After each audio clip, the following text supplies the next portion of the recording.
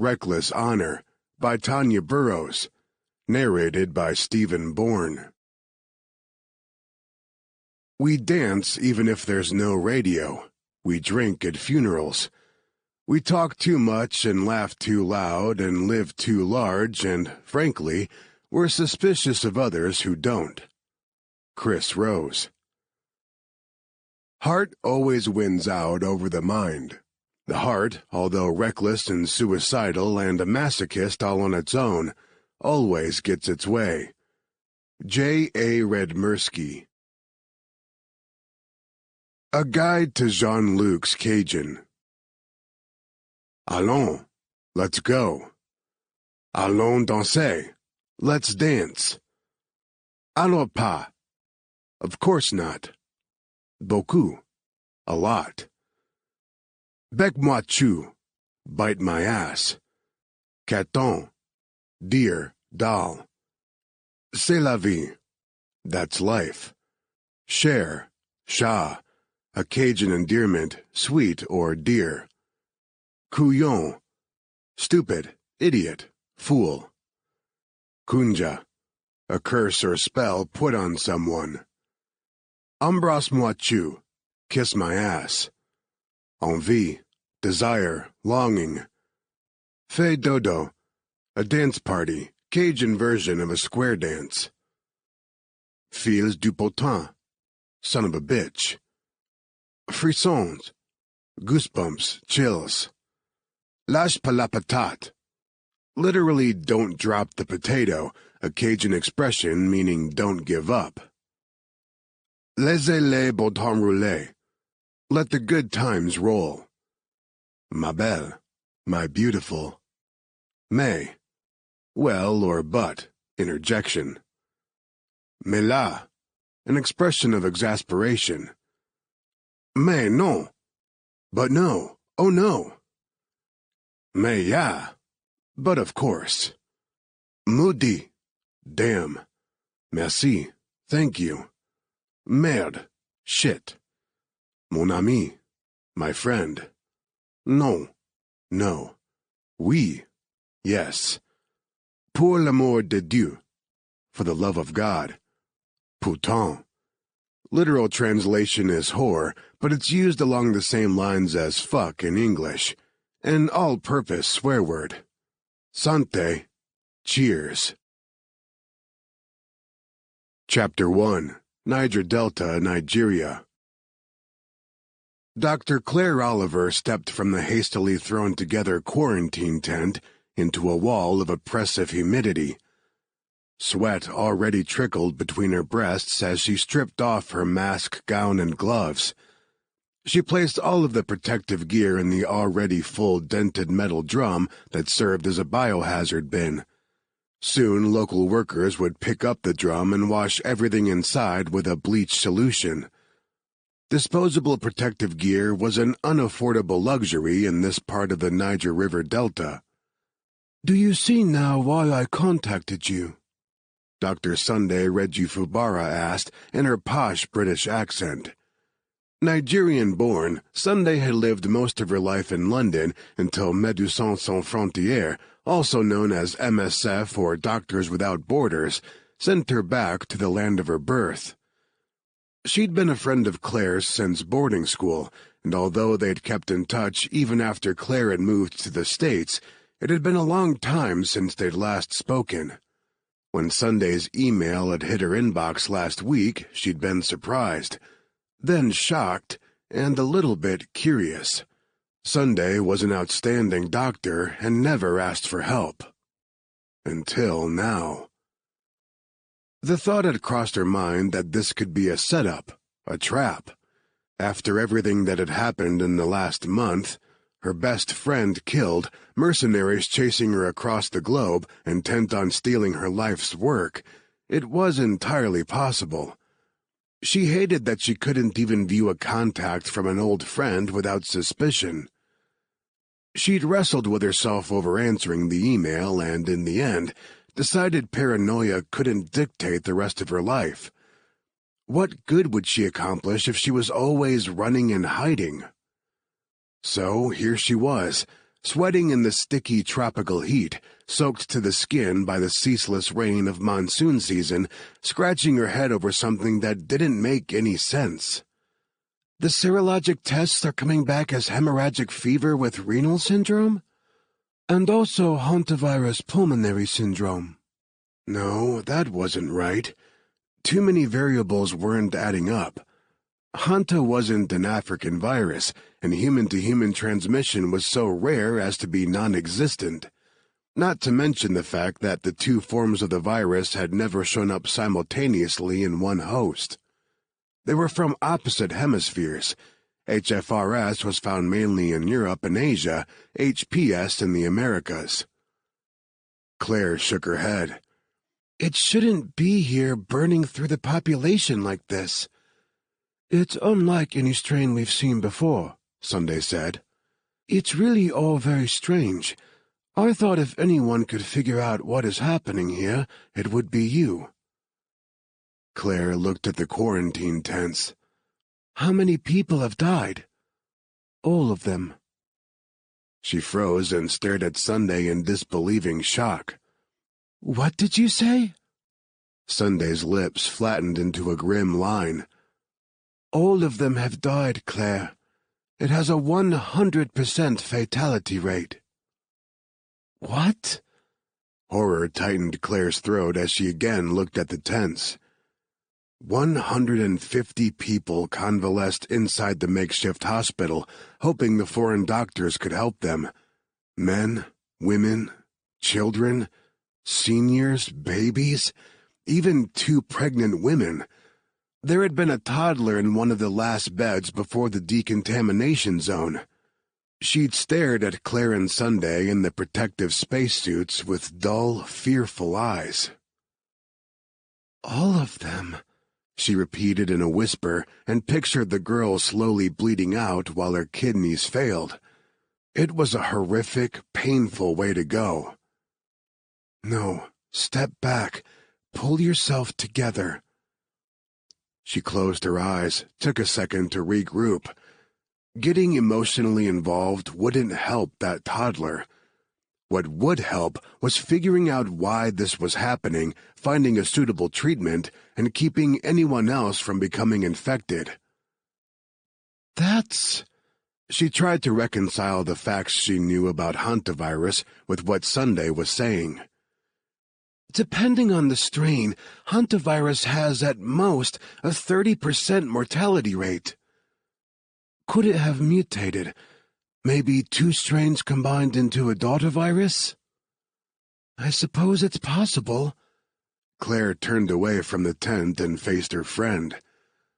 But if this was a natural mutation, we'd have seen the mutated strain in Asia or Europe or South America.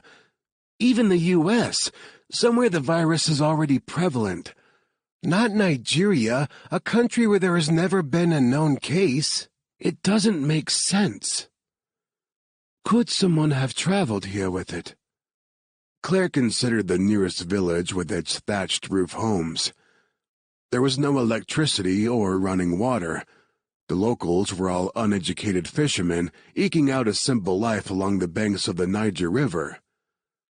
Again, it's possible. It'd be more possible if this were a city, but...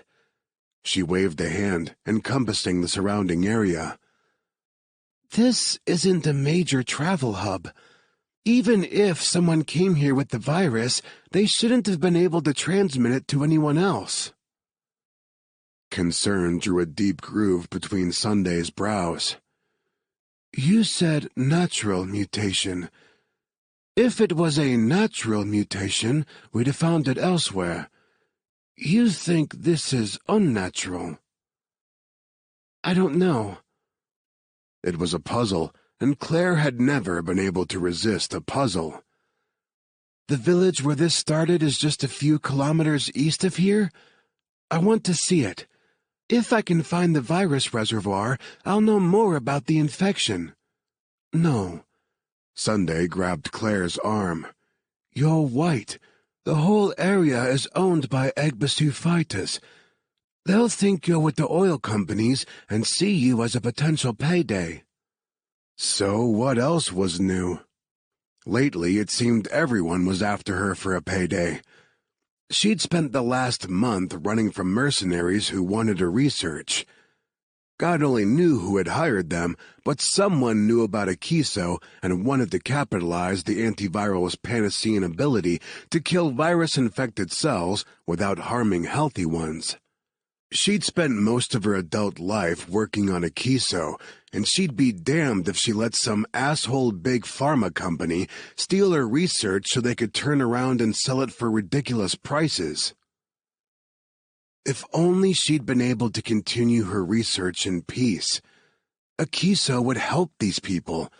She was sure of it, but she and her old med school roommate, Dr. Tiffany Peters, had only just started trials on human cells in the lab before the world turned sideways and Tiffany was killed. Oh, she missed Tiffany. She often caught herself reaching for the phone to call, only to remember her best friend was gone. She gazed toward the east, thought of the village. Who else there was infected? Had this started with an infected rat population, or was this something worse, something more sinister?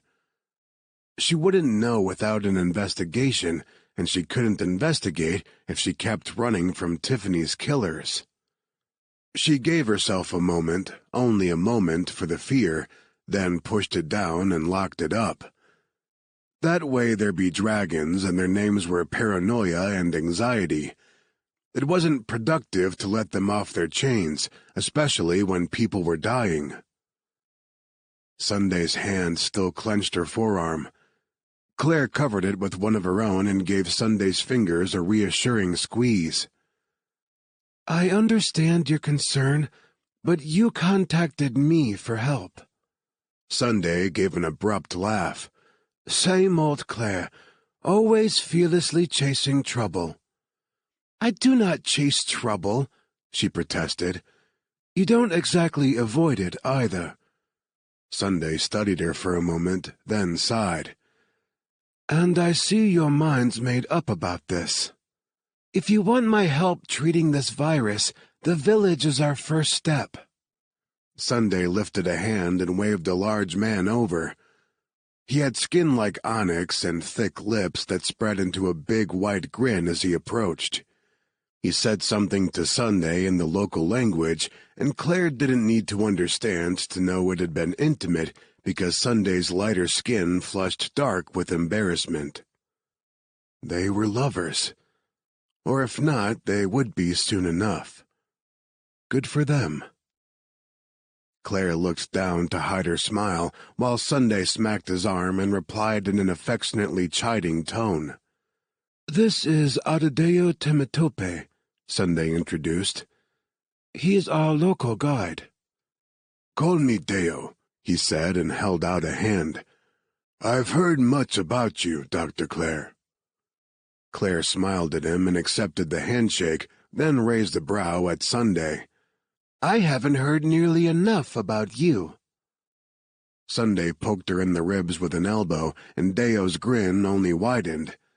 But then Sunday got serious. She wants to see the village. Deo's grin faded. It's not safe. Claire huffed out a breath in exasperation. So I've been told, but I can't begin to help until I know what I'm dealing with, and I won't know without an investigation. She planted her hands on her hips and stared the two of them down. So will you help or not? Chapter 2. Things could be worse. Things could be worse. Things could be worse. Jean-Luc Cavalier kept repeating the mantra to himself as he sat propped against the stone wall of his prison, trying to ignore the throbbing in his arm where an ugly knife wound was still oozing blood and beginning to fester. Though he wasn't sure how anything could be worse than his current situation. The guard who was supposed to be guarding him had dropped dead half a day ago and now rotted on the other side of his prison's door. He had no food, no water, and no way to communicate with his team, who were halfway across the world because he was a couillon who went chasing weak intel with only one questionably sane man for backup. And who knew where Marcus D'Angelo had ended up, or even if he was still alive? They'd been separated when militants attacked their truck, and Jean-Luc hadn't seen him in days.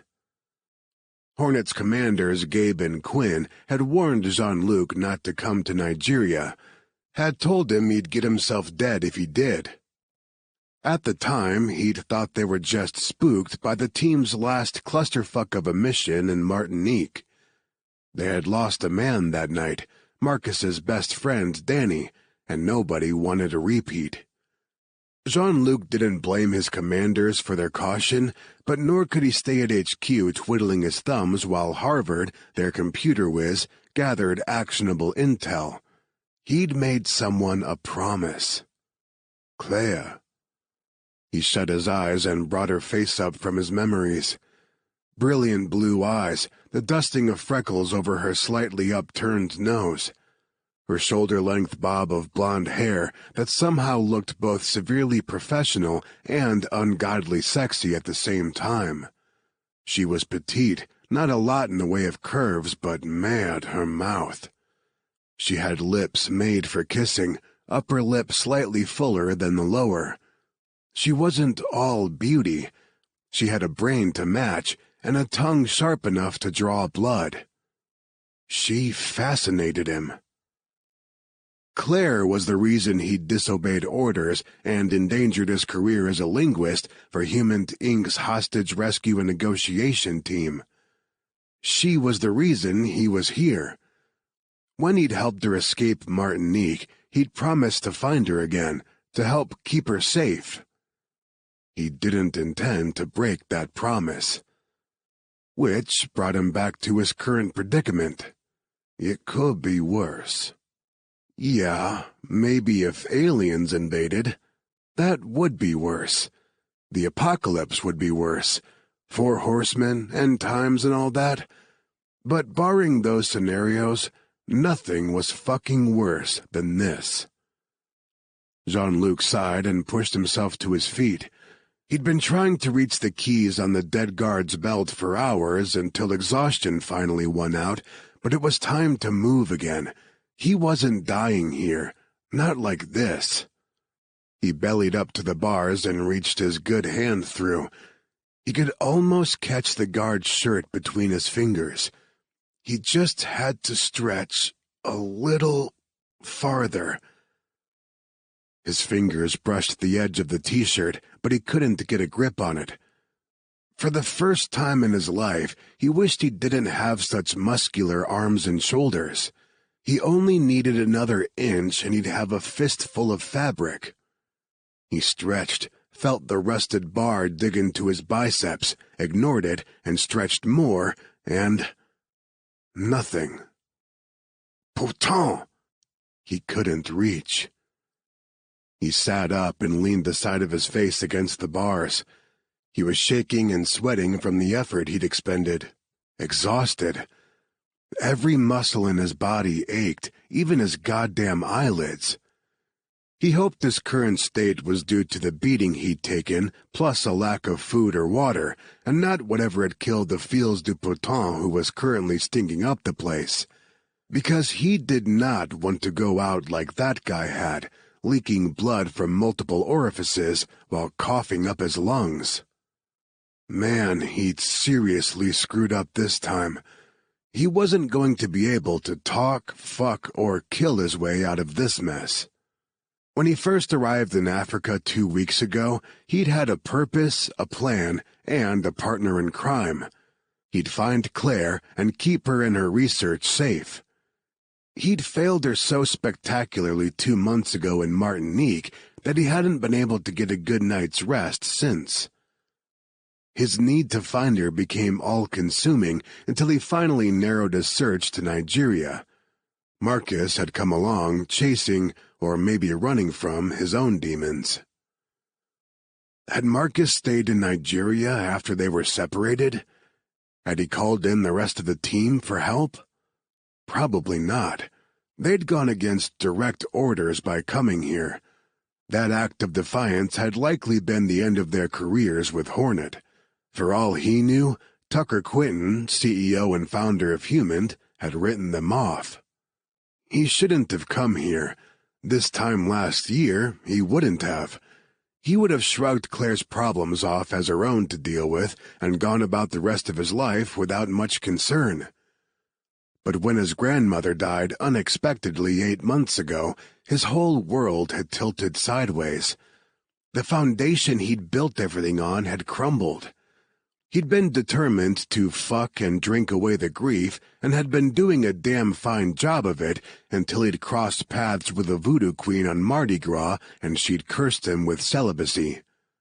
Now, Jean-Luc Laissez-les-Bon-Temps Rouler Cavalier was gone, and he didn't recognize the person he'd become.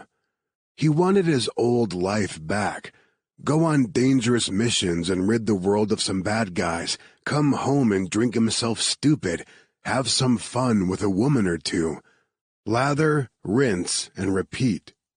He'd liked it that way, hadn't seen any need to change a thing. So why the fuck had everything changed? Claire. It all came back and centered on her. His life had only been sideways and unstable until he met her. But that night in Martinique, when she looked across the poolside bar with those sea-blue eyes and flatly told him his rendition of the Pina Colada song was off-key, that was when everything flipped fucking upside down. He wished he could hate her for it. He didn't. Even now, the need to find her chewed at him. Jean-Luc heaved in a breath and straightened away from the bars of his prison. If he didn't find a way out soon, he might as well dig his own grave in the hard-packed dirt beneath his feet, because this was where he'd bite it. He climbed to his feet, paced around the small space, looking for something, anything to aid his escape. A crack in the wall, a loose bar in the door. But his captors had known what they were doing when they chose his prison. Nothing short of a grenade was getting through these walls. Dig a grave. Now there was an idea. Maybe he could Shawshank his way out of here. Only problem was he didn't have a rock hammer or 20 years to dig his way to freedom. He looked down. His captors had taken his boots and his feet were bare and filthy. He dug one toe into the dirt floor. It was hard-packed, but not so much that it was like concrete. It could still be moved. He gazed over at the barred door again. There were about 3 inches between the bottom bar and the dirt floor. He wouldn't need to dig a hole deep enough to fit his entire body, just one big enough to allow him to reach those damn keys. The throbbing in his arm spoke up right then, reminding him this would be a one-handed endeavor. May, things could be worse. He shook his head once, dropped to his knees in front of the door, and started digging. Chapter 3. The village was perched precariously on the riverbank, a cluster of newer mud huts with rusted tin roofs mixed in with the more traditional stilt houses made of wood, bamboo, and palm fronds. A dripping rain had started during the bumpy drive over, and now drummed steadily against the roof of the old Toyota truck MSF took into Port Harcourt for supply runs. The truck had no AC, so it was either keep the windows down and get soaked, or roll them up and potentially die of suffocation in the stifling heat. Claire chose the rain. With humidity sitting at 100%, her tank top and capri pants already felt waterlogged anyway. Claire studied the village through the windshield as the wipers did their best to keep up with the now pelting rain. No sign of people. Because of the rain? Or because they were all dead or dying. "Are you sure you want to do this now?" She turned in her seat to smile at Deo. She'd learned a bit about him during the drive. Like Sunday, he had left Nigeria for an education, though his had been in the United States, and had only recently returned to his homeland to help his people in the Niger Delta. He'd come from a village very much like this one, and the strain around his mouth told her he was playing the what-if game in his head. What if this had happened in his village, to his family? "I need to do this now," she told him. He didn't argue. He only pushed open his door and went around to the back of the truck to start unloading the rat traps they'd brought. Claire pulled up the hood of her raincoat and tried to ignore the dark hole of dread opening up in her belly. She shoved open the door and hurried to help Deo with the traps. "Do you know which house the index case came from?" "I no," Deo said, then corrected himself for her benefit. "I don't know." She'd spent enough time in Africa to understand the many versions of Pidgin English, but she didn't correct him. She picked up several of the rat cages. "All right, we'll start with food storage areas and work our way from there." They worked quickly, placing traps in all the likely places, and saw not another soul. This wasn't right. Even with the downpour, there should be people, animals, sound. But the village was a ghost town. She stopped in front of one of the houses.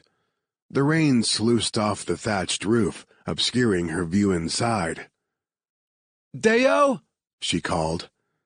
He finished placing a trap near one of the buildings and straightened. "Did the villagers flee?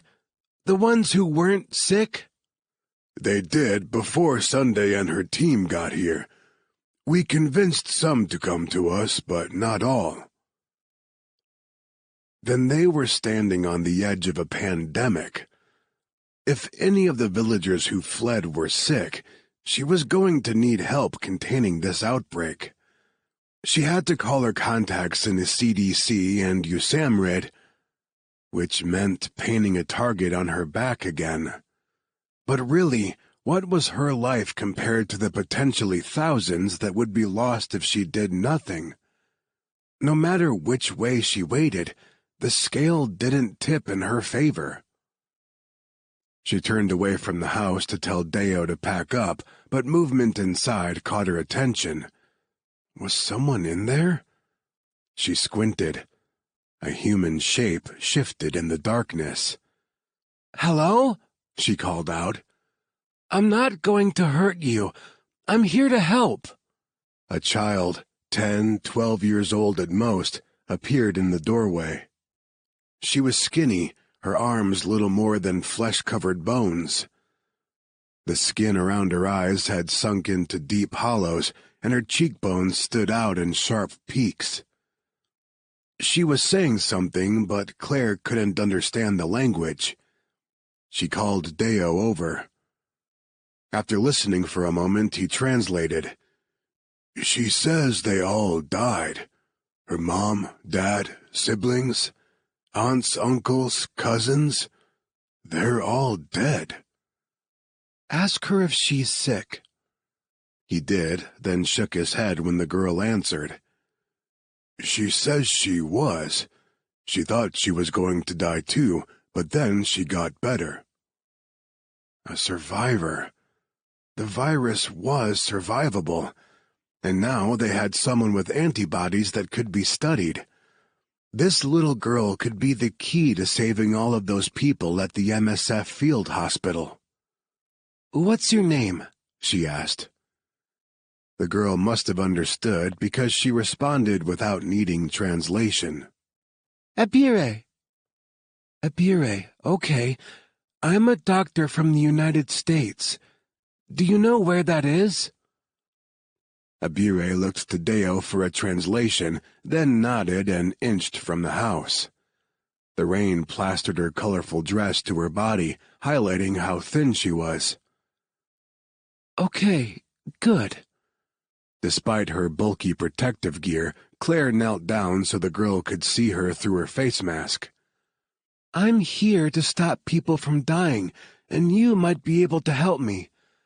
Would you be willing to come back to the hospital with me? We'll get you some food and fresh clothes. You'll be safe. And you might be able to help us save some people." She held out a gloved hand and waited for Deo to translate. The girl hesitated, then reached out and placed her hand in Claire's. It was tiny, frail. Claire had always been a petite woman, too thin and too short, but she felt like she'd break the child's hand if she held too tight. "Did you place the last of the traps?" she asked Deo as she straightened. He nodded. "All right, let's go back to the hospital. Abire." She waited for the girl to look up at her. "Do you know who got sick first?" As they made their way back to the truck, Deo translated. The girl spoke for a long time, gesturing to the south. Claire glanced in that direction, saw nothing but a thick tangle of mangroves and palms. Deo asked some questions. Abire responded. Finally, Deo nodded and turned to Claire. "The first was a local boy, Joyful Solomon, who had run off to join the Egbasu fighters. They have a camp not too far from here and recruit from the village often. He left earlier this summer, but returned home about 2 weeks ago because he was sick. Within 3 days, it had spread to his whole family. By the end of the first week, over half of the village was infected. By the end of the second week—" He motioned to the village with a sweeping gesture. "This." Claire shook her head in awe. If this started 2 weeks ago, then the virus spread and killed at alarming rates. They had to contain it now before it spread to nearby cities like Port Harcourt. She spotted one of the traps she'd laid and knew without a doubt their efforts of the last few hours weren't going to turn up anything. If Joyful Solomon was the index case, he didn't contract the virus here. He brought it here, which meant he contracted it elsewhere, likely the Egbasu camp. Which also meant he may not be the index case. She had to go to the camp. Deo must have been reading her thoughts, because before she even opened her mouth, he said, "No, Claire, it's not safe." "Nowhere will be safe if this virus makes it to the cities." They reached the Toyota, and she paused as Deo helped Abire into the cab through the driver's side. He shut the door, met her gaze over the hood.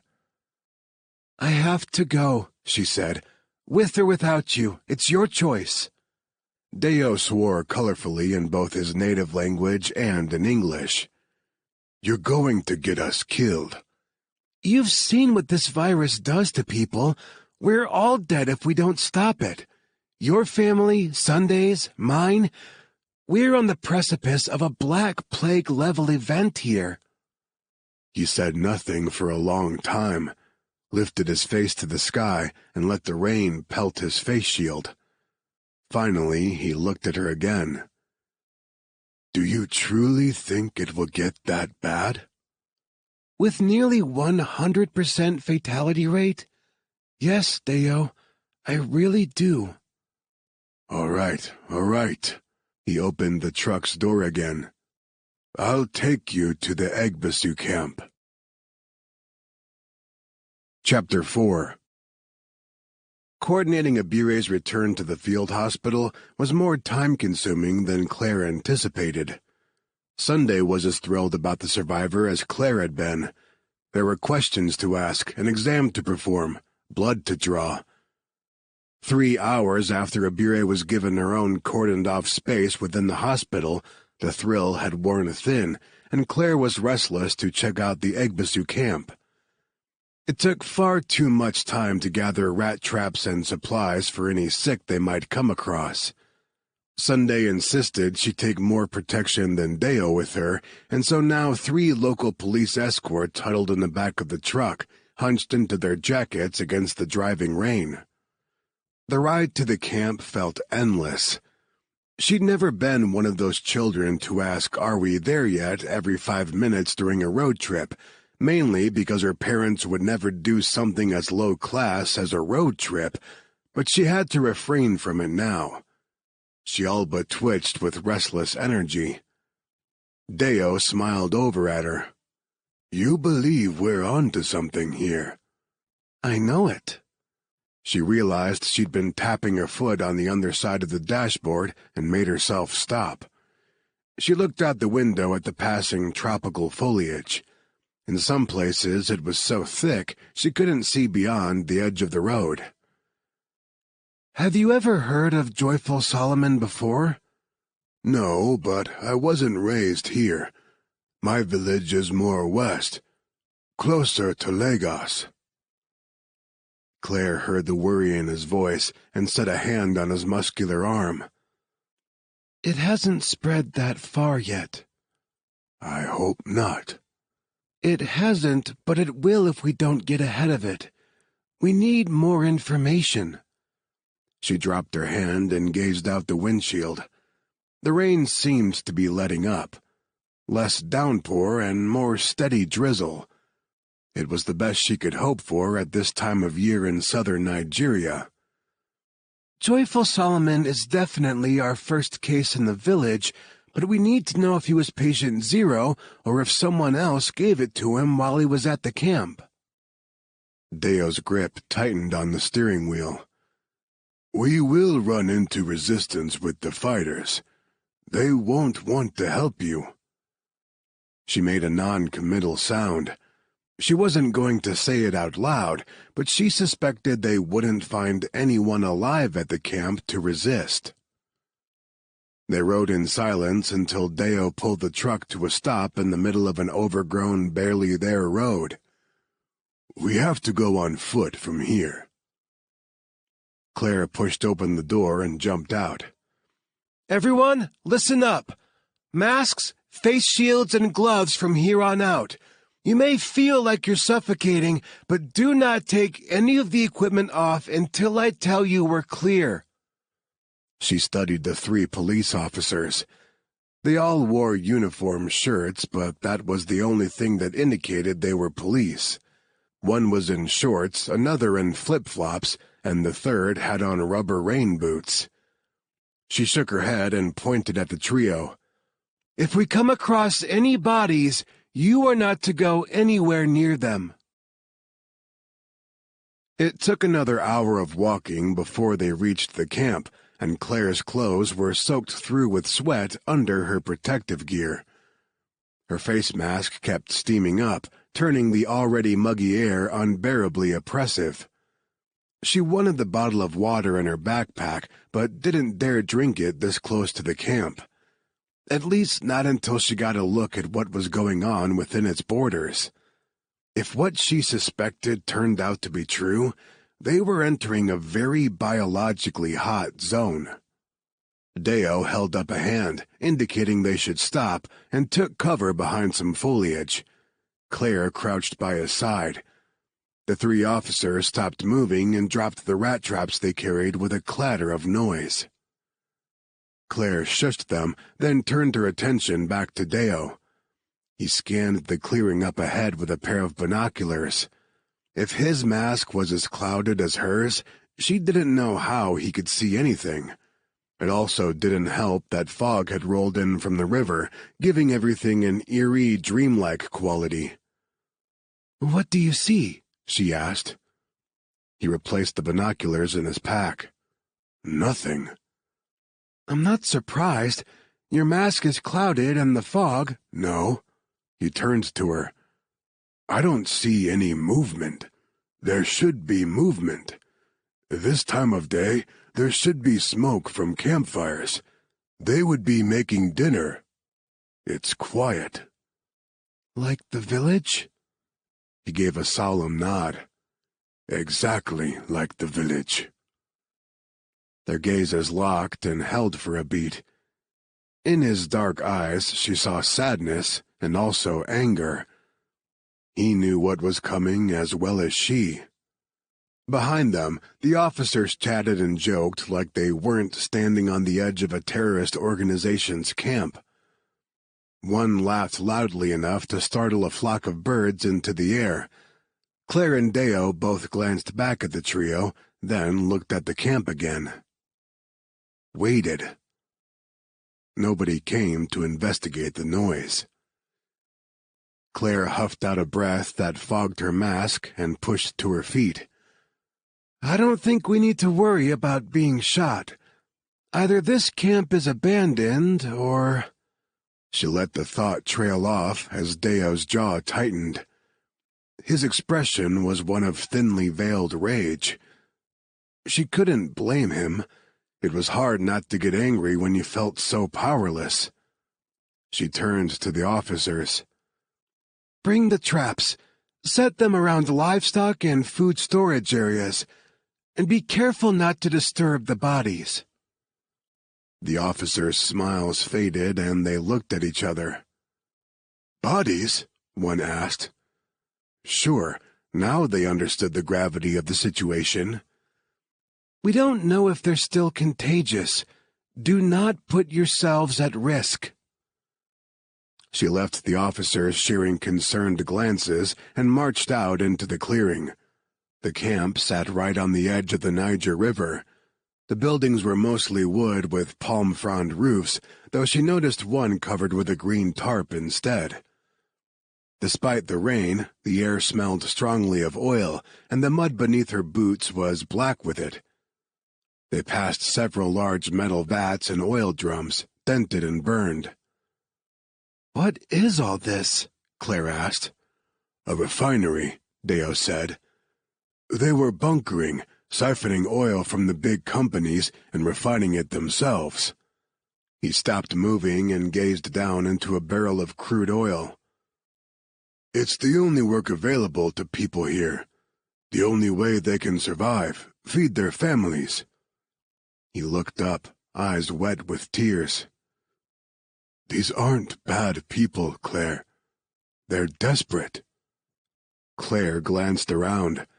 The refinery was a giant scar on the land, everything around it blackened, oil-slicked, and burned. It looked like something out of a post-apocalyptic movie. Desperation can make good people do bad things.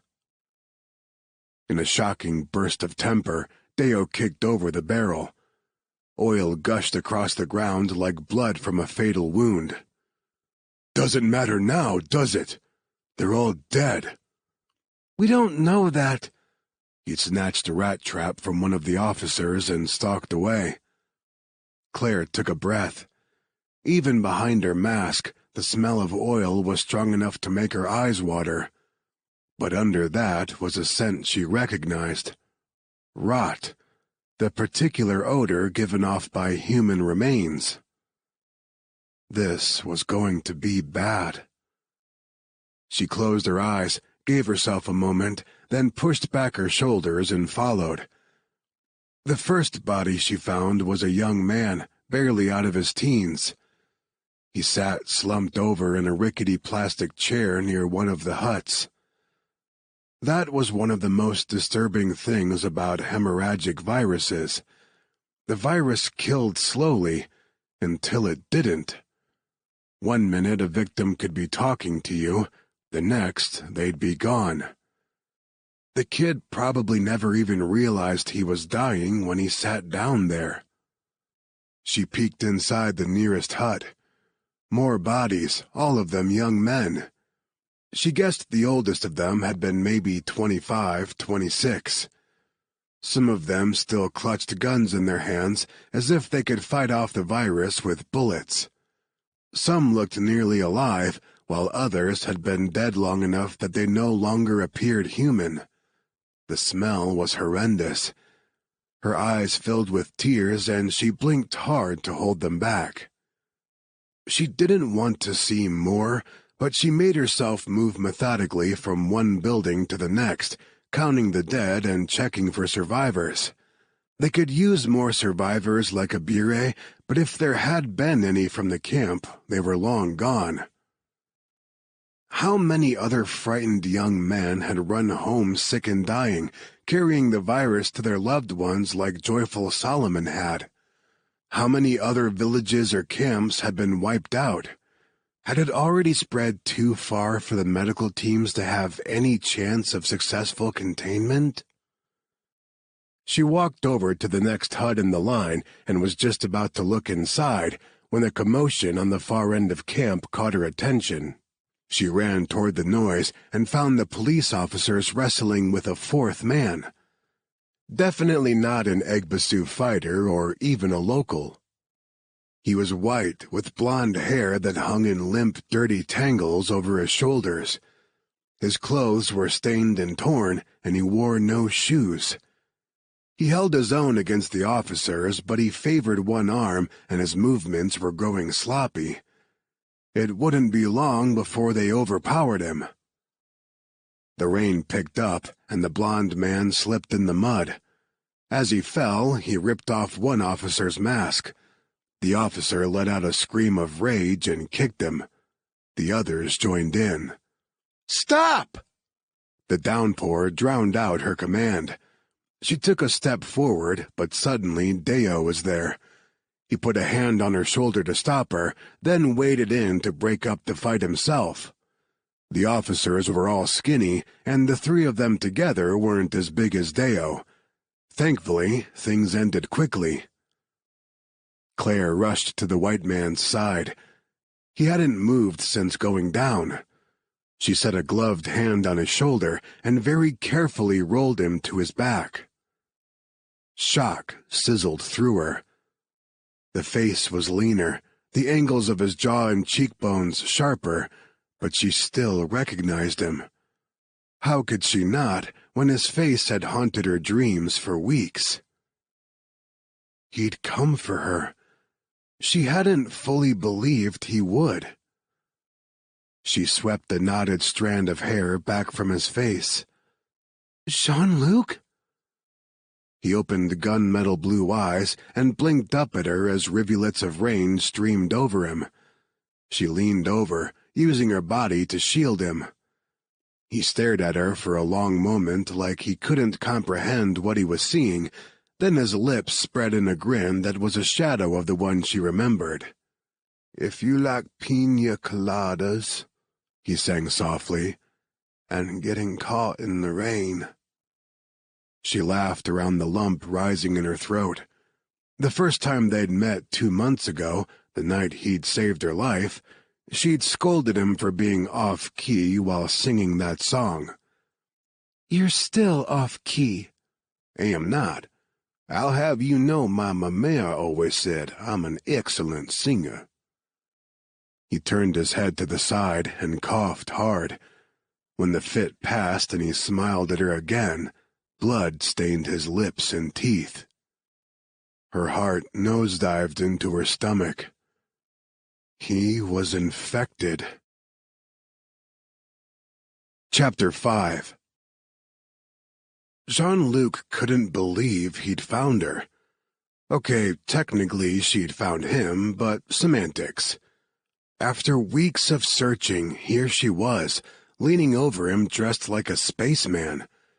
Wasn't exactly the reunion he'd pictured, and he certainly hadn't planned to be flat on his back, feeling like a whole Mardi Gras parade had danced across his body. But still, she was here. He could reach out and touch her, know she was alive and safe. He did just that, reaching out his good arm and trailing his fingers across the front of the weird mask shielding her pretty face. "What's with all this, ma belle?" Then he noticed the tears rolling down her cheeks. He tried to sit up, but the fight had drained the last of his energy. He dropped uselessly back into the mud, which actually felt lovely. He hadn't realized how hot he was until he felt the cool mud against his back. "Don't sit up," Claire said, and placed a hand on his shoulder to keep him still. A large black man knelt by her side. "Do you know this man?" His accent was musical Nigerian, but his English diction was perfect. Jean-Luc guessed he'd been born here, but educated in either the UK or the US. Claire glanced over at the newcomer. "Yes, he's a friend. We need to move him back to the hospital, but we have to be careful. Keep him quarantined. Can you find something to use as a stretcher?" "He's infected?" the man asked. "Yes." "What?" Jean-Luc tried to sit up again as the big man moved away, but again failed. Mad, he couldn't remember a time he'd felt this horrible, and he'd had some pretty epic hangovers in his day. Claire leaned over him.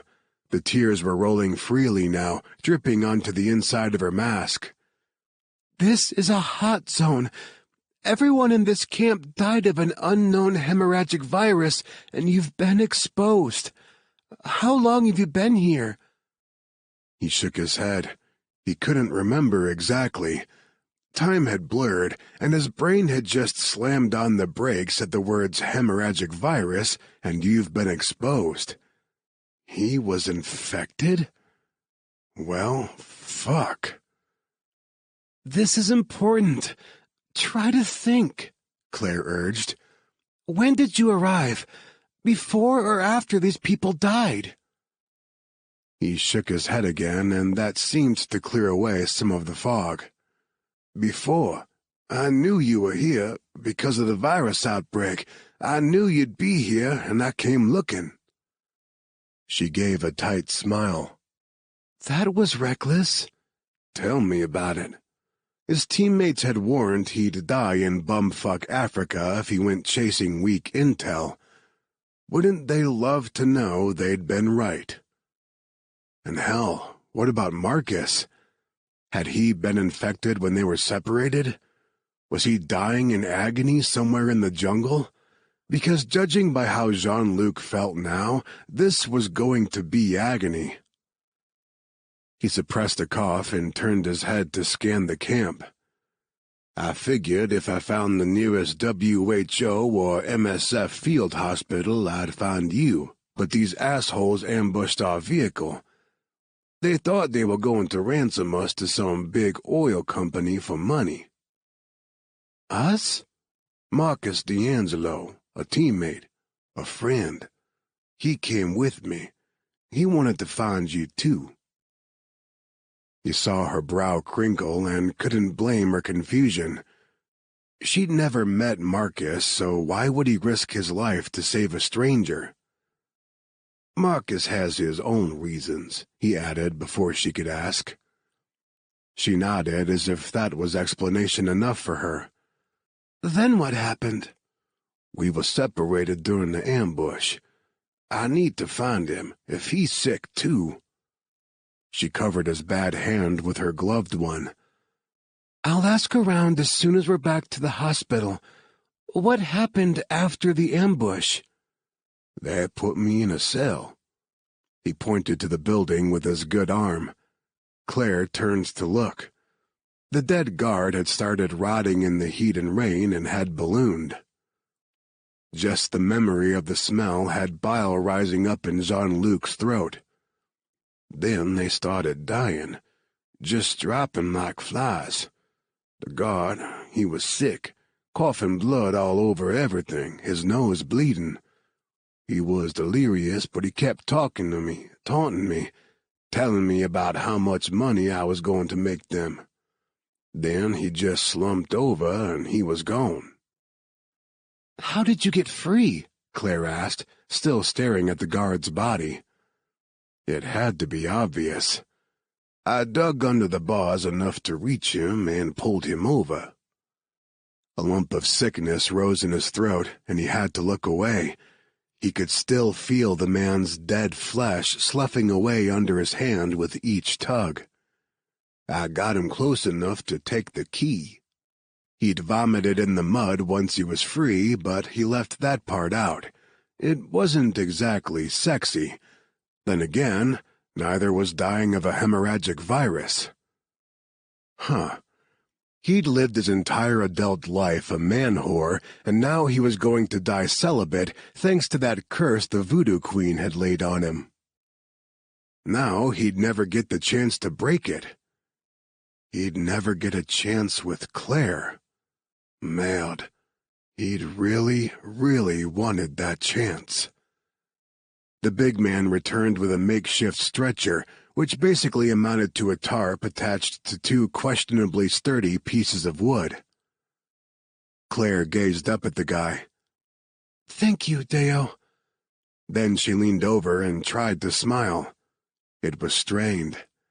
"Your ride is here." He took one look at it and sat up. "Nope, I'll walk." "Don't be stubborn," Claire chided. "You need to conserve your energy. You haven't had any proper nutrition in days. You're dehydrated, you vomited." So she had noticed that. Damn. "And your body is fighting a war right now," she finished. "You're not walking anywhere. You're getting on that stretcher." He grinned at her, even though he felt like screaming. But his mamere had always said that humor could relieve any ailment, and he didn't have much else to cling to at the moment. "I love it when you go all Dr. Dominatrix. It's hot." Claire was not amused. Her lips thinned as she stood up and pointed at the stretcher. He pushed to his feet and walked over to the tarp like a good boy. And, okay, she was right. He wasn't as strong as he wanted to be. By the time he lay down, his head swam with dizziness. Claire must have noticed the sudden sheen of sweat on his forehead, but she said nothing, only made sure he was tucked into the tarp, then nodded to the big guy. He felt them lift him and closed his eyes. All this time he'd thought the weakness plaguing him was due to a lack of food and water. He'd found both after his escape, but he hadn't been able to keep anything down. No wonder, since he was dying and all. Fuck. Chapter 6. When Claire said hospital, Jean-Luc had foolishly assumed an actual hospital where he'd receive the best care money could buy. But no, not this time. This wasn't a sanctioned Hornet mission, and he didn't have billionaire philanthropist Tuck Quinton, the big boss man, footing the medical bills here. The hospital consisted of a series of white tents connected by passageways and segregated by temporary fencing. He couldn't see much of it from his prone position within the stretcher, which, by the way, was killing his back, but he saw enough to know this wasn't a hospital so much as a place the infected went to die. Although Claire tried to hide it from his view, he clearly saw the line of body bags behind one of the fences. All of them were full, marked with biohazard symbols. The dead lying there in a line, in the rain, waiting for a disposal team. So many dead. If all those people couldn't survive it, how could he? For the first time since this adventure started, panic reared its ugly head. No, he wasn't ready. He couldn't die yet. He had so much left to do, so many languages yet to learn, and he still had to make his mamere proud of him. He never had while she was alive, always too busy drinking and fucking and chasing some kind of fulfillment he never found. He'd promised over her grave he'd do at least one thing to make her proud before he died. And now he was running out of time. Jean-Luc watched the top of the tent pass in sections. Every few feet, they stopped to pass through another layer of containment. Finally, they set him down on a creaky bed. Claire stood at the foot in white and yellow protective gear and nodded her thanks at the two men who had carried him. "Deo, make sure Ozoma is also quarantined. We have no way of knowing whether he was exposed when his mask came off." Jean-Luc groaned inwardly. The mask hadn't just fallen off. He'd pulled the damn thing off. When the 3 men came at him, he'd had no idea who they were or what they wanted.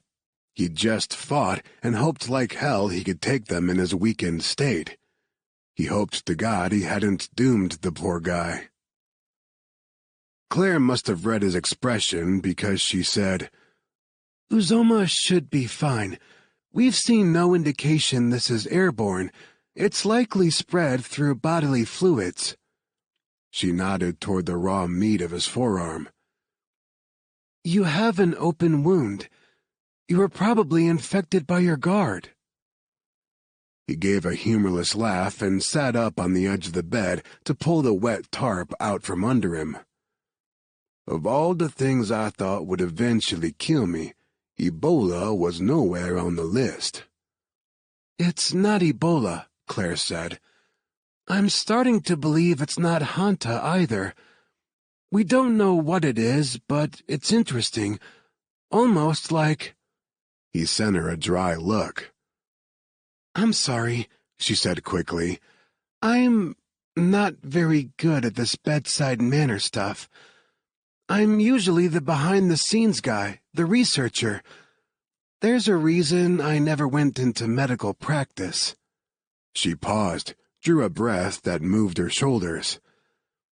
"So let's get some fluids into you and we'll take a look at your arm. I don't want you any more dehydrated." She rolled a cart over by his bed and picked up a bag of fluids. He held out his good arm cooperatively and studied the room as she poked at him. Beds lined the cavernous space, and most of them were full with people of all ages. Some writhed in pain. Others lay deathly still, staring at nothing. This was his future. He shut his eyes at the pinch of the needle sliding into his skin, not because it hurt, but because he couldn't bear to look at the dying anymore. "Almost done," Claire said soothingly. "Has anyone survived?" He focused on her, but could only see her eyes under her goggles. Sapphire blue eyes, red from crying. She wouldn't meet his gaze. "One girl from a local village. She said she was sick, but until we run tests—" "One?" His voice came out choked. "Just one. So I'm fucked," he said softly, and wiped away the sweat gathering on his brow. "What's going to happen?" Claire finished taping the IV to his arm and hooked up the saline drip. Then she rested a gloved hand on his knee and finally met his eyes. "You just focus on resting, healing. If you dwell on—" "That bad?" He squeezed her hand, wished he could feel her skin instead of the rubber of her glove. "Tell me for true. I need to know." She said nothing for a long time. "Claire, please." She drew a breath. When she spoke again, it was like a med school professor lecturing to a class, and he was okay with that. It somehow made it less real to hear everything in such clinical terms. "The virus interferes with the blood's clotting ability and breaks down the walls of blood vessels, causing uncontrolled hemorrhaging. It attacks the lungs and the kidneys, so if a victim survives the hemorrhagic phase, they ultimately die of pneumonia or acute renal failure, but most don't survive that long. We can offer supportive care, but there isn't a cure." Putain! This was going to be even worse than he expected. "What are the symptoms? What should I expect?" "Fatigue, muscle aches, backache, fever, nausea, vomiting. Uncontrolled bleeding can lead to bruising, a rash. Fluid builds up in the lungs, causing difficult breathing, coughing blood." Hadn't he already felt like he was suffocating over the last day or so? He'd been coughing a lot and had coughed up blood on more than one occasion. He'd thought the bruises all over his body were from the ambush and subsequent imprisonment, but now he looked at them in a much more ominous light. His arms were covered with deep purple blotches. He was bleeding out under his skin.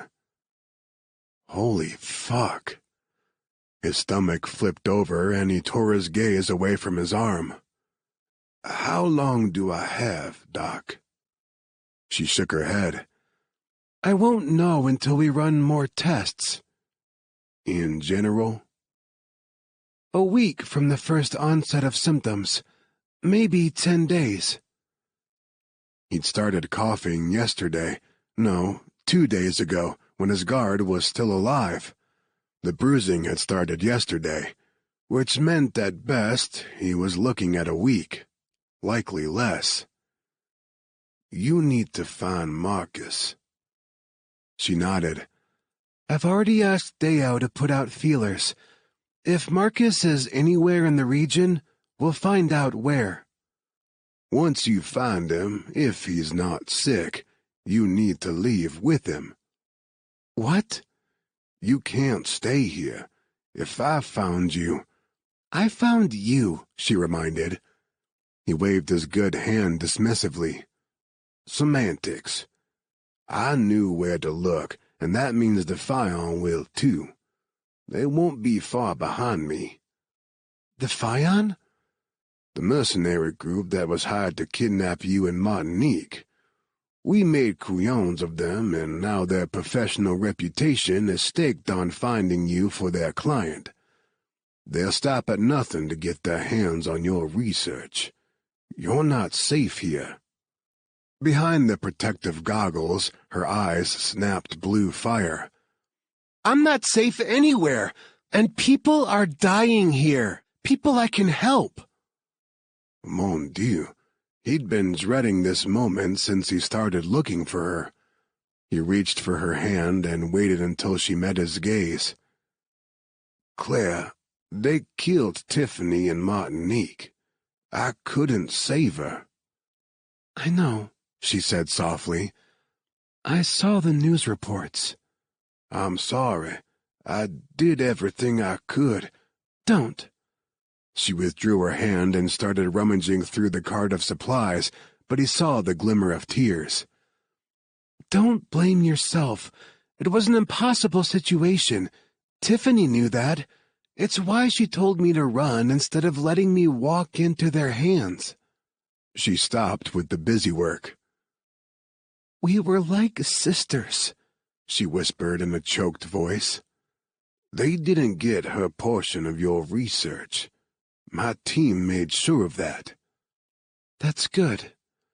She straightened and continued gathering supplies off her cart. "Let's take a look at your arm." "Claire." He caught her hand again and made her face him. "You need to leave. People are dying here, but think of how many more will die in the years to come if you don't finish your research." He indicated the room with a sweep of his good arm. "Akiso will change so many lives, especially in places like this. If the Fion gets hold of you, they'll pass you off to Bioteric Pharmaceuticals. Do you think Bioteric has any interest in helping people in a poor third-world country?" "Bioteric?" She released a long breath and shook her head. "I should have known they were behind Martinique.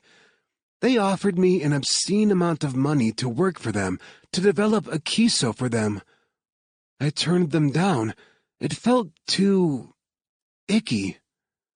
"They've sunk a lot of money into finding you, and they're not going to stop. In fact—" He got up and, careful of the IV in his arm, grabbed a pen and pad from her cart. He scribbled down a name and phone number and passed the pad to her. "Don't wait until Marcus is found. Get out of here now." Her eyes widened when she read the name, then narrowed in disbelief. She held up the pad. "Tucker Quinton, the billionaire former teen movie star? Seriously?" For true, he owns the company my team works for. He'll put you in touch with them, and they'll keep you safe." "I don't think—" She started to pass the pad back to him, but he stopped her. He ripped off the top page, awkwardly folded it with one hand, and placed it in the front pocket of her yellow apron. She sighed. "No, it'll get wet there when I go through decontamination." She took a small iPad off the cart and pulled the paper from her pocket. She tapped the screen for a moment, then set both down. "There, emailed it to myself." "Promise you'll call him." "I will." But she glanced away as she said it. "Claire." She looked back at him. "I'm not leaving you until you're better. Now sit down before you fall down. I need to look at that arm."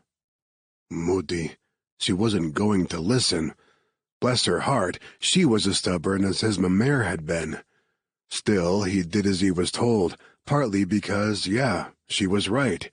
If he didn't sit, he was going to fall over. He felt weak as a kitten. "We both know I'm not going to get better, Shah."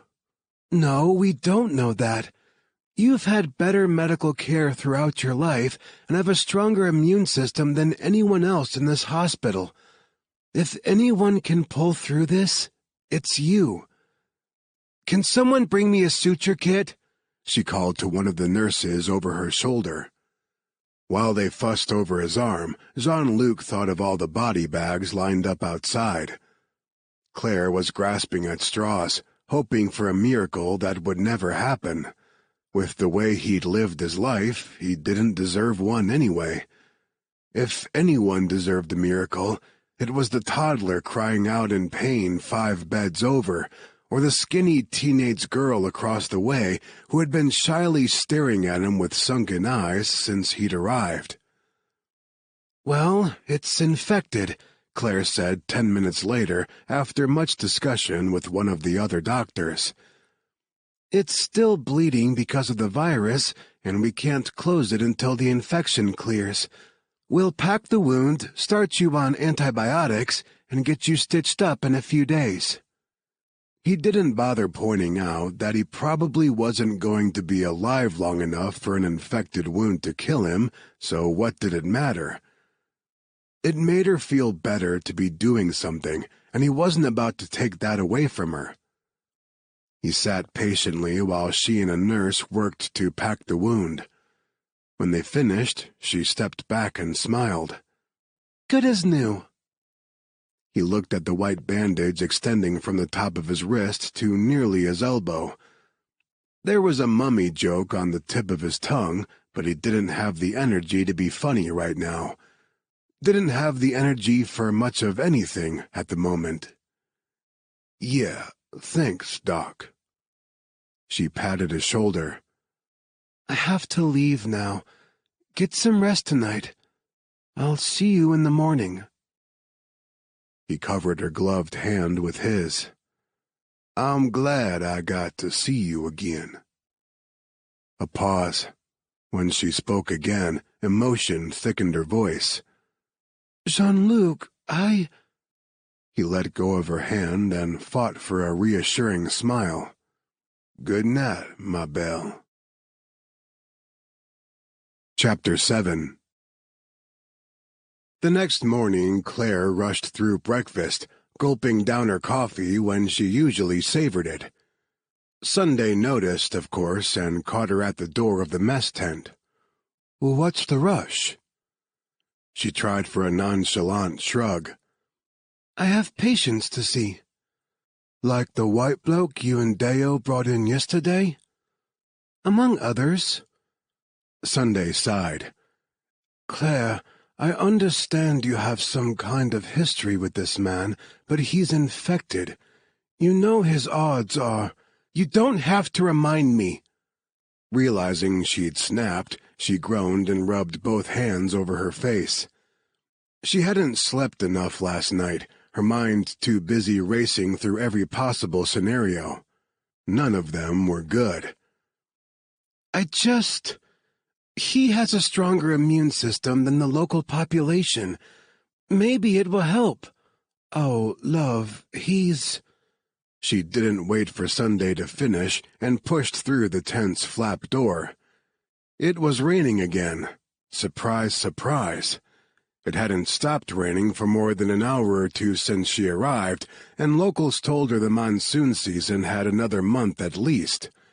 She lifted the hood on her poncho and sprinted across the camp to the quarantine tents. Technically, she had other things to do first. Get samples from a bureau to send to the lab in Lagos, check the traps at the village and Egbasu camp, but she wanted to see Jean-Luc. He'd seemed so depressed when she'd left him last night. She couldn't blame him. He'd had a lot of bad news yesterday, and he'd been exhausted. Still, it worried her. Last night he'd seemed to withdraw into himself, and the funny, irreverent man she met at the hotel bar in Martinique had disappeared. She made herself slow down while donning her protective gear. The weird mix of nervousness and excitement and dread bubbling inside her was no excuse for sloppiness. She couldn't help him if she infected herself.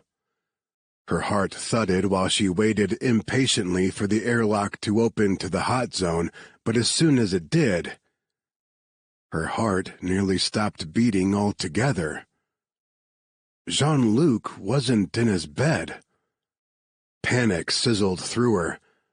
A sudden empty bed in a hot zone always meant the patient had died, but that couldn't be possible. His illness wasn't that far advanced yet, and she'd left orders with the night staff to contact her if something catastrophic happened. No one had, so he had to be okay, or at least as okay as he could be. She just had to slow her jackhammering heart and think rationally for a moment. He had to be here somewhere. The tent was a large, cavernous space, but he couldn't have left it without setting off all kinds of warnings. She glanced around, saw a few more empty beds that hadn't been empty yesterday. Some she knew had died during the night, but not all. It seemed to be all the kids missing, and she spotted a handful of them in the corner set up as a play area. Calm again, she walked over and wasn't the least bit surprised to see Jean-Luc holding court at the center of the group. Ijema, the youngest victim, only 3 years old, sat on his lap laughing at everything he said, even though she doubted the toddler understood him. Mackie, the teenager who had stared at Jean-Luc in awestruck wonder yesterday, sat cross-legged in front of him. Of course he'd attract all the girls. He had a kind of magnetism about him that drew the opposite sex. It certainly had drawn Claire in when they first met, and she'd been as helpless to resist as the girls were now. But it wasn't just the girls. He'd drawn the attention of many of the boys and some of the adults, too. Made sense, since the first white people they'd ever seen were the doctors treating them. Of course it intrigued them to suddenly have a blonde-haired, blue-eyed white man with no protective gear in their midst. As she drew closer, she realized their conversation wasn't in English like she'd assumed. He spoke the local language like a native and enthralled his audience with his story. Dr. Haskins, one of Sunday's MSF colleagues, stopped at her side. "He's been entertaining us all morning. It's been a nice change of pace, a ray of sunlight in all the gloom." She looked over at the doctor, but because of the protective gear, couldn't see more than the crinkle of crow's feet around his sleepy brown eyes. "Did we lose many last night?" He sighed heavily. 6. We'll lose at least 2 others before noon." "Dear God." "I don't think God has much to do with this." Neither did she. Although she'd dutifully gone to church every week with her parents as a kid, she'd found it harder and harder to believe in a benevolent, loving God while watching good people all over the world die of horrible diseases. This whole situation is bad. The worst I've seen in my 20 years of working in hot zones, Haskins agreed. He patted her shoulder twice. My shift's just about over. Will you be okay until the morning crew comes in? Yes, go on. Get some sleep. He glanced over at the group gathered around Jean-Luc, then shook his head. Doubt I will, but I'll try. She knew what he meant. In cases such as this, you either passed out cold from overexhaustion, or you stayed up remembering the faces of all the people you hadn't been able to save. Jean-Luc must have sensed her presence because he glanced over just then and grinned. He was pale, his eyes red-rimmed, and still it didn't detract from his beauty. She ignored the little bump of her heart and walked over. You've made friends. Mackie took hold of Claire's hand. Her eyes were wide in her thin face. Jean-Luc says he's from a place called New Orleans. He says it's magic. Have you seen it? I have. She smiled down at the girl and remembered the last time she'd visited. There was no denying the vibrancy of the city. It had a feel all its own, a power, a pull. One less scientifically minded than her could even call it magical. It is a very special place. I want to see it too, Mackie said longingly. The words were nothing less than a spear through Claire's chest. The pain of it left her speechless. The girl shouldn't even be here. She lived in Port Harcourt, and she would have been safe had she not been innocently visiting her grandparents when Joyful Solomon brought the virus to the village. Her grandparents had died before MSF arrived, and her parents died shortly after. At 15, she was all that remained of her family. Jean-Luc reached over with his good arm and affectionately tugged on the end of the colorful scarf wrapped around Mackie's head. You will, Coton. We gotta get better first, but then I'll take you there. She shook her head. I don't have money. Don't you worry about that. You focus on getting healthy, and I'll get you to New Orleans. The girl stared at him like she was half in love. Who could blame her? It was hard not to fall for that smile and wicked charm. Speaking of, Jean-Luc said, and handed the toddler off to the woman who had been caring for her since her mother passed. We should all go back to our beds now. The doctors will be in soon to check on everyone. He looked at Claire, and for the first time she noticed the exhaustion straining his smile. He was looking for an out. We need to pass out morning medications, she told the group in her most doctorly voice. If everyone could please go back to their beds. Mackie was the first to move. I'll get better, she said, even as a thin trail of blood leaked from her nose. She swiped at it, looked at the streak of red on her hand, and set her jaw. I will get better. I have no doubt, Jean-Luc said with another smile. Go on now, Sha. He waited until everyone was gone, seemed to gather his strength before pushing out of the plastic chair. He moved slowly, like he wasn't sure how steady he'd be on his feet. Claire took hold of his arm to help steady him. How are you feeling? Took everything I had in me to drag my ass over to that chair this morning, but everyone was so damn sad. I had to do something. You gave them a bright spot of hope. That was kind of you. If they don't have hope, they have nothing to fight for. She helped him over to his bed. When did you learn the local language? He sat down and released a long, exhausted breath. I studied up on the plane ride. She stared at him, blinked, realized she was staring, and looked away. You learned that much Ijaw during a plane ride? No, I learned the basics, how it's put together, essential vocabulary words. Then I closed my eyes, he did just that, and listened to the flow of it around me. It's beautiful, musical. After a moment, he opened his eyes again. I'm nowhere near fluent. It'd take a solid 6 months to a year of hard study to reach fluency. Wow. She knew 5 languages, but she only claimed fluency in 3, English, French, and Spanish. She was decent with Portuguese and rusty with Swahili. And it had taken her a lifetime of study to learn that much.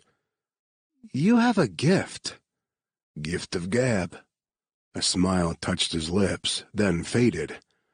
My mare always said so. Said I'd have been a snake oil salesman in another life. Your mare has a lot to say. She had the gift of gab, too, but her circumstances being what they were, she never got the education to capitalize on it like I have. She encouraged you to study languages? Encouraged? Hell, she gave me my first Spanish dictionary. She said I'm a danger to myself and others when I'm bored, so I should put my silver tongue to use and learn something. He seemed to struggle to catch his breath. The short walk to his cot had exhausted him. How are you today? Really? She touched his cheek, and he gazed up at her through the tangles of his hopelessly matted hair. No worse than yesterday. Those muscle aches you mentioned? Yeah, feels like the greatest boxers of all time took turns using me as a punching bag. Arm hurts like a son of a bitch, but that's small potatoes. No, it's not. I'll have some pain meds brought to you.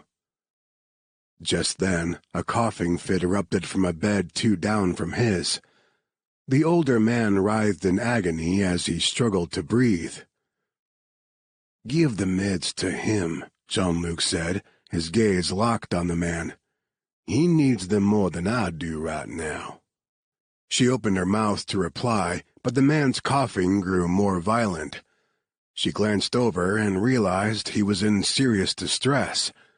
Blood so dark red it looked black spewed from his mouth with every cough. She raced to his bedside, reaching him seconds before the nurse on duty. His lips and gums had gone blue. He wasn't getting enough oxygen. He jackknifed off the bed with the next cough, and blood splattered her respirator's face shield. For one heart-stopping moment, she worried about the integrity of her suit. Had she secured everything properly in her rush to see Jean-Luc? Had she snagged the suit on anything since coming into the hospital? But the panic was short-lived. The man heaved one last time and went limp, collapsing half off his bed. She and the nurse hoisted him up on the bed, but they were too late. His eyes, half open, showed no pupil or iris. They had rolled up under the lid, leaving only the bloodshot white of his eye visible. No breath, no pulse. A trickle of blood dripped from the corner of his lips. He was gone. She stepped back while the nurse gently set a sheet over the body, told herself there was nothing she could have done to save him. Her brain knew that to be true, but her heart screamed in protest. She could save them all. Akiso could save them all. If only she was further along in testing. But she wasn't, and using these people as guinea pigs would be unethical when they barely understood what was happening to begin with. Most of them believed the virus was some kind of witch's curse or black magic. She looked over her shoulder at Jean-Luc. Through the blood spatter, she saw him sitting up on the edge of his bed, his fingers dug into the mattress beside each hip. His complexion had gone white, his expression shocked horror.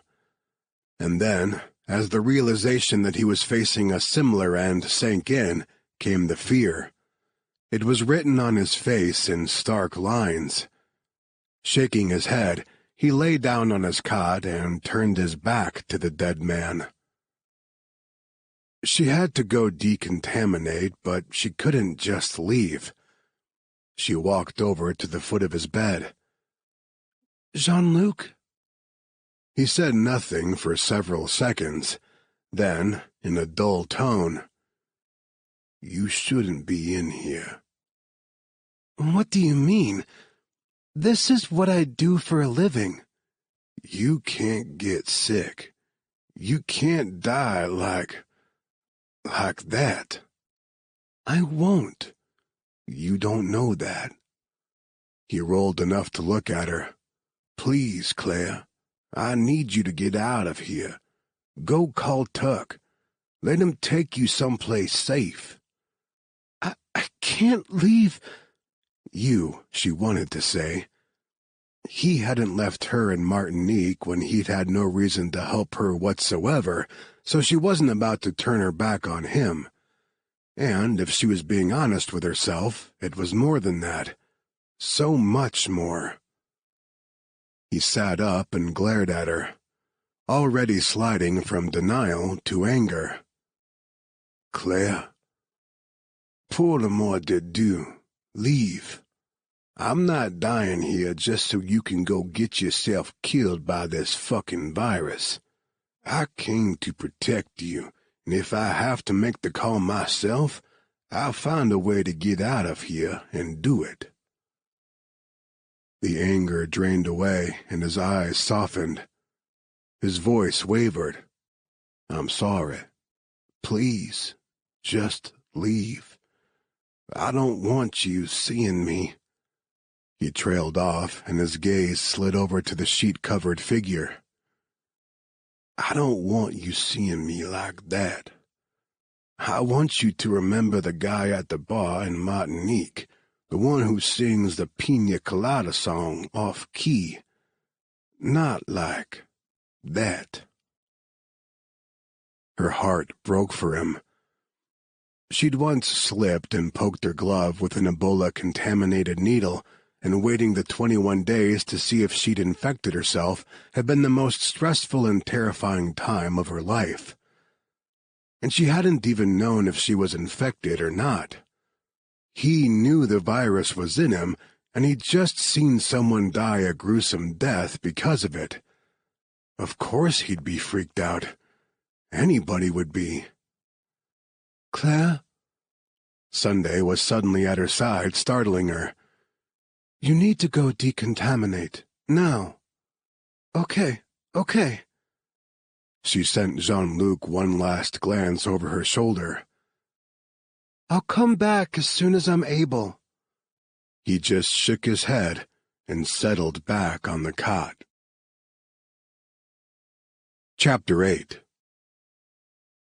The rules were in place for a reason, but Claire hated every second she had to wait to go back inside. She tried to keep busy, taking the needed samples from a bureau and riding with Deo to check the traps at the village. No luck. That worried her because viruses didn't usually kill their host organism. It was inefficient. A virus's sole purpose was to reproduce and spread. Viruses killed when they became zoonotic and jumped species, but this virus seemed to kill everything, humans and rats. Almost like its only function was to kill. They set out more traps with peanut butter for bait. Then she caught a ride back to the field hospital while Deo went on to check the Egbasu camp. She expected he'd find more empty traps. Concerning, yes, but something to worry about later. Right now, her only concern was getting back to the hospital in time for her shift in the quarantine wards. She took a cooler full of bottled water in with her and resisted the urge to go to Jean-Luc first. He wasn't the only patient there, and as much as her heart kept pulling her toward him, she had to do right by the others. When she finally made it to him, he was sitting up on his cot. He sighed when he spotted her. "You came back. I told you I would. And I told you to leave, he said. Did you call Tuck? I was a little busy. She realized she'd snapped at him and drew a breath to dispel the annoyance. It hurt that he was pushing her away. As a doctor who had spent her career dealing with victims of some of the worst pathogens the world had to offer, she understood his reasoning. She'd seen other infected do the exact same to their friends and family. She'd consoled those friends and family. But being on this side of it hurt. She'd never realized how much. She wheeled the cooler to a stop beside his bed. I have water for you. He looked at the cooler with little interest. You won't let me die with a shred of dignity left, no? I'm not letting you die, period. We both know you have no control over it, Shah. She hated it. She hated all of this. She opened the cooler. You need to drink as much water as you can. Claire, he said softly, tell me about yourself. She froze, hand halfway into the cooler. Generally, her patients didn't ask questions like that. But then again, Jean-Luc wasn't just any patient. She shrugged and picked up the bottle of water she'd been reaching for. There's not much to tell. You were born in London, he prompted. Lived there until you were 10, 11, then moved to the States. She raised her brows at him and twisted off the cap of the water before handing the bottle over. Sounds like you already know all about me. I did my research. I know the broad details, but not the little stuff. The stuff that makes you, you. I want to know. He took a long drink of the water, and it made him cough hard. She hurried to his side with a towel as blood dribbled from the corner of his mouth. She rubbed his back while he wheezed through the coughing fit. I'm good, he said finally. No, he wasn't. She was watching him deteriorate before her eyes. She dipped a cloth in the bowl of water beside his bed and laid it across his forehead. I was 10. My father's career took us to California. Originally, they had plans to leave me at the boarding school I attended in Warwickshire, but my mother thought it would reflect poorly on her. She's all about image, so she uprooted me to California. They gave me the best of everything. But, he prompted after she trailed off. But I was like a prized pony to them. They trotted me out to impress friends or business partners. Look at our little girl. Isn't she so beautiful? And smart, too. But once the party was over or the deal closed, they sent me away to be raised by staff until the next time they needed to impress someone. His brow furrowed.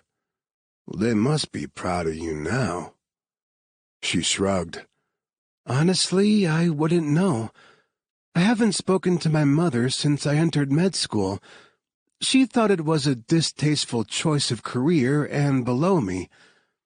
She wanted me to marry rich and become a country club trophy wife like her. And my father was always too busy to pay much attention to me one way or another. If you walked up to him and asked him to recite his only child's full name, he'd be hard-pressed to do so. Which is? Your full name? Oh. She gave a rueful smile. Antoinette Margaret Ophelia Claire Oliver. He grinned. And here I've always thought Jean-Luc Bartholomew Cavalier was a mouthful. Bartholomew? He cracked a smile. You'll want to talk, Ophelia. At least I have the excuse that my mother was most likely drunk or high when she named me. Her pleasure at his smile faded. I'm sorry. Oh no, Shah, Don't be. I'm not looking to stir the pity pot here, just stating a fact. My childhood wasn't as structured as yours. My mom, Lady Ann, was the black sheep of the Cavalier family. Ran off to New Orleans at 16, got pregnant 4 times by 4 different men who were all long gone before the pregnancy tests even turned up positive. She raised us in the city for a time, bouncing around jobs. Everything from waitressing to stripping to occasional prostitution. Claire couldn't imagine it. The childhood he described was so far removed from the life of culture and privilege she'd experienced. Sure, her parents had been distant and cold, but she'd never lacked for anything. Was it horrible? Sometimes it was, he answered in such a blasé way she had to wonder what kind of emotional scars he was hiding under his nonchalant outer shell. Ever since their first meeting, she had the feeling he used jokes and humor to deflect. He wasn't in much of a joking mood now, who could blame him, so she suspected he defaulted to that casual attitude for protection instead. But not always, he added in a softer tone. Mom was a lot of fun. She loved us as best she could and worked hard to take care of us. When she was sober. During one of her longer stretches of sobriety, she ironically worked in one of the touristy bars on Bourbon Street. She could never afford a sitter, so she'd take us with her. I'd sit in a booth in the back, watch over my brothers and sisters, and just soak in the color, the life of the place. I was 9 when Mom nosedived off the wagon into drugs. Child Services took us away from her and placed us with her mother. She smiled. Your infamous ma mère? Oui, ma mère Edme. He gave a small huff of laughter. You know, you'd think I'd hate New Orleans after watching my mom get swallowed up by it. May, no. I love that city with my whole heart. She wasn't surprised. The city must have felt like the only link he had to his mother, and despite all of her shortcomings, Claire could tell he'd loved Lady Ann like all sons love their mothers. Were things better once you were placed with your grandmother? He nodded. Things were more stable. Papa had been the breadwinner in the family, and after he died, my mère was left poor. She never finished school, only worked part-time at a local diner, and didn't have room in a house for 4 kids, but she made it work. We were never lacking for love, and we never had to worry whether we'd get our next meal or not. Moving in with her allowed us to be kids again. Marielle was less afraid of everything, Etienne less angry. Rosaline, my youngest sister, finally started talking at 5 years old. Ma mère saved us by taking us in. You love your grandmother a lot. A statement, not a question. Claire could see the love he had for the woman in the softness of his smile whenever he spoke of her. She was... His voice caught and he trailed off, cleared his throat. She was our rock, our foundation. Everything's felt shakier since we lost her. I'm sorry. I didn't realize she had passed. An aneurysm back in January. It was fast. I always thought too fast, but... He glanced around at all the sick people in the room. I'm glad it was fast. She would have gone mad sitting around, contemplating her mortality while her body slowly died. She would have hated it. Like you do. Claire didn't say that out loud, though. Instead, she asked, Do you know what happened to your mother? She died during Katrina. He said it flatly, no inflection in his voice to indicate how he felt about it. It wasn't the answer she'd expected. Oh, God, Jean-Luc, I'm so sorry. She was long gone before the storm. By then, she'd drank away anything that resembled the woman we loved. I hadn't seen her in at least 10 years. Last I'd heard of her, she'd been homeless, begging on the streets, trading sex for drugs or alcohol. I'm told I had another brother, but we don't know what she did with him. He was a toddler at the time and hasn't been seen since the storm. That must have been difficult for your family. It was a rough year for all of us, but especially for my mare. She searched and searched for the kid until the day she died.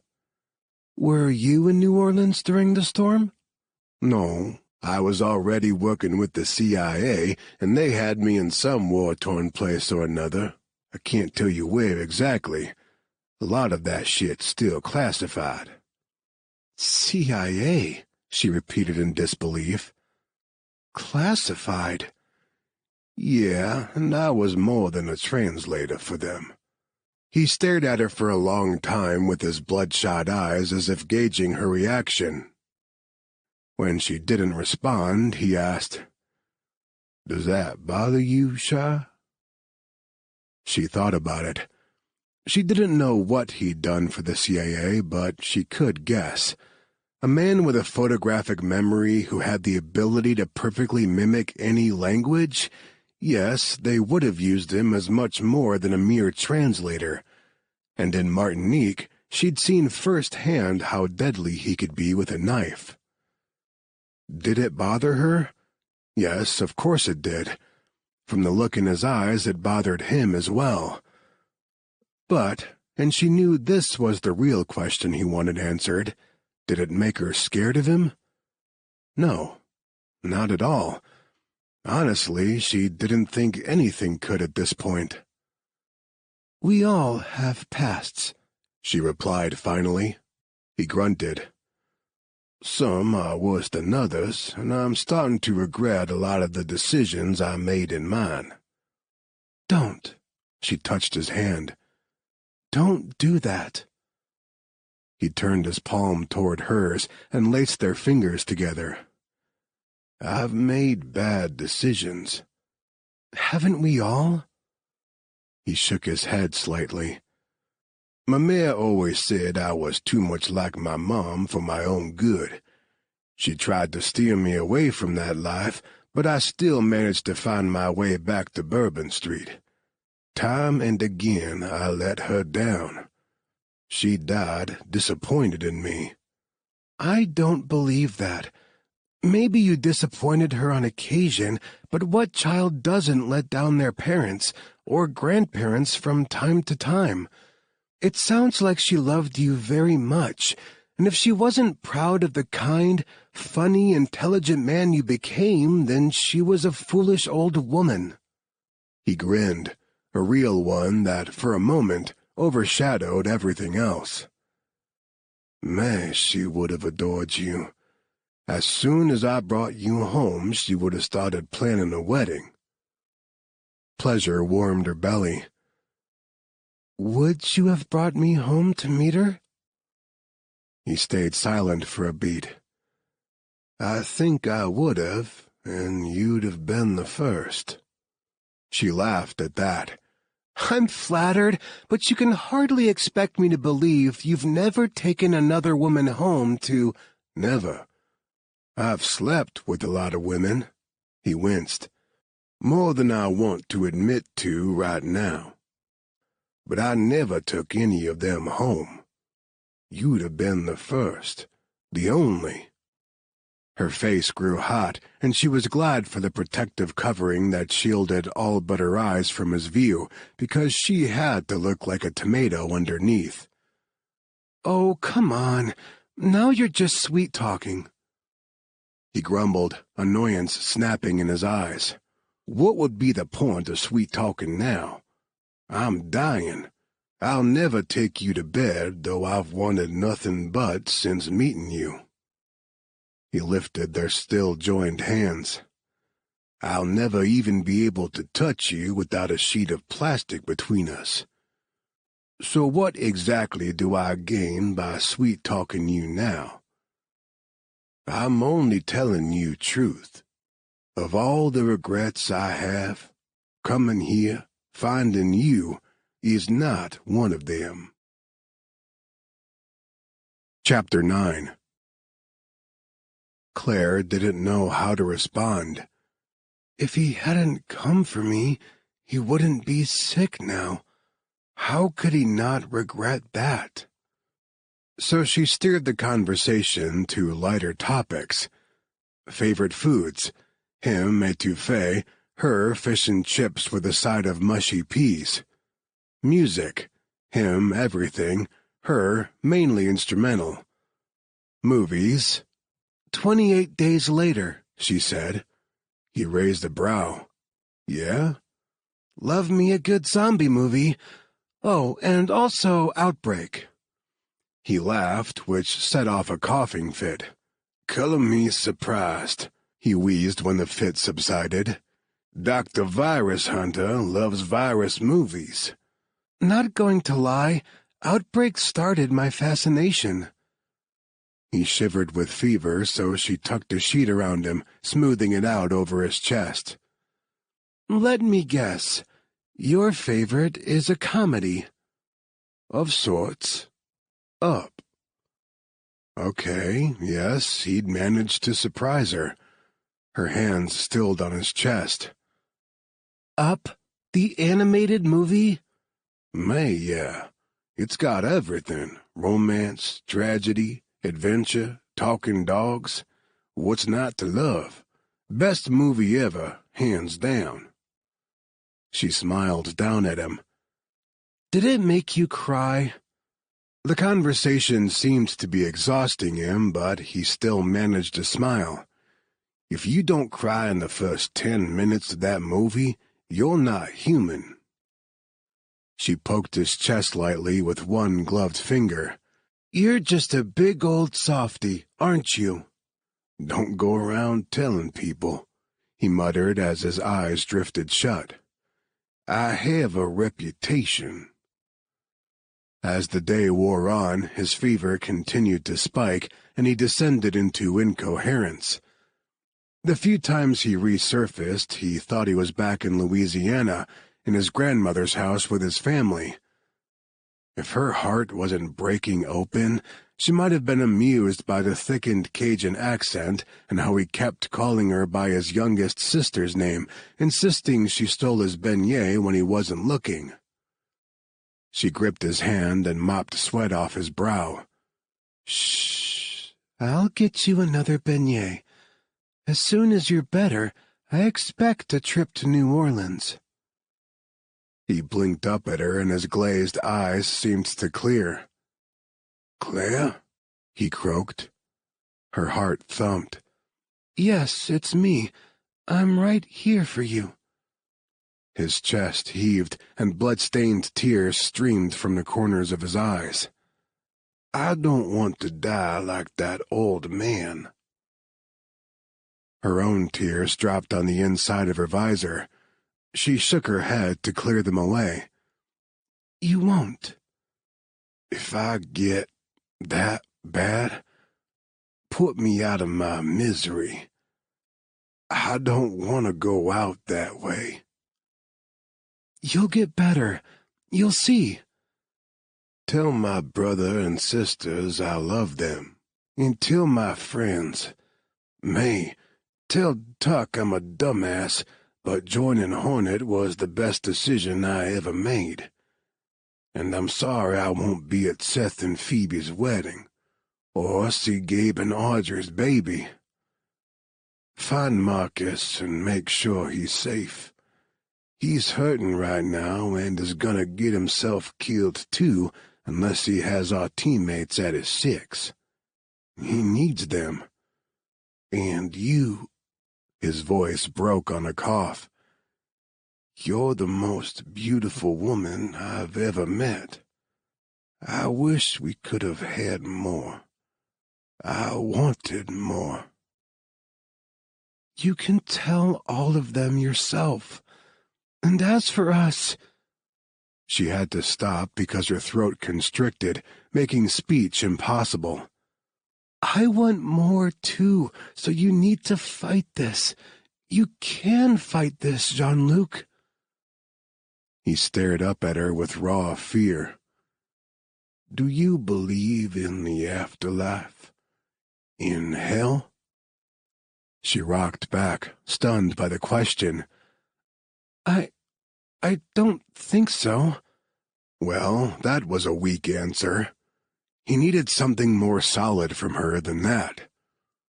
She shook her head and steadied her voice. No, I don't. He was silent for a moment. I haven't been a good man. I always joked. He coughed, wheezed. Always joked the devil would come collect my soul himself. It was a point of pride. But now I think he really is coming. I see him getting closer every time I close my eyes, and I'm scared, Shah. Her throat tightened around a painful knot, and she had to swallow several times to find her voice. Don't be. I'm right here, and I won't let him take you. I'll do everything in my power to help you. You're too good for me, he muttered, and moments later lapsed into unconsciousness. She stayed with him, wiping his hot skin with a damp cloth. Logically, she knew his fever had him seeing devils and demons, but she couldn't make herself leave for fear that they would indeed come take him away. She wanted to stay by his bedside all night, but Sunday eventually convinced her it was too dangerous. What if she fell asleep and pulled off her mask? What if she fell out of the chair and ripped open her suit? If she infected herself, she'd be no help to him or anyone else. She took one last look at Jean-Luc's still form, terrified it'd be the last time she saw him alive. He was deteriorating faster than she'd anticipated, and anything could happen during the night. She cried through the entire decontamination process, couldn't help herself, and couldn't seem to stop. Once outside the hot zone, she crumbled. Her legs just dropped out from under her, and she sat down hard in the mud. The ever-falling rain mixed with her tears and chilled her to the bone. He's going to die. I told him I'd help, but he's... A sob choked off her words. He saved my life, and I won't be able to return the favor. I can't save him. Oh, love. Sunday knelt down, clasped her in a hug, and held her until the crying jag faded into hiccups. Then she pulled back and clasped Claire's face in her palms. You need some palm wine, yeah? We'll get pished like the good old days and forget everything for a while. Claire sniffled and wiped at her eyes. No, I can't. I have to take a break. Please, Sunday said. For my sake, if not for your own. The mess tent was quiet, everyone else having already retired to their own tents for the night. Sunday helped herself to a jug of palm wine and brought it over to one of the tables, snagging 2 glasses along the way. She poured them each a healthy dose, then left the bottle open. Claire sat down and reluctantly picked up the glass her friend nudged toward her. Cheers, Sunday said, clinking their rims before downing the drink like a shot. Claire took a breath, then also knocked it back. I'm sorry I lost it out there, she said as she replaced the glass on the table. Sunday immediately refilled it. Don't be, love. We're all entitled to a breakdown now and again, especially in these conditions. She sighed and rested her chin in her palm. We're too far behind. We're running this race with our legs tied and the virus is winning. The WHO team found another decimated village today, but the Nigerian government wants to go on pretending this isn't happening. It's the oil, Claire said softly, rubbing one finger along the top edge of her glass. It made a hollow ringing sound. If they cordon this area, declare the outbreak, oil production stops and they lose money. It always comes down to bloody money, doesn't it? Sunday brooded into her drink, then took another large gulp. Enough of that. Tell me about this Jean-Luc. How did you meet him? Claire took a smaller sip of the sweet, foamy wine, then set her glass down. She knew from experience palm wine could be deceptive. Because it didn't taste alcoholic, it was easy to get drunk, and as tempting as the idea was, she wanted a clear head tonight in case Jean-Luc needed her. She stared down into the milk-colored liquid. He hit on me. She smiled a little, remembering his swagger. He'd been so sure of himself, and she figured he saw himself as God's gift to womankind. I turned him down flat. Sunday gave her a dry look. Now, I know he didn't follow you all the way to Nigeria for a second chance. No, he didn't. We met again later that night at the hotel bar and talked for a bit. I liked him. He was funny and charming and sexy. A devilish gleam lit Sunday's eyes. So did you shag him? I might have. She lifted her shoulder in a half shrug. Honestly considered it, but we didn't have the opportunity. She hesitated, wondering if she should say more. Probably not, but she was already warm from the wine, and it loosened her tongue. We were at the Trinity Sands Resort in Martinique. Sunday jolted, spilling some of her drink. Oh my God! You were there when terrorists took over the hotel? They hadn't been terrorists. There had been no political or religious motivation behind their actions, only greed. And they had been after her and Tiffany for their research, but she left all that out in her retelling. Telling Sunday would only make her friend a target, or could possibly even get her killed like Tiffany. I wasn't there for long, she told Sunday instead. Because of Jean-Luc. He got me out when the hostage situation first started. Then he'd gone back in to try to rescue Tiffany. Every preconceived notion she'd had of him had vanished when he'd done that. Sure, he was cocky and arrogant, but he'd had no reason to risk his life for Tiffany other than Claire had asked him to. Under all the snark and bravado, he had a good heart. One that was currently failing him as she sat here getting drunk.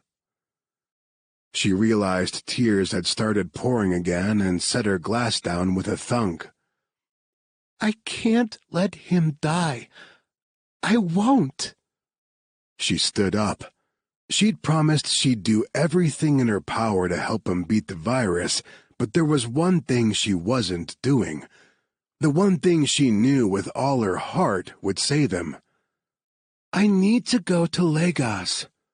What? Sunday also stood. When? Right now. She hadn't been completely idle while running for her life. She'd purposely traveled to places she knew she'd be able to continue her research on Akiso.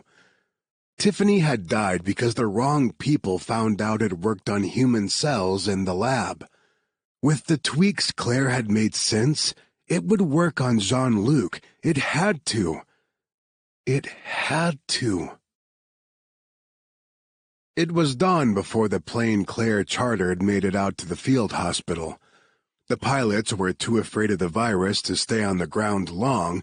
They'd barely touched down on the muddy runway before they were itching to take off again, but it was long enough for Claire and Sunday to load some broken equipment and samples from Abire and the other infected patients. The equipment would be either fixed or replaced.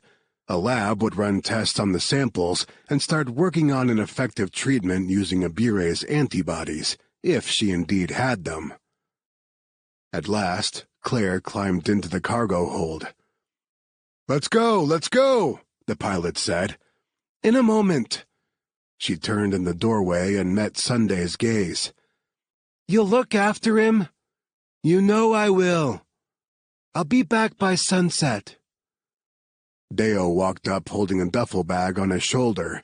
He paused long enough to give Sunday a light kiss, then joined Claire in the plane. "What are you doing?" she asked. "You're not going alone," he said and secured the door. He tapped twice on the back of the pilot's seat and said something in the local language. The pilot didn't need to be told twice and soon had the small plane airborne again. Claire watched out the window as the ground fell away and hoped to God she was doing the right thing. The flight was only a bit over an hour long, but it seemed like the longest of her life. The pilots were much more relaxed landing at the busy Lagos airport. They even offered to help unload, apparently forgetting they were carrying the very thing that had so frightened them back at the field hospital. A rental van already waited for them. Claire didn't know where it had come from and could only marvel at Deo's efficiency. The man knew how to get things done. "Where to?" Deo asked, sliding in behind the wheel. "We'll take the samples in first, then the equipment." And while he was distracted, she'd slip away on her own errand. As efficient as he was, and as much as Sunday trusted him, Claire wasn't sure she was ready to tell him all of her secrets. Besides, her secrets got people killed, and she liked him too much to risk that. Chapter 10. Lagos, Nigeria. Mercedes Rhea couldn't sleep. For the past week she'd lain awake every night, staring at the cracked ceiling while an overworked floor fan pushed muggy air around her shitty one-bedroom flat. Every time she closed her eyes, she saw one of three faces. Dr. Claire Oliver, the puta who had managed to evade her for weeks. Jerome Briggs, the man who had failed to obtain the doctor in Martinique last month and had paid for his mistakes with his life, and Harrison Stead, who was the only father figure Mercedes cared to remember and also the head honcho at Defion. More than the others, it was his face, lips pulled into a tight frown under his gray mustache, dark eyes condemning, that kept her from sleep. Despite their close relationship, if she didn't start producing results, Harrison would send someone to give her the pink slip. And you didn't walk away from one of Harrison's firings. Just ask Jerome Briggs. She couldn't fail this mission like he had. Mercedes gave up on sleep and swung her legs out of bed. Her lover was still out cold, snoring softly, face buried in his pillow, the sheets twisted around his legs. After months apart, they'd finally met up and spent the entire night drinking and fucking. Any sane person would be asleep after that. Naked, she crossed the one-room apartment to the groaning old fridge and took out a bottle of water. The place was dismal, but it came furnished and cheap at less than $3,000 a year. She'd paid for the whole year up front, mostly to keep away any nosy landlords, but she hoped to God she wouldn't be here that long. Sebastian lifted his head from the pillow. "What are you doing?" "Needed water. Hot as Hades here." "What time is it?" He fumbled for his phone on the rickety table beside the bed and squinted at it with one eye. "Shit, did you even sleep?" "Some." She finished the water in one long gulp, then tossed the bottle aside and walked past the wall covered with photos of Dr. Claire Oliver and all of her known colleagues. She stopped next to the window and stared out at the garbage-strewn alley below. The other reason she'd chosen this apartment over some of the nicer ones was right across the street, a blocky gray building that housed the research laboratory of a known associate. If Dr. Oliver was indeed here in Nigeria, and if she'd continued her research since Martinique, then she'd need a lab.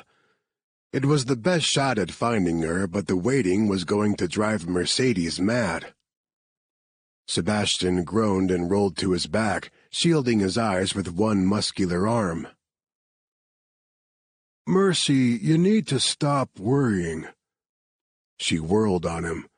"You wouldn't be saying that if it was your head on the line. Briggs was an idiot. You're not." He dropped his arm and sat up. "And my head is on the line here, too, in case you've forgotten." She had. She was in a woe-is-me mood and had completely forgotten about his problems. She sighed and turned away from the window. "I'm sorry. Is Harrison still angry?" "Pissed as hell. He started calling the mission in Martinique the Great Fuck-Up. I killed the wrong guy and he doesn't trust me anymore." "You'll win him back." He shook his head. He'd let his dark hair grow out from the high and tight it had been in last time she'd seen him, and the strands, damp with sweat from the heat, stuck to his forehead. He drew his knees up, rested his elbows on them, and delved his hands into that tousled hair. "Honestly, I'm not sure I want to." She strode over and sat down beside him, placing one hand on his knee. "Don't start talking like that, or you will end up just like Briggs." He scoffed. There was the cocky man with attitude for days that she'd fallen in love with. "I'm not afraid of Harrison." The words sent ice surging through her veins. "You should be." The thought of losing him turned her stomach. And she would lose him if he kept talking defection. Defiant was like the mafia. Once you were in, you didn't get out. "Please, don't start down this road." He pulled away from her touch and stood, grabbing his jeans from the floor. "Merce, I killed an innocent man for him. Daniel Giancarelli, FBI agent. Wife, 3 young kids." Yes, she figured that had still been eating him up inside after all these weeks. Sebastian was a killer, but he wasn't cold-blooded. He lived by a code, and she loved that about him. "You couldn't have known your target would duck just as you pulled the trigger. Besides, Giancarelli wasn't innocent. He was with Hornet, and they're the enemy. They're dangerous." "Towing the company line. Ah, that's so like you, Mercedes." He shook out his jeans and stepped into the legs, covering his gorgeous ass with denim. He left the button undone as he searched for his shirt. "Ask me, Harrison's hard-on for Hornet has more to do with his jealousy of Tucker Quinton than anything else. Quinton has the Empire, the kind of power that Harrison will only ever see in his dreams." "That's not true. Harrison has a government contract to dismantle Hornet. They're considered a threat to—" Sebastian snapped his shirt off a nearby chair and pulled it on without buttoning it. "To the good old U.S. of A? Bullshit. It's all bullshit. Open your eyes, baby. Your love for Harrison is blinding you to his faults, and he has many." With that, he picked up his boots and stormed out. Mercedes sat there in stunned silence for several seconds, then scrambled to find clothes and chased him out. He was already at the lower floor. She leaned over the banister. "What are you saying? You're not going to complete your mission?" He gazed up. "I'll complete the mission because as long as Marcus D'Angelo is still alive, I'm not the best goddamn sniper in the world. I haven't fulfilled the contract and can't have that blemish on my record. But then I'm out of here. I'm done doing Harrison's dirty work. Seb, you can't...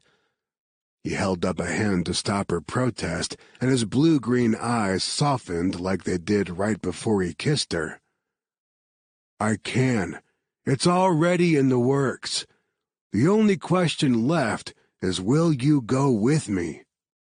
He didn't wait for an answer and left through the creaking front door of the building. Mercedes stood there for a moment, unsure of what to do. And that pissed her off because she always knew what to do, always knew her next step. How dare he twist her up like this? God, she'd known the FBI agent's death on Martinique had shaken Sebastian. He'd been sullen and distant ever since pulling the trigger. It wasn't like him to have second thoughts after a kill. Wasn't like him to even think about a previous kill. And the way he was talking now, this was more than just a crisis of faith. She wasn't leaving Defion, and he was suicidal for considering it, and that terrified her. He'd come around, she decided, and walked back to her apartment. He'd get over this mood, complete his mission, and everything would settle into normalcy again. But until then, she also had a job to do. She returned to the window, stopping for another bottle of water on the way. She hated the tedium of stakeout duty, day in and day out watching the same street corner. She could almost set her watch by the comings and goings below. She was familiar with every face, every cab, every bus. As mind-numbing as it was, without knowing Dr. Oliver's exact whereabouts in Nigeria, watching the woman's one known associate in the country was the most solid plan.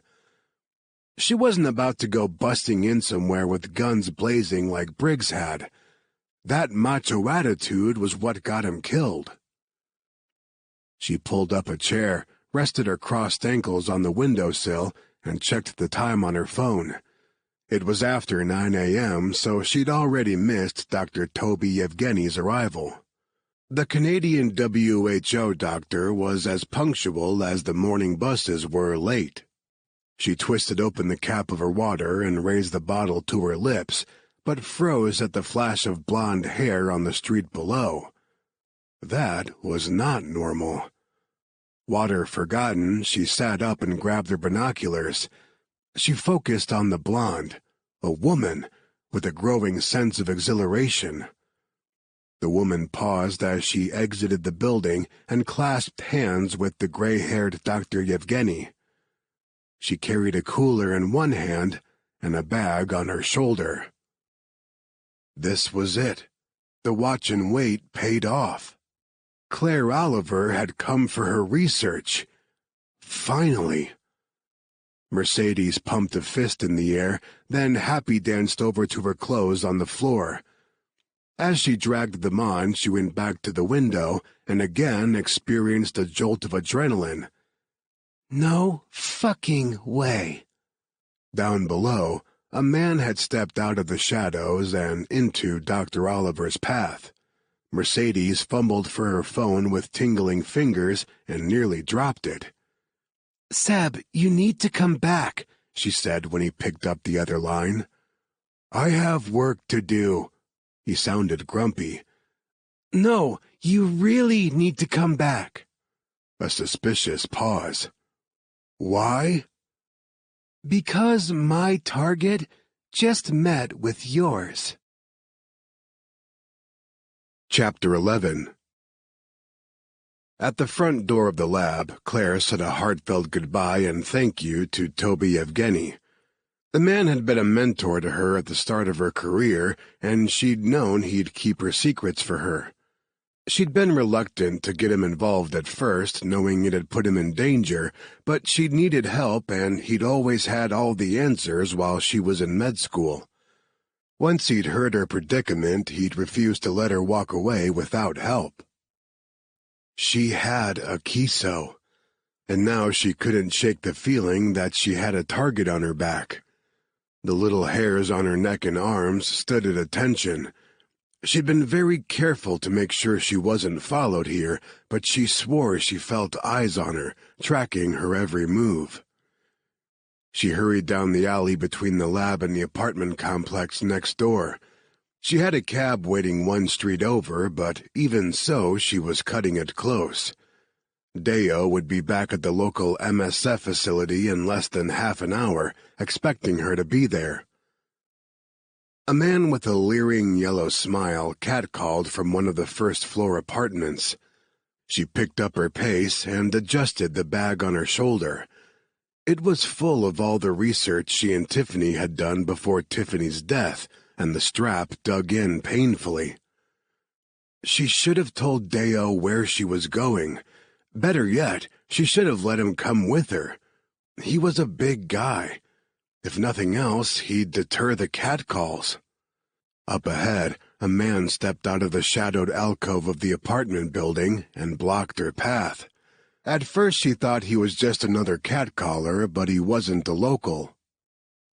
Olive-skinned with curly dark hair that was too long and unkempt, he looked a bit wild. His dark brown eyes focused on her with an intensity that was beyond startling.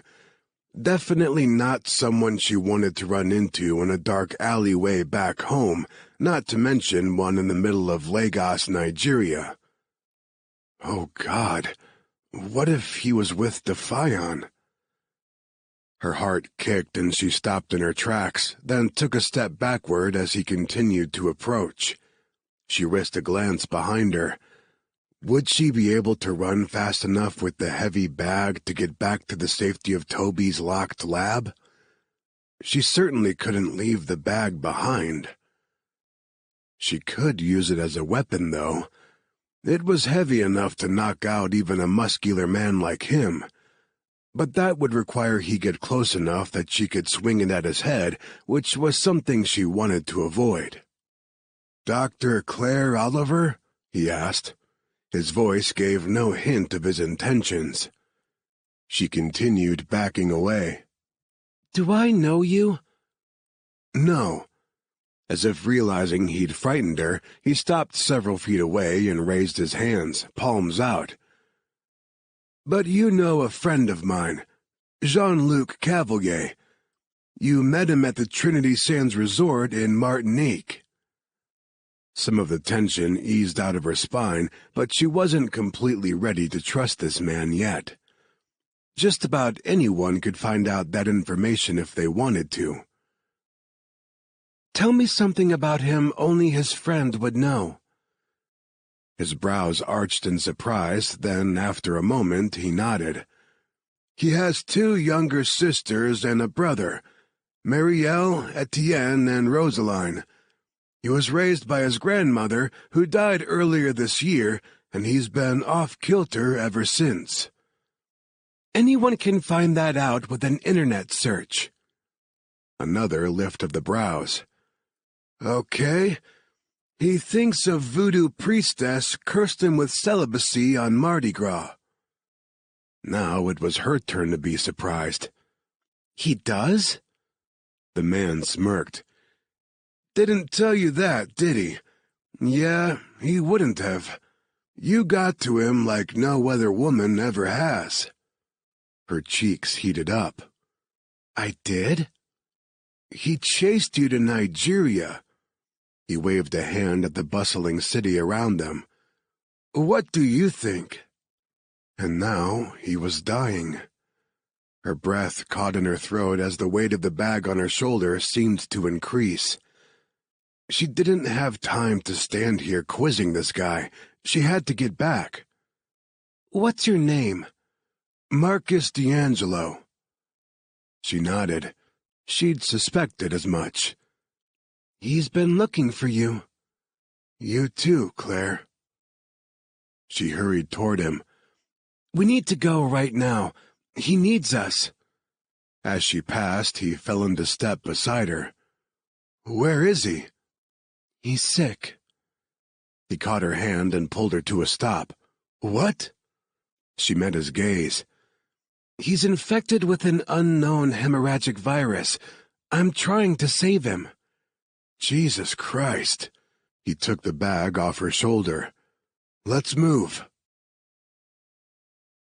"Let me take the shot." Mercedes placed her hand on Sebastian's rifle and pushed it toward the floor. He'd come racing back to her apartment with the weapon ready to go. "No, you kill him now, I'll lose Dr. Oliver." "If I don't kill him now—" He trailed off at the look on her face. "I want out, Mercy. Killing D'Angelo, finishing my mission, gives me a clean break." This again. He had to know deep in his heart that wasn't true. "If you care anything about me, you won't take that shot." "Don't do that." "You want to get away? Well, I want to live, and capturing Dr. Oliver is my only chance to keep breathing. I don't want to end up like Briggs." In a rare moment of tenderness, Seb raised his calloused hand and cupped her cheek. "I don't want that either." "Then let's work together. We've always made a good team. Please, Seb." After a tense moment, he backed away from the window and lowered the rifle. "They're on the move. Whatever we're going to do, we need to do it now." She grabbed her go bag and headed for the door. "We get close enough to bug them with a tracker. Then, once I know where Dr. Oliver is holed up, you can have your shot at D'Angelo." Deo waited next to their rental van, arms crossed over his large chest, a frown dragging down the corners of his lips. He pushed away from the vehicle when he spotted Claire on the busy street. He was pissed. She couldn't blame him. He'd taken on the role of her protector, and she'd ducked away the first chance she'd had. "Where were you?" His eyes narrowed in on Marcus. "And who is that?" She decided to answer the second question because it was easier. "A friend." Marcus seemed just as skeptical as Deo was of him. "Who are you?" Claire huffed. "Also a friend." She held out her hands to keep them apart, half afraid they'd start a brawl right here on the street if they got too close to each other. "Guys, can we save the dick measuring contest? We don't have time. A skinny teenager smacked into her from behind, and she very nearly went sprawling into the potholed road. Both Deo and Marcus jumped forward to catch her before she fell flat on her face. She couldn't say why, but their actions annoyed her. She could take care of herself, damn it. She'd made it this long without bodyguards and had done just fine for herself. She pushed them both away and straightened, checking her pockets. She'd had about 10,000 naira, the equivalent of about $28, folded up in her side pocket, but the bills were gone. Figures. She searched for the little thief, but he was long gone. Didn't matter. She turned back to the guys. "We have to go." Deo stepped back to block the door of the van. "We don't know him. He's not going back with us." She looked at him, silently pleading. They were wasting time. Every second they stood here arguing was a second closer Jean-Luc slipped toward death. After a hesitant moment, Deo stepped aside. "I don't like this."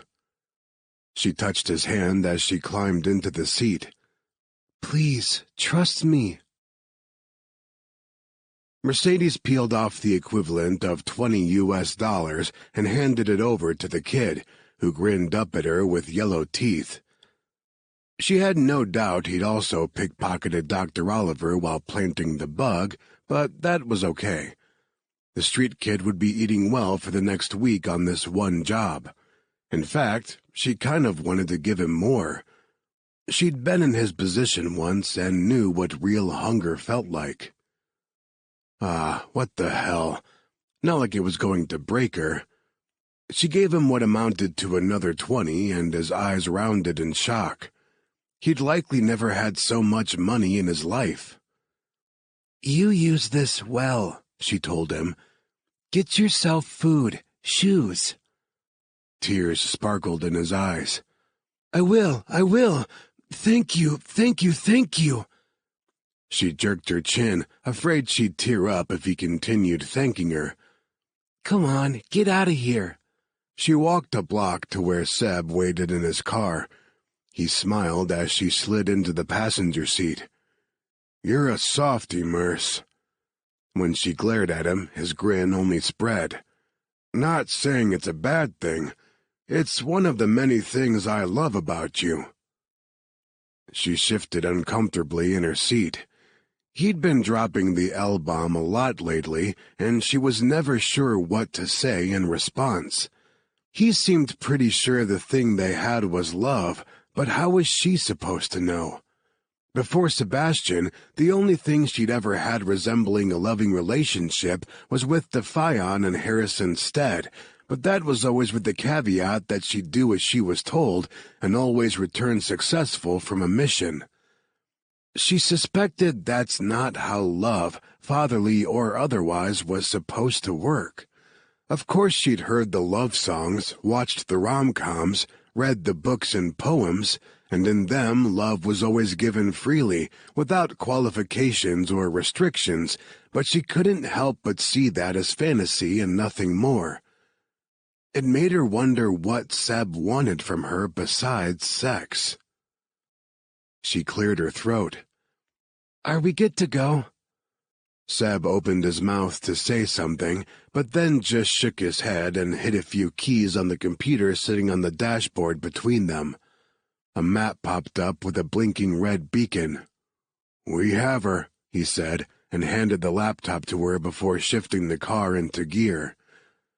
Mercedes stared at the map, watched the beacon move toward the airport. Love or not, she'd never failed a mission for Harrison, and she wasn't about to start now. I'm coming for you, Dr. Oliver. There's no place to hide now. Chapter 12.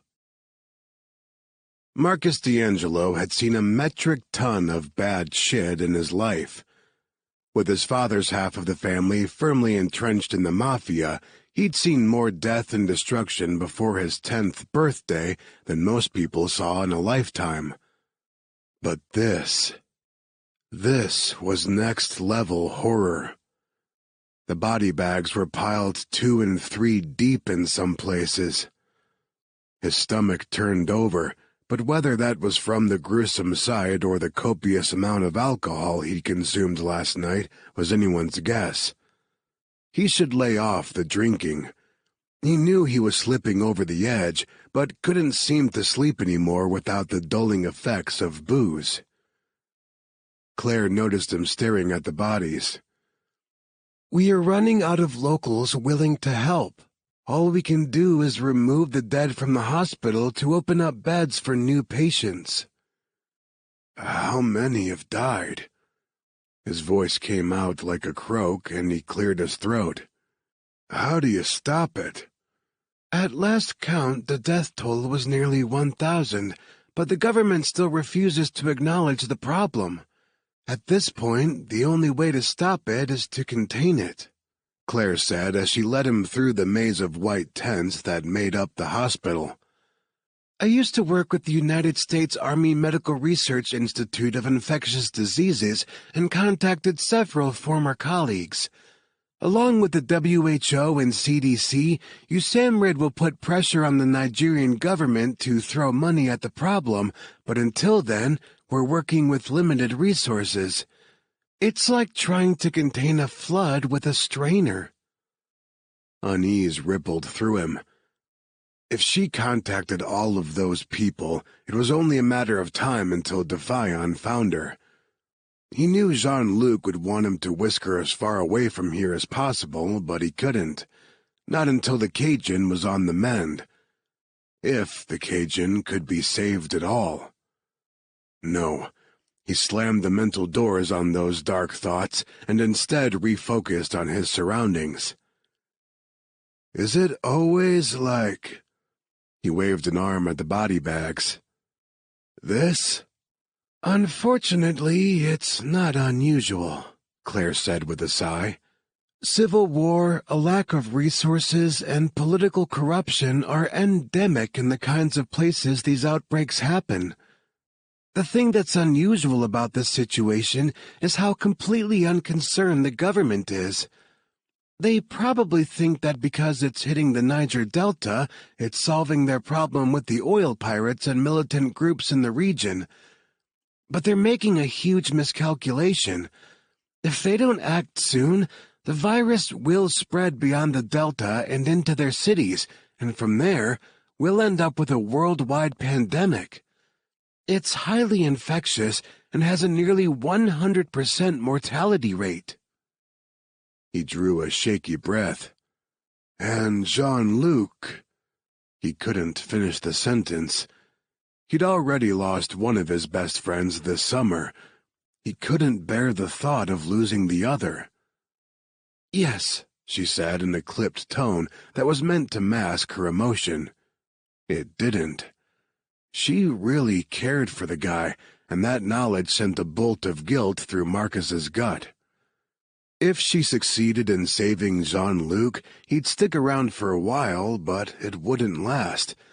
The Ragin' Cajun just wasn't the kind of guy who stuck. It was one of the things Marcus had always liked about him. While the rest of their teammates were pairing off, getting engaged, married, and becoming family men, he and Jean-Luc were the confirmed lifetime bachelors. Jean-Luc would break her heart. Marcus opened his mouth to tell her to guard that particular organ, but she didn't give him the chance. In here. She held open a flap on one of the tents.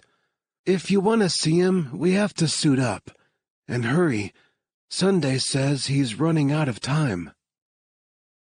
Marcus had never worn a full biohazard containment suit before. It was a process to get on.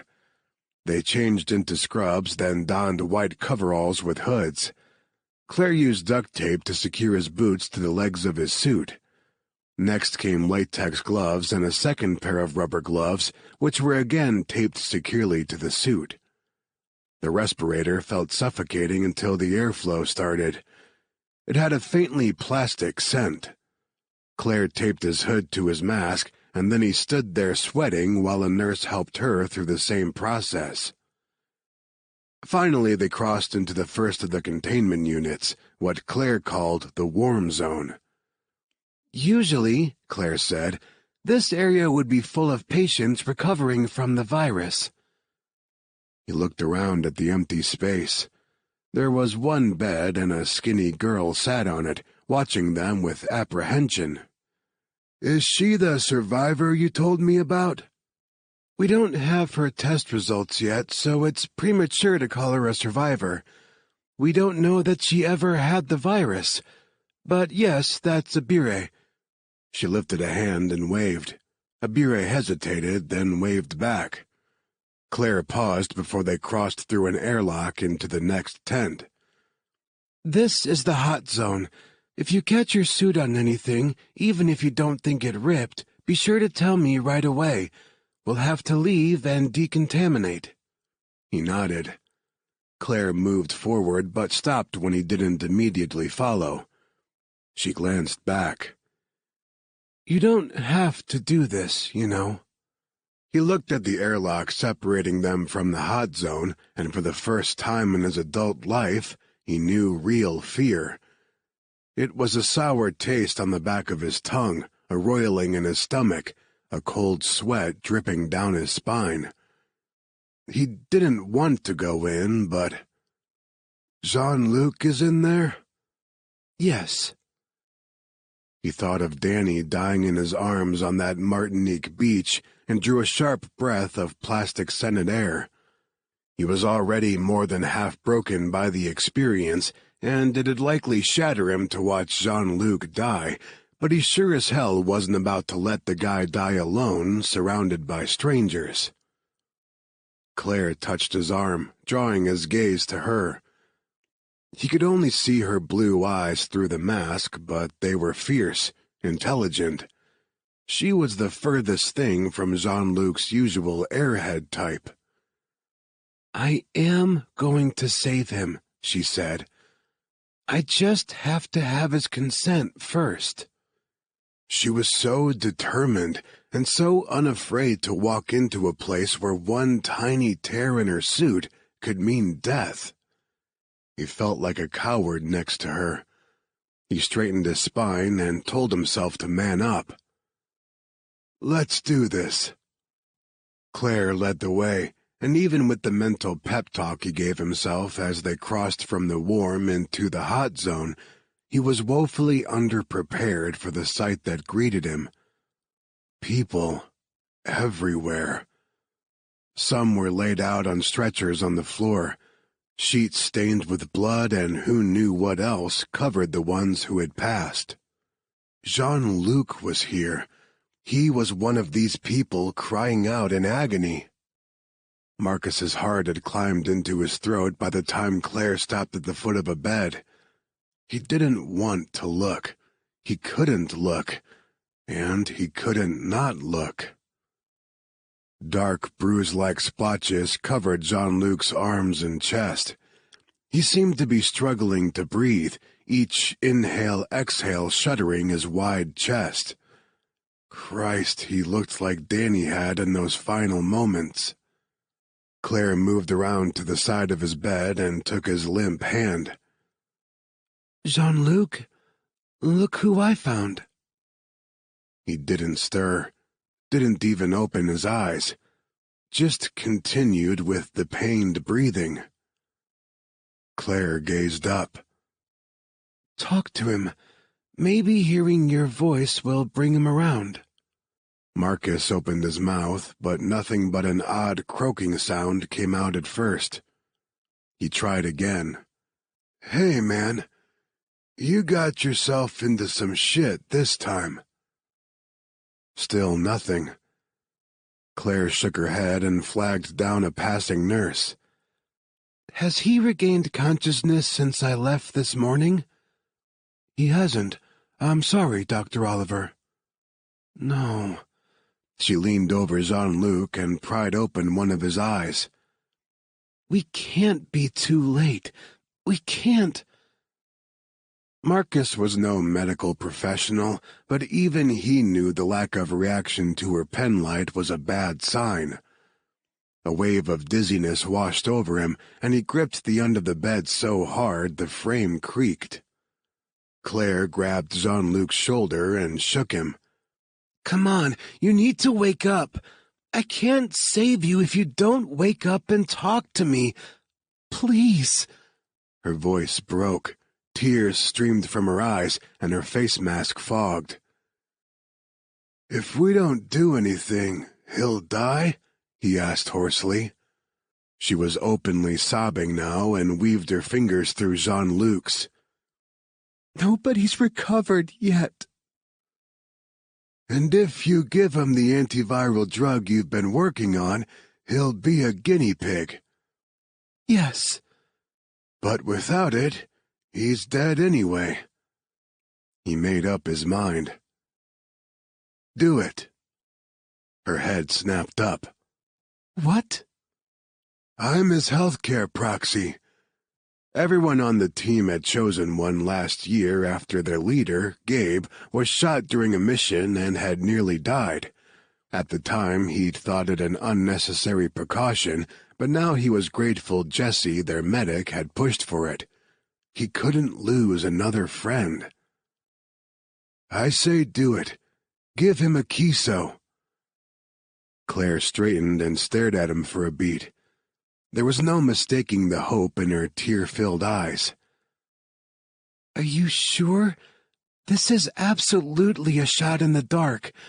I don't know the correct dosage or anything really, except it worked in the lab tests. You do understand this could kill him, or worse. He waved a hand at the bed. What could be worse than this? Yes, I'm fucking sure. I'll sign anything you need me to. I'll take the heat if things go wrong. I'll say I forced you. Even he heard the hysterical edge to his voice, but this was too much. Danny and Jean-Luc were both on the short list of people he loved most in this world. "Please, Claire, he's like a brother to me. I can't lose him. Work your magic." "It's not magic." She chewed on her lower lip and gazed down at the small red cooler she had brought in with them, then looked at Jean-Luc's still form on the bed. He followed her gaze to the only true friend he had left. It wasn't right seeing Jean-Luc like this. The man was so full of life, light, laughter. The epitome of laissez-les bon temps rouler, as Jean-Luc himself would say. Claire finally moved. She released her grip on Jean-Luc's hand and grabbed the cooler. "This is crazy," she muttered as she opened it and removed a package of dry ice. "He wouldn't want it any other way." "Yes, I believe that." She carefully lifted 3 vials of clear liquid from their foam nests. It looked so innocuous, like water, and gave him a moment's hesitation. That was supposed to save Jean-Luc? "I need to do some math. Hang on." She set the vials out on a tray and picked up an iPad. After several agonizingly long minutes, she picked up a syringe and poked it into one of the vials. "According to my very basic calculations, he'll need a little over half of what I have here. I'm going to give it to him in small doses over several hours." She filled the syringe and moved over to Jean-Luc's IV. Marcus's mouth went dry. "How does it work?" "Viruses create long strings of double-stranded RNA that are not naturally found anywhere else in the human body. We combined an RNA-binding protein with a protein that triggers a cell's ability to self-destruct. Basically, a Kiso binds to virus-infected cells and makes them commit suicide." "What about healthy cells?" "Theoretically, it shouldn't harm healthy cells since they contain no double-stranded RNA." "And you think this could save him?" "I can't be 100% positive, but based on the successful lab tests my partner Tiffany performed before her death, I'm 80% sure this is his best chance at survival." 80% is better than the 0 he has without." Marcus watched, his heart thundering in his throat, as she injected the drug into Jean-Luc's IV line. His gloved fingers tightened on the footrail of the bed. Jean-Luc didn't move. He didn't know whether to be relieved or terrified. He looked over at Claire. "Now what?" "Now?" She dragged the plastic chair over to the bedside and sat down. "We wait." Chapter 13. Hornet Headquarters, Wyoming, USA. "I just don't get why they'd take off and not tell anyone where they were going." Eric Harvard Physic looked up from his computer and met Samira Blackwood's smoky eyes. She sat at a desk directly across from his, working on her own computer, a powerful beast of a desktop she had built herself. She was nearly as good with electronics as he, and with some instruction, she might very well even surpass him. It was the main reason he'd wanted her to join Hornet's training program. It had nothing to do with the fact those gray-blue eyes sent a bolt of lightning right through him. Nothing whatsoever. He was her mentor. She was his student. Their relationship was a professional one and always would be. He refocused on his computer. It was a very Jean-Luc thing to do. He's never been good at thinking things through. Even when we were CIA, he... Whoa, Sammy said. "You were CIA?" He saw her eyes widen with shock and mentally cursed. Last thing he needed was for her to have a case of hero worship. He ducked his head and typed nonsense on his keyboard to make himself look busy. "Just an analyst." And apparently he'd never be anything more. He'd worked his ass off for years training with Hornet, building muscle and combat skills to prove he was as good in the field as he was behind a computer, but everyone still saw him as the kid. The team's baby, meant to be coddled and protected, never to be trusted with their lives beyond his ability to collect data. Never mind that he just turned 25 and was plenty capable of doing whatever a mission called for. He scowled at his screen. He'd thought if anyone would give him a shot at more, it'd be Jean-Luc. Seems he'd thought wrong. Still, that's awesome. Sammy pushed away from the desk and leaned back in her chair. She'd had the chair custom-made to resemble the Iron Throne, which he secretly thought was cool as hell. Do you think they realize how worried everyone is? Or how worried he was? He'd known Jean-Luc for close to 7 years, ever since the CIA recruited him at age 18. They'd worked ops together. They'd left the CIA and joined Hornet at the same time. He'd thought they were friends. And even with all that history, the guy hadn't trusted him enough to find the intel he needed after the disaster that was Martinique. Another 24 hours, 48 at most, and Harvard would have had Dr. Oliver's location. The team could have gone in together after her. Instead, Jean-Luc had gone off half-cocked and had asked Marcus, of all people, for help. The one guy on the team who wasn't on steady emotional ground. Harvard? He dragged himself back to the conversation. That's right. She'd asked a question. I'm sure he knows and doesn't care. Jean-Luc's a selfish bastard, a wizard with languages, hilarious, tons of fun, but he doesn't usually think about anyone but himself. Come on, Harvard, that's not fair. She waved in a vaguely eastern direction. The whole reason he left was because he was worried about someone else. Dr. Oliver. Yeah, and he had to admit that made no sense. He'd never seen the Cajun get so twisted up over a woman, but it wouldn't last. Nothing ever did where Jean-Luc was concerned. He's only interested in Claire because he's attracted and she's unobtainable. After he has her, he'll forget about her and go on to his next flavor of the week. He'd really do that to her? Yes. He sighed, realizing he sounded bitter. Sammy was right. He was being unfair. But he'd gone his whole life without anything approaching a family until he met Jean-Luc. The Cajun had wormed past all of Harvard's firewalls and had even been the one to suggest Hornet might be a better fit for his career goals after they both left the CIA. Before that, it had always just been him and his computer, his one true friend, against the world. He hadn't needed anyone else. Jean-Luc leaving like he had felt like a betrayal and cut so deeply he was surprised he didn't leave bloodstains on his keyboard. Maybe he'd been better off on his own. And that was dangerous thinking. He'd gotten into trouble when it had been just him and his computer. That was how he'd landed on the CIA's radar to begin with.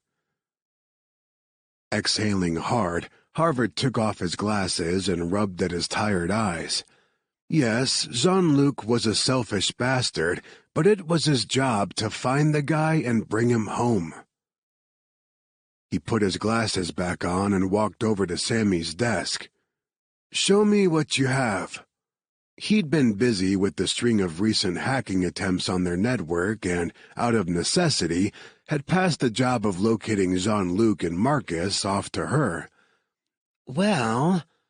She swung around to her keyboard and pulled up several cameras. Assuming they're in southern Nigeria like Jesse thinks, I'm monitoring all recent video footage in the area, focusing on Lagos and Port Harcourt since they're the biggest cities near the outbreak. I figure if Jean-Luc and Marcus find Dr. Oliver, they'll head to the nearest population center to make arrangements for exfil. I fed all of their pictures into the program and got a couple potential hits on Marcus and Lagos, but the computer was only 20 to 30% sure. She printed off a page and handed it to him. Those are from a week ago. The page showed 5 extremely blurry photos of a man who looked like Marcus, or any other man with a Mediterranean heritage. The pictures were too blurry to make out anything other than dark, wavy to curly hair and olive skin. No distinguishing features. I've also been tracking their cell phones, she continued, but there's been zero activity since they left the States. They know I can track their phones even when turned off. I tracked Gabe that way once when we lost him in Colombia. No, they got burners. Harvard set down the page. You're right to focus the search on Marcus. Jean-Luc was trained by some of the CIA's best operatives. He knows how to become a ghost, but Marcus was only an FBI hostage negotiator. He didn't start escape and evasion training until he joined Hornet, so if anyone slips up, it'll be him. Or Dr. Oliver. I wouldn't be so sure. She's managed to evade both us and Defion for this long. She doesn't have the training, but she has the street smarts and the desperation to stay under the radar. Except... Sammy's brows knit together as she turned back to the computer. Dr. Oliver isn't hiding anymore. We know she's in Nigeria working on this virus outbreak, so maybe if... She trailed off, and Harvard leaned over to see what she was doing. She smelled good, something dark and lightly floral. Are you hacking into the Center for Disease Control? She sent him a quick smile, a flash of white behind her purple lipstick. Don't tell anyone. Don't get caught. Me? She huffed with exaggerated outrage. I never get caught. You did once when you tried to hack Quentin Enterprises. That's how you ended up here. Or did you forget? Psh, the CDC's protections are child's play compared to Quentin's network. And... Another smile, sly this time as her fingers flew over the keyboard, working out the code. Maybe I wanted to get caught. He stared at her. Honestly, the thought she had manipulated her way into the training program had never crossed his mind. You wanted to? She gave him a dull look through her dark lashes. Quentin owns the biggest tech company in the world. Of course I wanted to work for him. I had to get his attention somehow. Sammy, Jesus. He could have had you tossed in jail. No place I haven't been before, she muttered. What? He wasn't sure he'd heard right. She'd been in jail? That bit of intel absolutely hadn't been in the dossier he'd compiled on her before she joined the program. If it had, Gabe and Quinn would have turned her down flat. And if they found out he'd missed something that big?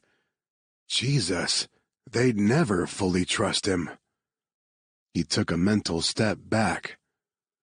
When were you in jail? If she noticed the sudden coolness in his voice, she didn't acknowledge it. A while ago. She shrugged one shoulder, never taking her fingers off the keyboard. No big. It was a risk I was willing to take. One that paid off. Now shush. I'm working.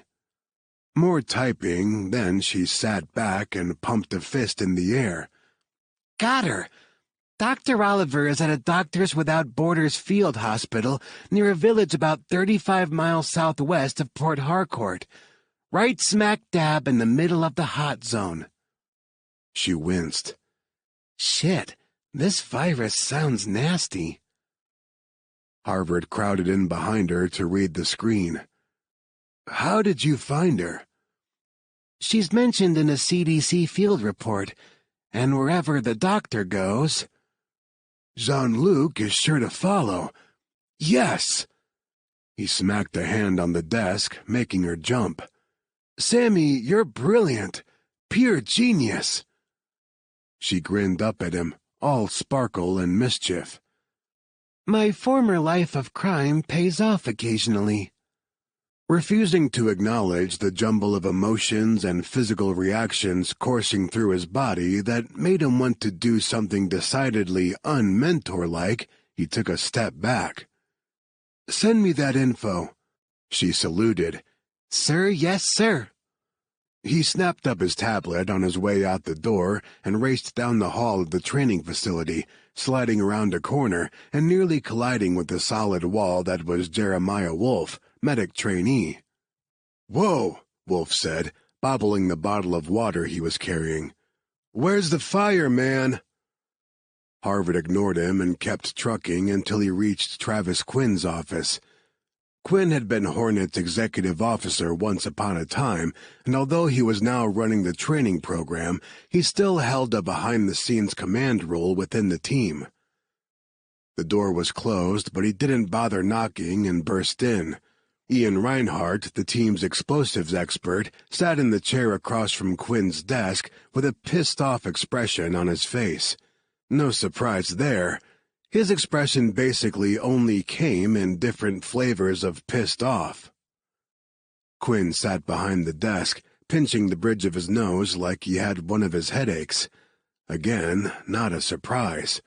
Everyone got headaches when dealing with Ian and the massive chip on his shoulder. Both men glared over at the intrusion. The only one who seemed happy to have a visitor was Ian's dog. Tank hopped up and, tail wagging, bounded over for a head scratch. Despite his hurry, Harvard couldn't resist the puppy eyes. Nobody on the team could, and Tank knew it and used it to his full advantage. "What?" Quinn growled. Harvard gave Tank's ear one last scratch, then strode in and slapped the tablet down on the desk. "We found them." Chapter 14. MSF Field Hospital, Niger Delta, Nigeria. Jean-Luc opened his eyes to the worst headache of his life. The light stabbed his retinas like ice picks, and he slammed his lids closed again with a groan. What on God's green earth had he drank last night? And how much of it? He'd lived through some epic hangovers, but he'd never had a headache like this, like his skull was one heartbeat from an implosion.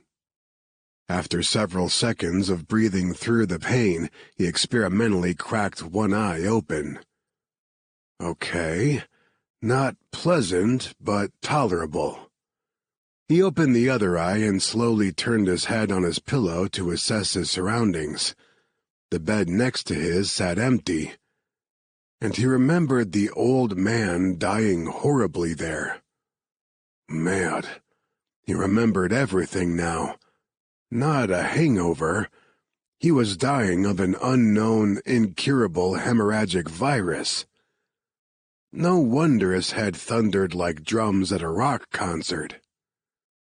Except, he actually felt better than he had in days. He was thirsty as hell, but the pervasive ache that had made even lifting his head a chore had disappeared. He raised his hand in front of his face, shocked to see the deep purple bruises on his arm fading. Was he healing? He didn't dare hope. Where was Claire? She'd be able to tell him what was going on. Very carefully, he pushed himself upright and heard a surprised gasp, followed by a crash nearby. He glanced over to see a nurse had dropped the tray of food she'd been carrying. She stared at him as if she'd seen a zombie rise from the grave. Her eyes, the only thing he could see under the protective suit, nearly bugged out of her head. "Where's Claire?" The question came out unrecognizable in any language, and he tried to moisten his lips, but his mouth was desert dry. He tried again, carefully enunciating, "Dr. Oliver?" She nodded mutely and ran toward the exit. His good arm started buckling under his weight, so he eased back to the mattress and took stock. The room had far more empty beds than he last remembered. It was quieter. Many more had died while he was unconscious. He gazed down his body to the bed across from his. Occupied, but not by Mackie, the vibrant, determined teenage girl. This woman was a middle-aged skeleton, barely alive. Mackie had died. The realization packed a punch straight to his gut.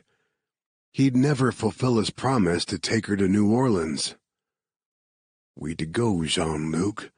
Just another broken promise in a long list of many." He closed his eyes, but that didn't stop the tears from leaking out at the corners. He felt the wet line of them drizzle across his temples to soak into the matted hair by his ears. Why hadn't he joined Mackie and the rest of them in death? He'd been so sure he would. He distinctly remembered the feel of his body betraying him, slowly shutting down, giving out. It had terrified him, and then, that was it. He couldn't recall anything more until waking up a few minutes ago. Had Claire been right and his immune system was simply stronger than the local population's? A commotion at the door drew his attention as two figures rushed in. He recognized Claire instantly. He'd gotten good at picking her out of the group, even with her protective gear on. The other figure he didn't recognize until they got closer, and he saw the guy's brown eyes. He blinked a couple times. Maybe he was hallucinating. "Marcus?" "Hey, buddy," Marcus said with a grin in his voice.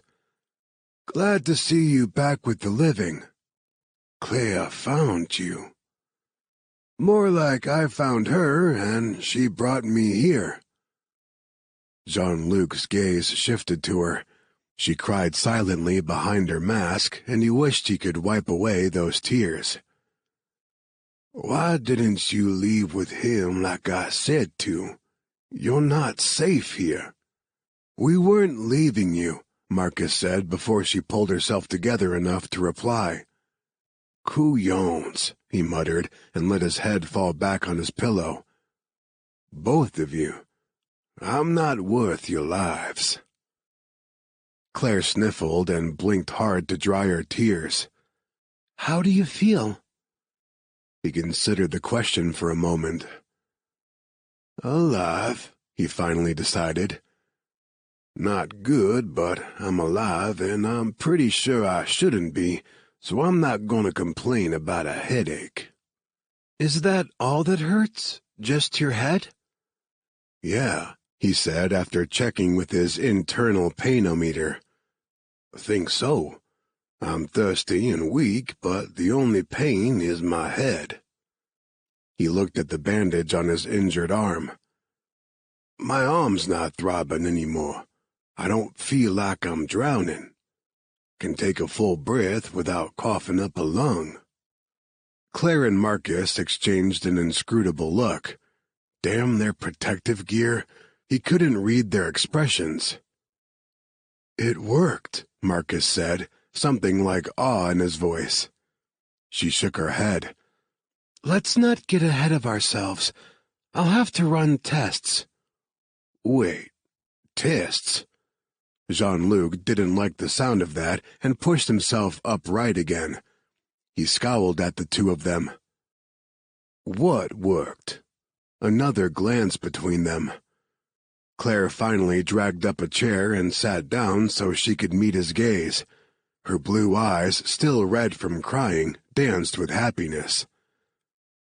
"Marcus told me he's your healthcare proxy. Is that true?" He glanced suspiciously at Marcus, then nodded. Okay, well... She drew a breath that sounded a bit like Darth Vader due to her mask. You were dying, Jean-Luc. 3 days ago you slipped into unconsciousness. Wait, 3 days? Last thing he remembered clearly was begging Claire to not let him die like the old man 2 beds down had. That had been 3 days ago? A chill scraped down his spine. All those hours were nothing but a black hole to him. Claire nodded. You were in a coma, unresponsive to stimuli. After I found Marcus, he gave me permission to give you a kiso. He stared at her, then squeezed his eyes shut and pressed his fingers to his temple as his headache got worse. You gave me a drug that's never been tested on humans? It's been tested on human cells, Claire protested. But not on humans. No, you're the first. Don't be pissed at her, Marcus cut in. I made the decision. He knew he should probably be angry, but he wasn't. At all. He'd been so close to death he could all but smell the fires of hell, but Claire's research, her life's work, had brought him back. She had saved him. He wanted to jump up and hug her. More than that, he wanted to kiss her until they were both gasping and breathless. The good kind of breathless that made your fingertips tingle and promised twisted bedsheets later. He wasn't dying. A rusty laugh rolled out of him as an overwhelming sense of relief made him giddy. He had the best fucking friends a guy could ask for. The best. He didn't deserve them, but he would. He'd make sure they never regretted saving his sorry ass.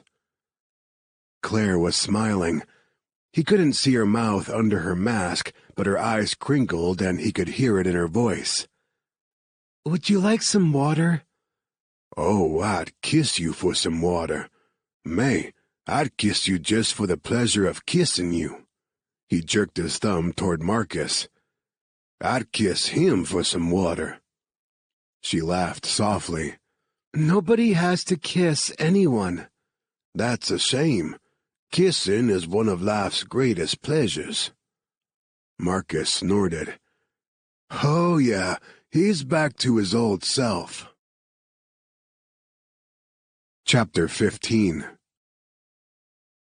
The headache didn't fade for several hours, but after some water and a sick man's meal of bread and broth, he was already feeling well enough that lying in bed with nothing to do was starting to make him twitch. Marcus and Claire had been forced to leave. Apparently, they could only spend so much time in the hot zone before they had to decontaminate, and he was left to twiddle his thumbs while Claire ran tests on his blood. He sat up and watched the medical staff tend to the sick. So many had died while he'd been unconscious, but the staff was still outnumbered. They needed help, and while he didn't have much in the way of medical training, he did have 2 hands. One emaciated patient 2 beds down reached weakly for a water bottle beside his bed and knocked it over. Remembering how dry his own mouth had been, Jean-Luc jumped up and grabbed the bottle before the entire thing spilled out onto the floor. The man looked at him with pleading, bloodshot eyes. I got you, mon ami, he whispered and slid a hand under the man's head to help him sit up. He lifted the bottle and poured a little into the man's mouth. It made the man cough and turn his head away in rejection. Water flowed down his chin and chest.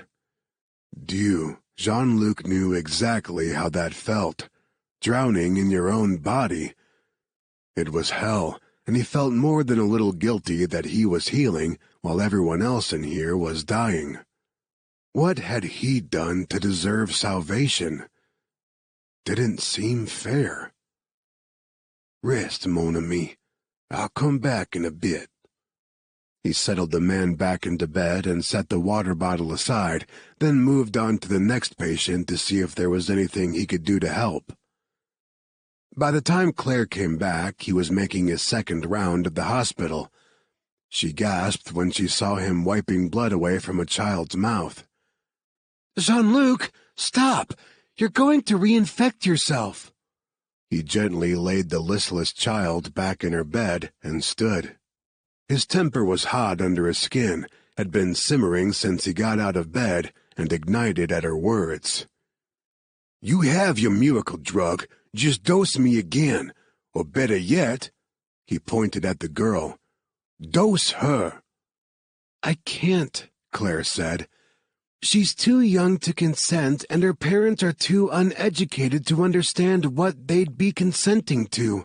It's unethical.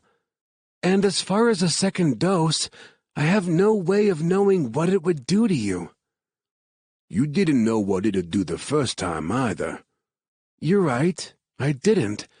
But it worked, and I'm not willing to risk you again." He stared down at the girl, and something snapped painfully in the vicinity of his heart.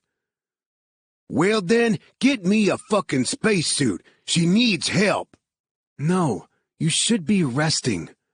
Claire stood her ground, didn't give an inch.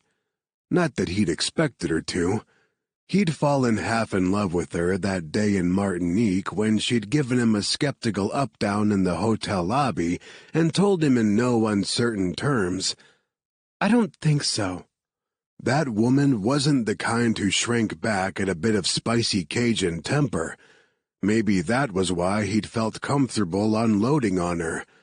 Because he was a jumble of messy emotions and survivor's guilt, and she could take any of the shit he dished out. He threw the blood-soaked rag in a bucket already overflowing with them. "I'm not lying around when I feel fine. These people need help. I can't do anything but give them water and wipe away blood, but it's better than doing no fucking thing." Behind her mask, her eyes softened. She stepped forward and clasped his good hand between both of hers. "But you are doing something. You are walking proof Akiso works. Just by living, you're guaranteeing the funding I need to finish Akiso and get it out into the hands of people who need it." His anger fizzled out, leaving in its wake a bone-deep sadness. "It won't help them now." "No." She looked at the semi-conscious little girl, and he heard the raw emotion in her voice when she added, "It won't help these people. There's nothing we can do for them at this point. They'll either beat it, or they won't." She met his gaze again. "But the next time there's an outbreak, we'll be ready, because of you. So you need to be careful. You can't risk reinfection. Your body didn't fight off the virus naturally, and we don't know if you have antibodies like the other survivors." His heart did a little loop-de-loop. "Survivors?" "We have two. With the Bure, the girl we found at the village, it makes 3 total." 3 out of... He trailed off as he stared at all the empty beds around them. "How many died?" "More than 3, Claire said, heartache raw in her voice. "The virus still has close to a 100% fatality rate. They're calling it Delta hemorrhagic fever." She was still holding his hand and gave it a little squeeze. "Come on. We're moving you into the warm zone with the other survivors until we can do more blood tests." He winced. "You're going to poke me again?" It was a silly thing to be worried about after everything, but needles freaked him out. It was why he'd never gotten a tattoo.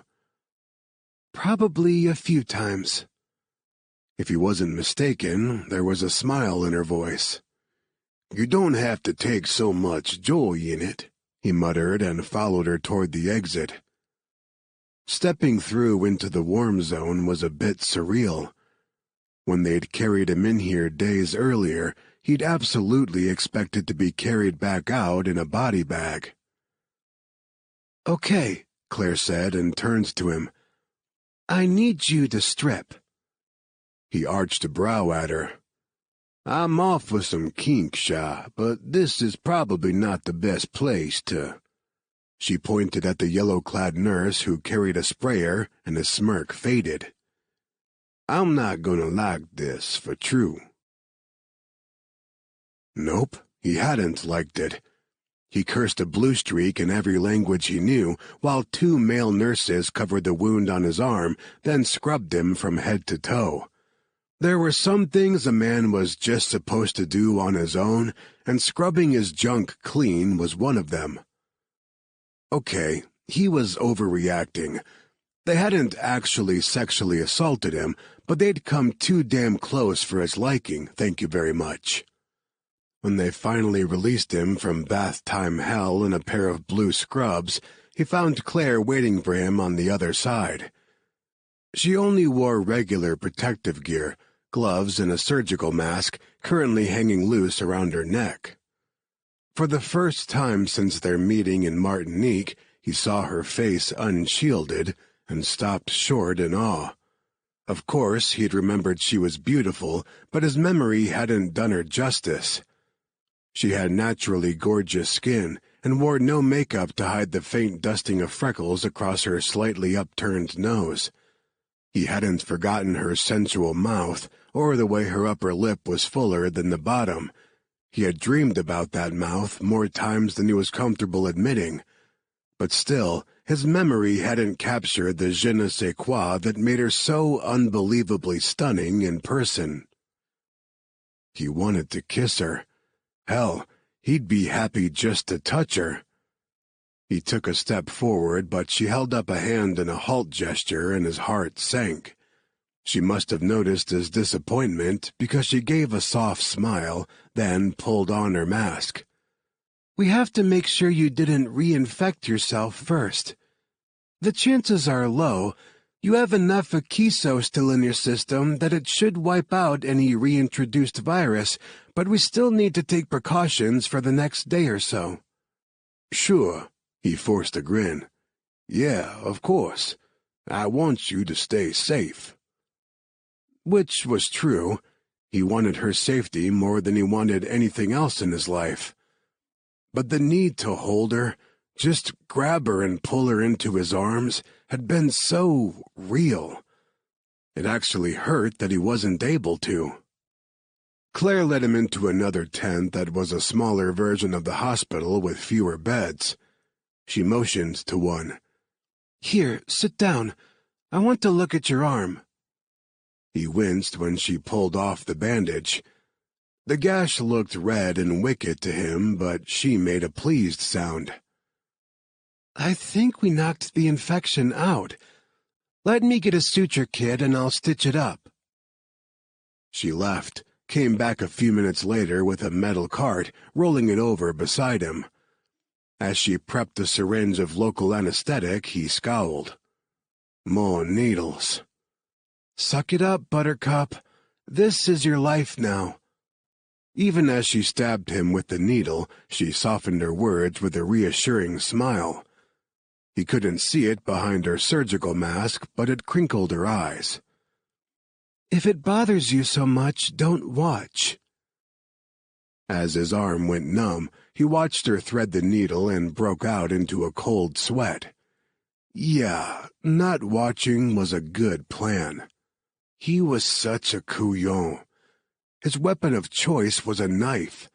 He'd dispatched many bad guys with a blade over the years, but come at him with a tiny needle, and he turned into a big baby. Instead of watching Claire close the wound, he took the time to study the rest of the room. He found himself holding his breath, scanning the few faces of the survivors. He didn't recognize any of them. Why did that put a knot in his stomach? Claire finished the final stitch and touched the back of his hand. "She's not here." Mackie. He swallowed hard. When did she die? About a day before you woke up. He swore softly. I gave her false hope. Jean-Luc. She trailed off like she couldn't think of what to say. In silence, she placed a fresh bandage over his neatly stitched wound, then tried again. No, you didn't give her false hope. You gave her hope, period. You gave her New Orleans, and dreaming about the city was a way to escape the inescapable for her. That carried her through her last days. It helped. Maybe it had, but he wasn't totally convinced. He remembered the way Mackie's dark eyes had lit up when he spoke of his hometown. Was it better to dream of a place you'd never see, or to never know of its existence at all? The question brought his headache thundering back, and he squeezed his eyes shut. She was such a smart girl. Had a light inside her. He opened his eyes again and met Claire's gaze. You have the same light, Shah. Don't you ever let anyone put it out, including me. You would never hurt me. She said it with such certainty he winced. She didn't know him. Not really. She didn't know about all the women he'd taken to bed, sometimes more than one at a time. Some had been married, which had meant little to him as long as it didn't end with him getting his ass handed to him by an angry husband. He'd spent his entire adult life leaving a trail of broken hearts and marriages wherever he went, and she thought he wouldn't hurt her? Ha! He was poison, and she should stay far, far away from him. But when he opened his mouth to tell her so, he couldn't find the words. He was too ashamed of himself. For the first time in his life, he was ashamed of how he'd lived it. Rather than say what was on his mind, he settled back on the bed and faked a yawn. I'm feeling a bit run down. A lie? In fact, he felt better than he had in a long while, and the flash of concern across Claire's features only twisted the knife in his heart. Here he was lying to her, causing her to worry, just because he couldn't face his own fucked-up self. She deserved better. Chapter 16. How did you kidnap a doctor from a hot zone without risking infection yourself? Mercedes had been working on the problem for days, ever since she and Seb tracked Dr. Oliver to the field hospital and set up camp on the opposite side of the river. She'd considered prying Claire out of her tent in the middle of the night, but the woman hardly slept, and when she did, it never seemed to be in her own quarters.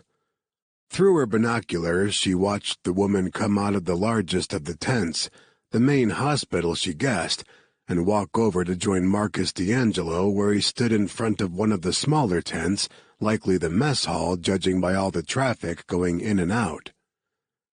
Beside her, Sebastian tensed and raised his rifle.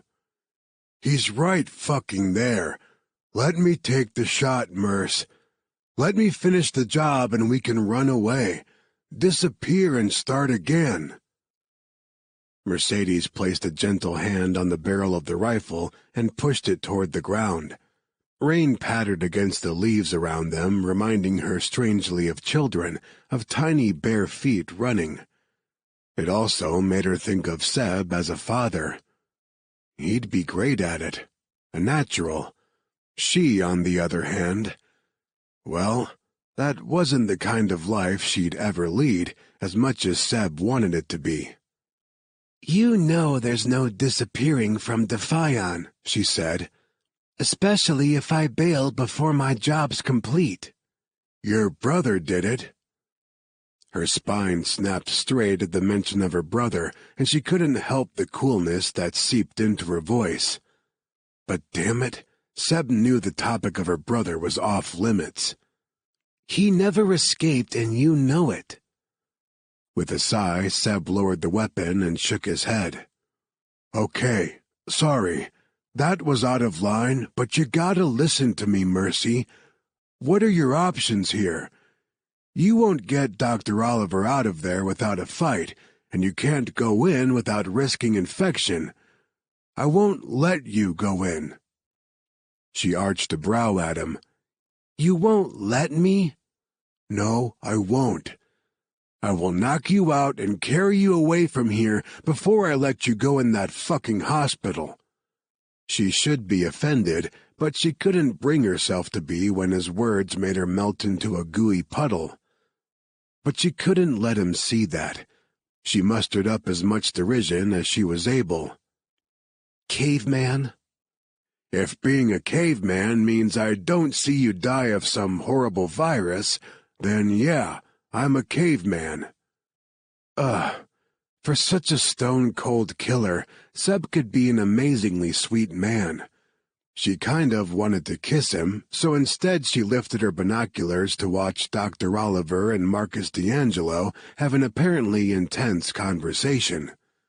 Marcus stared out across the river, and for a moment she feared he'd spotted them. This was it. Game over.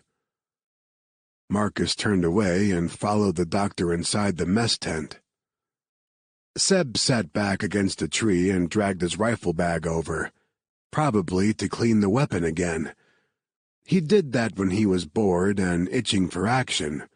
One night, months ago, when they'd met for a drunken night of sex in Barcelona after each completing successful jobs, he'd told her he'd loved his Sabre 308 more than anything else in the world. Until he met her. "Too bad we don't have a disposable army we could send in to flush them out," Seb muttered as he started breaking down the weapon. She turns to him. "What?" "You know, grunts. The guys generals send out onto the front lines because there are always more to take their place. Don't suppose Harrison would lend us a few of his less desirable men?" "No." But a new idea started to form. "You're right.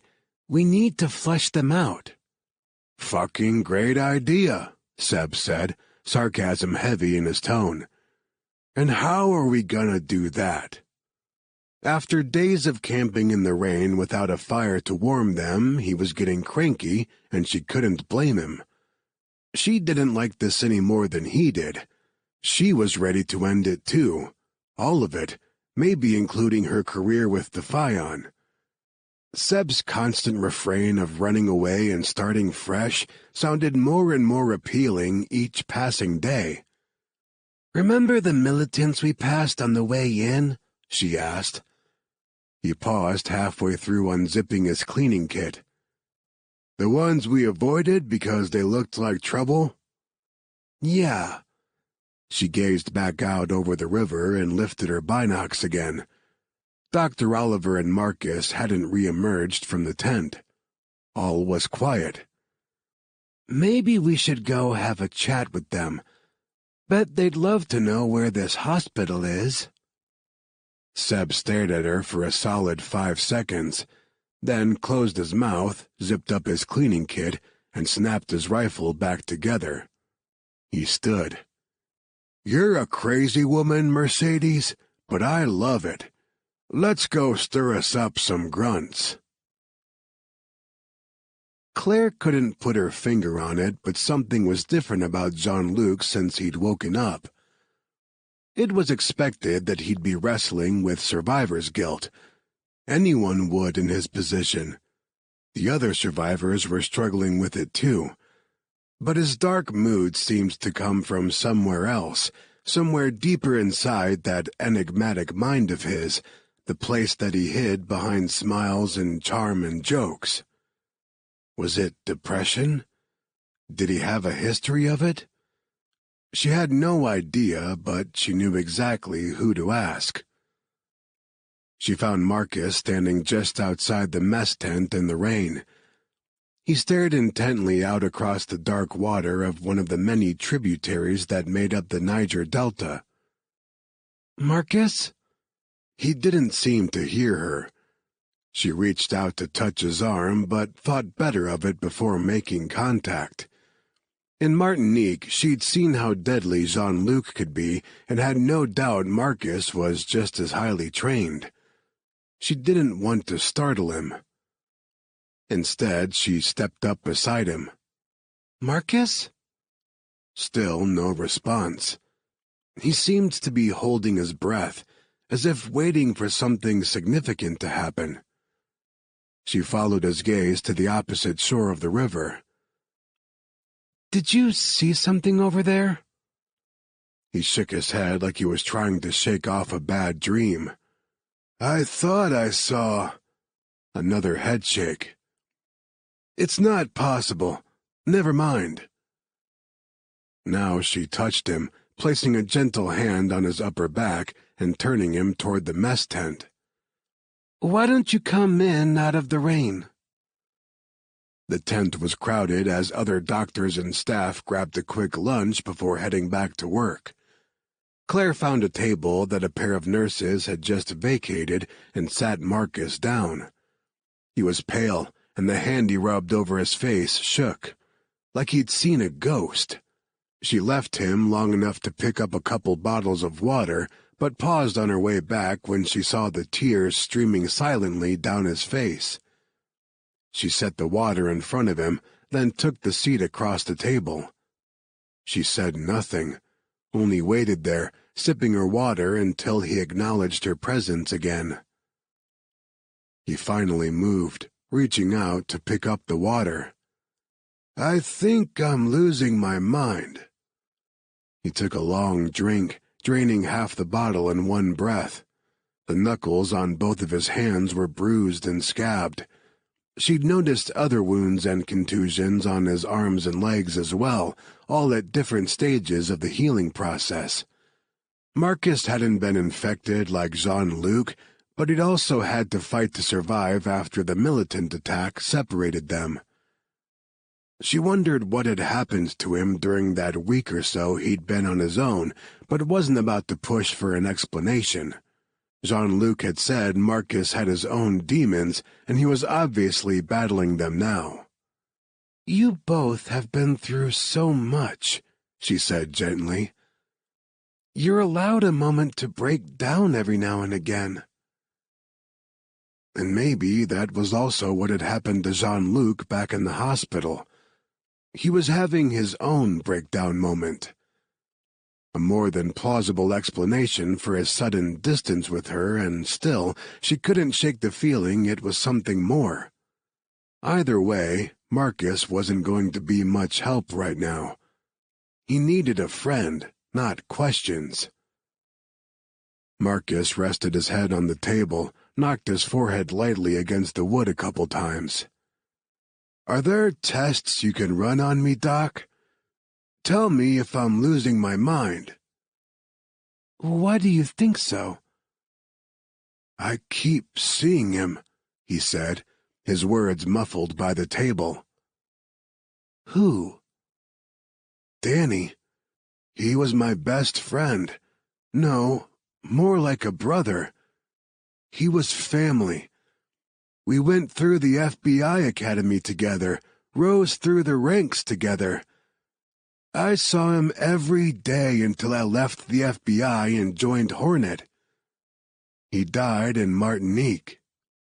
Oh, so many people had died that night, and all because of her research. How could he not blame her? "I'm sorry, Marcus. It's inadequate, but I truly am sorry for what happened that night." "It's not your fault, Claire." "It certainly feels like it is." When he lifted his head and she saw his expression ravaged by grief, she shook off the self-pity.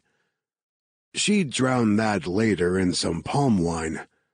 Right now, he needed help and she was a doctor. Okay, not a head doctor, but she was all he had. "Is that when you started seeing Danny? After Martinique?" "No. It was after Jean-Luc and I got separated here in Nigeria. I was trudging through the jungle trying to find civilization, and I didn't know if I was gonna make it. I have survival and combat skills, but I'm no Rambo. I was in bad shape. I'd whacked my head hard when we were attacked, and I wasn't quite with it. I fell, passed out for a while, and when I opened my eyes, I saw Danny in the distance, like a mirage. I crawled over to the spot and found a road.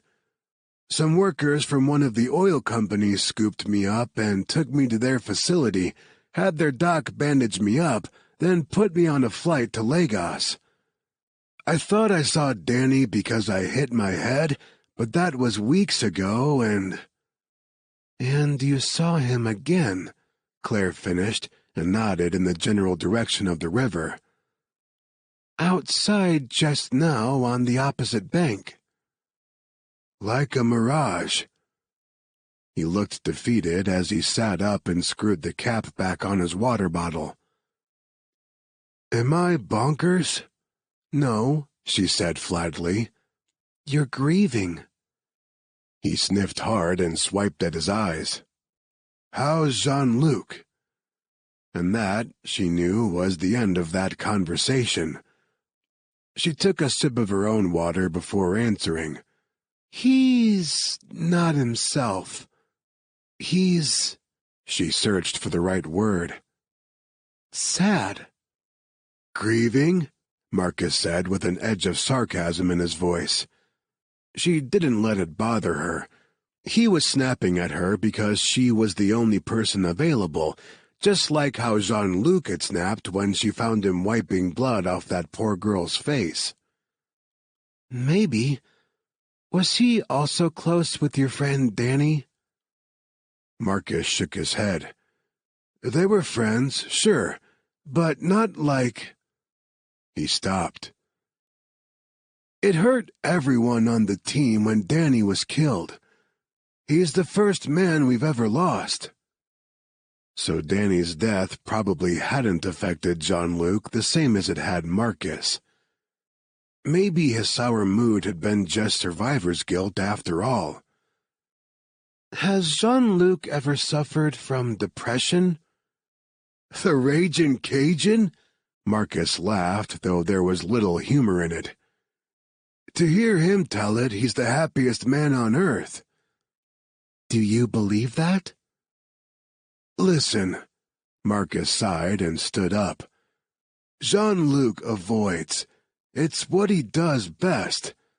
He learns new languages so he doesn't have to think about anything too deep, and when that doesn't work, he uses alcohol and sex. And, word of warning, he'll use you too if you let him. He'll use you too. Marcus's words replayed through her mind as she watched him leave. She stayed seated for a moment, then shook her head and shoved to her feet. It was only midday, but after getting so little sleep this week, she was beyond exhausted. Could barely keep her eyes open, not to mention work through the messy entanglement that was her growing attraction to Jean-Luc. She needed sleep, but Sunday caught her before she could escape the mess tent. Claire! Suppressing a groan, she turned to face her friend. Is everything okay? Sunday thrust a tablet into her hands. I just saw Jean-Luc's last blood test. She glanced down at the test results, but nothing had changed since she'd examined them earlier that day. What's wrong with it? Everything looks good to me. If his test tomorrow comes back like this, I'll release him from the hospital. Exactly. Cured. Sunday pulled the tablet out of her hands and stared at her with wide, astonished eyes. What the hell did you give him? Oh, that. She never told Sunday about a kiso. She rubbed the back of her aching neck. It's something I've been working on. An antiviral. Can we talk about it tomorrow? I'm beat." Sunday opened her mouth, no doubt to protest, but then closed it without uttering a sound. Her scowl softened. "Yeah, you look it, love." She tilted her head toward the door. "Go on, get out of here. Take tonight off. But tomorrow you owe me an explanation over breakfast." "And you'll get one." She started out. "I'll see you in the morning." "Hey." She glanced back and Sunday grinned. "You saved his life, Claire, just like you said you would. You should be proud." She was. Maybe. Except even having had Marcus's permission, using Jean-Luc as a guinea pig still sat like lead in her gut. And God, what if there were horrible side effects that just hadn't manifested yet? Oh, she didn't know. She was too tired to think straight. She left the mess tent and sprinted through the rain to her quarters. Without undressing, she collapsed face first on her cot and expected to fall asleep instantly. She didn't. "He'll use you, too." Marcus's words snaked back into her mind, a refrain that kept her tossing and turning in the muggy heat. Frustrated, she sat up. Unfortunately, no matter how many times she turned it over in her head and dissected it, it rang true. Jean-Luc would use her to dull whatever psychological pain he was trying to avoid. And maybe she'd let him use her. After all, he couldn't break her heart if she never gave it to him, right? "Too late," a small voice said in the back of her mind. Chapter 17. Jean-Luc's first thought when he spotted Claire in the doorway of the exam room the next morning was, "She's not wearing any protective gear." His second, "Jesus, she's beautiful." "How do you feel?" she asked. "Like a pincushion." He scowled over at the nurse preparing to stick another damn needle in his arm. "You like poking me, don't you?" The nurse, a local woman from Port Harcourt, gave an ultra-sweet smile. "You'll feel a little pinch now." He hissed out a breath and looked away as the needle slid into his vein. Claire smothered a laugh and he turned his scowl on her. "You're enjoying this," he accused. Her smile faded into what he thought of as her serious doctor face. "Of course not. You're the first human test subject of a KISO. We'll have to check your blood regularly for a while, but if the test comes back like your last one, you're cured." She waited until the nurse finished up, nodded, and smiled her thanks. After the nurse left, she looked at him with a pained expression. Mad. She had bad news. There had been some kind of unanticipated side effect, or the drug wasn't doing its job anymore and he would get sick again. He'd awakened in a good mood, which had dampened when he found out he had to be poked again. Now it vanished completely. He pulled the edge of his t-shirt over the bandage the nurse had left on his arm. Between that one and the large bandage over his stitches on his other arm, he really was starting to look like a mummy. He leaned forward and rested his elbows on his knees. "What is it, Doc? Let me hear it. I can handle whatever you're about to lay on me." To his surprise, her cheeks pinked. He'd never seen her blush before and found it strangely appealing. With her face all rosy, she looked sweeter, softer. Not his usual type of female, but for the first time in months, his cock stirred in response. "Well, there you are, mon ami. You checked out for half a year, but the pretty doc blushes, and now you're all let's play? You're such a dick. Literally." Claire sucked in a breath through her nose, and he realized he'd been scowling at her again. He tried to smooth out his features and gave an encouraging smile. He had to focus.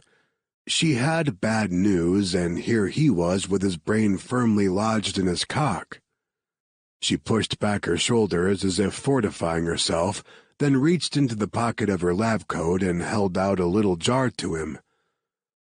I need a semen sample. And his mind went right back to his dick. The stirring became a full-blown hard-on. That's so. He smiled slowly and knew it was more predatory than intended when her hand wobbled.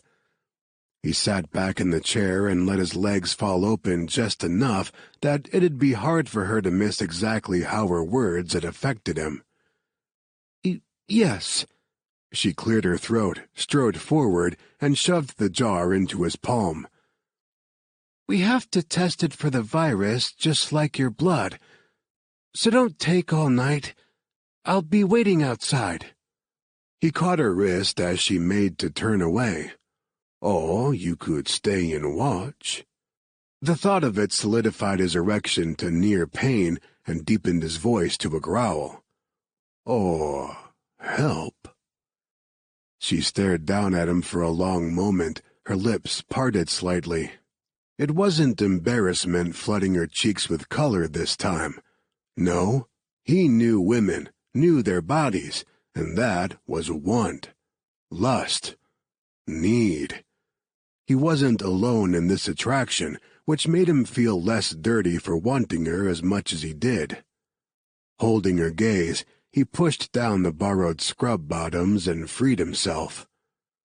She didn't move away. Her gaze flicked down and her tongue darted out to wet her lips. She probably didn't even realize she'd done it, but the act had him aching with need. Oh, envie. You give me the frissons when you look at me like that. He closed a hand around himself and started an easy up-down rhythm. She lifted her gaze to his. Her eyes were dazed, slightly out of focus. Her lips soft, wet, and inviting. He wanted to kiss her. They couldn't, though. Not yet. Envie? She whispered. A craven. He continued to work himself and stared at her mouth, imagining how her lips would feel against his, imagining how she'd taste. A desire. You've been mine since I first laid eyes on you. She swallowed hard. How could you have wanted me? I told you off the first time. Yes. His cock bucked in his hand.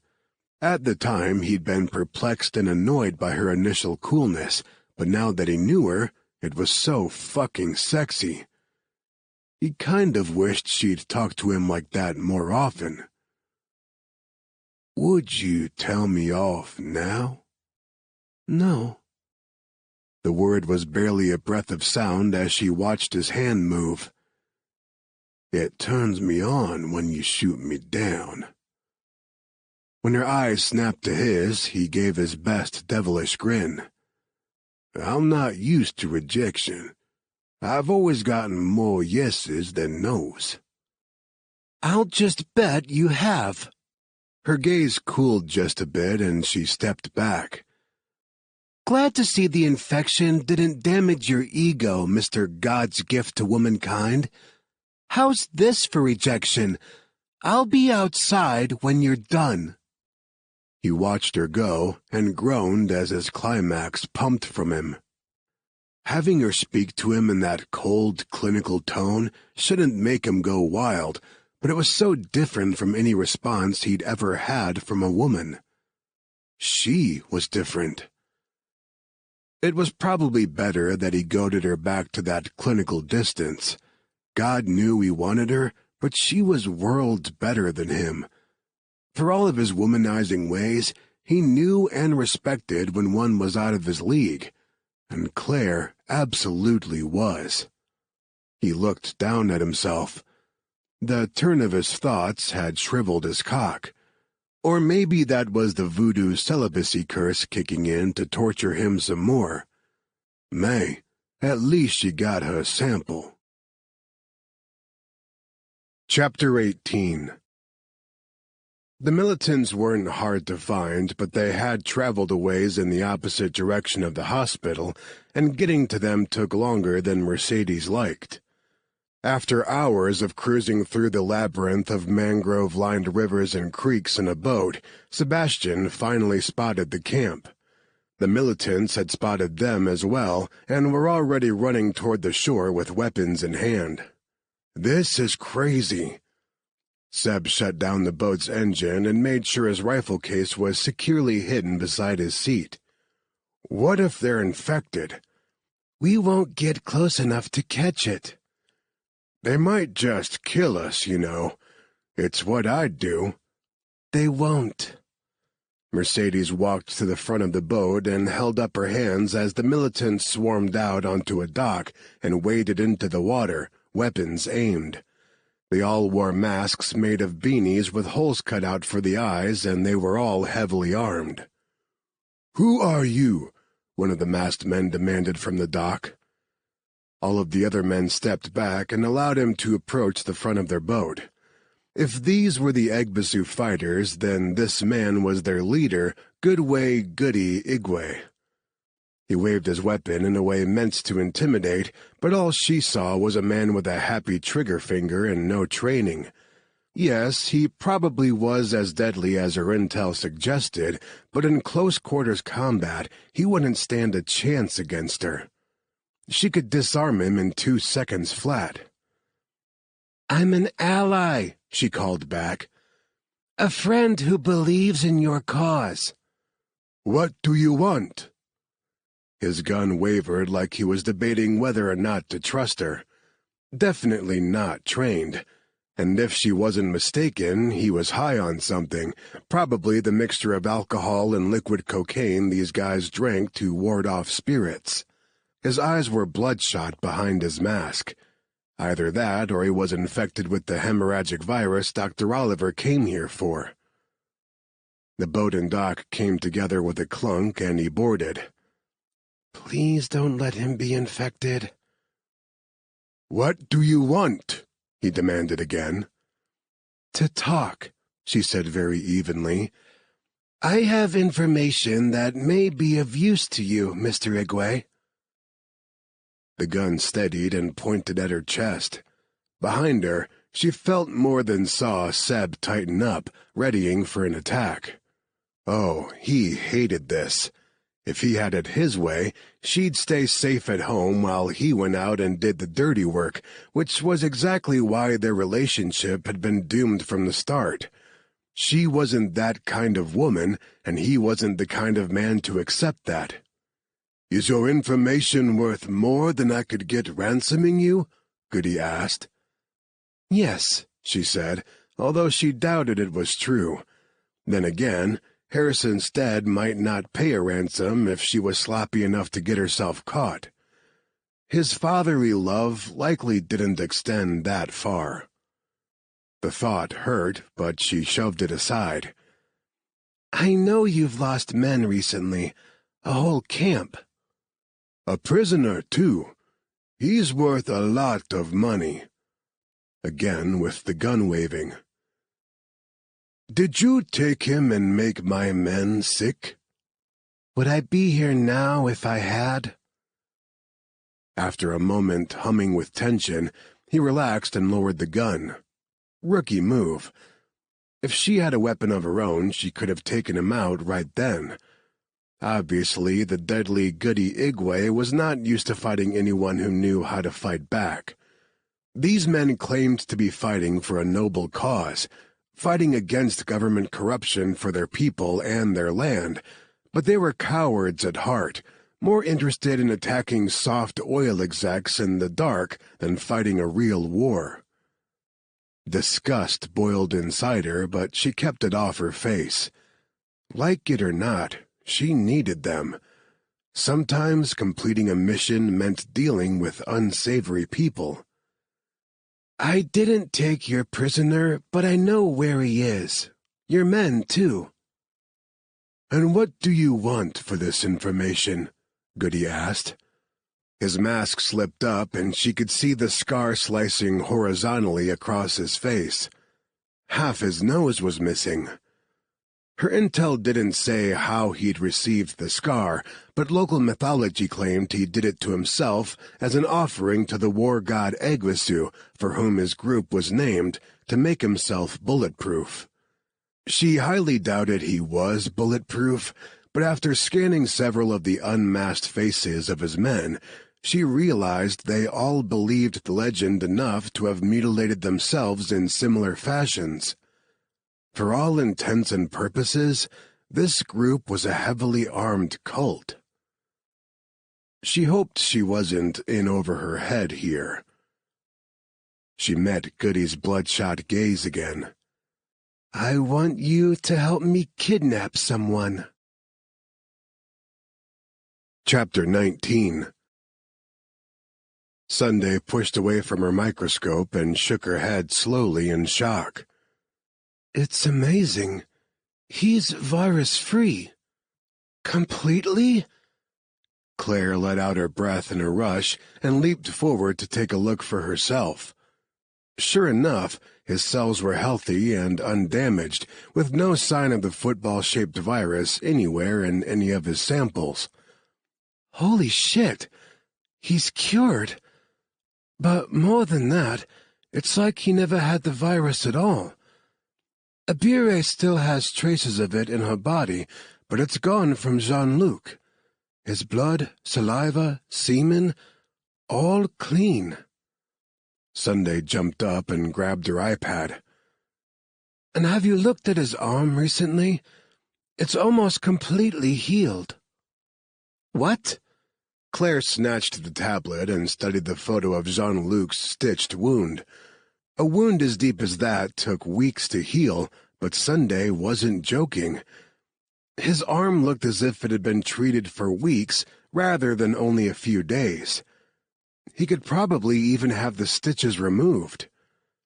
How is this? You tell me. You're the mad scientist. No, Akiso couldn't have... She trailed off.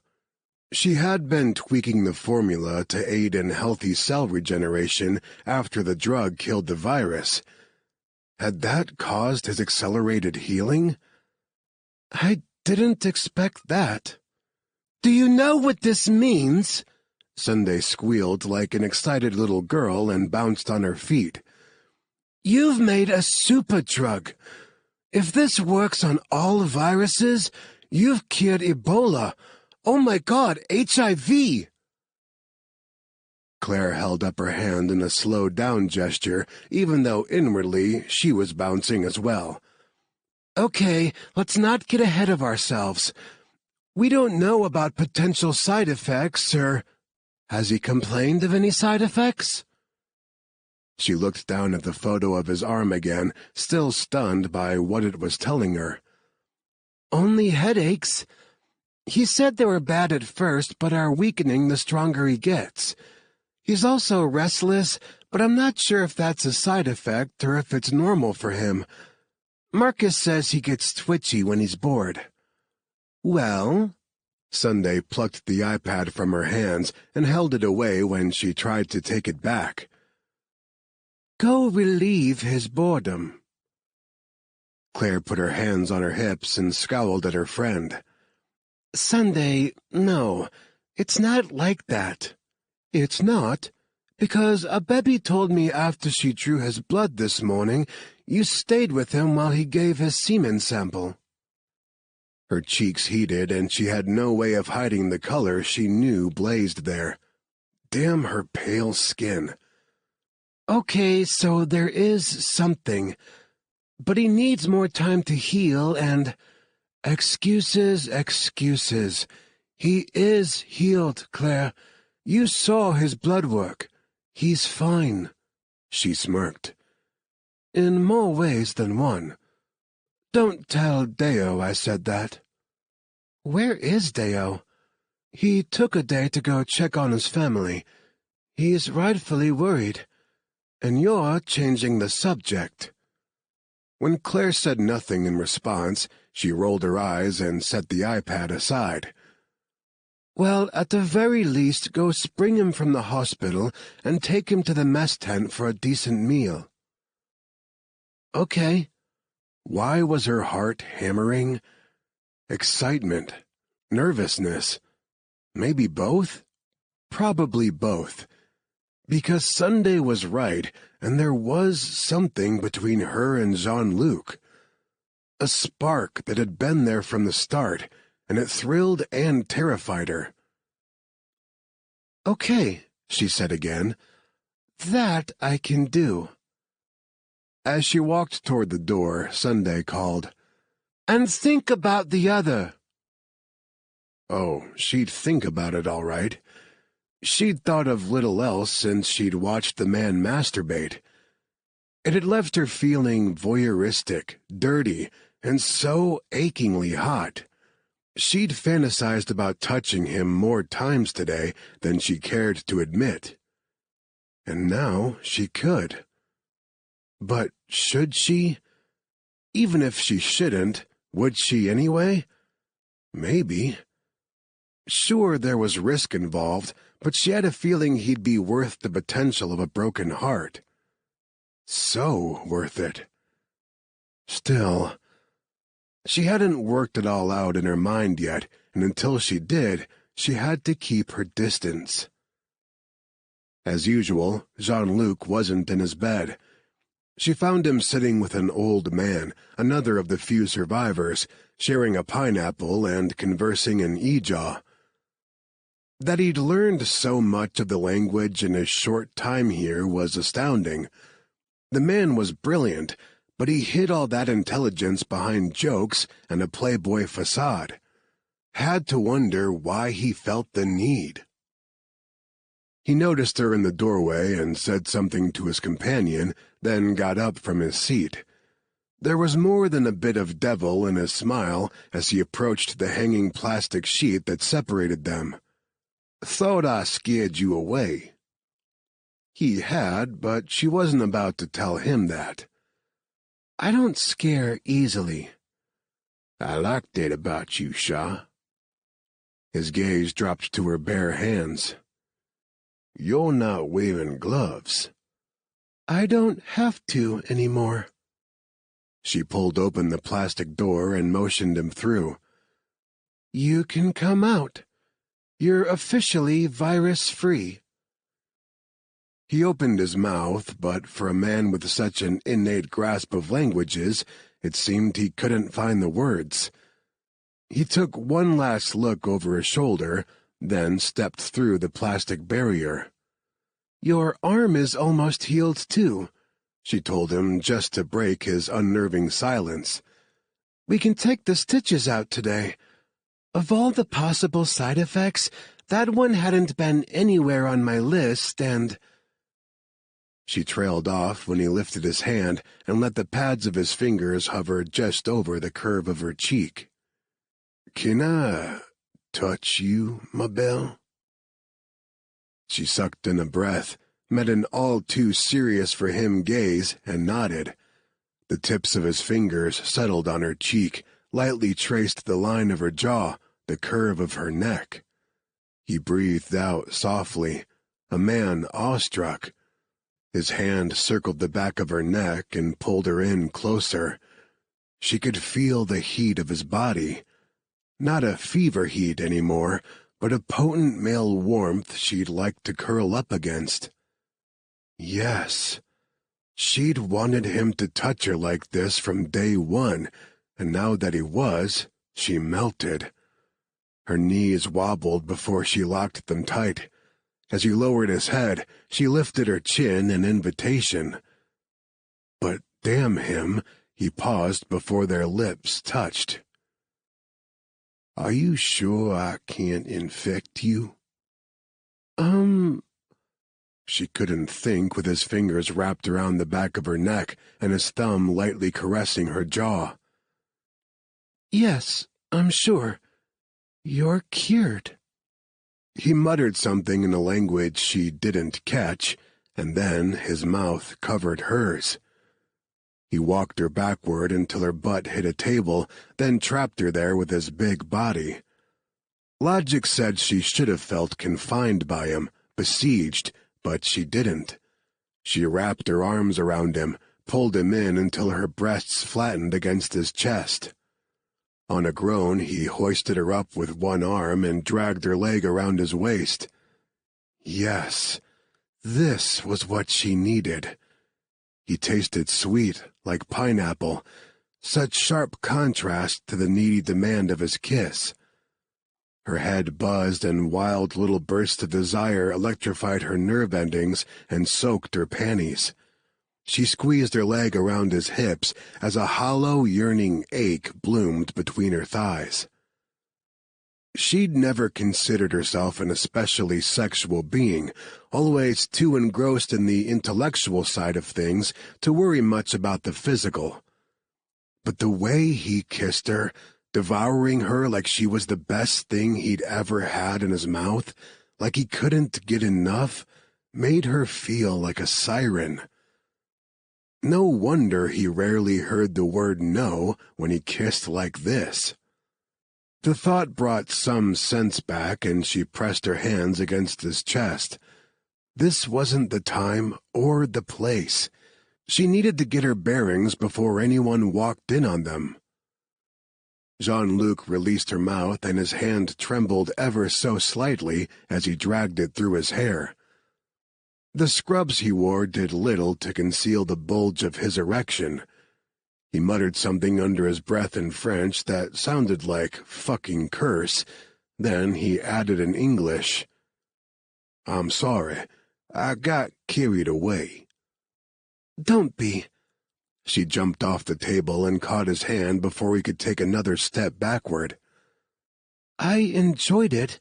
This just isn't the place." "Right. Alors pas.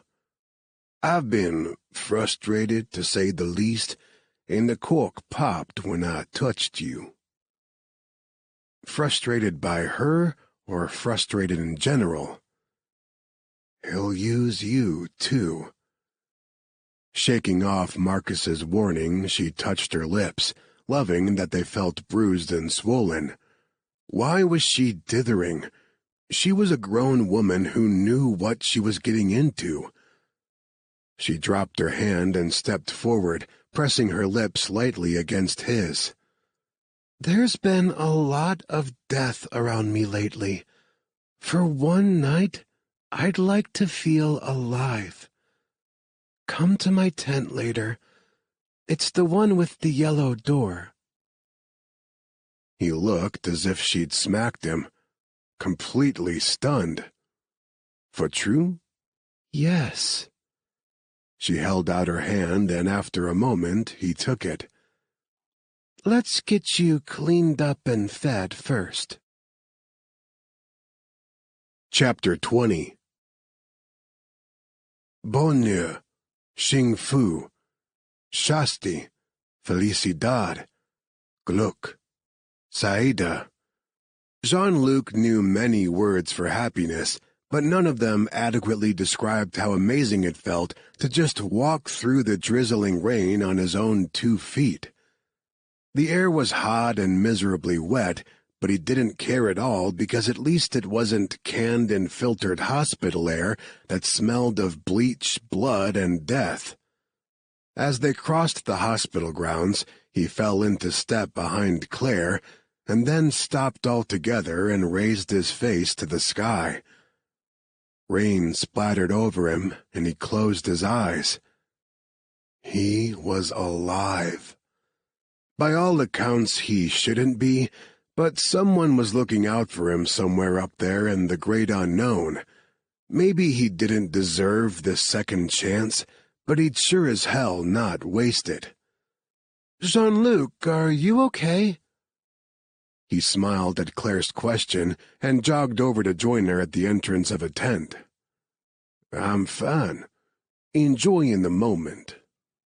She gave him a puzzled look but said nothing more. This is where Marcus has been staying. There's an extra bed inside with your name on it. There are showers 2 tents over. I'm sure you're wanting to clean up." "Thank you." She nodded. "When you're done, meet me over there." She pointed at another tent across the compound, the one closest to the river. "It's the mess tent. It's early for dinner, but I'll have one of our cooks warm something for you." He caught her hand. "And later—" She smiled and gave his hand a squeeze before dropping it. "Later." A whispered promise. Jean-Luc watched her walk away, caught somewhere between amusement and arousal. Claire was something else. Unlike any woman he'd ever known.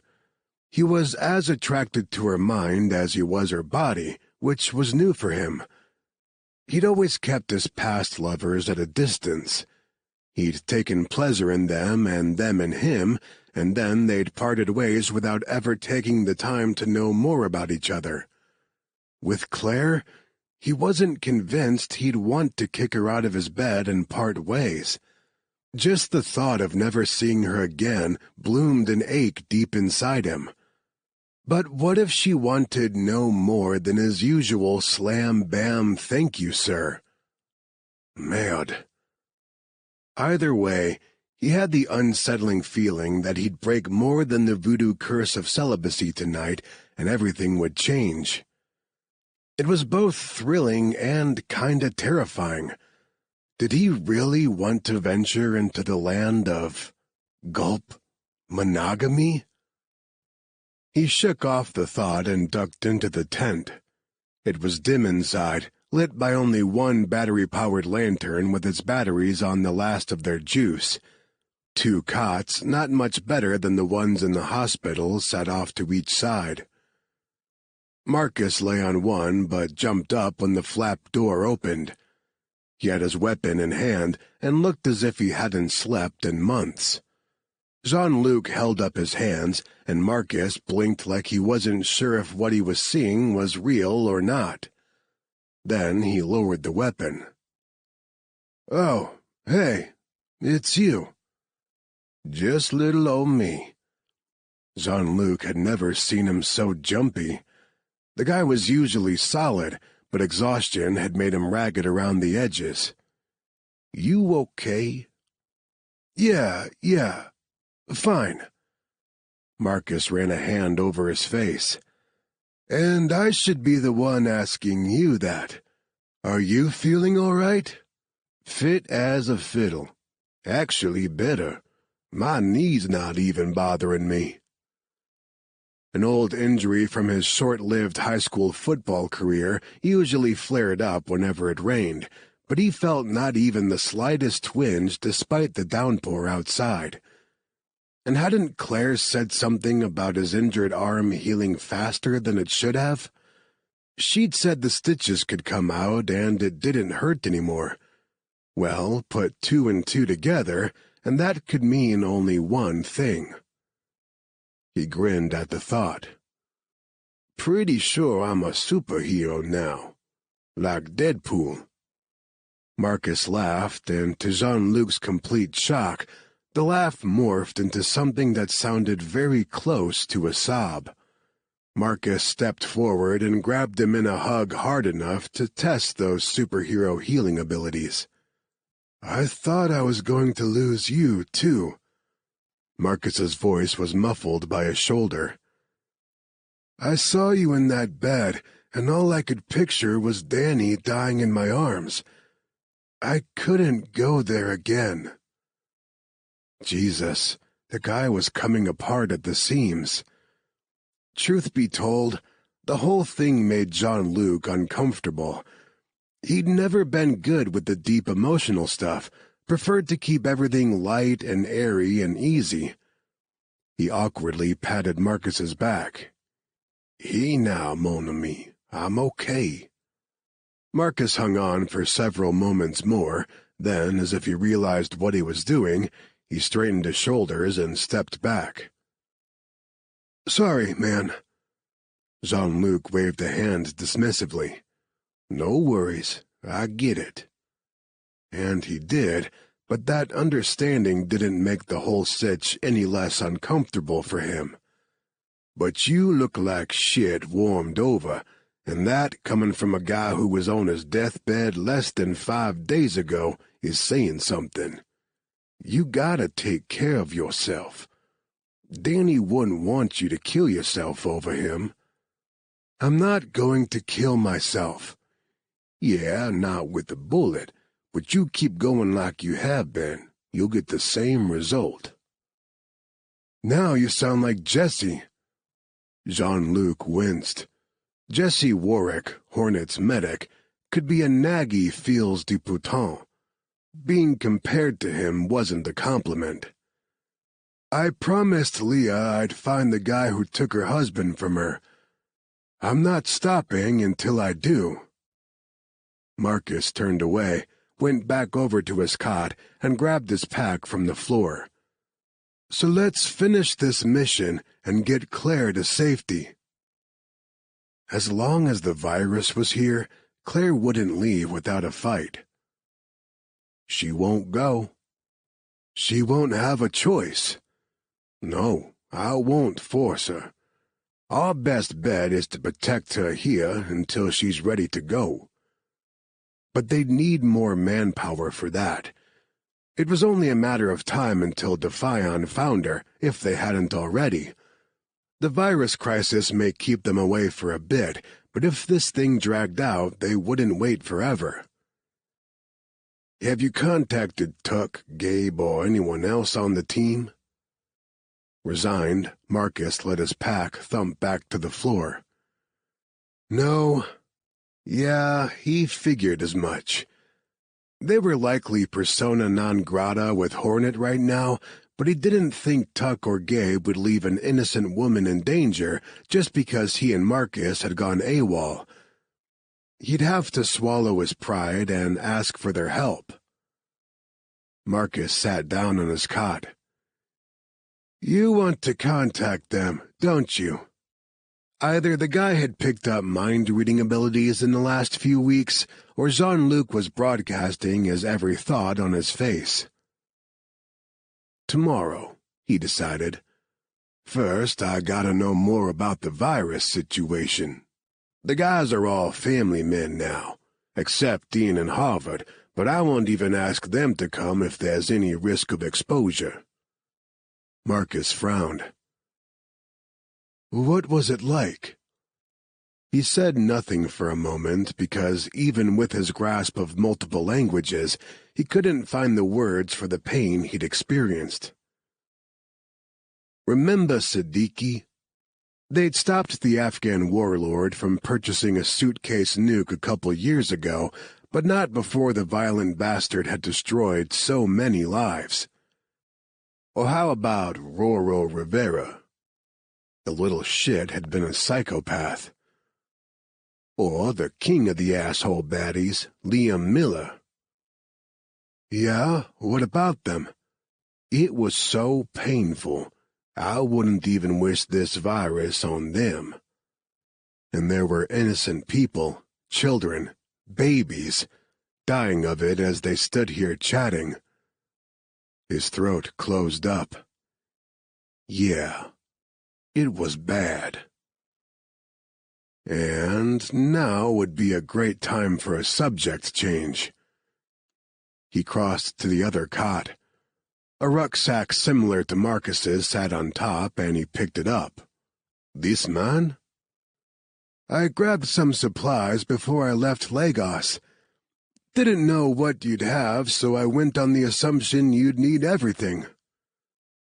He looked inside. Basic toiletries and survival gear, clothes, boots, ammo, and a weapon. A solid pistol, but it wasn't his Beretta 92, and he gave himself a second to mourn the loss of his favorite gun. That weapon dated back to his CIA days, and had saved his ass more times than he could count. He supposed it was probably somewhere at the militant camp, but he had zero desire to go back there. He also found a fixed-blade combat knife and thigh holster in the bag, as well as a folding karambit, a boot knife, and a machete strapped to the outside. He pulled out a box of condoms and had to laugh. Usually he was the one supplying the condoms to his teammates, not the other way around. In a side pocket he found his gree-gree and smiled in relief at the familiar weight of the protection charm. He thought he'd lost it when they were attacked. He kissed the small leather pouch and slipped the cord around his neck, then grinned over his shoulder. "You do know the way to my heart, mon ami." "Yep. Sharp, pointy objects, frilly drinks, and pretty women." "Could use one of those drinks now." And he had eyes for only one pretty woman, but he wasn't going to say that out loud unless he wanted a good ribbing from Marcus. He grabbed a fresh change of clothes and a toiletry kit. "But I guess I'll settle for a shower." "Wasn't going to say anything, but yeah, you need one." "Embrasse-moi, chou." "Dude, I'm not puckering up anywhere near your ass until you clean it." Jean-Luc gave the finger on his way to the door, but was laughing. It was good to see a little spark of the old Marcus again. Maybe the guy would be okay after all. "Meet me in the mess hall in 20. I have some questions for Claire about the virus."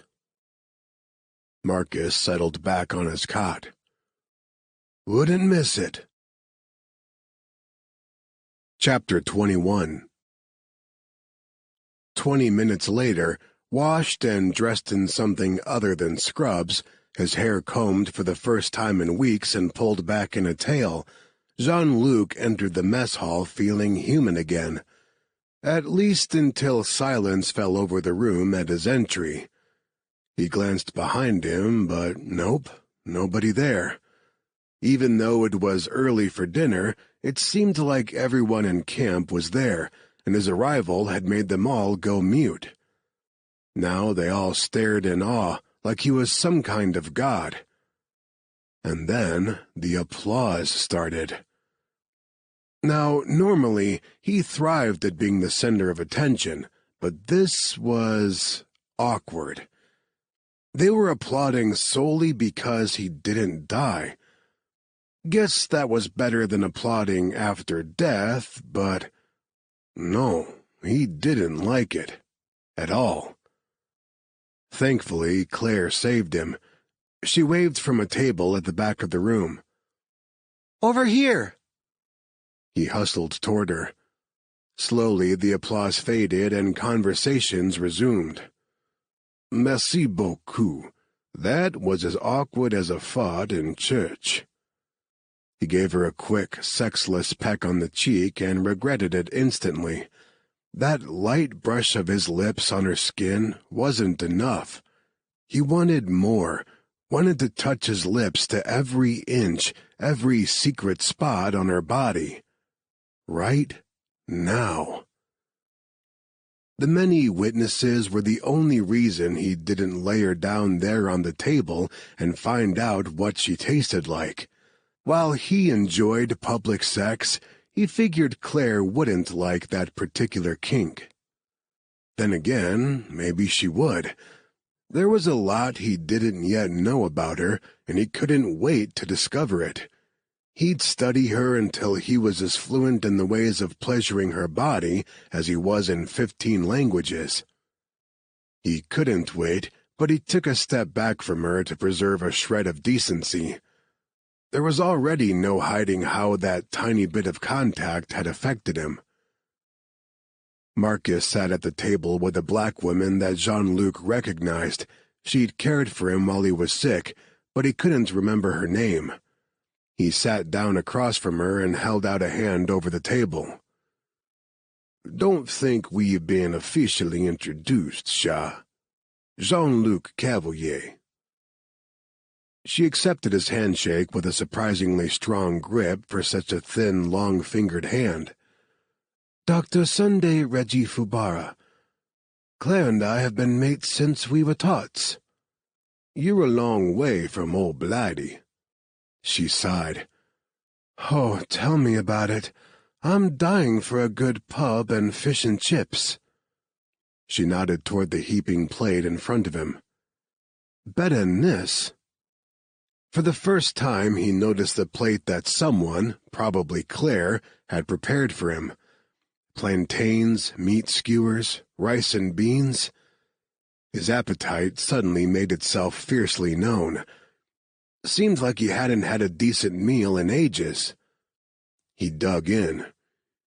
"It's no shrimp etouffee, but I'm not complaining." While he ate, they made small talk about Claire's and Sunday's early exploits at boarding school in the UK. The two had been little troublemakers. Who knew Claire had such a mischievous streak? He then threw in a story about how he and his cousin T-Bo set their other cousin T-Butt's hair on fire with firecrackers. He had them all laughing by the time he was done. Wait. Sunday held up her hands in a hold-up gesture. "Your cousins are T-Bo and T-Butt?" "May, yeah. T is a nickname in Cajun, kind of like Junior in English, and they were both named after their fathers. Beauregard, which was shortened to Bo, then became T-Bo." "And T-Butt?" Claire asked, her eyes sparkling with laughter. "Ah, that's where it gets confusing. His name is T-Bo, not to be confused with T-Bo, who is older, so because my relatives have a wicked sense of humor, he became T-Butt." "Because that makes sense," Sunday laughed. "I've met his family," Marcus said. "Nothing they do makes sense." He pushed his plate aside and sat forward. "Enough small talk. Tell us about the virus." "Party pooper," Jean-Luc muttered and pushed his own plate away. Okay, so he had been using the stories to stall, but it had felt good to laugh, and he'd enjoyed watching Claire's eyes light up. He turned to her, watched that light fade, and sighed inwardly. "But he is right. I want to call in our team, but I can't until I know more about what we're up against." Claire and Sunday looked at each other. It was interesting watching them both slip into work mode. The women with the open smiles and easy laughter faded away, and in their places appeared two composed, calculated doctors. Claire quickly rehashed what she'd already told Jean-Luc earlier in the week. It wasn't the hantavirus like they first suspected, and it was now called Delta hemorrhagic fever. "How fast is it spreading?" Marcus asked. "Fast," Claire answered. "So fast it's starting to fizzle out." "Is that normal?" "No," Claire said, and Sunday added, "Not at all." "Viruses live to spread," Claire explained. "That's literally their sole purpose for existing. A virus and its preferred host keeps the patient alive as long as possible to allow for maximum reproduction. These outbreaks usually occur when a virus becomes zoonotic. That is, it jumps from its preferred host to humans." "And that's not what happened here?" Jean-Luc asked. "No, I really don't think so. If this was zoonotic, we'd have found the reservoir organism. But it's killed everything, human and animal. It's killing so fast it's burning itself out." An ugly idea wormed into his brain. "That sounds like a perfect bioweapon." Everyone at the table said the word at the same time, then lapsed into silence. Jean-Luc swore softly. "You think this was engineered?" Another shared glance between Claire and Sunday. "We do," Claire said. "The more we research it, the more convinced I am. This is a man-made pandemic. Jean-Luc swore again and scrubbed his hands over his face, then looked across the table at Marcus. If this thing's man-made, whoever released it will do it again somewhere else. This was a trial run. We haven't seen the main event yet. Marcus pinched the bridge of his nose. You're right.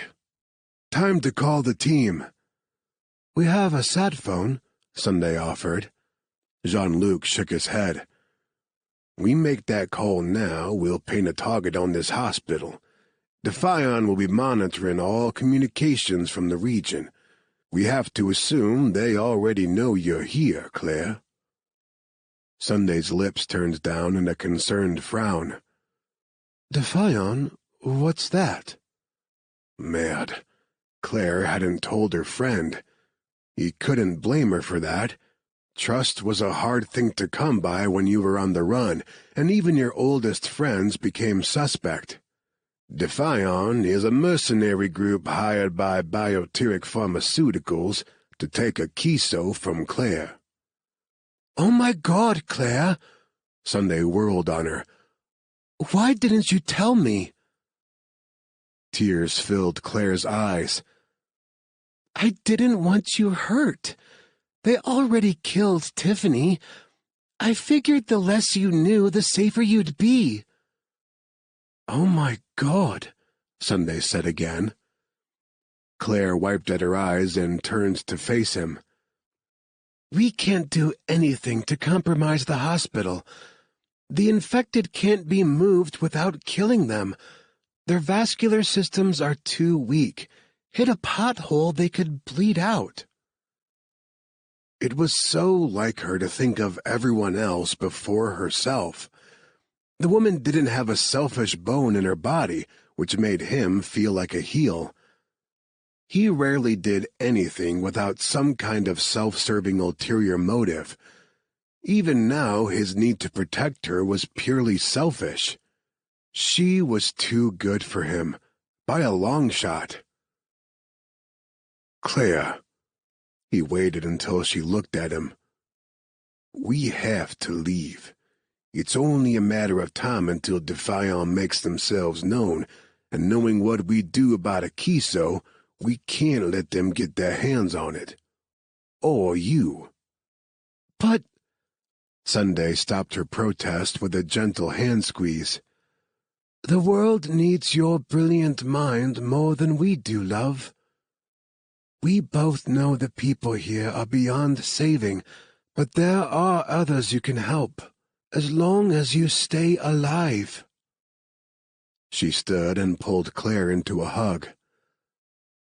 I wish you had told me all of this sooner. I'd have told you to leave, as I am now. You can't do anything more here. Claire held on to her friend for a moment, then backed up a step and wiped at her eyes. When she glanced over, Jean-Luc clearly saw the war waging inside her. It was so against her nature to put herself before others that she struggled to make the right, held the only decision. Luckily, he was selfish enough for the both of them. He'd already decided he was getting her out of here tomorrow, whether she wanted to go or not. He'd throw her over his shoulder, kicking and screaming and cursing his name, if it meant she stayed safe. She drew a breath that moved her shoulders, and her next words shocked the hell out of him. You're right. We need to leave. There's a boat leaving on a supply run to Port Harcourt tomorrow. We can catch a ride with them. I'll go pack. Her words carried a deep sorrow that stabbed and twisted at the center of his chest. He stood as she passed and reached for her hand, but she shook him off. He stared after her as she left, unsure of what to do. Claire is all logic, Sunday said behind him, but she also has a lot of heart hidden underneath. She knows this is the best option, but it'll hurt her to leave. Although she was long gone, he continued staring after her. Every fiber in his being screamed to chase her down, pull her into his arms, and hold her until that sorrow faded away, but he couldn't seem to make his feet move. "What are you saying?" "Just, she'll need a shoulder to cry on." And that did it. He didn't even realize he'd given chase until the rain splattered across his face. It was dusk, that odd gray time when it wasn't fully dark, but not light either. He strained to make out landmarks and orient himself on the hospital grounds. Until that day, he'd only ever seen the inside of the hospital tents and hadn't had enough time to learn his way around. The staff quarters were a jumble of tents stitched together from pieces like voodoo dolls. Yellow door. She'd said hers had a yellow door. He jogged through the camp until he found the yellow door, and damned if he was waiting to be invited inside. He pushed open the flap and found Claire standing in the middle of the tent with a suitcase open at her feet, sobbing. "Oh, Shah." He stepped up behind her, pulled her into his arms. She turned toward him and buried her sobs against his chest. He never liked seeing women cry, much preferred to see them smile. Growing up, he'd seen his mom cry far more than she smiled, and he could sometimes even still hear her wailing sobs as social services whisked her children away from her.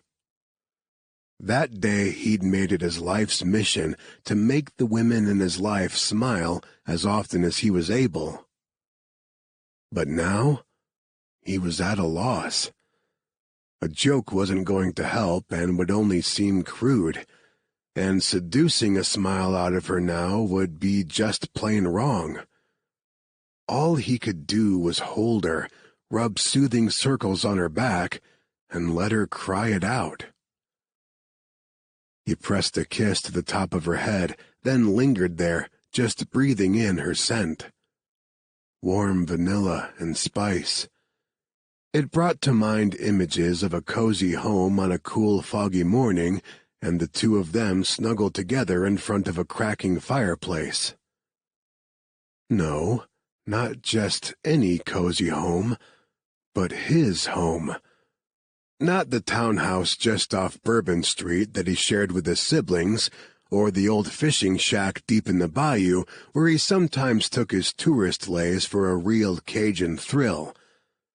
No, he was picturing her at his cabin on the north shore of Lake Pontchartrain. His haven, a place he never took any woman. Ever. Putain. Chapter 22. Claire felt his arms tense, felt him shift away ever so slightly, and realized with horror she was clinging. Hard. She abruptly let go and turned away to find something to wipe her face. She was probably all blotchy with red eyes and nose, and while she wasn't usually concerned with how she looked, she didn't want him to see her like that. She found a clean t-shirt and pressed her hot face into it. She expected him to leave. Why wouldn't he? He'd come in at her invitation, expecting to get laid, and instead she'd sobbed all over him. But she didn't hear the tent flap open. He didn't move. She risked a peek in his direction. He still stood right where she'd left him, his hair and shoulders wet from the rain, the front of his shirt wet from her tears. He looked a little lost, like he had no idea what to say or do next, so she took pity on him and gave him an out. She pushed back her shoulders and bent over for her suitcase. "I need to finish packing." "Hey." He caught her hand and drew her toward him again. With his thumbs, he swept away the wet streaks still on her face. "Why the tears, ma belle?" The unexpectedly compassionate gesture broke down the fragile wall she'd spent the last few minutes building around her emotions. More tears leaked out and she grasped his wrists. I feel like I'm abandoning them. You're not. There are so many good doctors here. They'll all get the best care available to them. He gave a crooked half-smile. Believe me, Shah, I know from experience. She liked that she didn't have to specify who she was talking about. He knew her concern wasn't for the doctors, her friends, but the patients. This was why she did better in a lab. With patients, she got too involved, every time. I guess it's egotistical of me to think I can do something the other doctors can't. But you can. You did. You saved me. Nobody else could have done that, which is why you need to stay safe. Yes, I know. She stared over at the cooler containing what was left of a kiso. I know I can't ethically use a kiso here again. For you, I had Marcus's permission. Even if I could get a patient's family to approve treatment, I couldn't know if they understood what they were agreeing to. These are uneducated people who still believe in witches and magic. And then who would I choose? I only have one dose left. How could I play God like that? She shook her head hard to ward off another rush of tears. Logically, I know all of the reasons, but... She patted her chest over her heart, and the tears started flowing again despite her efforts. Her voice caught in her throat. My heart's breaking. He hugged her again, and again she clung, clutching big handfuls of his shirt at his back. She couldn't help it. She hadn't had anything solid in her life for months, and right now Jean-Luc felt very solid. They stood together like that for a long time, until the tension eased out of her shoulders and the ache around her heart lessened. Finally, she felt his lips move against her hair, curving into one of his mischievous smiles. For the record, I believe in witches and magic. A laugh bubbled up and surprised her. She backed away and lightly smacked his chest. You do not. Of course I do. I'm Cajun. He pulled on the cord around his neck, and a small leather pouch popped out from under his t-shirt. You can't grow up in New Orleans and not believe in magic. She touched the pouch. The leather was faded and worn soft. What is it? Gree-gree? Voodoo? Like black magic? No, not black. It's for good luck and protection against those who wish you harm. At her arched eyebrow, he took the cord from around his neck and placed it over her head. You keep it. You need it more than I do right now. She studied the talisman for a moment. You can't honestly believe this little bag... She held the cord up, letting the pouch dangle between her fingers. Will protect me. It won't magically stop a bullet, but it has a way of steering its wearer away from harm. She scoffed and dropped the cord. The gree-gree felt heavy around her neck. Worked great for you, didn't it? I didn't have it until Marcus returned it a few hours ago. But yeah, it was still working for me. You found me in that camp. You found Marcus, the only person who could give you permission to treat me, in Lagos. Both of those instances were pure luck. He grinned and lifted her chin with the hook of his finger.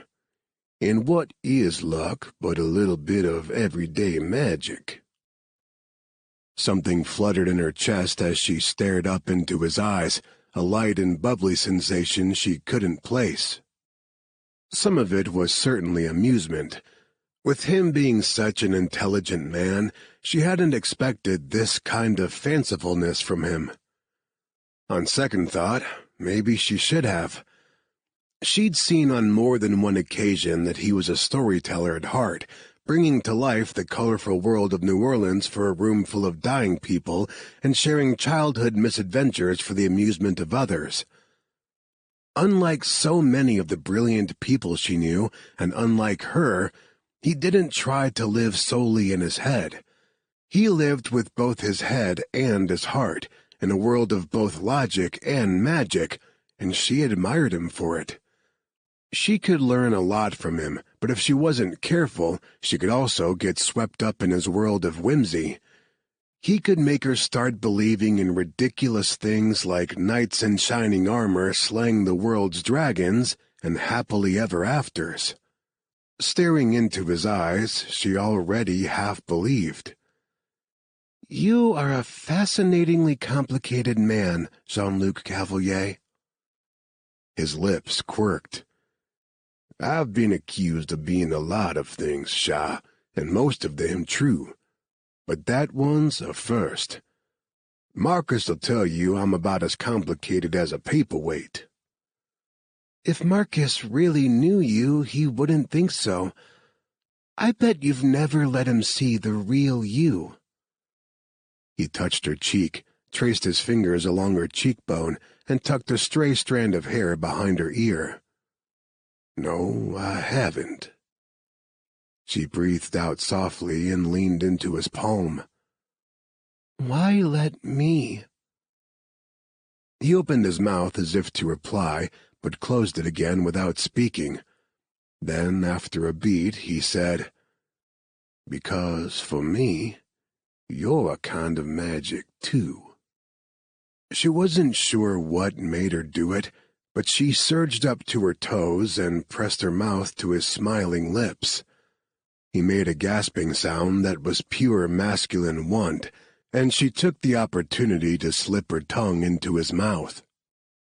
His arms wrapped around her and dragged her in close until she felt his heart pounding out of sync with hers. And yes, she realized those dueling rhythms were just another sign this was a mistake. They were so completely out of sync, him with his stories and languages, and her with her facts and science. But it didn't matter to her in that moment. She tossed aside logic and listened to what their mismatched heartbeats were telling her. They may be out of sync, but they wanted the same thing. He wanted her, and she, for once, wanted to experience a little bit of the magic he was so sure existed. She reached between their bodies and found him hard, straining the front of his cargo pants. She remembered the way his hand slid up and down his thick shaft, and how much she wanted to touch him, put her mouth on him. She unzipped his pants. He wore no underwear underneath, and, thrilled, she closed her hand around him. He groaned against her mouth. "What are you gonna do with that, Shah? Wrap your lips around it and put it in your mouth? Or are you just going to hold it, pet it, until I come in your hand?" "I want you to fuck me with it." She didn't know where the boldness came from. She'd never been so daring or sexually adventurous with any of her few previous lovers, but the flame in his eyes as he watched her stroke him brought out her inner vixen. She was in charge here. She was powerful. For the first time in months, she had control over what happened next, and she reveled in it. Chapter 23. He hadn't had anyone's hand but his own on his cock in so long, the erotic pleasure of her grip would be his end if he didn't stop her. He grabbed her wrist. "The fucking will have to wait if you keep doing that." "I can wait." Her gaze dropped greedily back to his cock, and she licked her lips. I want to make you orgasm. Who was he to argue, he thought, half delirious, as she dropped to her knees in front of him. She opened those sensual lips and took him all the way into the back of her throat. Then she hummed. He gasped as heat zinged up his spine and his knees actually shook. He had to thread his fingers into her hair to hold himself steady while she sucked and hummed and teased his tip with her tongue. Mon Dieu. He'd had hundreds of blowjobs in his life, and none had ever sent his heart skittering or made his hands and knees quake. This was Claire working her magic on him, ruining him. He wondered if he'd ever be satisfied having another woman's mouth on him after this. Would he ever again be able to walk into a bar, pick a random woman, and take her back to the bathroom or a dark booth for some sexy fun? He stared down at Claire, her eyes closed in a kind of bliss, her cheeks hollowing out with each dragging suck on his cock, and something soft and warm unfurled in his chest. He cupped her cheek, and her eyes flipped open, raised to meet his gaze. She all but sparkled.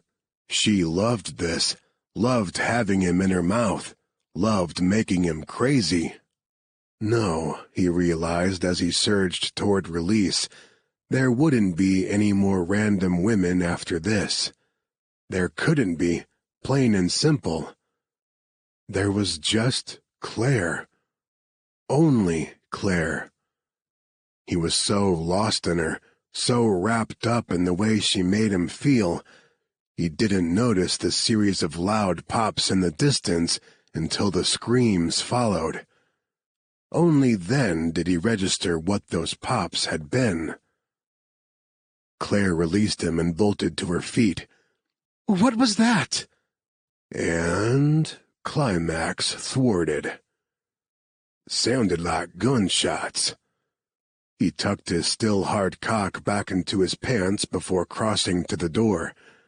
A quick peek out showed him exactly what he feared. A group of heavily armed masked men had run their boats to shore and were now fanning out across the hospital grounds, shooting their weapons into the air as an intimidation tactic. The Egbasu fighters. Putain. He'd worried they would eventually come looking for him once they discovered his escape, but he'd hoped to be long gone with Claire before they showed. One of the men, the apparent ringleader, had a megaphone. It screeched when he turned it on. "We are the Egbasu fighters." The declaration roused a rowdy whoop from his men. "It is not bad enough you white devils come here and poison our lands. Now you poison our people. We are here to say enough. You killed my men when you stole our prisoner, but we will be more considerate. Surrender, and we will spare your lives." As he repeated the statement in the local language, a small group of people from the hospital marched out to meet the militants. Sunday was in the lead. "This is a hospital," she said, her tone like a mother scolding a naughty child. Not exactly the best tone to take with a murderous terror group. "The people here are very sick, and we're trying to help. This is a highly infectious virus. You need to leave now before you become sick as well." "Lies! You did this to our people!" A bunch of weapons came up at the same time and zeroed in on Sunday and her group of suicidal do-gooders. "Surrender, and we will not kill you," the leader said again into his megaphone. Jean-Luc cursed under his breath. "What's happening?" Claire asked. He stepped back, trying to use his body to block her view, but she ducked under his arm. "Oh my God, Sunday—" He clamped a hand over her mouth and drew her back inside the tent. "Shh," he whispered against her ear. "Don't draw attention to us." Claire broke free of his hold. "But what is she doing?" Looks like she's trying to talk them down. That's crazy! We have to— Several weapons fired at the same time, and all of the color dropped out of her complexion. She lurched for the door. He caught her, but not before they both got a glimpse of the dark shapes on the ground where Sunday and the others once stood. "Search the tents," the leader said. Not on the megaphone this time, but his voice carried in the stunned silence. "Bring me everyone you find." Claire muffled a sob against her hand and turned away from the door. It's Martinique all over again. No. Fuck no, it wasn't. He wouldn't let it be. Nobody had won in Martinique, and he'd be damned before he let that scenario play out a second time. He turned her toward her bed. "Pack fast. Essentials only, plus a kiso in your research." He edged to the door again and used one finger to pull the flap back enough to peek out. Of course his tent, with all of his weapons, was clear across the field of hostiles. He was a damn couillon for not arming himself after his shower earlier. Now he was shit out of luck. He needed those weapons if they had any shot of getting out alive. At least a little bit of luck was with them. The militants had started down a different row of tents, buying them precious minutes. Claire came up behind him, sliding a backpack on her shoulders and carrying the cooler containing a kiso. He pressed a finger to his lips, then indicated she should follow him. She nodded, but she looked terrified. He took a second to lean down and kiss her lightly on the mouth. "It'll be okay," he whispered. Again she nodded and straightened her shoulders. "I'm ready." That was his girl, as brave as she was intelligent. He checked the door again. Immediate surroundings were clear. He told Claire to stay put with a hand gesture, then slipped out along the shadows between tents to get a look at what was going on behind them. Chaos. Hostages sobbing as the militants ransacked each tent. The militants weren't sparing any lives as promised. They dragged people out into the rain, put them on their knees in the mud, and shot them execution style. "This is murder," Claire whispered behind him. Jean-Luc didn't jump, but his blood pressure definitely spiked. He shoved her back into the shadows and wasn't gentle about it. "I told you to stay put," he hissed by her ear. "I couldn't," she shot back in a furious whisper. "They were in the tent next door." As if on cue, 2 shots sounded from behind them, more executions, and then the tent wall shook as the militants invaded Claire's space. Jean-Luc pressed a finger to his lips and indicated for her to crouch down. The tents were close enough together, and it was dark enough now that they shouldn't be seen unless the militants physically searched between each of the tents. He listened to the militants ransack Claire's things, waited until they moved on to the next tent. Claire tried to stand, but he put a hand on her shoulder and pushed her down again. At her confused look, he signaled to stay put. Together they waited, listened. Crouched there for so long, Jean-Luc's leg muscles started to protest. He wasn't in optimal physical condition anymore. The virus had drained too much out of him. Once the militants finished with the tent next door and continued on, he took a look around. Clear except for the fresh bodies. The fastest way out of here was to take one of the boats, and luckily his tent was on the way. He had no clue where Marcus was when the attack started, but if he knew the guy, and he did, Marcus would have gone straight to the boats to hold their escape route open. Hopefully with Jean-Luc's weapons in tow. He grasped Claire's hand. "Run for the boats!" She tugged him back. "Wait! The hospital!"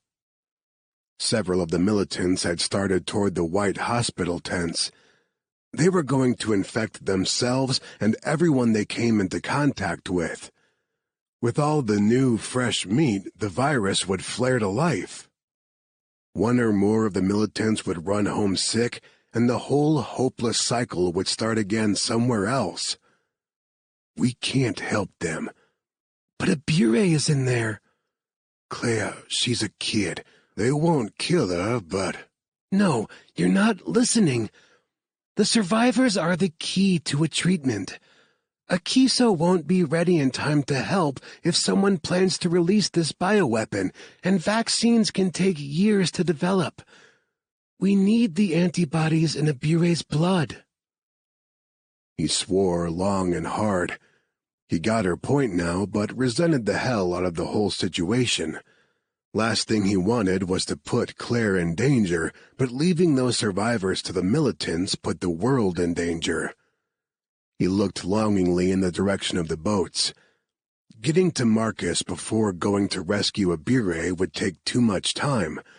He had to go now and count on his teammate to keep their exfil route open. He ducked them back into the shadows between the tents and checked on the location of the militants who had searched Claire's quarters. They'd made their way to the end of the row and continued down the next. Hoping they wouldn't double back through the tents they'd already cleared, he pulled Claire back inside hers.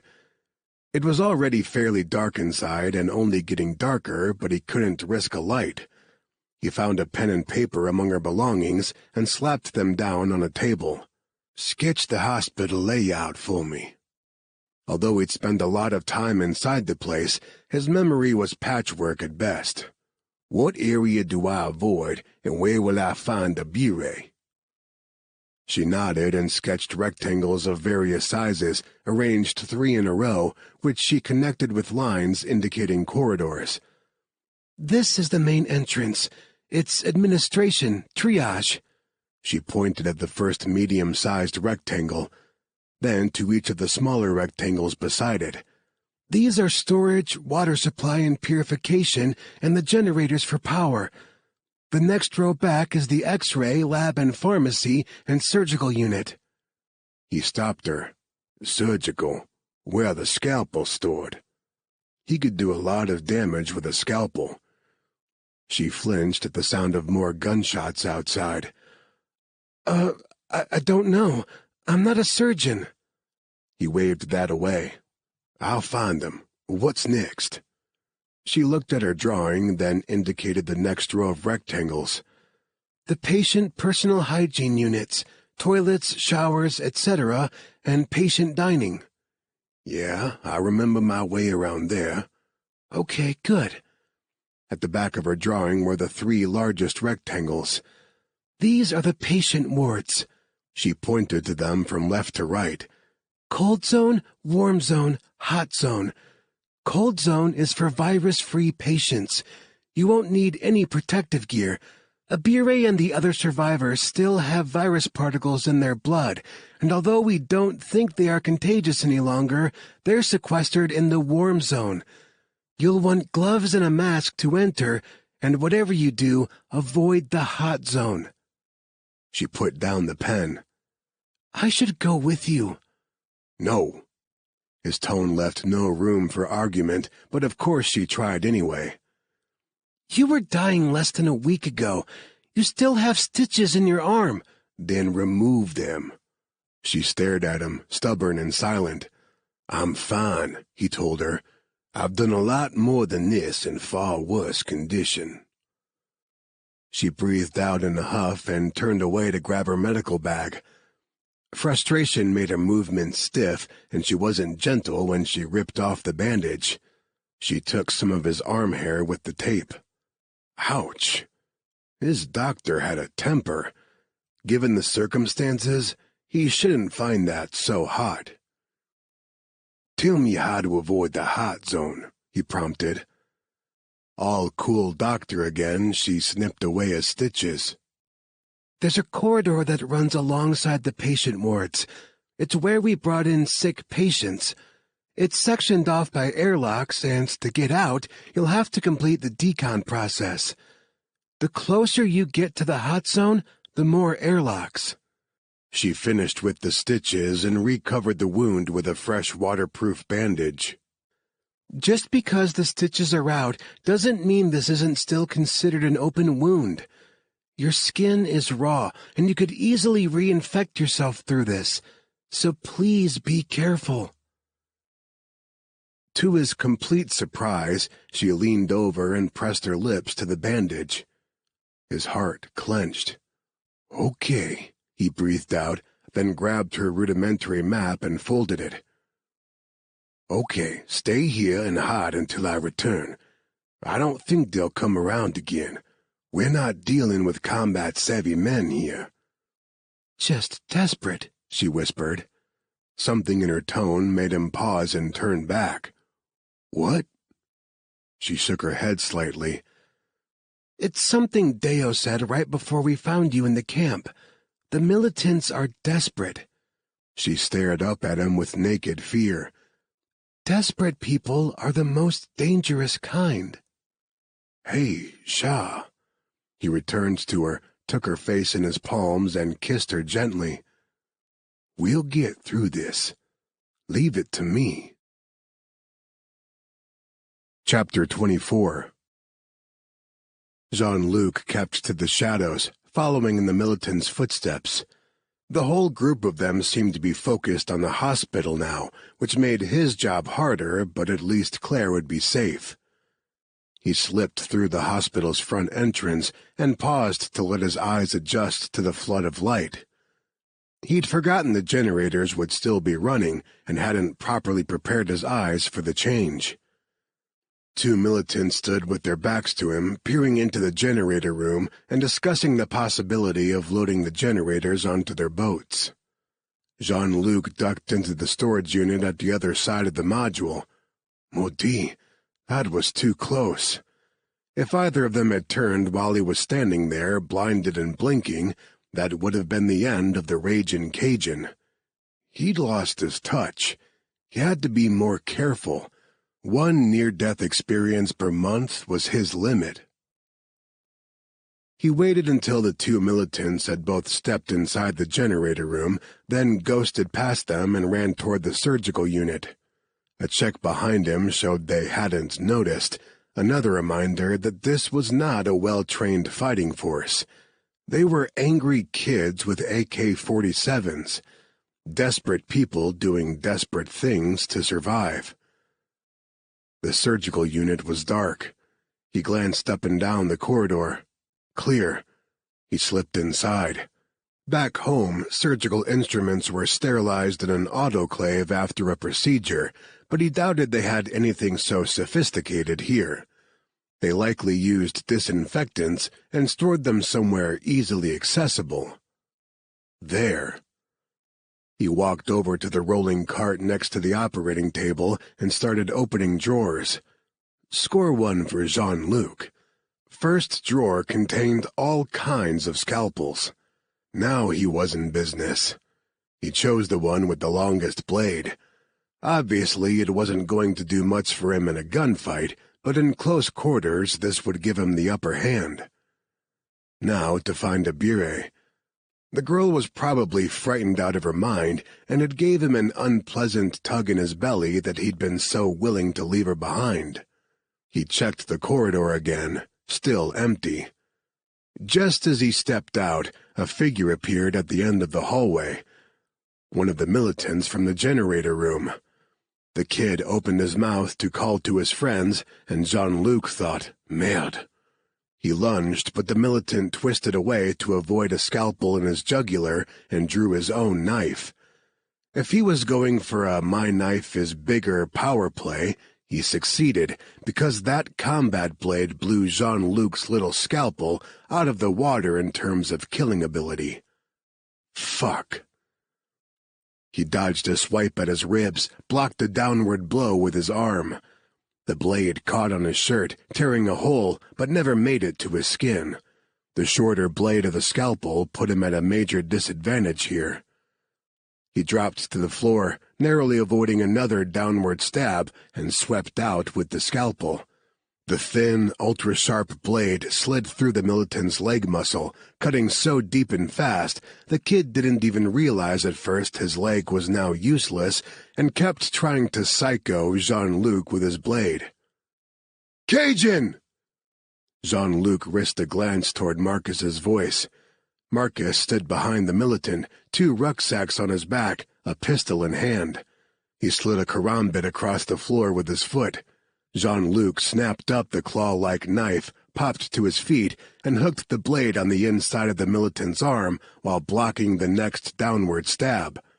Flesh ripped as he pulled the knife away and swiped it across the militant's ribs. The kid screamed and took a step backward, and that's when his leg collapsed from under him. Panting harder than he should have been from the fight, Jean-Luc stepped closer to the militant and finished the job with a slice across his throat. His eyes flared wide for an instant, then he gagged and crumpled silently to the floor. Jean-Luc breathed out a sigh of relief as Marcus tossed him his pack. "Oh, mon ami, am I happy to see you." He opened the pack to arm himself. He pulled on his chest holster, slid his various knives into their homes. The karambit went into its sheath over his heart, right where it belonged. He loved that fucking knife. "How'd you know I was in here?" "Well, my first thought was to grab us a boat because I knew you'd want to get the hell out. But I also knew Claire wouldn't leave her patients." Marcus relieved the deceased militant of his rifle and also tossed that to Jean-Luc. Judging by the AK he had slung over his shoulder, he'd already secured one for himself. "Took a solid guess who would win that argument." "I get the feeling you're insulting me, but a comeback will have to wait." He slid his pack onto his shoulders and picked up the AK. "We're after one patient, a bire." Marcus fell into formation behind him. "The little girl, the first survivor." "Claire said her blood's important if this bioweapon ever gets out." "She's not wrong." They cleared the next corridor together, Marcus going left and him going right. "Clear." "Clear." "Where'd you stash Claire?" Marcus asked. "She's safe, at least until they decide to search the staff tents again." "Gotta hustle then. Know where you're going?" Jean-Luc tapped his temple. "All up here. This way." He navigated them through the patient areas to the first of the wards, the cold zone. They didn't see another hostile. "I don't like this," Marcus said after they cleared the corridor outside the cold zone. "Where are the bastards?" "If I had to guess," Jean-Luc nodded down the hall to the first of the airlocks. "In there, rescuing their countrymen from the evil white doctors." "Jesus Christ, they're going to get everyone killed. Let's get out of here. Where's Abire?" Jean-Luc again tilted his head toward the airlock. "In there? Are you fucking with me?" In response, Jean-Luc shouldered his weapon and grabbed a mask and gloves from the storage shelves lining the wall. He tossed them to Marcus before picking up some for himself. Marcus crossed himself, then pulled on the mask, swearing the whole time. "Dude, if you get me killed just to impress a woman, I'm gonna haunt your sorry ass."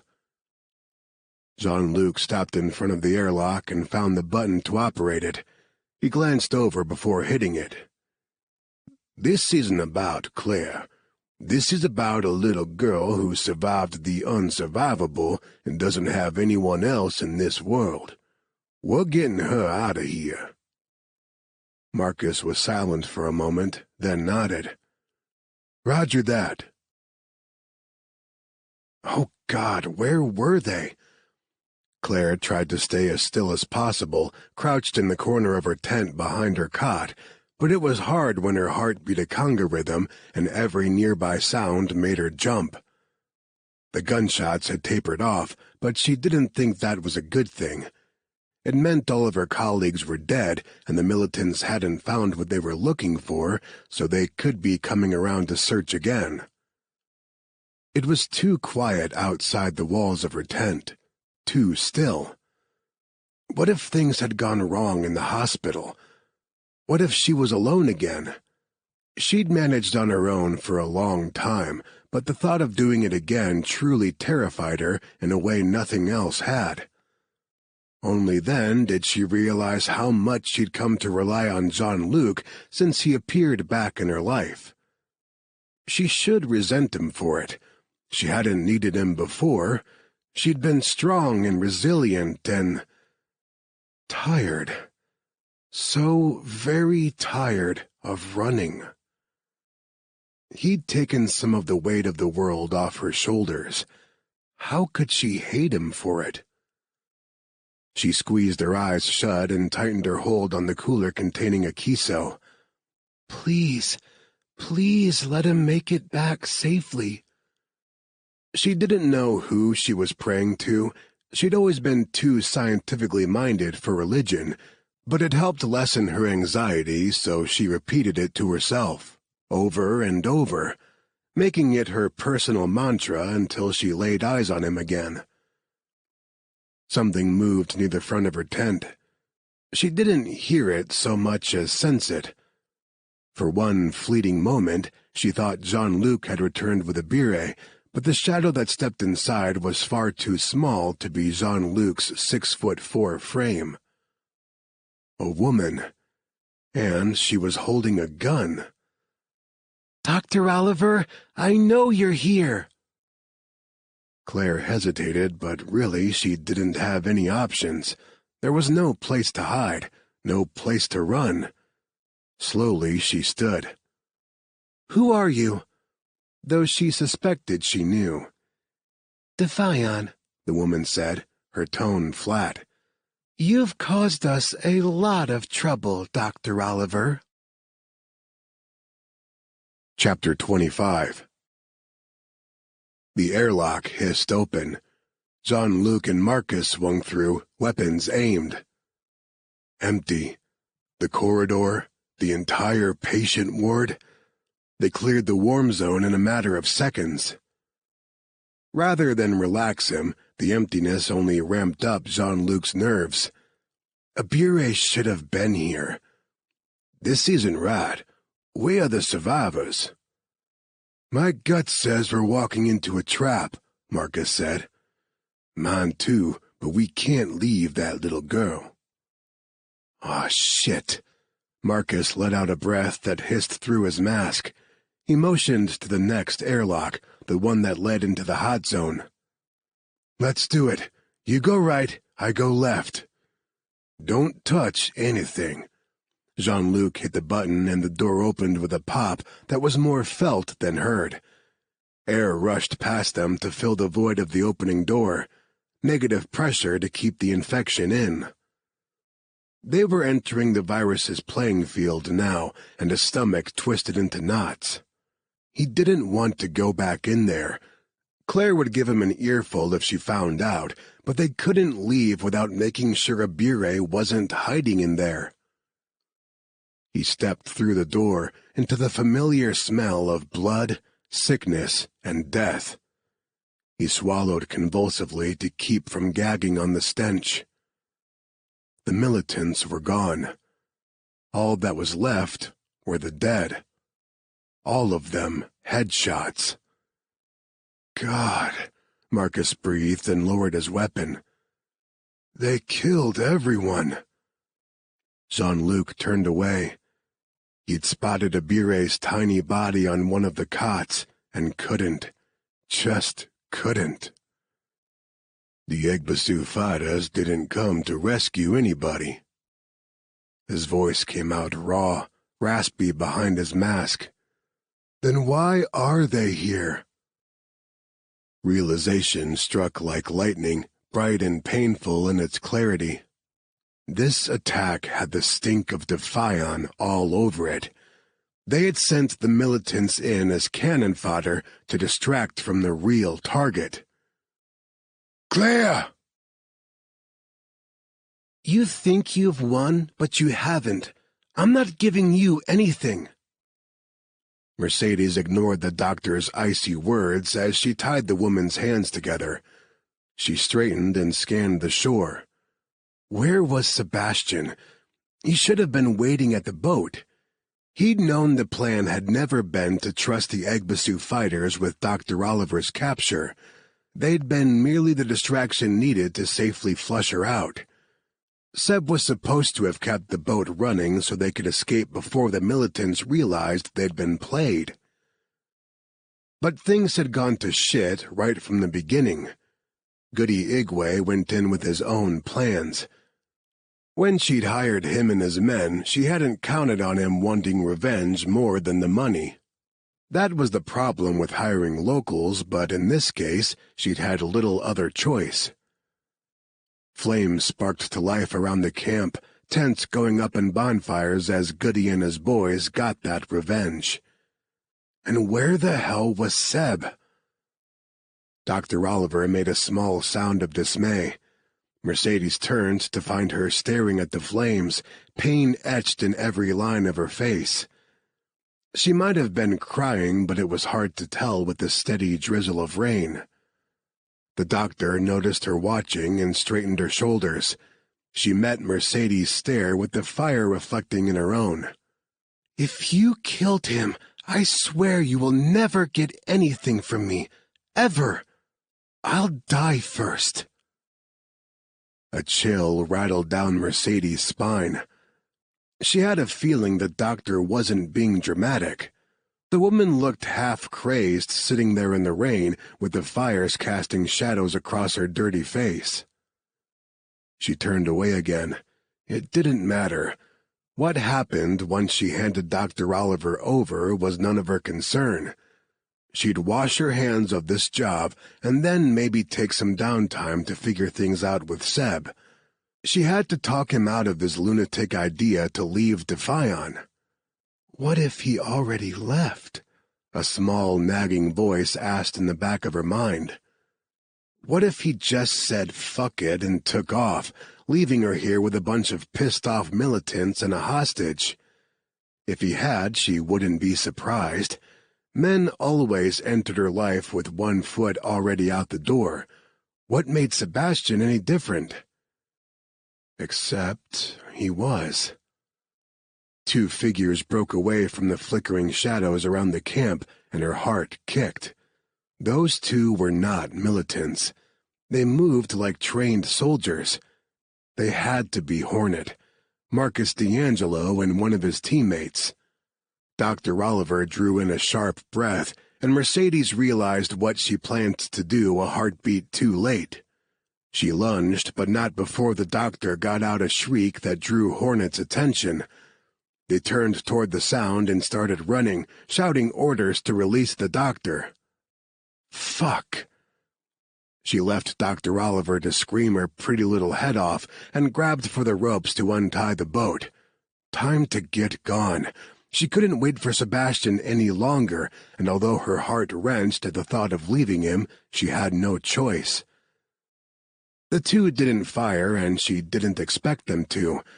They wouldn't risk hitting Dr. Oliver. So the sharp pop of a shot made her heart stutter. For a moment, she wondered if she'd been hit, and her body just hadn't processed it yet, but no pain came. She looked up to see the soldiers no longer running toward the boat. They'd taken cover and returned fire in the direction of the trees lining the riverbank to her right. Sebastian! Her heart caught on its next beat, and she almost screamed his name, but bit her tongue before letting anything more than a pathetic whimper of sound slip out. Dr. Oliver stared at her with clinical eyes, and some of the iciness melted away. "You have someone you love out there, too." Mercedes wasn't going to glorify that question with a response. "Shut up. This is ridiculous. Is the money Bioteric offering for me really worth losing that person?" Hornet had broken cover and now peppered Sebastian's position with bullets. Seb had stopped returning fire. Was he injured? Or worse? A cold sweat dripped down Mercedes' spine, and her breath sawed in and out of her lungs as her heart tried to jackhammer out of her chest. Her hands shook so hard she dropped the rope. She didn't recognize the foreign sensation at first. Panic. She was panicking. No, she couldn't lose Seb, not like this. "Hey, assholes!" she shouted during a lull in the firing and grabbed the doctor's arm to haul her to her feet. The two men turned. "You want Dr. Oliver back?" She shoved her overboard. "Go fish." One of the men, big blonde guy, had to be Jean-Luc Cavalier, Hornet's linguist, immediately dropped everything and dove into the water. The other man, Marcus D'Angelo, turned his weapon away from Seb's position to provide cover for the water rescue. While they were distracted, Mercedes gunned the boat along the shore toward her lover. "Sebastian!" He limped out of the cover of the trees. Both his leg and arm were bleeding. He dove into the boat, landing hard on his side at her feet. She swore at him as she sped upriver, out of range of Hornet's bullets. "What were you thinking?" He groaned. "You had your mission. I had mine. And now we both have nothing." It wasn't completely true. She had Dr. Oliver's research, but that hadn't been the mission, and she shivered at the thought of reporting only a half success. "It doesn't matter." He rolled over to his back and shielded his eyes from the rain with one arm.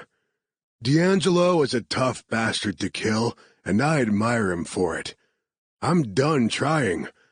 Defiant can get someone else for the job. I'm out. Are you coming with me or not?"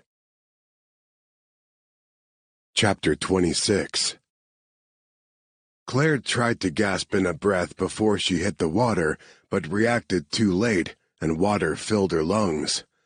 She gagged on it, tried to kick to the surface, but that Defiant bitch had tied her ankles as well as her hands.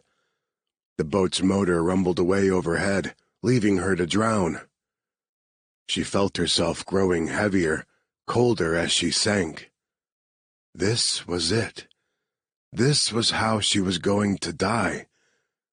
She didn't want this to be it, and kicked with all of her flagging strength. No use. All of her running was for nothing. Defiant had her research. All she'd wanted was to help the millions of people infected with viruses, but instead all she'd accomplished was getting everyone around her killed. Tiffany, Marcus and Jean-Luc's friend Danny, Sunday. They had died for nothing. A strong arm clamped around her waist and lifted her toward the surface. Her first instinct was to cough up the greasy water and gasp for air. Her second was to fight against the arms holding her because she wasn't going with Defiant. But then a familiar voice murmured calmingly next to her ear. "That's my girl," Jean-Luc said. "Cough it all out." She relaxed and let him swim her over to another boat. Marcus was aboard, motor running, and he bent down to help fish her out of the water. Dazed, still gasping for breath, she watched Jean-Luc pull himself aboard, the ropes of muscle in his arms and shoulders flexing as he did. He'd lost weight while sick, and his new, thinner frame only highlighted how muscular he still was. Shouts rang out from the shore. Bullets peppered the water mere feet short of them. The militants raced toward the remaining boats. "Get us out of here," Jean-Luc said. "Already on it." Marcus got behind the wheel and poured on the speed. The militants hadn't even untied their boats yet when they rounded the first bend in the river. Jean-Luc crawled over and scooped her up in his arms. He pushed her hair back from her face. "Claire, talk to me, ma belle." Her voice came out hoarse, and despite the warm night, she couldn't stop shivering. "I'm okay." "No, you're not. You're in shock. Here, Still at the wheel, Marcus kicked over one of the heavy rucksacks leaning against the wall of the boat. "Take my bedroll." Jean-Luc unzipped the sleeping bag and tucked it around her. She gratefully accepted it and snuggled against his chest. "They have my research." "But they didn't get you, and that's all that matters to me right now." He kissed her forehead. "Try to rest." Rest was the last thing she wanted to do. At the same time, she was suddenly so very sleepy, the adrenaline having seeped from her system. She stared at the dark water of the river rushing by. "Where's Abire? Is she safe?" Marcus glanced over his shoulder, a grim expression on his face. Jean-Luc shook his head slightly and rubbed soothing circles on her back. "Not now. You rest now. We'll talk later." The undertone of sadness in his voice woke her up. She bolted upright and turned to study him. "What happened?" But then he didn't need to say it. She knew, saw it written all over his face. "She's dead, isn't she? They're all dead." "I'm sorry, Claire. We were too late. She didn't suffer. It was quick." "Oh my God." Her lungs constricted and she couldn't catch her breath. Like she was underwater again, breathing liquid. "So now we don't have Akiso or any of the survivors, and some mad scientist is out there getting ready to release the Delta virus somewhere else, or sell it to the highest bidder, or—" Hey! Jean-Luc gripped the back of her neck and guided her head down between her knees. "Slow down. Breathe. No. Listen to me, Sha. In and out. Nice and easy. You're in shock and you're having a panic attack. Breathe. Breathe now. Listen to my voice. In and out. In and out." She listened to him. The slow cadence of his voice, his sugar and spice Cajun accent. Her lungs opened and she drew in a full breath again. "Yeah, like that," he murmured, still rubbing her back. "There you go." Once she had her breath back, she carefully sat up. "What do we do now?" "They're gaining on us. Plan B." Marcus slowed the boat and spun the wheel, guiding the craft into a hook-shaped lagoon shadowed by tall mangroves. He shut off the engine, then leaned over the side of the boat to tie off on the mangrove roots. He settled down with his back to the steering panel and wiped sweat off his forehead with the back of his hand. Claire looked back and forth between the two men. "We're just going to sit here and wait for them to find us?" "They won't." Marcus sounded so sure of himself, but she sincerely doubted his plan. It seemed beyond risky. She opened her mouth to argue, but Jean-Luc gently squeezed her shoulder and gave a small shake of his head. He pressed a finger to his lips and pointed toward the river, where two bright searchlights had flickered on and scanned the shore. She sank down against Jean-Luc and watched with her breath snagged in her throat. Those lights were so bright the beams illuminated everything they touched with a splash of white.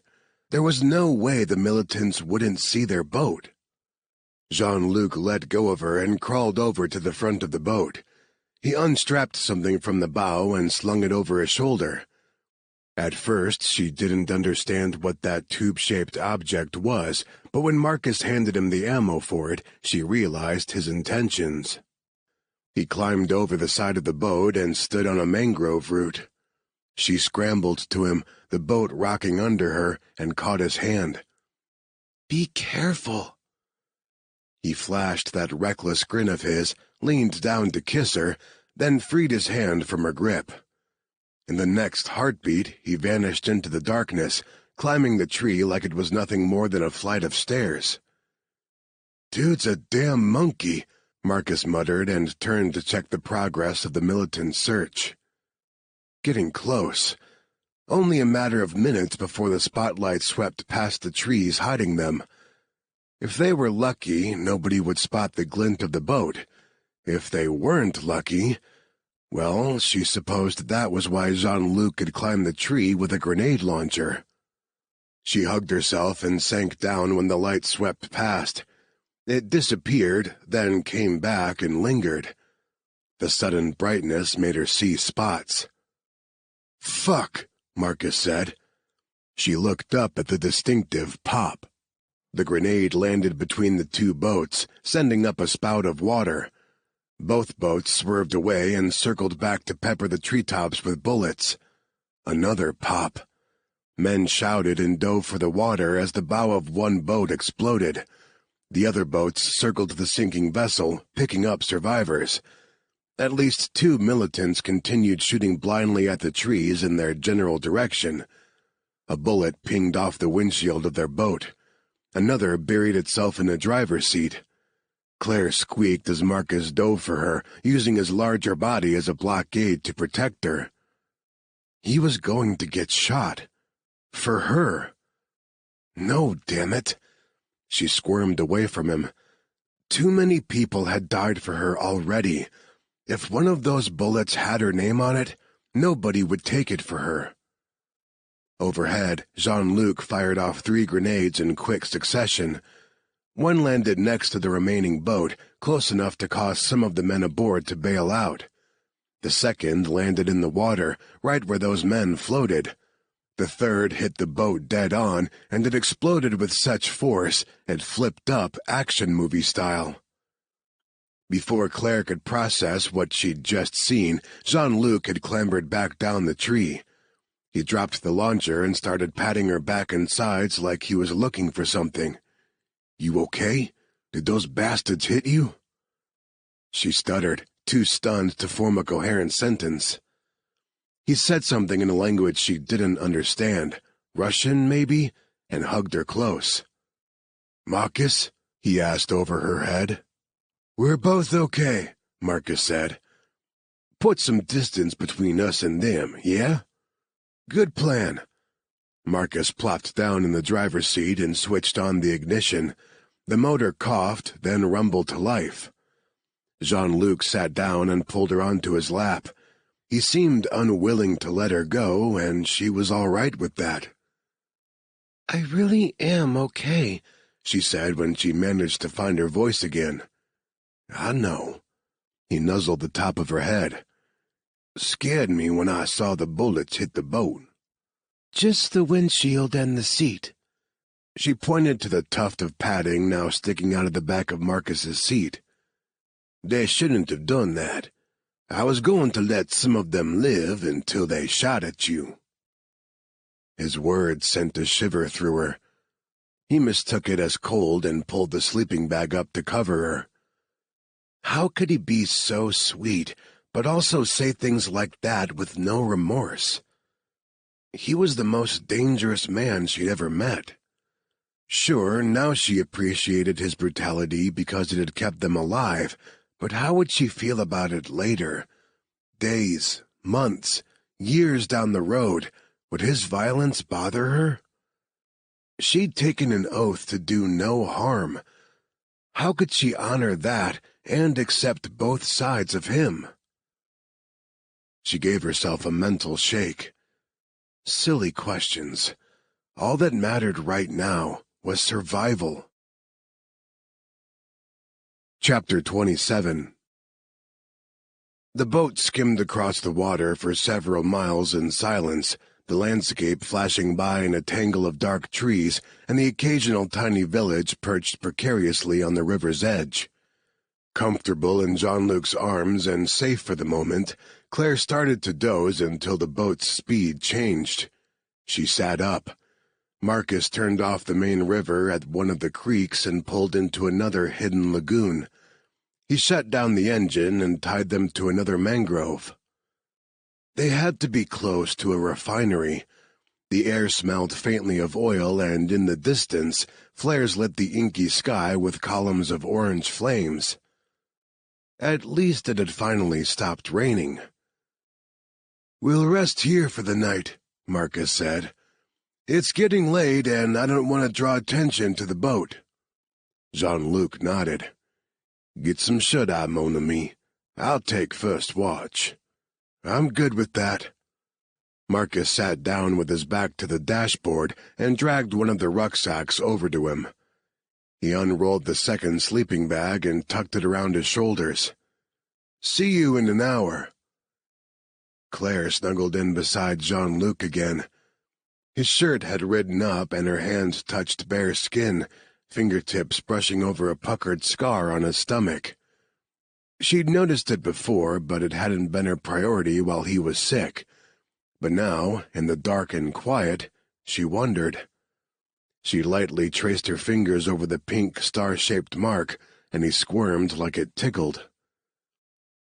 "Did this happen in Martinique?" she asked softly, "when you tried to help Tiffany?"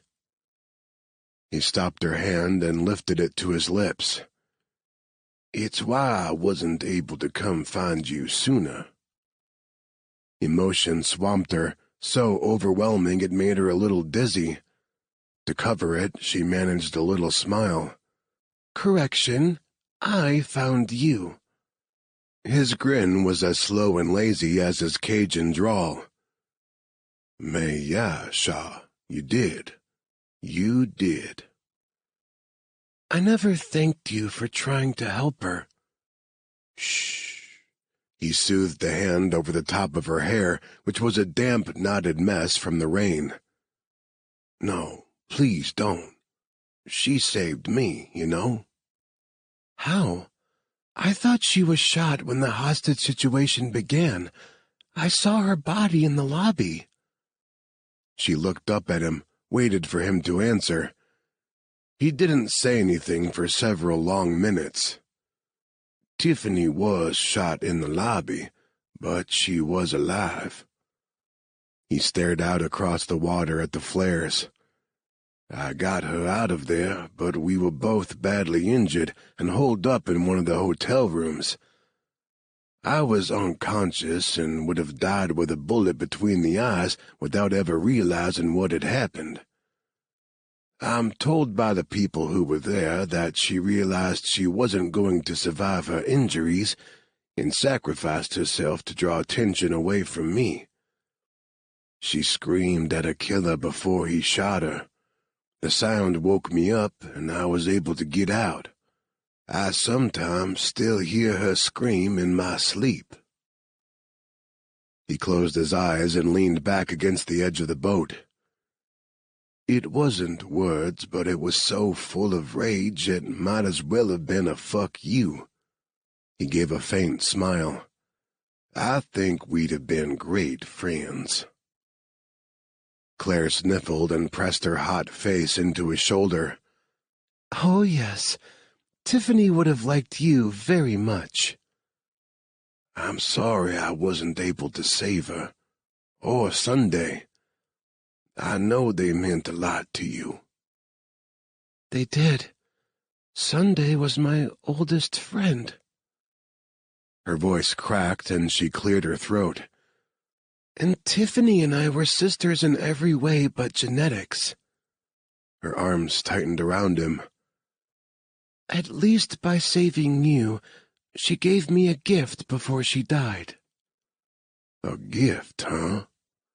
Again she heard a smile in his voice as he nuzzled her ear. "Am I more a box of chocolates or a bouquet of roses?" "You're a chia pet," Marcus said, his eyes still closed. "The gift nobody asks for but always gets." Without missing a beat, Jean-Luc shot back, "No, that's you, Curly Q. I'm as sleek as a pampered house cat." Claire looked back and forth between the two of them and burst out laughing. "Oh, God! You two are like an old married couple." "Alas, I asked him once," Jean-Luc said wistfully, "but he turned me down." "You didn't have a ring," Marcus said. He still hadn't opened his eyes, but his lips curved with amusement. "You can't propose without a ring, dumbass." She laughed until her sides hurt and tears streamed down her cheeks. The guys were probably trying to take her mind off all the horror of the last few hours. She needed a release from the pressure of all the emotion building up inside her, and the laughter helped. Only it didn't last. The giggles grew hysterical, and then morphed into sobs. "Oh, Sha." Jean-Luc scooped her up and cradled her on his lap until she finally sobbed herself into oblivion. For a long time after Claire drifted to sleep, the only sounds were the lapping of water against their boat and the occasional whoosh of a gas flare somewhere nearby on land. "Hell of a night," Marcus said softly, breaking the silence. Jean-Luc combed his fingers through her hair.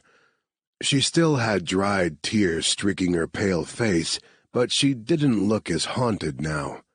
That was good. She needed a bit of quiet. "They were after her." "Yeah. Think Defiant was behind the militant attack?" "I have no doubt. They weren't going to risk infection by going in after her and needed to flush her out. What better way than paying off the friendly neighborhood militant group?" "Well, we can't hide here forever. The way I see it," Marcus said and held up 2 fingers, "we have 2 options. One, we can go 30-some miles upriver to Port Harcourt and risk running into more militants or Defiant." "True, but it's the closest population center. From there, we could catch a flight to Lagos, where Tuck owns a hotel." Martinique had been one of Quentin's hotels. Fat lot of good it had done there. "I don't like it. Too much risk." A pause. "Since when have you been averse to risk, Cajun?" "Since he started caring for someone more than himself." He held Claire closer and glared across the boat at Marcus. "We gotta get her out of Nigeria." "Uh-huh."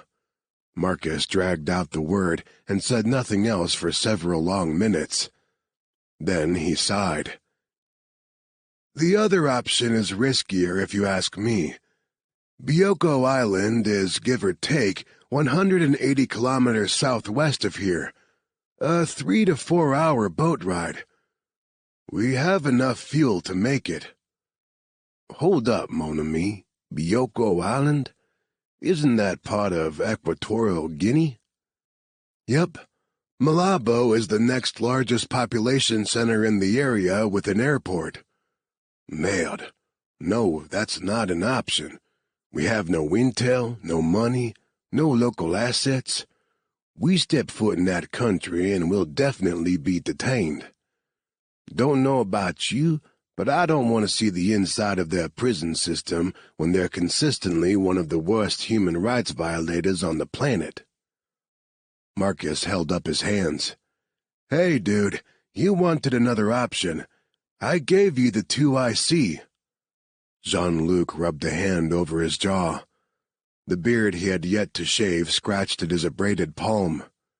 "We'll have to risk the river to Port Harcourt. There's no other choice." Chapter 28. The Hornet's Nest, somewhere over the Atlantic Ocean. "All right, guys, attention front." Laney Del Cambre walked to the conference table in the war room of Hornet's jet, affectionately called the Hornet's Nest.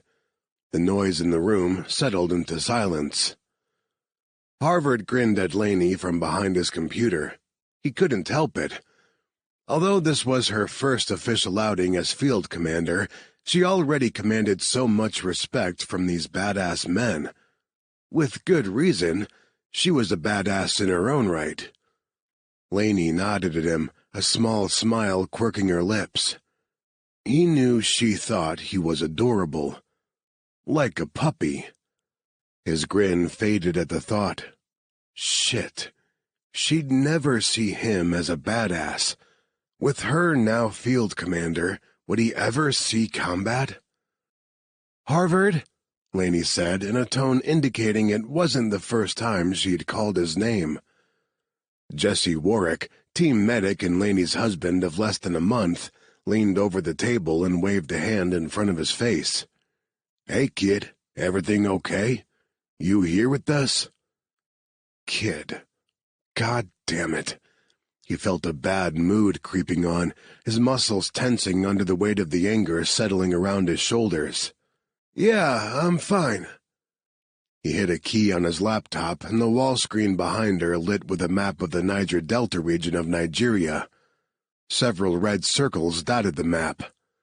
"So you all know why we're going," Laney began. "The fucking Ragin' Cajun," someone muttered, which pretty much summed up Harvard's feelings toward the guy right now. "Yes," Laney said with the patience of a saint. "This is a rescue mission for 2 of our men who need help." She pointed to a spot on the map Harvard had marked with a small yellow X. "This is Dr. Claire Oliver's last known location. We get to here, we'll find our men. There are no roads in or out, so once we land at Port Harcourt, we'll continue by boat." While Laney continued the briefing, Harvard took a moment to study the men around the room. Ian leaned back in his seat and propped his feet on the table while Tank snoozed peacefully beside his chair. Jesse glared across the table at the explosives tech, but thankfully said nothing. Last thing they needed was another blowout between those two. In the seats usually occupied by Jean-Luc and Marcus were 2 of Tucker Quinton's men on loan for this mission. Devlin was a tall, intimidating, square-jawed man with black hair and eyes that hinted at some Asian blood. He only went by the one name, Devlin, no last name, which Harvard didn't trust. He'd once run a search on the guy out of curiosity and, yeah, a bit of paranoia. He'd come up with nothing, nearly impossible since nowadays a person couldn't sneeze without leaving some kind of electronic trail. But Devlin was a walking, breathing ghost. Sean Carreras, on the other hand, was an open book. His father was a Mexican-American laborer who still lived and worked in New Mexico. His mother, half white, half Apache, was a high school Spanish teacher who had died of cancer when Sean was still quite young. He grew up in Santa Fe with several siblings and joined the Army out of high school. He smiled easily and laughed a lot. Harvard liked him. A notification popped up on Harvard's screen, drawing his attention back to it. He'd put a flag on any new content related to the Niger Delta or the virus, and it had picked up a breaking news story. He switched to a private window that was not attached on the wall screen and opened the file. As he read, the bottom dropped out of his stomach. Holy fuck! Laney stopped talking and everyone looked at him. He sent the news article to the wall screen so they could all see the headline and immediately began running searches for more information. We've got problems. Doctors Without Borders Field Hospital attacked by militants amid deadly outbreak. Oh, damn, Jesse said softly. Laney stepped back to read the article. She said nothing for a long time, only stood there shaking her head. When she spoke, tension made her voice tight. How many casualties, and were any of them ours? I don't know yet. Do your thing, kid. I'm not a kid. Annoyance sparked through him, igniting the anger he'd been trying to keep banked. Like he hadn't started combing through news sites, looking for more intel the moment he found the article. The reports coming out of that area are sparse. The authorities don't even know what's happening right now, but it looks bad. Really bad. I'll call Tuck, Carrera said and stood up. He might have contacts in the area. What's the plan now? Ian asked. Everyone turned to face Laney again. Even Tank sat up and looked at her with perked ears as if waiting for her response. She stared at the article on screen for a long moment. We're still going to Port Harcourt. That hasn't changed. It's the largest population center in the area. If Jean-Luc and Marcus were at the field hospital with Dr. Oliver and they escaped, they'll find their way to the city. It's their best chance of making contact for an exfil. For now, it's going to be a waiting game until we have more intel. If any of you have sources that can help, tap them. We'll regroup and come up with another plan in—" She checked her watch. "An hour. I need to brief HQ about this development." The room cleared out, everyone muttering about this unwelcome turn of events. Laney slumped into a chair at the head of the table and let out a huge sigh. "Don't know why I'm so surprised things went sideways on us. They always do." Harvard tried for a smile. If it looked as phony as it felt, it wasn't going to fool anyone. "We'll figure it out. Do you want me to get HQ on a video conference for you?" "Yeah, might as well get it over with." Laney frowned as she studied him. "Hey, are you okay?" "Of course," he said, putting more concentration into setting up the video call than was strictly needed. "Why wouldn't I be?" "You seem angry. I don't think I've ever seen you angry before." "I'm fine. While you're filling in Gabe and Quinn, I'll call Sammy, see what she can dig up about the hospital attack." He gestured at the computer. "This is all set. You just have to hit the call button." He started to stand, but she set a gentle hand on his arm. "You know I'm not Gabe and Quinn, right?" she said. "They're excellent leaders, but they expected a certain level of stoic machismo from y'all, and it caused issues. I don't expect that. If you're having a problem, talk to me. Let me help you work through it." He wanted to tell her how much it hurt that Jean-Luc hadn't trusted him enough to help rescue Claire, how badly he wanted to contribute to the team, how much he hated being called kid. Sure, he was the youngest of the group and the least experienced with combat, but god damn it, they wouldn't even give him a shot to prove himself. He was so tired of everyone underestimating him. He couldn't tell her, though. Wouldn't let it show. From now on, he'd keep everyone at a professional distance. How many times had he been foolish enough to get attached enough to anyone to open himself up and allow them to hurt him? Hadn't he learned a long time ago the only thing in his life he could trust was his computer? It never lied to him, never abandoned him. It was his oldest, truest friend. He didn't need any others. "I'm fine," he repeated. "Excuse me, I have work to do." Chapter 29, Port Harcourt, Nigeria. Mercedes plugged in her phone. The battery had drained during their overnight boat ride to Port Harcourt, and she couldn't help the sense of relief at having to put off the call she had to make. She sighed and gazed up into the wall-mounted mirror over the dresser. Sebastian lay asleep on the hotel bed behind her. He wore nothing but his boxers, his arm and leg both bandaged.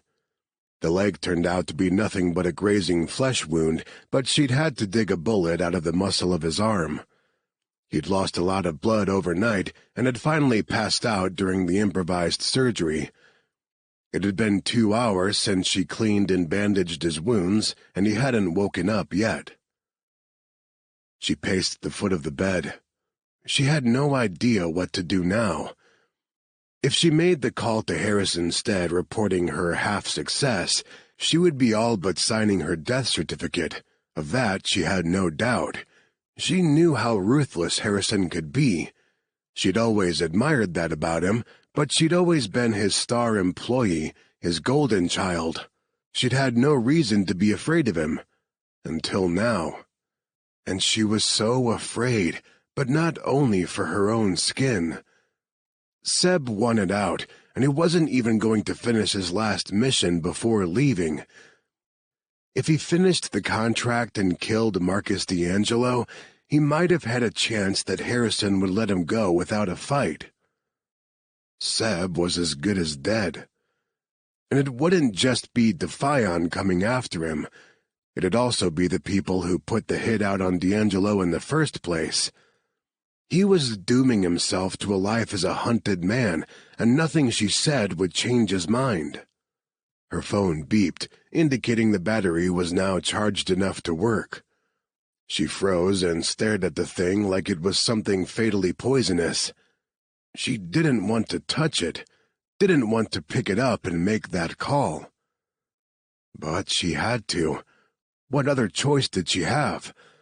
As much as her heart screamed she should, she couldn't run away with Sebastian. They'd both be dead. At least if she made the call, admitted her failure, Harrison's rage would be so focused on her, Seb might have enough time to disappear. Decision made, she strode over to the phone and picked it up before she changed her mind. Except the beep hadn't been from her phone telling her it was back online. It had been from a tracking device coming into range. Holy shit. Dr. Claire Oliver still had the tracker the pickpocketed planted on her in Lagos. Mercedes opened the tracking app and let out a delighted laugh when she saw the blip. If this thing was accurate, Dr. Oliver was also in Port Harcourt. Mercedes grabbed her weapons and stopped only long enough to kiss Seb's forehead before she left the hotel. This mission wasn't about impressing Harrison anymore, or even saving her own skin. This was all about Sebastian. When she returned successful, she'd have leverage to talk Harrison into allowing Seb to live. This mission wasn't over yet.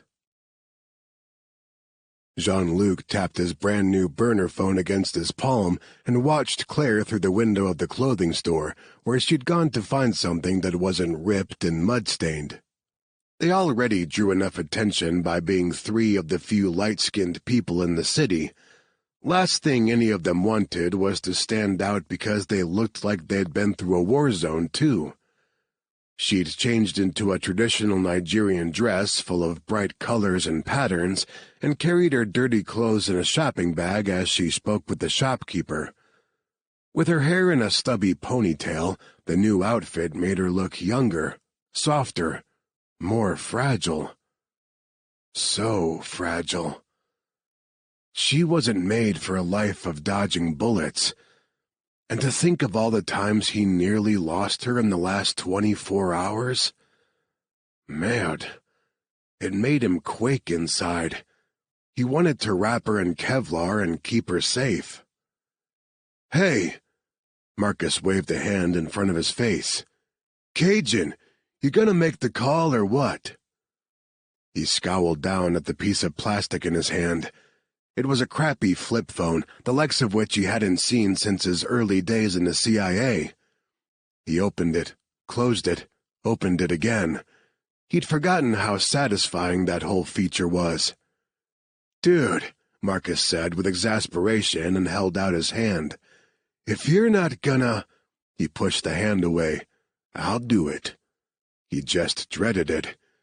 He didn't know how the team would react to him reaching out for help now, but this situation had ballooned into something he and Marcus couldn't handle on their own.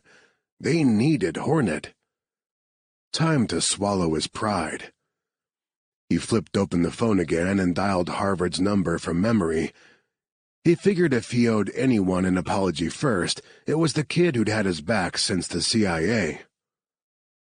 1 ring. 2. The knots in his stomach tightened. The line connected. "This is Eric Physic." "Hey, Harvard let out a stream of curses colorful enough to make even their ex-Navy SEAL bosses wince.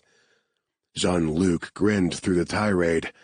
The kid was fairly straight-laced, but when he was annoyed, he could swear with the best of them. "I deserved that," he said when Harvard wound down. "And then some. What's your 20? Who are you with? Is this a secure? Don't even insult me like that, Harvard said in a cold voice. Jean-Luc's grin faded. Well, shit. The kid was genuinely pissed off.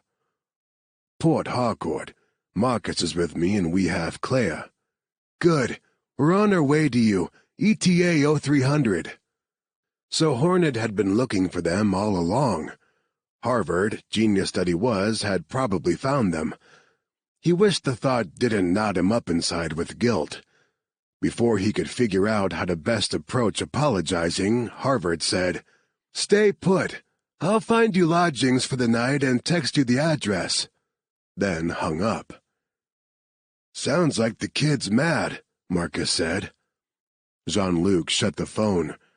Harvard had been itching to get out from behind a computer and into the field, and Jean-Luc had promised months ago to give him that shot at the first opportunity. But when he started this mission, he hadn't been thinking rationally. He hadn't wanted logic. He'd been following his reckless heart, and damn the consequences. He'd been wrong to cut out the rest of the team. He sighed and rubbed at the ache in his temple. I'm sure Harvard isn't the only one pissed. I'm probably going to be hitting the unemployment line when we get home. His phone vibrated as the promised text came through. He opened it, memorized the address, then grabbed a map from the side pocket of his rucksack. A hotel. He wasn't at all surprised to see it owned by Quentin Enterprises. Tuck owned half the world and probably had shares in the other half. He showed the map to Marcus. At least now we have a safe house. Marcus scowled at the address. Not sure how safe I'd consider any of Tuck's hotels after Martinique. He snorted and refolded the map. My thoughts exactly, but we're out of options and it's only for the night. The team's already in the air and scheduled to land at 0300. He pocketed the map and turned on a smile as Claire joined them. All set, Shah? She eyed him suspiciously, then Marcus. She dropped the shopping bag. Her shoulders tightened and her guard visibly went up like she was expecting another blow. What's going on? Did something happen? He realized then how they must have looked to her. Marcus grim-faced, and him forcing a smile he didn't feel. He dropped the act and ran a hand over her hair. No, it's nothing bad. It's actually good news for once. We have a place to stay tonight where we'll be safe.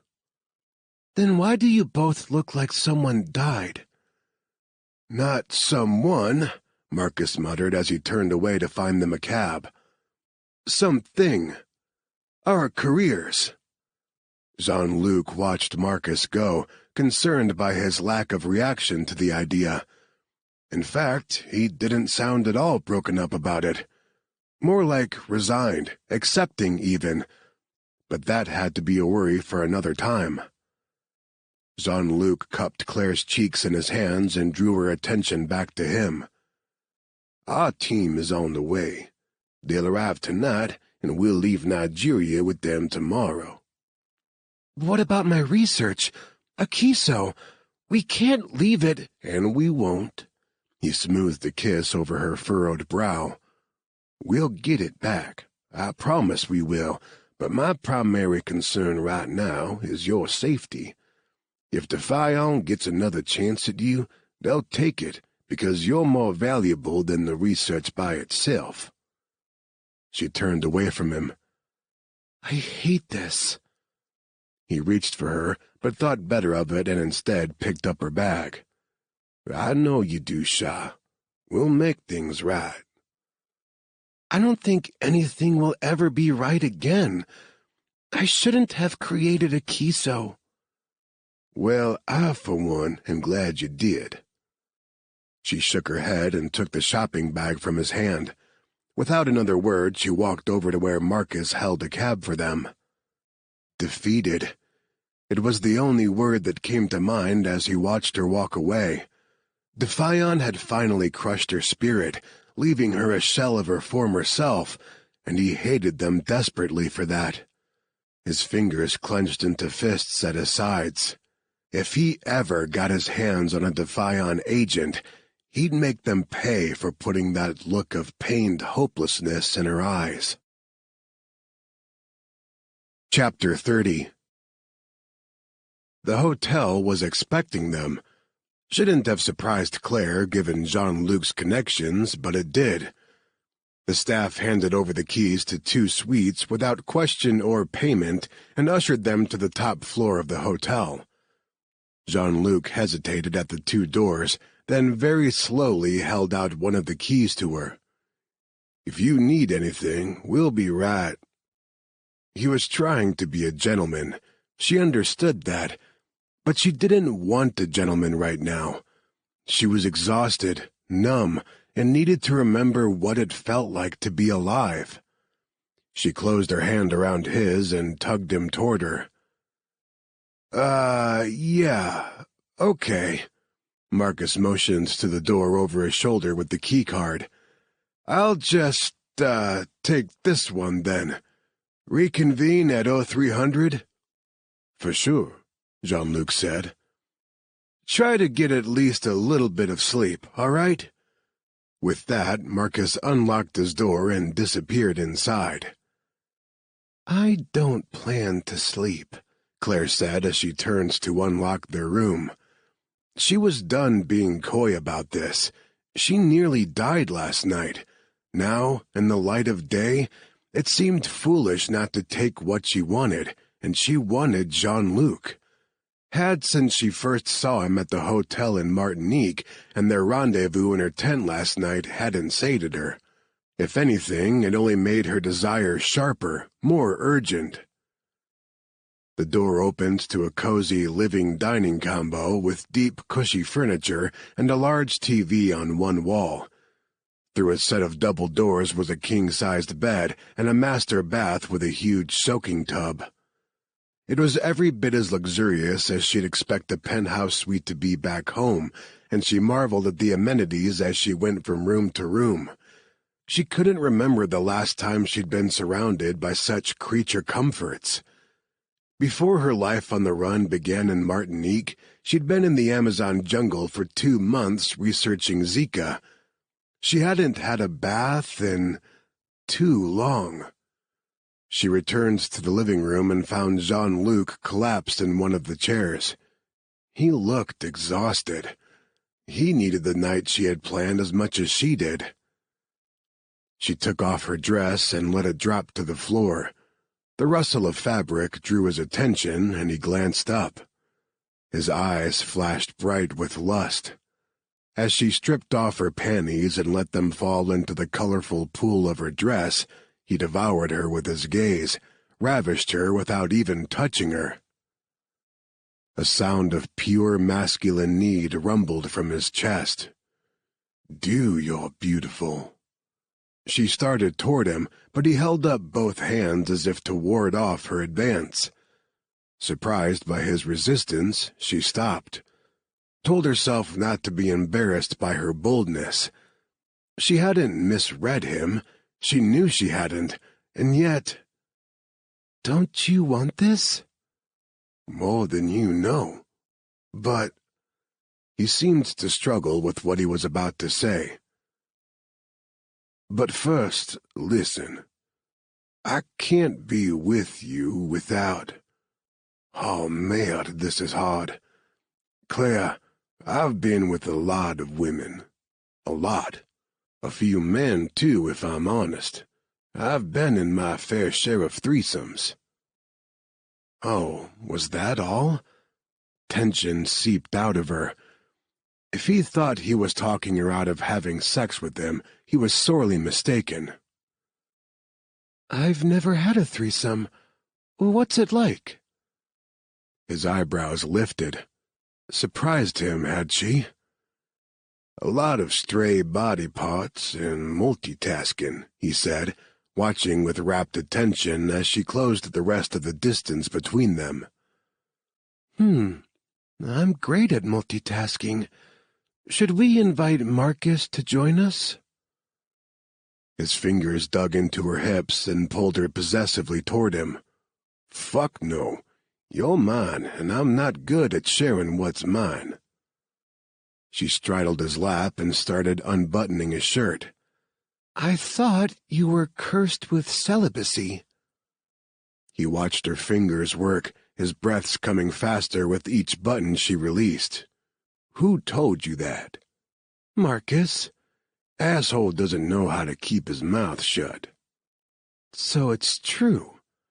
She traced a finger down his exposed chest and abs to the edge of his jeans. "You think you're cursed?" "Yes, I am. Was. Am. I don't know anymore." On a groan, he squeezed his eyes shut and caught her wrist. "I was a man-whore whose life's mission was to fuck. I was always safe, but I was never discerning, and I hate myself for it. Maybe a shrink would say I've always hated myself, and that's why I use sex like a drug and—" He stopped talking, and when he opened his eyes, she saw a vulnerability in him she'd never glimpsed before. "Claire, I don't want tonight to be like that, to have that underlayer of desperation." She leaned in, pausing with her lips barely touching his. "This isn't desperation. I told you I want to live. My close call last night only cemented that decision for me. I want to live, and you make me feel more alive than anyone I've ever known." He closed his eyes for a moment. "I don't want you to regret anything."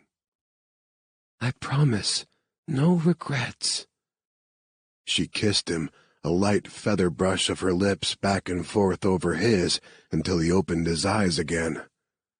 "Let's be a bit reckless. Just for tonight." "Oh, I can do reckless." He lunged forward to return her kiss, but she backed away before their lips touched. She stood up and grinned at his disappointed frown. "But first, I want a bath." Without waiting for his response, she dashed toward the bathroom. She heard him cursing as he struggled to get out of the deep chair and give chase. He caught her just as she leaned over the tub to start the water. "Tease?" His hands clamped around her hips and drew her rear back against the firm ridge of his arousal. He still wore his jeans and rocked forward, rubbing the fabric against her butt cheeks. The denim rasped over her sensitive skin, made her nipples harden, and her arms and legs shake. "Do you still want me to fuck you with my cock?" His voice rumbled next to her ear, followed by a nip at her earlobe that sent her reeling. "Or would you rather have my fingers, my mouth?" She gripped the edge of the tub for support. "Yes." His laughter was wicked, his breath hot on the side of her neck. "Yes, what?"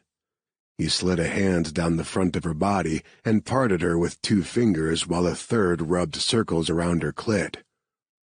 She gasped. "I want all of you." "I can tell. You're soaking my fingers. I'll fuck you right here with your ass up in the air and you hanging on to that pretty tub. Hard and fast." The rhythm of his hips changed, pumping against her backside, fulfilling the promise of his words. "Is that how you want it?" She whimpered and thrust her rear toward him. Her mouth had gone dry. It felt like all the moisture in her body had flooded between her legs, readying her channel to accept him. She licked her lips, but her voice still came out a rasp. "Yes, take me right now, hard, just like this." He cursed and the heat of him left her. She heard a zipper, then the thunk of his pants hitting the floor. She glanced over her shoulder. He still wore his white shirt, unbuttoned, but he was naked from the waist down, and his impressive length jutted straight out from his body as if reaching for her. He took a condom from his jeans pocket and roughly rolled it on, then he was behind her again, his cock seeking at her entrance. He kicked her feet wider, put a hand on the back of her neck, pushing her head down toward the rising water in the tub, and slammed all the way into her. Their joining was violent and perfect, both pain and pleasure.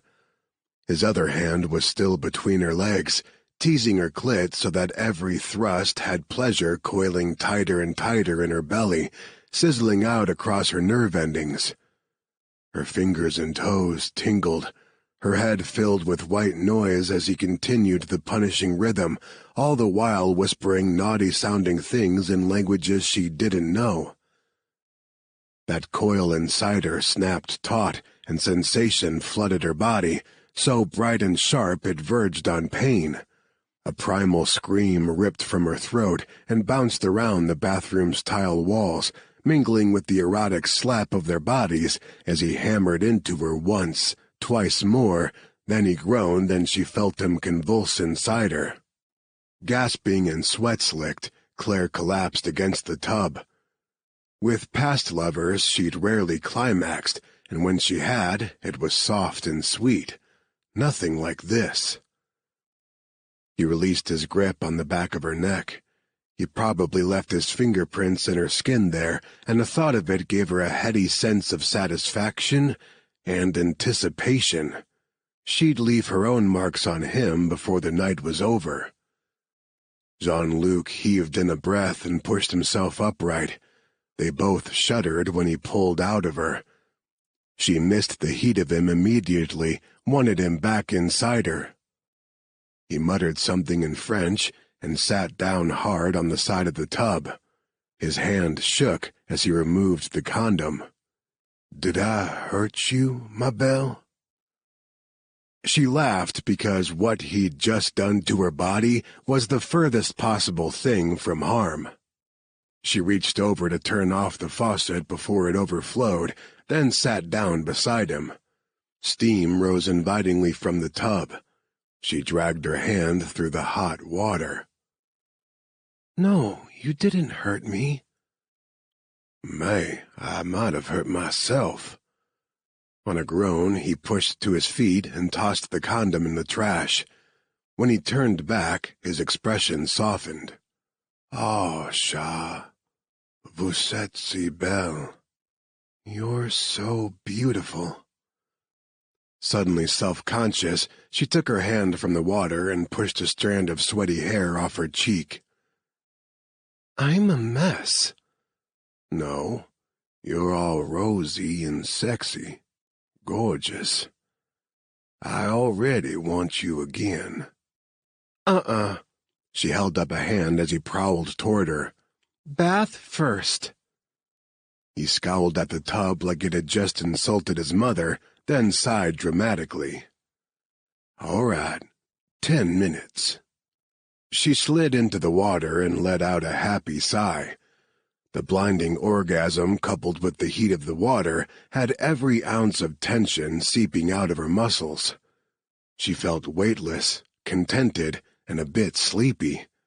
10 minutes. She thought she might never leave this tub again. She leaned her head back against the rim and closed her eyes. We'll see about that." "Yes, we will." She couldn't see it with her eyes closed, but heard the slow spread of his grin in his voice. "Bet I can make you beg to leave the tub." She opened her eyes. Yes, there was that grin, all mischief and mayhem. She couldn't help but note his body was recovering fast from the sex. His cock lengthened, hardened, and she felt her nipples tighten, her own body pulsing in anticipation. She splashed him. "No bet." "Afraid you'll lose?" "I know I will." He slid into the water behind her and picked up a bar of soap, rubbed it over her breasts, rasping his thumbs deliberately over her hard nipples. Let's see how long you last. I say you'll be begging for my cock again long before the 10 minutes is up." She dropped her head back on his shoulder. "I don't like to lose." "Competitive, are you? I like that in a woman. Makes things interesting." His hand moved lazily down her belly, then lower. He slid the bar of soap between her thighs. The slippery sensation made her gasp, and Jean-Luc took the opportunity offered by her open mouth to kiss her deeply. He dropped the soap and used his fingers to... "Oh, God." That thing he did, relentlessly drawing circles around her clit without ever actually touching it, made her crazy. His laugh was all wicked pleasure in her ear. "Are you begging yet? Because if you are, I really want to get you into a bed so I can take my time." She whimpered because his teasing fingers just weren't enough friction. "I can't hear you, my belle." He stopped with the maddening circles and pressed his thumb right to the sensitive bud. She bucked against his hand. "Oh my God! Yes! Now! We need to get out of the tub, now!" "Yeah, that's what I thought." He laughed softly and nipped at her earlobe. He scooped her up and climbed out of the tub, not bothering with the drain or stopping to dry either of them off. As he carried her into the bedroom, she imagined cliff diving must be a similar experience to sex with Jean-Luc. Terrifying, thrilling, a little bit dangerous, and so very addicting. Chapter 31. Jean-Luc settled her on the big bed and took a moment to just look at her. All of that soft skin, damp and rosy from the hot water of the bath. Her nipples tight peaks begging for his mouth and tongue. Her eyes, hot and seductive, beckoning him to join her on the bed. He leaned down on one arm and delved his fingers into her damp hair, turning her head toward him. He brushed his lips over hers. "I'm gonna make you feel good tonight, Claire." She huffed out a laugh. "Like you haven't already." "I'm just getting started." She moistened her lips with the tip of her tongue. "Then put your mouth on me." She slid a hand down her body to the apex of her legs. "Here." Yeah, he was all over that. He crawled onto the bed and skimmed his lips down her rib cage. "Do you have more sweetness down there for me, or did the bath wash it all away?" She groaned and arched toward his mouth, even as she touched herself. "It's there. I'm wet for you." "Greedy girl." He grinned against her skin and slid lower. "Get your fingers out of there. I'm going to taste you on my tongue. I'm going to lap you up. I want your juices in my mouth, sliding down my throat when you come." She squirmed under him, making frantic, urgent noises, wordlessly begging him to move faster. He reached up and laid a hand across her ribcage, pinning her down. "Nuh-uh, Sha. I was born in the bayou where everything moves." He dipped his head and flicked his tongue across her folds. "Slow." "Oh, please, just—" She made a sound of pure sexual frustration and tangled her fingers into his hair, digging her nails into his scalp as she pushed his head down. The bite of pain sent the jolt of lust straight down his shaft. It'd be so easy to sit up, pull her legs up over his thighs, and bury himself to the balls. She wanted it. Her pussy was ripe for it, open and waiting. But he'd gone too fast earlier in the bathroom.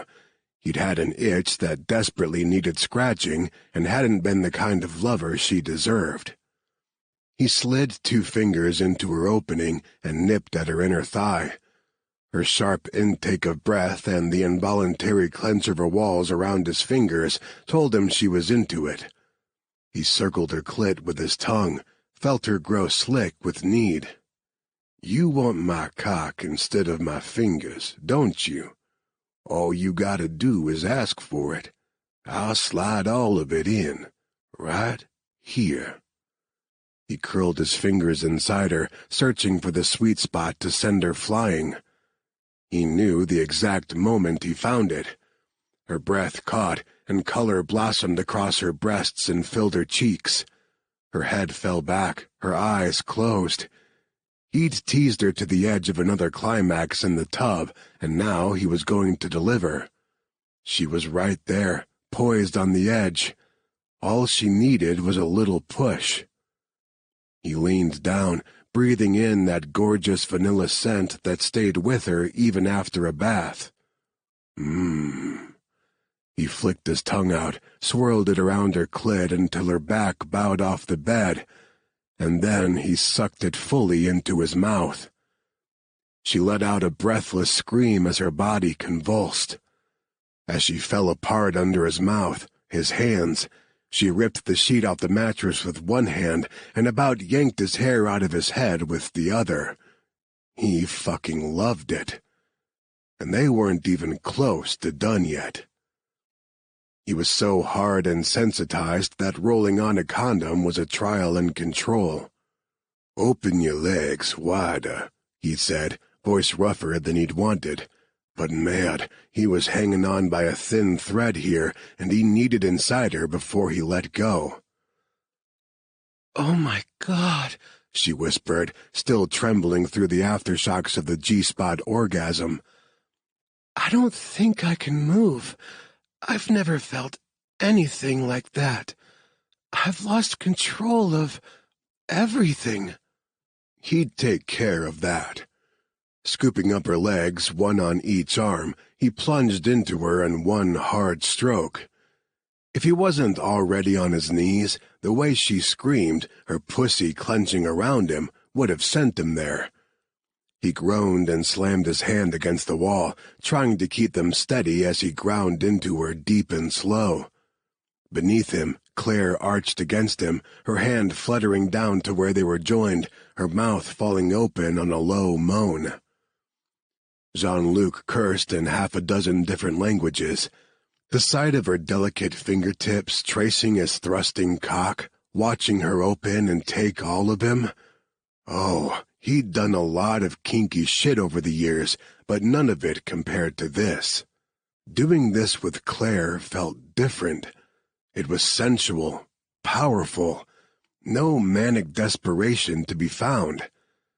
That empty ache inside him he was always trying to fill with booze and sex, it had disappeared. All this time, he hadn't needed sex. He needed Claire. He stared down at her, awed that she had the power to make him feel whole for the first time in his adult life. Her breasts bounced gently with each slow grind of his hips. He hadn't noticed it in the bathroom, but she still wore his gree-gree on the cord around her neck. Despite her doubts about its power, she hadn't taken it off, because he had been the one to give it to her. The idea thrilled him. I fucking love watching you take me like this. You look like a goddess right now, Claire. Do you like feeling how I fuck you?" She gasped. "Jean-Luc, oh, I'm going to come again." She dragged a hand through her hair and held it back from her face. Sweat glistened along her temple in pretty little droplets, and he leaned in to lick it off. "I want you to. Let me feel that pussy milk me. Squeeze me dry." He knew the moment she climbed over that peak, and it wasn't because of the way she frantically grabbed his shoulders or the hoarse cry he smothered with a kiss. Like the sex, it was a slow orgasm, and her walls clamped around him in waves that would have destroyed a weaker man. Hell, they might just destroy him. His balls drew up tight, and his muscles tensed as his own release roared through him. When he could see again, he stilled and stared down at Claire, trying to burn every detail of her into his memory. She was so pretty, with her eyes closed, skin flushed and dewy, and her hair a mess. He'd be content to stay here with her like this forever. Which didn't scare him as much as it once would have.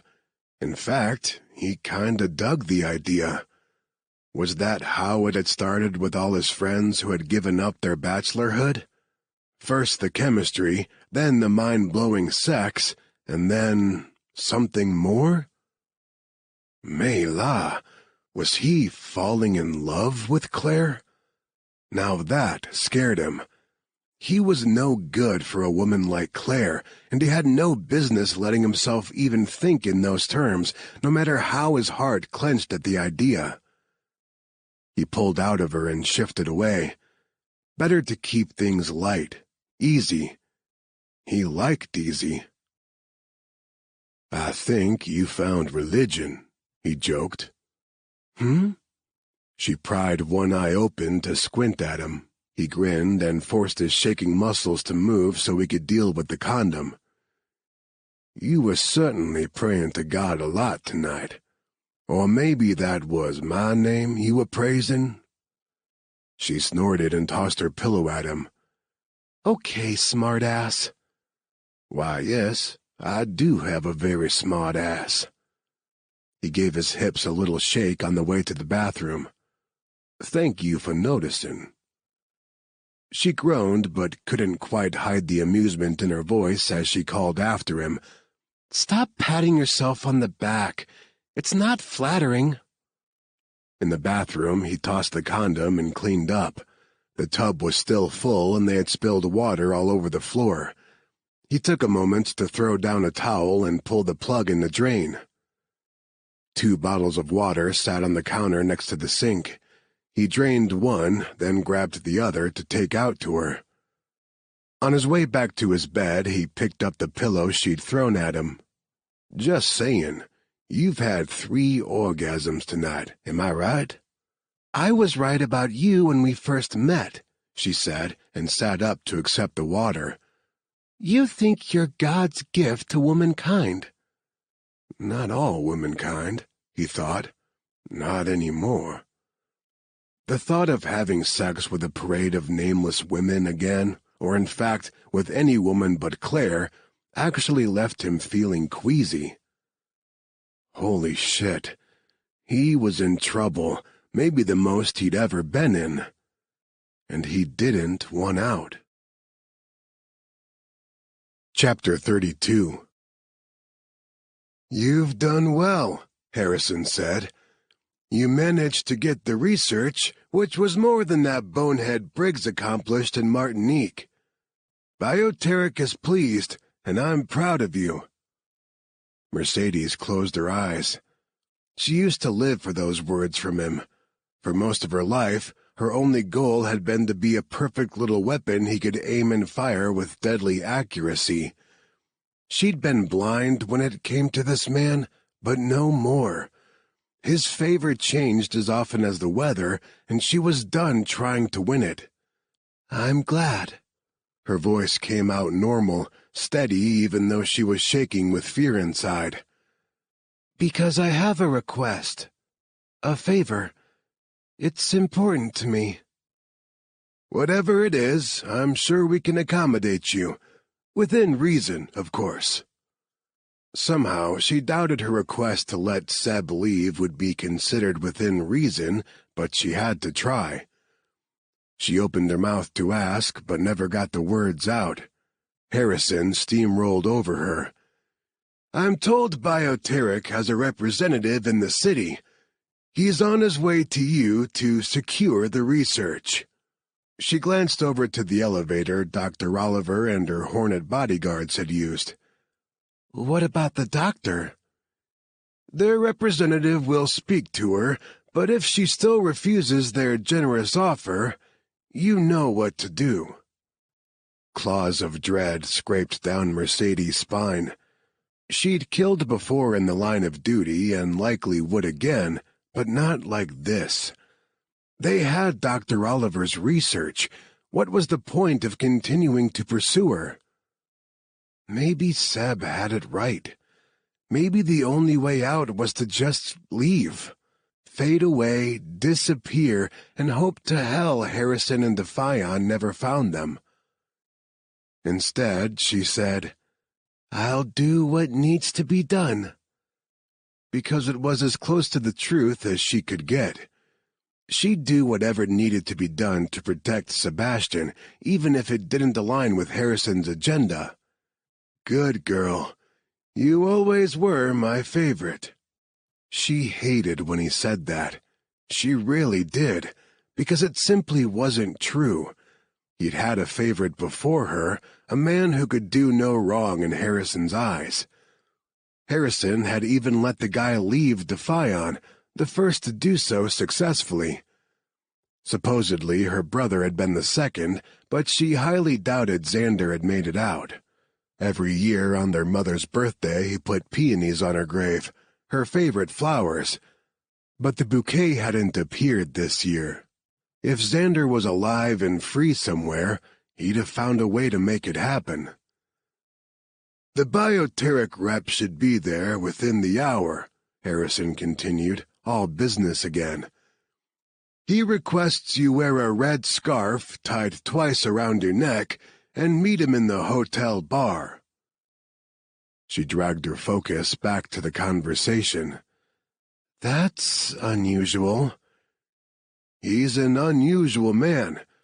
Just give him the research and your job is done. Unless, of course, Dr. Oliver refuses Bioteric's offer.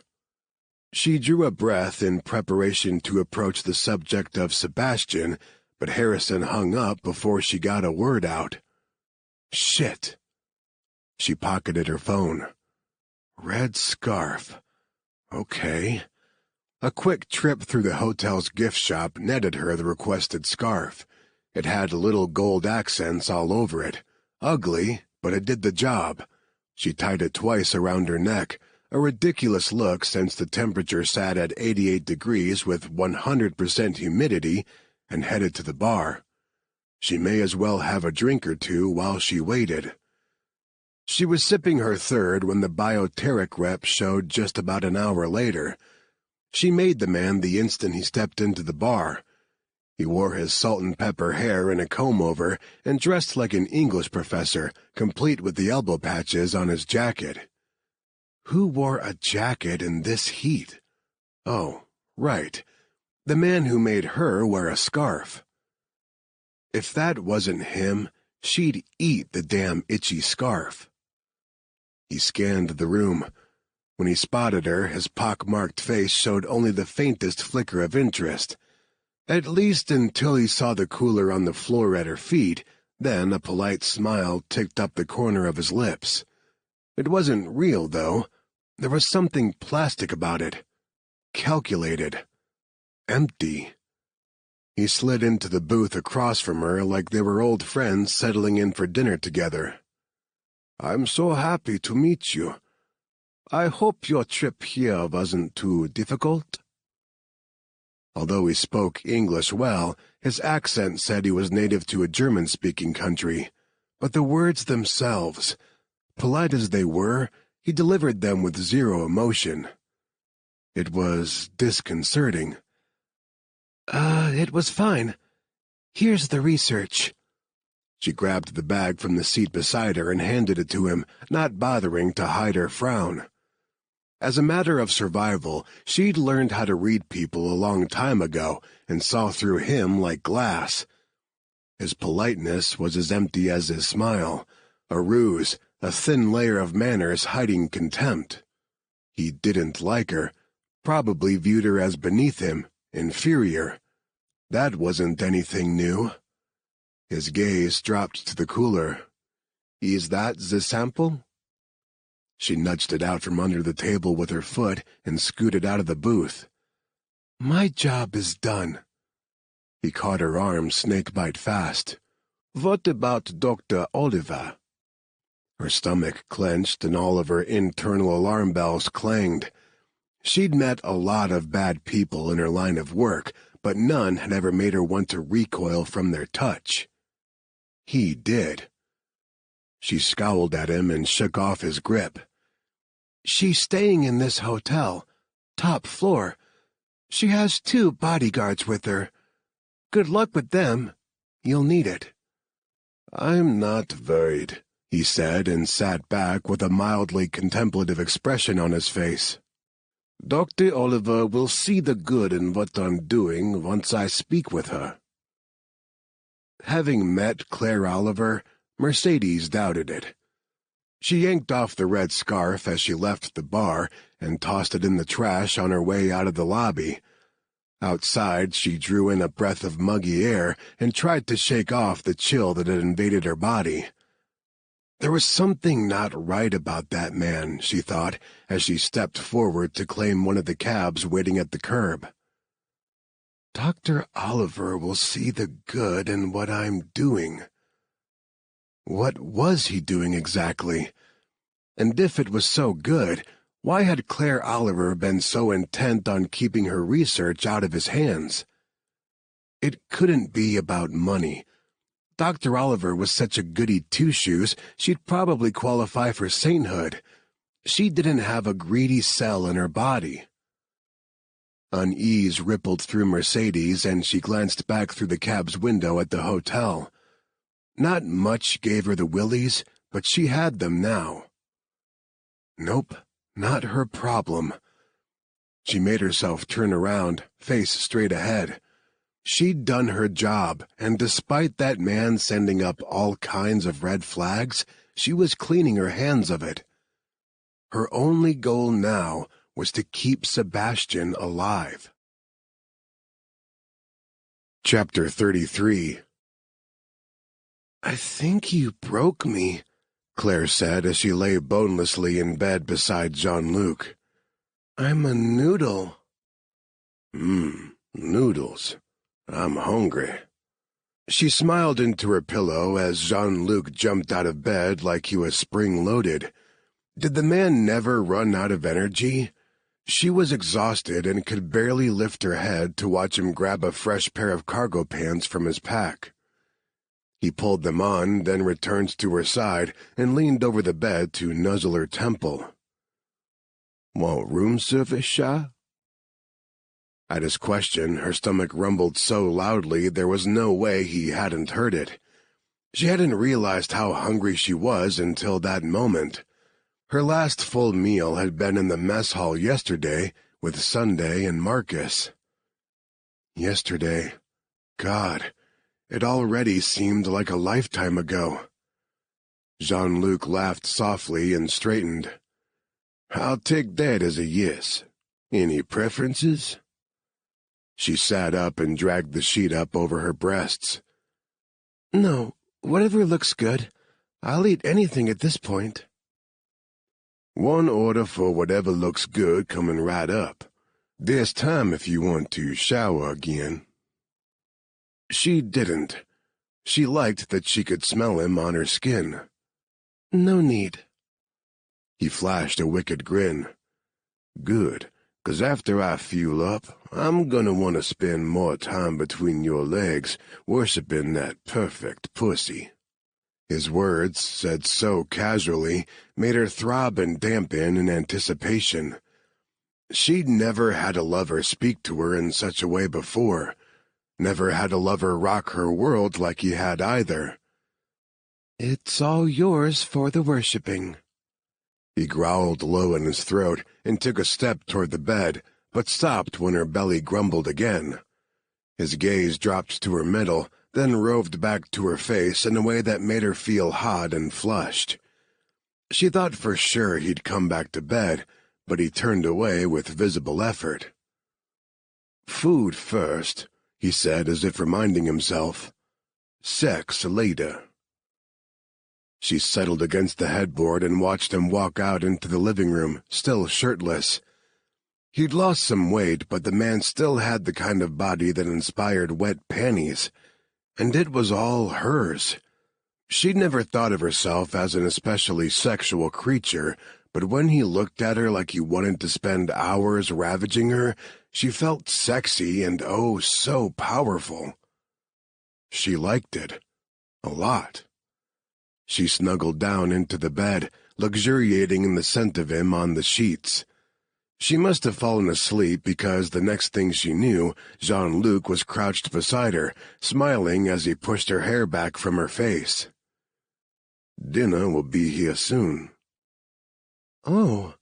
She yawned and stretched. "I didn't mean to fall asleep." "It's all good. You need sleep, but I want you to eat first. Can you do that for me, Sha?" She nodded and, on a groan, rolled out of bed. She yawned again. Her head was fuzzy like she'd been awakened mid-dream. She looked at her pile of clothes on the floor and frowned. She liked the Ankara dress, thought it pretty, but it was short and form-fitting. She really didn't want to put it back on. Jean-Luc must have read her mind because he went to his pack again and pulled out a t-shirt and sweatpants. "Here, they'll be big, but the pants have a drawstring. More comfortable than what you had on before." "Thank you." She took the clothes with her into the bathroom. She used the toilet, washed her hands, then studied herself in the mirror. Oh boy, she looked haggard. The bags under her eyes would definitely be charged overweight fees at the airport, and here she was with no makeup to fix it. Ugh. How could Jean-Luc look at her now and see anything he wanted sharing his bed? She turned on the cold tap and splashed her face a couple times. That helped. When she glanced up in the mirror again, she not only felt more alive, but she looked it. Some color had returned to her cheeks at least. Jean-Luc's t-shirt fell nearly to her knees. The sweatpants still sagged even when cinched as tight as they would go, but he was right. The outfit was much more comfortable than the dress. She padded out to the living room to find him standing in front of the TV, flipping through the channels. He noticed her in the doorway and shut it off, but not before she caught a glimpse of a news report about the militant attack on the hospital. The picture of Sunday sent a spear of pain through her chest. Another friend lost, all because of her. "I'm sorry," he said quickly. "It's okay." She walked over to sit in one of the cushy armchairs. She pulled her knees up to her chest. "Has the story gone international?" "Yeah." He set the remote aside and went over to the table, where his gun lay on a towel amid a mess of supplies. He must have been cleaning it while she slept. The room still smelled faintly of gun oil. She nodded to the weapon as he cleared off the table. "Do you think you'll need that?" "If there's one thing the CIA taught me, it's better to be ready and not need it than to need it and not be ready." "Yeah, I suppose so." A knock sounded at the door. His hands were full, so she uncurled from the chair and went to answer it. "Wait, Claire!" He dropped everything except for the weapon and took up position by the door. "Really?" She scowled at him. "Nobody knows we're here. It's room service." "Probably, but I'm not taking chances. Check the peep." She sighed. Just one night she wanted a bit of normalcy. Was that too much to ask? She answered her own question. Yes. Right now it was. There was nothing normal about having a group of mercenaries try to kidnap you not once, but twice. Jean-Luc was right to be overly cautious. Resigned, she rose up on her toes and checked the peephole. It wasn't room service. "Deo? Oh my God!" She threw open the door. "What are you doing here? How did you find us?" He looked gray and wild-eyed. He gasped for breath like he'd sprinted up the stairs. "I came as soon as I heard. Is Sunday... Where is she? This hotel was our rendezvous in case we were separated." Claire's heart broke all over again. In her mind's eye, she saw Sunday collapsing into the mud, a bullet between her eyes. No, she shut down that mental image. "I'm so sorry, Deo. She didn't make it." His expression crumpled, and he leaned an arm on the doorframe. "I had hoped. I wanted her to be with." He sucked in a sharp breath and nodded to himself, as if making up his mind about something. "It doesn't matter now. We have to leave. They're coming for you." "Who's coming?" Jean-Luc asked, and stepped up beside her, still holding his weapon, but now down at his side. He set a protective hand on her shoulder, and the simple touch fortified her in a way nothing else could. "The people who want her research," Deo said, desperation thick in his voice. "But they already have it," she protested. Deo returned his attention to her. "They want you too, and they're here. I saw them." "How do you know?" Jean-Luc asked, still suspicious. "I recognized one of them. Claire, she was there when we went to Lagos. She was following us, and I made sure to lose her, but she's here now with backup. If I tricked the front desk into giving me your room number, it's only a matter of time until they do too. I ran up the stairs to find you before they did." Oh, God, was this ever going to end? Heartsick, she glanced back at Jean-Luc. "If that's true, we can't stay. I don't want to be the cause of another hostage situation." Jean-Luc said something in another language that sounded like a string of profound cursing. Russian again? It seemed to be his go-to preference for swearing whenever he was extremely upset. "Hang on," he said. "We gotta go, man," Deo said. Jean-Luc ignored him and disappeared for a second, then came back with his rucksack and a phone to his ear. "Marcus isn't answering." He crossed the hall and lifted a fist to knock, but at that moment, Deo tugged on her hand hard enough that her only choices were to follow or fall on her face. "There's no time. They are here now." Deo dragged her toward the elevator. She wasn't wearing shoes, and the tile floor was cold under her feet. She wasn't dressed to go anywhere, and tried to tug her hand free of Deo's. "Please, can I at least change and get my shoes? Deo, ow!" His grip tightened. She was going to have a bruise. "Jean-Luc!" she called over her shoulder. "My shoes!" Jean-Luc looked at Marcus's door one last time, then ducked back into their room. He emerged a second later and sprinted after them, her sneakers in hand. He caught the elevator just before the door slid shut and nipped inside. Chapter 34. Claire breathed a sigh of relief as the door slid closed. Just having Jean-Luc beside her, she felt safer. He passed her the shoes, and she sat down to pull them on. "What about Marcus?" "I'll keep trying to call.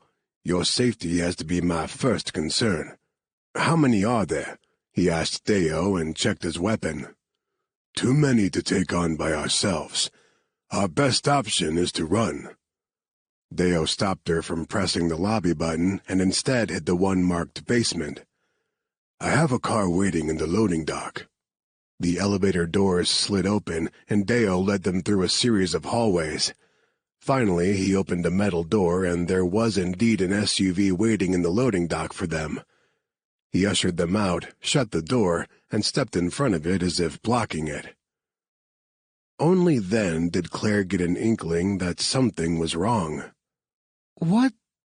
Deo, what's—" Jean-Luc pushed her behind him and swung his weapon from Deo to the SUV. "Pouton, you're setting us up." The SUV's doors opened and 3 men got out. All of them had blonde hair and blue eyes. All of them were muscular and well-armed. "I'm sorry," Deo said softly, tears rolling down his face. "My family is all infected. Without Sunday and without them, I'll have nothing to live for. He told me you have a cure and you weren't going to use it to save anyone. He said he would save my family if I brought you to him. He could give them the cure, then give me money to move them away from here. I had no choice." Desperate people. She had warned him weeks ago about the dangers of desperation, and she hadn't listened to her own advice. "Deo, there is no cure. Not really. Not yet, at least. Please don't do this." His face contorted. He was no longer the easygoing, happy man she'd come to know and like. Instead, this was the man she'd gotten a glimpse of at the militant camp, the one who had kicked over an oil drum out of anger. "You're lying!" His eyes bugged, even more wild now, and she noticed the spider webs of red in the whites of his eyes. Spittle flew from his lips. "There is a cure, and you have it. You used it on him. Give it to me." "Don't touch him." She backed away, pulling Jean-Luc with her by his shirt, which had the unfortunate consequence of putting them closer to the SUV. But that was not her main concern at the moment. "Deo, you're infected." Jean-Luc glanced at her, horror in every line of his expression.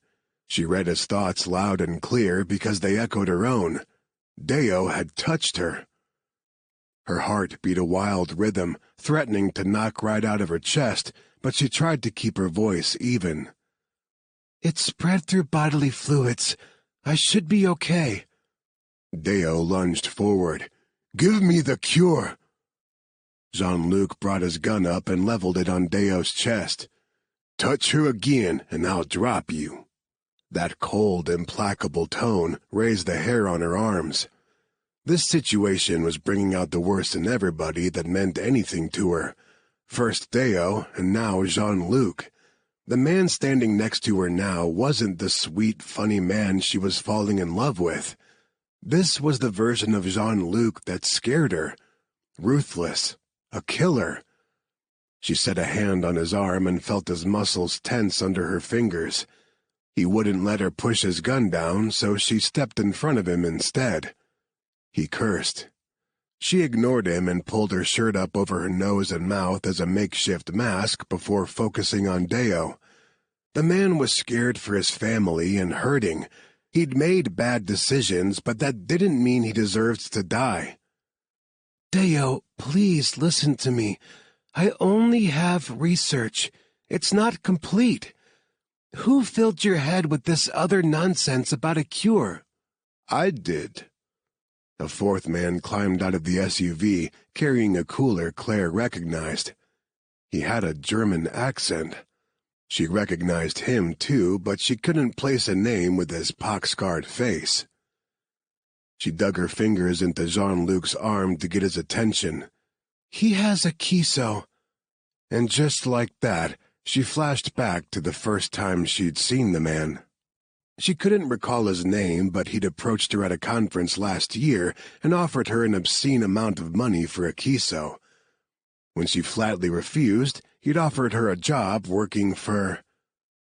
"You're with Bioteric." "I own Bioteric," he tisked. "We could have done this the easy way, Dr. Oliver, but you refused my every offer." She huffed out a breath in disbelief. "So you killed Tiffany and Sunday and all of those people in Martinique and here at the field hospital—" "Claire," Jean-Luc said with a soft bite of warning in his tone. She ignored him. "All for what? To corner the market with a kiso so you can make more money?" The man gave a serene smile that contorted his scarred skin, pulling it tight in weird ways, making him look like a Halloween skull. "No, Dr. Oliver. Don't you understand by now? This is much bigger than money, as you'll soon see." He made a slight hand motion, and his bodyguards drew their weapons in unison, performing like trained dogs. Every single barrel targeted Jean-Luc. "Now, get in the car, and we won't kill this man." She didn't believe that for a minute. As soon as she set foot in that car, they'd open fire on Jean-Luc. They couldn't leave him alive to come after her. No. She didn't think. She just ducked under his arm and used her body to block his. If you want a Kiso, you can't kill him. She'd piqued his interest. She recognized the flare of it in his eyes as he considered Jean-Luc. She could also feel Jean-Luc all but vibrating with rage at her back. Whether he was angry at her or Bioteric was anyone's guess. "And why not?" the man finally asked. "He is not a scientist. He is nothing but a mercenary." She glanced back at Jean-Luc, hot tears blurring her vision. But she still saw his features pulled taut, his eyes spitting hatred at the scarred man. "I'm sorry," she mouthed, because although she was about to save his life, she was likely also about to condemn him to torture. "He has to come with us," she said, turning back to the Bioteric man. "He's the first human test subject of a Kiso." He studied Jean-Luc with cool calculation in his blue eyes. "Interesting. I had no idea you've made so much progress." He motioned to his bodyguards. "Bring them both." The guards crowded in, one keeping his weapon aimed at Jean-Luc while another disarmed him. Jean-Luc struggled until she caught his gaze and mouthed, "Please, don't." They'd kill him. After all, they could harvest a corpse for samples as easily as a living specimen. He shook off the guard's hands and didn't look happy about it, but climbed into the SUV without a fight. "What about my family?" Deo said. "The cure." The scarred man looked at him for a long moment, then gave a subtle nod to one of his guards before climbing into the SUV beside Claire. "Of course. I'm a man of my word. Audric will give you the cure." As the SUV pulled away, Claire saw the guard pull on gloves and a mask, then raise his gun and shoot Deo in the head. The guard then discarded the protective gear and very calmly walked over to another car that was waiting. Claire twisted to stare out the back windshield. Deo collapsed where he stood, and a pool of blood spread around his head. "No! Why did you do that?" "He was infected," the scarred man said without much concern. "Surely you knew." "But you didn't have to shoot him." Something sharp pricked her upper arm, and she whipped around to find he'd stuck her with a needle. She immediately felt lightheaded. "What? No. Jean-Luc."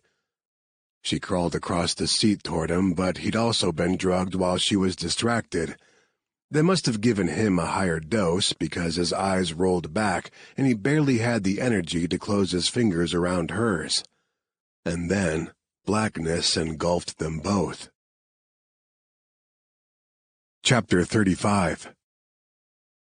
Marcus awoke to a heavy fist pounding on his hotel door. He struggled to pry his eyes open and checked the time on his phone. 03:45. Shit. He was supposed to meet Jean-Luc at 0300, and his phone had a missed call from the Cajun. "I'm coming," he called. His voice sounded like he'd swallowed glass. He pulled on his jeans and tried again. "Hang on, I'm coming." Grumbling to himself, he shuffled out to the living room of his suite. His head pounded. He really shouldn't have hit up the minibar, but lately he couldn't sleep without alcohol in his system. He pulled open the door, and the apology for missing the 0300 rendezvous died on his lips. He blinked. "Laney?" The rest of Hornet stood in the hall behind her, including two guys he recognized from Tucker Quinton's team, Devlin and Sean Carreras. "You look like shit," Carreras said by way of greeting. Laney put her hands on her hips. "Where are Jean-Luc and Dr. Oliver?" He dragged a hand through his hair. His alcohol-logged brain still wasn't processing. "They're here, in the suite across the hall. No one's there. Jesse said, and hooked a thumb over his shoulder. "Door's wide open." He stared, still not comprehending. "What?" He shouldered through the group and found himself looking straight into the empty suite across the hall. He strode inside, found gun-cleaning supplies in a pile in the living room. In the bedroom, the bed was a mess. The bathroom had a dampness to it, indicating it had been recently used, and the tub was still wet. Clothes scattered the floor, the outfits Jean-Luc and Claire were wearing earlier. He walked back to the living room. "No, they were here." "Then where are they?" Harvard asked. "I don't know." "Is anything missing?" Laney asked. He rubbed both shaking hands over his face and tried to think. He mentally went back over the suite room by room. "Jean-Luc's rucksack, his gun and knives, and I didn't see either of their shoes." Laney put a hand on his shoulder and gave him a gentle push toward a chair. He went without protest. If he stayed on his feet, he might throw up everything he had drunk. "Okay, Marcus, think," Laney said, not unkindly, and sat down in the chair across from him. "Is there any reason Jean-Luc would take Claire away from here?" "Why does Jean-Luc do anything?" Ian muttered, and shut the suite's door. "Because he wants to." Marcus shook his head. "No, guys, this is different. He's different with her. He wouldn't do anything crazy to put her in danger." "So it tracks he'd only leave if he thought she was in danger," Seth Harlan, the team's sniper, said. "Yeah, that's the only reason I can think of, but it doesn't make sense. He knew she was safe here. He knew you guys were on the way." "Someone must have convinced him she wasn't safe." Laney crooked a finger at Harvard and pointed at the dining table. "All right, there's got to be security cameras in this place. What can you find for us, kid?" "Not a kid," Harvard muttered. Marcus was vaguely aware of a weird vibe coming off Harvard, but he was too sloshed, too scattered to worry about it now. Harvard set up his laptop and hunched behind it, working in silence. Yeah, definitely a vibe there. Pissed off if Marcus had to guess. "I'm in," Harvard finally said after agonizing minutes passed. "Which of the cameras you want to see?" Laney looked to Marcus. He leaned forward and rubbed the back of his neck. We got here around 3 or 4 this afternoon." Harvard got back to work, then turned his computer around to show them the screen. 3:47 p.m. to be exact. He played the video on fast forward. It showed Marcus, Jean-Luc, and Claire entering the building, conversing with the woman behind the front desk. Then to the elevator. While they waited for it, several people crossed the camera view. "Hey." Marcus stood up and moved closer to the computer. He pointed at the dark-haired woman sitting in a chair near the restaurant entrance. "I recognize that woman, with the dark hair and red scarf. She's with Defion." "Well now," Jesse said on a whistle, "that's certainly a good reason for Jean-Luc to take Claire away from here. Maybe he recognized her too, and—" He stopped short and also studied the screen. Wait. Back up the feed." He leaned forward and watched intently. Then he jabbed a finger toward the screen. "There. The guy your Defiant girl is meeting with. Do any of you recognize him?" They all crowded in around the computer. Marcus tried to focus, but no spark of recognition came, and he shook his head. Seth also gave a negative response. Laney chewed on her lower lip. "He looks familiar, but I can't place him." "Yeah, I recognize him." Ian's lips thinned into a frown as he straightened. "We evac'd him from the hotel in Martinique." "Exactly. I spoke to him. He said he's a virologist." Jesse tapped the man's scarred face with his knuckle. The motion was met by a quiet grumble from Harvard. "There were a lot of virologists in that hotel, cowboy," Lainey said, giving her husband a sidelong look. There was supposed to be an infectious diseases conference that weekend. Yeah, but if that guy's a virologist... Jesse started to jab the screen again, but at Harvard's hard stare, he held up his hands and stepped back. Sorry. If he is what he said he is, it follows he's here because of the outbreak. So I want to know what he's doing sipping cocktails in a hotel bar in Port Harcourt when the virus is killing people a full day's boat ride southeast of here.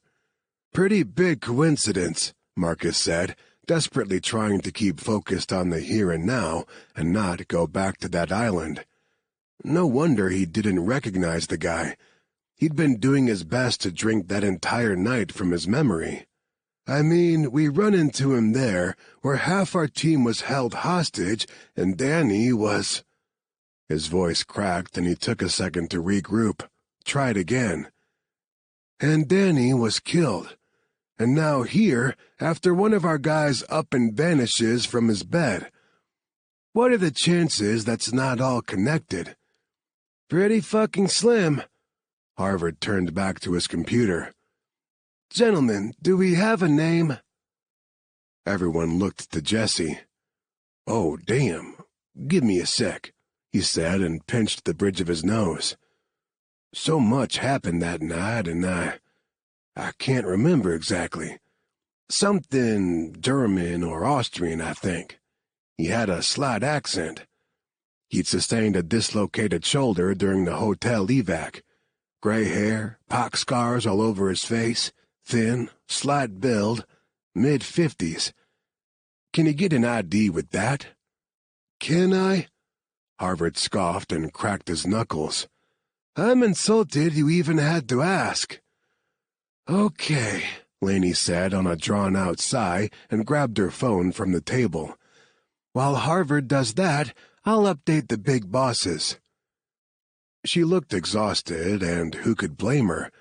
Her first mission as their new field commander, and the straightforward rescue had morphed into, what? A hostage sitch? They didn't have enough intel to know for sure what happened to Jean-Luc and Claire, and now Lainey had to report that big fat goose egg back to HQ. It couldn't be easy. Marcus got up and paced the length of the suite. It was like so many others they'd been in at the start of missions. Another hotel, another mission. Usually Marcus loved all of it, but losing Danny had drained the joy out of everything for him. Now he was just restless, and so very angry. He knew he shouldn't, but he resented Jean-Luc for nearly dying, and now for this disappearing act. If it turned out the Cajun had simply taken off somewhere for more sexy alone time with the doctor... No, he shut down that line of thought. Jean-Luc could be impulsive and reckless, but he wouldn't risk Claire's life by taking her away from the hotel. Not when they were mere hours away from safety. Damn, he should have insisted they all share a room, but he'd wanted to give them some time together. Jean-Luc had been depressed since his grandmother died. He'd wanted the guy to have a little bit of happiness, and Claire seemed to do the trick. He still thought she was going to end up with a broken heart in the end, but they were both adults. Whatever happened between them was their business. And besides, who was he to stand in the way of lust?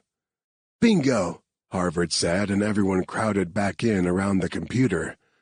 Hang on, we may have something. I'll get back to you, Lainey told whoever was on the other end of her phone call and hung up. You have a name? Harvard brought up an ID photo of the man from the bar. In the corner of the card, across from the man's picture, were the words Führerschein Republik Österreich. Jean-Luc would know exactly what that meant. Marcus had never been great with foreign languages, managed some rusty Italian now and again, but that was about it, so he could only guess it meant something along the lines of driver's license. Yeah, that's him, Jesse confirmed. Stefan Ostermann, Harvard said. Born in Vienna, Austria in 1960. He goes by the title doctor, only I can't find a medical degree in his history, or even a Ph.D. Looks like he attended med school in the mid-'80s, but he never finished." "What's he do for a living if he's not a doctor?" Jesse asked. "Far as I can tell, he's independently wealthy. He's never had a job." "So," Laney drew the word out, her brow furrowed in confusion. "Why was he at the hotel in Martinique? Why attend a virology conference?" "And," Marcus added, as a pit of dread opened up in the bottom of his stomach, "why is he here?" "Fuck," Harvard breathed and hit a key. A website popped up. "Osterman has bought a lot of businesses, including Bioteric Pharmaceuticals." Marcus froze and looked at each of his teammates, cold down to his marrow with fear. "Bioteric has Jean-Luc and Claire." Chapter 36. The knock on the door had them all turning. Weapons came out and up. Tank, who had been snoozing up until that point, leaped to his feet, ears pricked and full alert, muscles quivering, ready for the attack command from his master. Ian and Seth, the closest two men to the door, flanked it and readied their weapons. Laney stepped forward, but Jessie caught her hand. She gave him the look, the one she often gave him when he got too overprotective, the one that said, "I love you, but let me do my job, dumbass." He swore softly, but let go of her hand and grabbed his own weapon. Harvard pulled up the hotel surveillance cameras on his laptop. "Okay, it's a woman, late 20s, early 30s, Hispanic. She's alone and appears unarmed, but I can't see all of her to confirm. She's holding her hands above her head. She just waved at the camera like she knows I'm watching." "Shit," Marcus thought. "That can't be good." He kept his weapon up as Laney approached the door and cautiously opened it. Ian yanked the woman inside, and Seth patted her down. He found two weapons, one tucked under her shirt at the small of her back, and one in an ankle holster. As soon as Seth finished, Ian shoved her against the wall. "Hey, hey," Seth said and zipped tight her hands behind her back. "Ease off, man. She's unarmed." Ian flipped her around and again shoved her against the wall. The woman eyed him up and down. Something flickered behind her eyes, there and gone in a moment, but her face remained impassive. "Sheesh." She huffed out a breath and looked out over Ian's shoulder at the rest of them. "No wonder you guys have more enemies than friends." At Ian's side, Tank let out a low rumble of warning. The woman glanced down, and some of her bravado faded. She gave the dog a nervous smile. "Nice doggy." "Nice doggy will chew off your arm if you don't start talking," Ian said. The woman scanned the faces in the room and finally settled on Laney. Her expression softened ever so slightly, and a hint of pleading entered her gaze. "Can we chat without Mr. Scowls-a-lot and the Hell Beast?" Marcus could have laughed. The woman was so far off base with her girl-to-girl approach. Of all of them in the room, Laney was probably the most kick-ass and least sympathetic to the woman's problems. "She's with Defion," he told Laney. "The woman from the video with the red scarf?" Laney merely lifted a brow. "Is that true?" The woman cast one more look at Tank, then tried to straighten away from the wall. Ian shoved her back. She sent Ian a simmering glare and blew a strand of dark hair out of her face. "My name's Mercedes Raya. I believe we can help each other." Mercedes tried to keep her gaze focused on the woman in front of her and not on the man beside her. He was leaner than the last time she'd seen him, his hair shorter, shaved close to his scalp. He had more tats now, too, peeking out under the sleeves of his black T-shirt. And the dog? That was definitely new. Ian Reinhardt. She thought hell would have frozen 3 times over before she saw him again, and she would have been A-okay with that. So why the fuck had she come here? After leaving her meeting downstairs with the creep, she'd returned to her hotel to check on Sebastian, only to find him gone. Just gone. No note, no nothing. He'd left her to deal with the Fion on her own, and she couldn't focus on how much that hurt. With nothing else to do with her time but think, she'd found her mind wandering back to the creep in the jacket and how not right that encounter had been. And the more she obsessed over it, the more she disliked the whole situation. Mercedes couldn't shake the feeling that he had something awful planned for Dr. Oliver's research. She kept coming back to one thought. Dr. Oliver was genuinely a good person. Hell, the woman had made a career out of risking her life to help people nobody else cared about. If the bioteric man had altruistic intentions, she'd be working for him, not running from him. Which meant his intentions were bad, and with the type of research Dr. Oliver was involved with, there could be bad shit on the horizon. Once that uncomfortable seed took root in her conscience, Mercedes returned to the hotel thinking she'd do something and had seen Hornet arrive. She'd followed them upstairs, overheard part of their conversation. Dr. Oliver and one of her men were both missing, and made a decision. Sebastian was right. If she wanted out of the Fion, she just had to leave. And she did want out. With him. She knew exactly where he'd gone. She could follow him and they could disappear together. But first she needed to do this one thing so her conscience would be clear. The Hornet woman finally moved. She walked forward, hands on hips, and eyed Mercedes up and down. She was a pretty woman with skin a few shades darker than Mercedes' own, tall and fit with long hair that spiraled around her shoulders. She had a simple wedding band on her left hand, nothing frilly, and wore cargo pants and a t-shirt just like all the men in the room. The men all seemed to defer to her, which Mercedes had to admit was pretty kick-ass. The few women working for Defion were never given a position of power. "If you're with Defion, why would you help us?" the woman asked. Okay, no more bullshit. She met the woman's gaze. "My mission was to find Dr. Oliver and her research for bioteric. I accomplished it, but when I handed the research off, my gut told me it was wrong. I listened to my gut. It's kept me alive." Ian snorted in disbelief. "We can't trust her, Laney." She refused to look at him, kept her gaze fastened on the woman, Laney. "He's right. If I were in your position, I wouldn't trust me either." She wondered if he realized her words were directed at him as much as Laney. He probably did. He'd never been a stupid man, just an asshole. She tried to take a step forward, but Ian shoved her back again. She growled in frustration. "Okay, listen. There was something very wrong about Bioteric's man.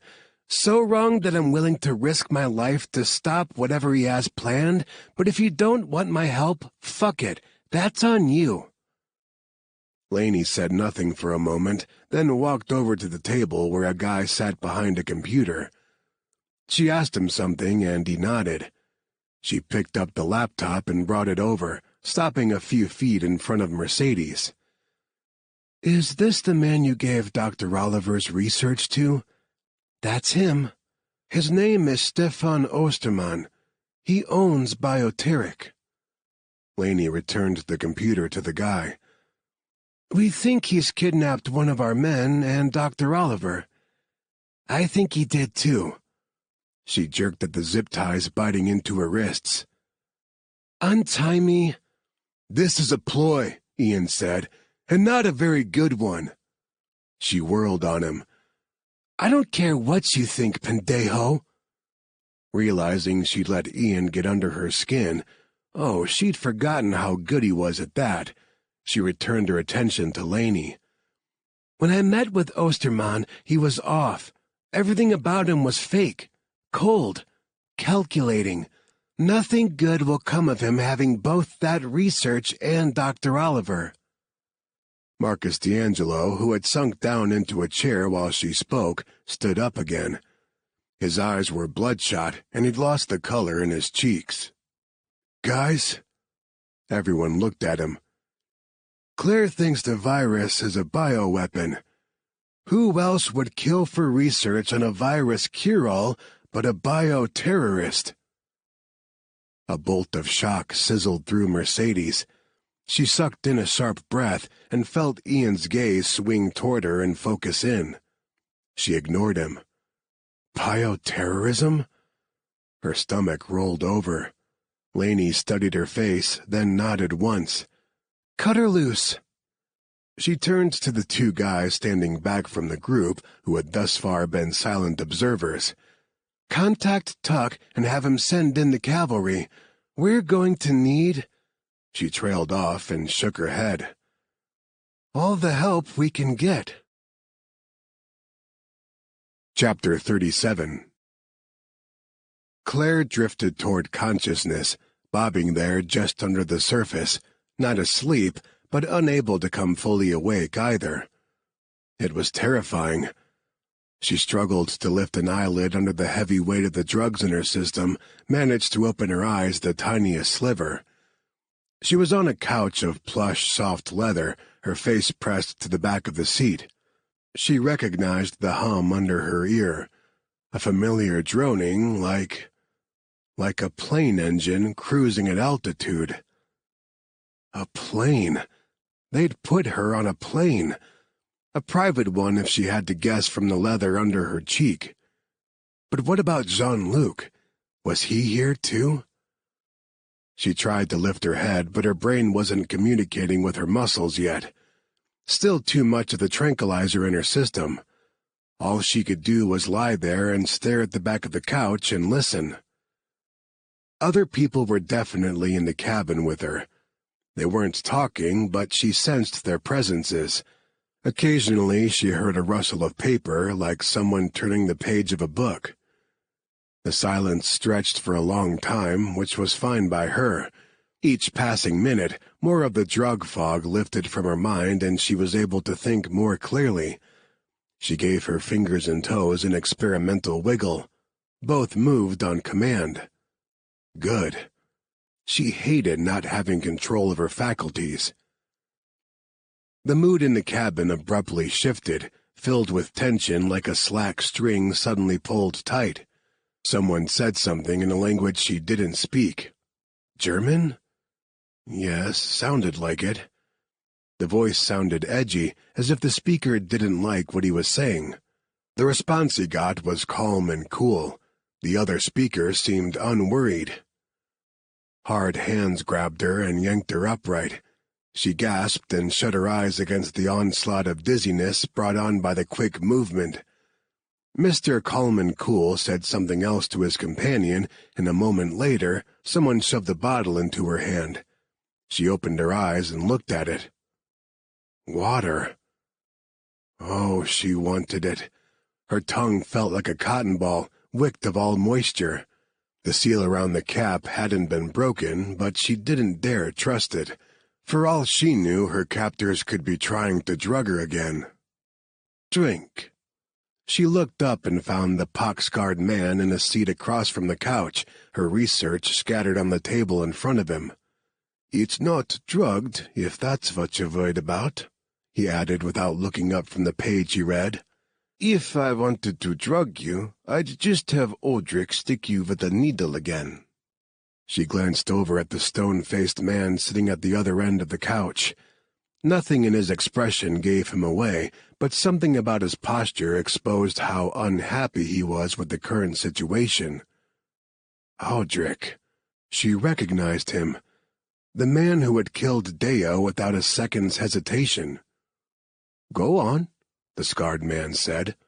"Drink. You're probably experiencing cottonmouth. I'm sorry for that, but it couldn't be avoided."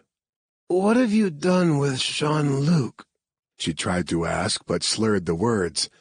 Resigned, she fumbled off the cap on the water. She had to risk it. Her mouth was too dry to talk, and she wanted answers. She took a small experimental sip and waited. When the light-headed floaty feeling of the drugs didn't return, she drank until the bottle was empty. "I don't think we've been properly introduced," the man said while she drank. "I'm Dr. Stefan Ostermann." "You're no doctor," she said. Her voice still sounded like gravel, but it was better than last time. "Doctors take an oath to do no harm." "Harm?" He scoffed and sat back in his chair. "I'm trying to save the world, not harm it." She stared at him in complete disbelief. "How can you say that when you've killed so many people in your pursuit of me?" "I've killed no one." "No, you just order it done," she snapped, then drew a breath to calm herself. Ostermann didn't even blink in the face of her outrage. She wondered if he ever felt any emotion at all. "Do you really think that putting the distance of a mercenary between you and the people you've murdered relieves you of guilt?" "I have no blood on my hands, but I wouldn't regret it if I did." Ostermann's eyes narrowed a fraction. "I don't understand your concern about Deo's death. He betrayed you." She swallowed the anger burning at the back of her throat and carefully set her empty bottle down on the table between them. "He only betrayed me because he was scared and desperate, and you gave him a sliver of hope. Anyone in his position would have done the same." "Yes, exactly." Ostermann folded his hands on the table and smiled congenially. "That's the problem with this world. There's no rational thought anymore. No logic. People react without thinking. Opinions are now considered fact, and facts are fake. Dictators, terrorism, the willing destruction of the planet." For the first time, there showed a flicker of something real behind his eyes. Nothing as passionate as excitement, but definitely a clinical kind of enthusiasm as he warmed to his topic. "The world has gone insane, and there's only one solution. Only one way to reset the system before the system destroys itself and everyone and everything in it. As a scientist, you must see it too." Yes, she saw it. His vision of a solution in all its cold, logical horror. He plans to eradicate the human race, selectively if a Kiso was involved. Her mouth went dry again, and not from the drugs. She licked her lips and glanced around the cabin. Jean-Luc wasn't here, and she dreaded her next question. "What did you do to Jean-Luc?" "Don't worry, he's protected. As all precious cargo should be." "He is not cargo." Ostermann raised a brow. "No? His only value lies in the fact you used him as a test subject."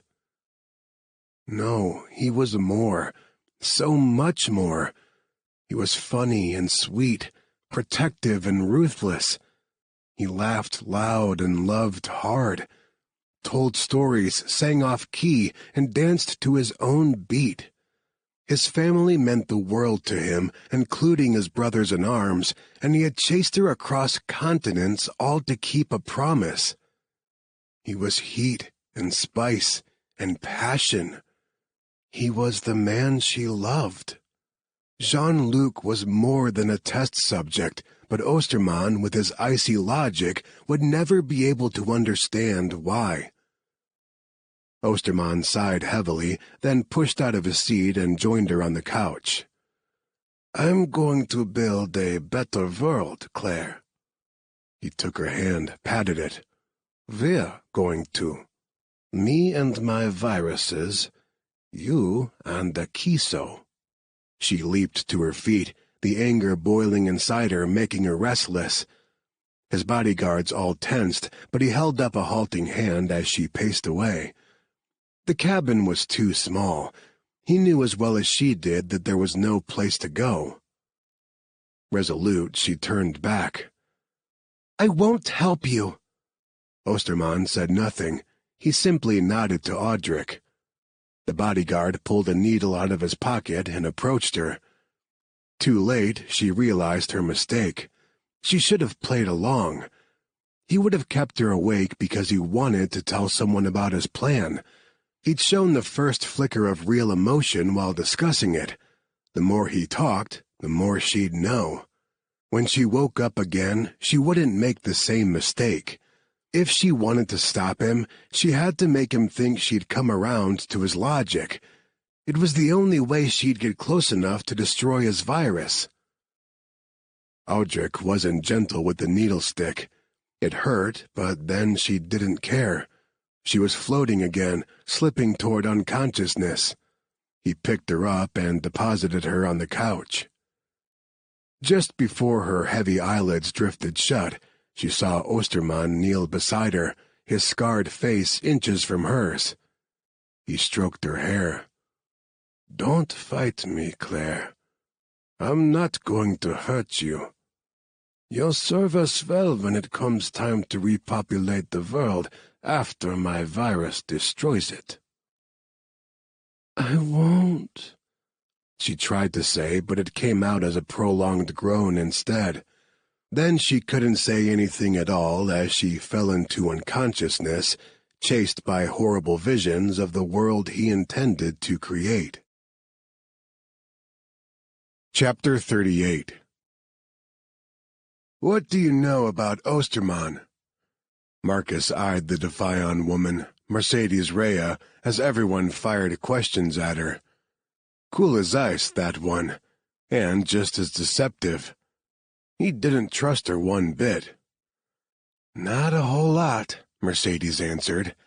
"When I was given this mission, I was told Bioteric had hired us." "Us meaning Defion," Marcus corrected. She rolled her eyes. "Yes, we've already established I work for Defion." She pointed at Carreras and Devlin. "And those two goons are Quentin's bounty hunters." She swept her arm out, indicating everyone else. "And you're all Hornet. Tell me again why any of that matters right now. We all want the same thing here." "I don't believe you," Ian said. "You're playing an angle we don't see yet." Marcus nodded. He and Ian didn't have any problems, but they'd never been simpatico either. Nice to know he wasn't the only one who thought trusting this woman was an epic mistake. Her eyes all but spit fire at Ian. "The only angle I'm playing, Reinhardt, is the one where the world doesn't end. I don't know about you, but I'd like to continue breathing without drowning in my own blood, because that's what this virus does to people." She turned her gaze to Marcus. "You've seen how fucking terrifying it is. Tell them." He thought of Jean-Luc in that hospital bed, so still and pale, and damn her, she was right. He would never trust her, but she looked frightened enough by the possibility of the virus that he believed her. They were working toward the same goal. Right now, survival was the name of the game. "You saw it up close?" Seth asked softly. "Yeah." He debated the wisdom of the truth for a moment, then decided they might as well know everything from the get-go. "When we first arrived in country, Jean-Luc and I were attacked by militants and separated. Took over a week to track down Claire, and when I did, she led me to him. He'd been infected." The room erupted. He raised his voice over the noise. "Yo, guys, he's okay. Claire saved him." Jesse frowned, his brows drawn together under the brim of his ever-present Stetson. "She saved him? How? Everything I've read about this virus.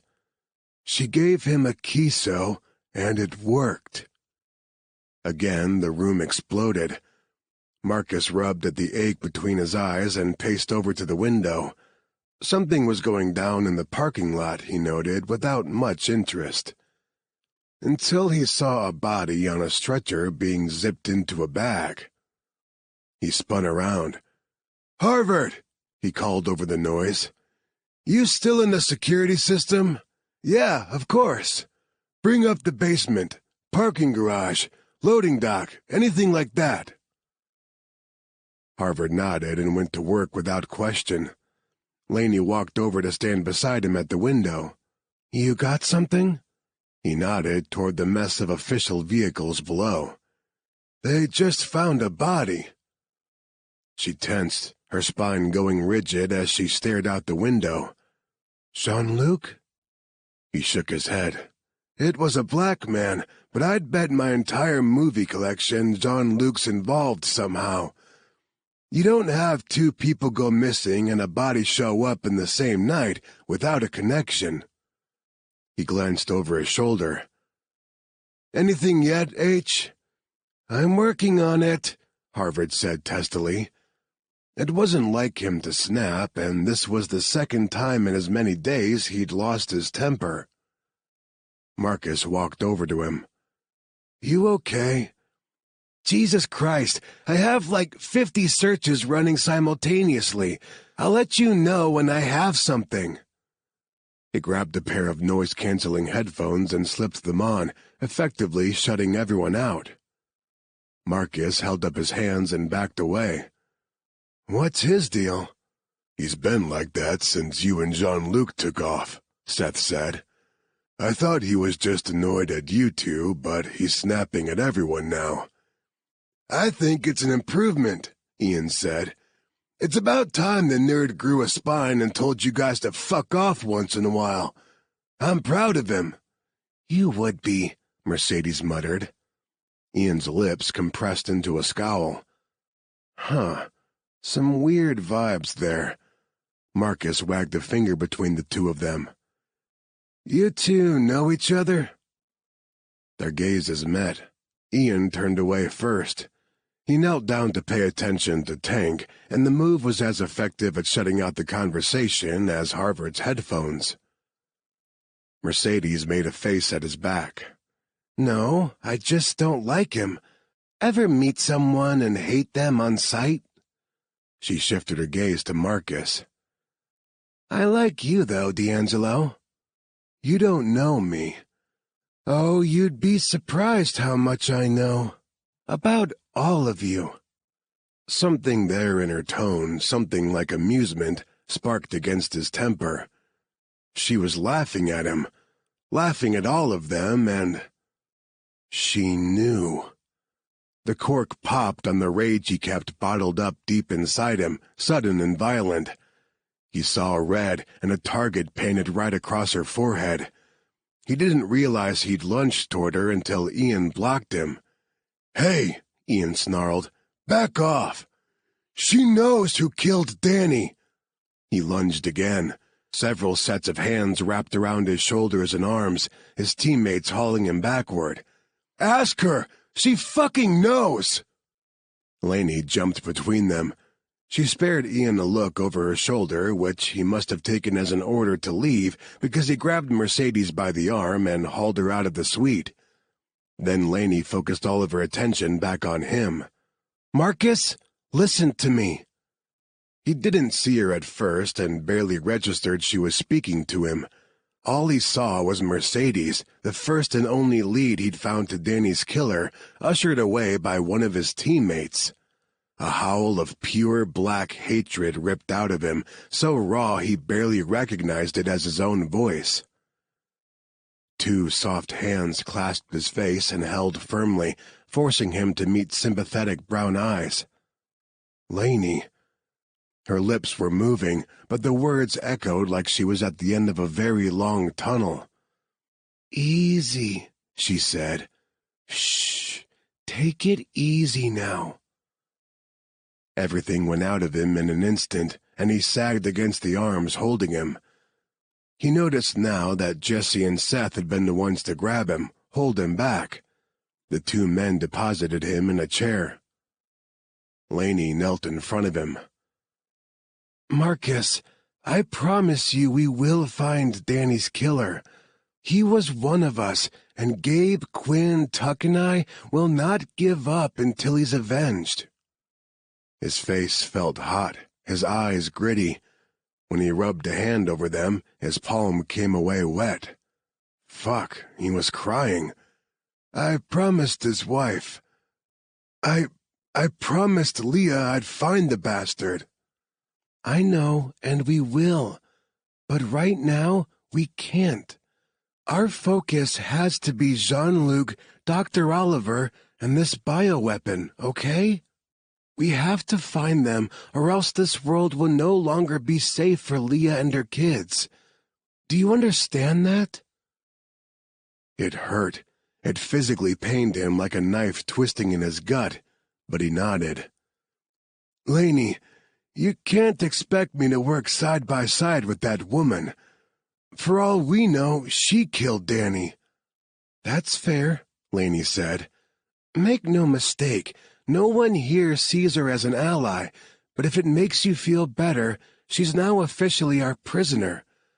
We'll use her to find our people, then take her back to HQ and question her about Danny's murder." "Thank you." His voice came out raw, barely a whisper. "Got something," Harvard said, dragging off his headphones. Laney patted his knee, then stood. "What is it?" "Jean-Luc and Dr. Oliver were lured out of their suite into the loading dock below the hotel." "They weren't forced?" Laney asked. "No, not by the looks of it. I've knitted the different videos together." He pointed to the wall across from him, which lit up with a fuzzy image of 3 people talking in the hallway right outside the suite's door. "This is their first appearance after going into the suite. This man knocks, and they go with him." Marcus wiped at his eyes with 2 fingers, then shoved to his feet to get a better look at the picture of the man. "That's Deo. He worked at the MSF field hospital. He was dating Claire's friend, Sunday, another doctor." Laney glanced over at him. "Is that why they'd go with him? He told them Claire's friend was in trouble?" "No, Sunday died in a militant attack on the hospital. The only way Jean-Luc would risk leaving is if he thought Claire was in danger. That had to be Deo's lure. It'd be the only one that would work." He nodded toward Deo's image. "The body I saw downstairs was wearing that same shirt, white with all that colorful embroidery down the front. It was Deo." On screen, Jean-Luc crossed to Marcus's door and raised a fist to knock, but something off-screen caught his attention. He ducked back into his and Claire's suite, then came bolting out with his pack and her shoes in hand. "Damn it, Cajun, you should have woken me." Even as the thought crossed his mind, a nagging voice in the back of his conscience whispered, "You wouldn't have heard him if he had tried. You were passed out drunk, remember?" He clenched his fists at his sides and watched the video play out. The scene had switched to the elevator. Jean-Luc was anxious, checking his weapon while Claire pulled on her shoes. Deo swayed from foot to foot. At one point, Deo looked straight into the camera, and Marcus's stomach dropped into his toes. "His eyes." "What?" someone asked. Even though the camera recorded only in black and white, he recognized the spiderweb pattern in Deo's eyes. "He's infected with the virus." "Shit," Jesse said. The camera switched again. Deo led Jean-Luc and Claire down a hallway. Another switch, another hallway. Finally, the picture showed the loading dock. Marcus watched with silent horror as the abduction played out. "We need to find Stefan Osterman," Laney said. Marcus shook his head. They had bigger problems than Osterman. Deo was definitely the body he'd seen out the window, which meant every single one of the people who handled his corpse was now contaminated by infected blood. Marcus turned toward his teammates. "We need to get out of the city right fucking now. There's about to be another outbreak. Chapter 39. It wasn't the first time Jean-Luc woke up to find himself hung over, naked, and strapped to a bed. He hoped it wouldn't be the last. Well, at least as far as the naked and strapped to the bed part went, because that particular kink he very much enjoyed. If Claire was into it, he hoped to try some bondage as their relationship progressed. But his current situation? Not kinky, not sexy. Nope, it sucked. His head ached like it had while he was infected. His mouth felt like he'd spent the last several hours chewing on sand. The hospital bed he was strapped to might as well have been a slab of rock. Actually, he'd slept on rocks before. They were more comfortable. His first thought when he opened his eyes was, another damn hospital. But then he began to focus, his fuzzy brain coming back online. If this was a hospital room, it wasn't like one he'd ever seen. Because damned if that wall of tools didn't look like it belonged in a torture chamber. One of the walls had a mirror-like sheen. He lifted his head and couldn't see anything but his own reflection. A one-way mirror. Was the bastard with the pock-scarred face on the other side? And what had he done with Claire? If he found out she was strapped down in some other room like this, cold and humiliated, he'd rain hellfire down on their captors, and didn't care if he had to break every bone in his body to get free and do it. He wiggled a little, testing the straps. No give at all. Yeah, it was gonna hurt getting out of these babies. He could do it, though. He could be fucking Houdini when he needed to be. A door opened behind him, and he twisted his head around as much as possible to see who it was. He released a breath in a whoosh of relief. Claire! She wore a surgical mask, gloves, and a white lab coat over pale blue scrubs. She didn't acknowledge him. Instead, she walked over to the machines monitoring his vitals and wrote something down on the clipboard in her hands. Claire, are you all right? She said nothing, only crossed to his bed and studied the healed knife wound on his arm. She took notes like he was a lab specimen, all cool and clinical. Ma belle, please. He wasn't proud of it, but his voice broke. She was killing him with this dispassionate act as surely as if she was stabbing him in the chest. Talk to me. She finally looked at him, and there was his Claire. She was utterly terrified. Oh, Shah, what did he do to you? Her eyes swam with tears. She gave a small shake of the head and flicked her gaze toward the one-way mirror. She leaned over and shone a light in his eyes, and something fell on the sheet near his hand. He closed his fingers around a paper clip. God love the woman. Continuing the exam, she leaned in close to his ear. Osterman created the virus. He wants to infect you again to test a Kiso. Get out. Hell no. He wasn't going anywhere without her, and he tried to catch her gaze to make sure she was aware of that fact. But she didn't look at him again. She finished writing something on her clipboard and walked out without a backward glance. Claire released her breath in a ragged rush as the door to Jean-Luc's cell clanked shut behind her. She would not cry, could not cry. Her best, only option was to follow along with Osterman's crazy plan, or else she'd end up strapped to a table too. Then she absolutely wouldn't be able to help Jean-Luc. She sucked in a breath, pushed her shoulders back, and straightened her lab coat. Pulled herself together. She had to be cool-headed to pull this off. All icy clinical observation, no emotion. That's what Osterman expected, and she'd play it up. She stepped into the observation area and made herself keep her gaze focused on Osterman. She wouldn't look through the window at Jean-Luc. If she did, her mask might crack. Osterman stood over a table filled with the reports and images she'd pulled from Jean-Luc's MSF medical file. He indicated the progression of photos showing the knife wound on Jean-Luc's arm from the day he'd first arrived at the hospital to the day she'd taken out his stitches. "I'm fascinated by his arm.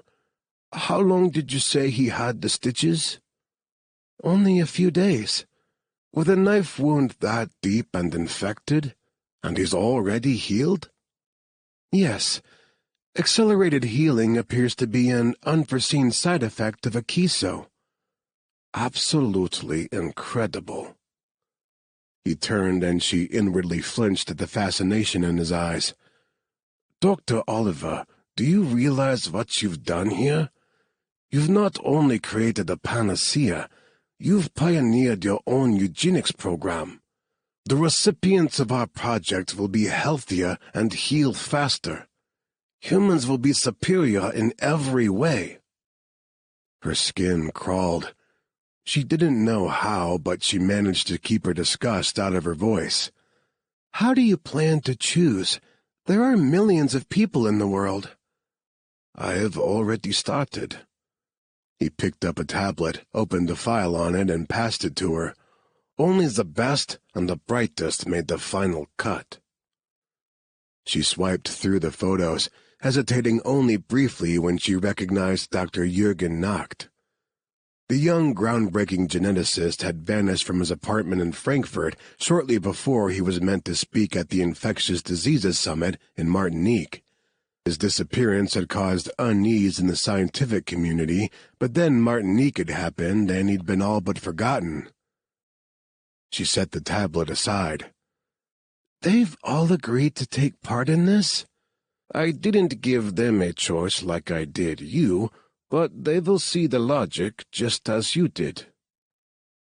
"Are they here?" She was surprised her voice came out so steady and calm while she quaked inside. "Some of them.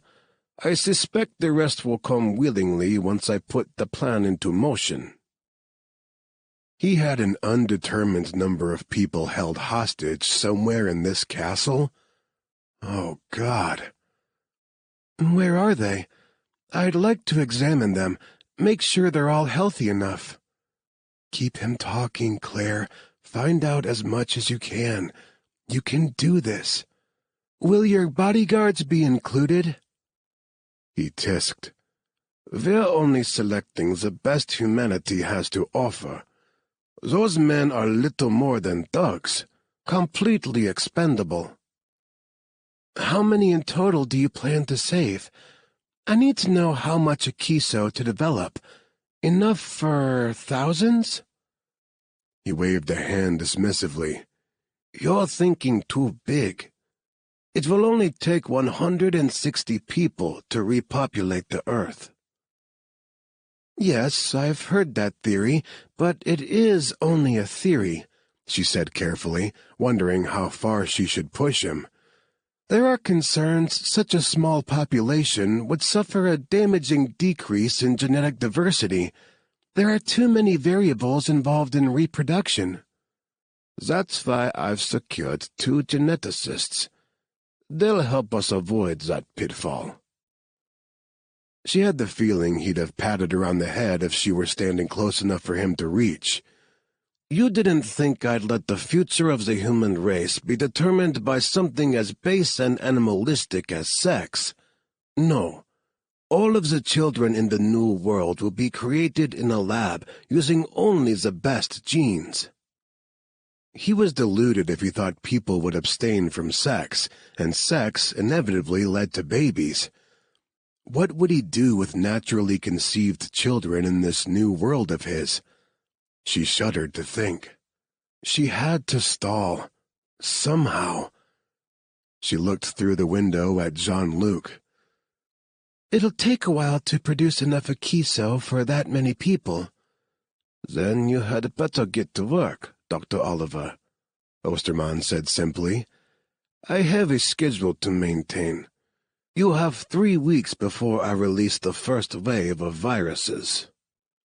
3 weeks. Her hands grew slick with sweat as she watched him walk away. 21 days before he released the viruses?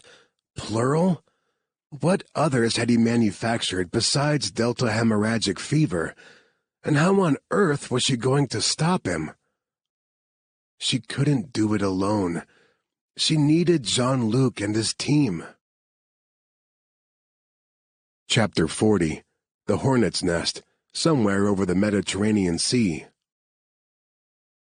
The door to the holding cell was blocked. Marcus skidded to a halt and glared. I hope you're not about to tell me I can't talk to the prisoner. Seth set aside his book and rose to his feet. His scarred face gave nothing away. Laney's orders. You're not allowed near her alone. So you come in with me. I just want to ask her some questions. Seth crossed his arms over his chest. Let me rephrase. You're not allowed near Raya, period. That's bullshit. Seth held up his hands in a peacemaking gesture. Hey man, I'm following orders. Take it up with Laney if you got a problem. I'll do that. Marcus stomped back upstairs in search of Laney. 2 voices floated out of the conference room, one definitely female, and he headed in that direction. Laney sat in one of the chairs at the table, her head tipped back, her eyes closed. Jessie massaged her shoulders. A laptop lay closed on the table in front of her. She must have just finished updating Gabe and Quinn back at HQ. She looked beat, and Marcus's anger fizzled out. She was doing what she thought best for the team. He got it. Didn't mean he liked it, but he got it. How you doing, darling? Jesse asked his wife softly. And don't shovel me some horse shit about being fine. Your shoulders are like rocks. Her lips curved upward, but she didn't open her eyes. I wasn't going to. I'm exhausted. Worried that I'm not making the right call. What if we're wrong and Osterman never left Nigeria? What if we're abandoning Jean-Luc and Dr. Oliver in another hot zone? We couldn't stay. And if Osterman is half as smart as he thinks he is, he knew killing Deo would kick off another outbreak. He wouldn't have stayed in the country either, especially now he has what he went there for. No, he scurried back to his cave with his prize, and that cave is likely in Austria. It's a good call. God, I hope so. Hey.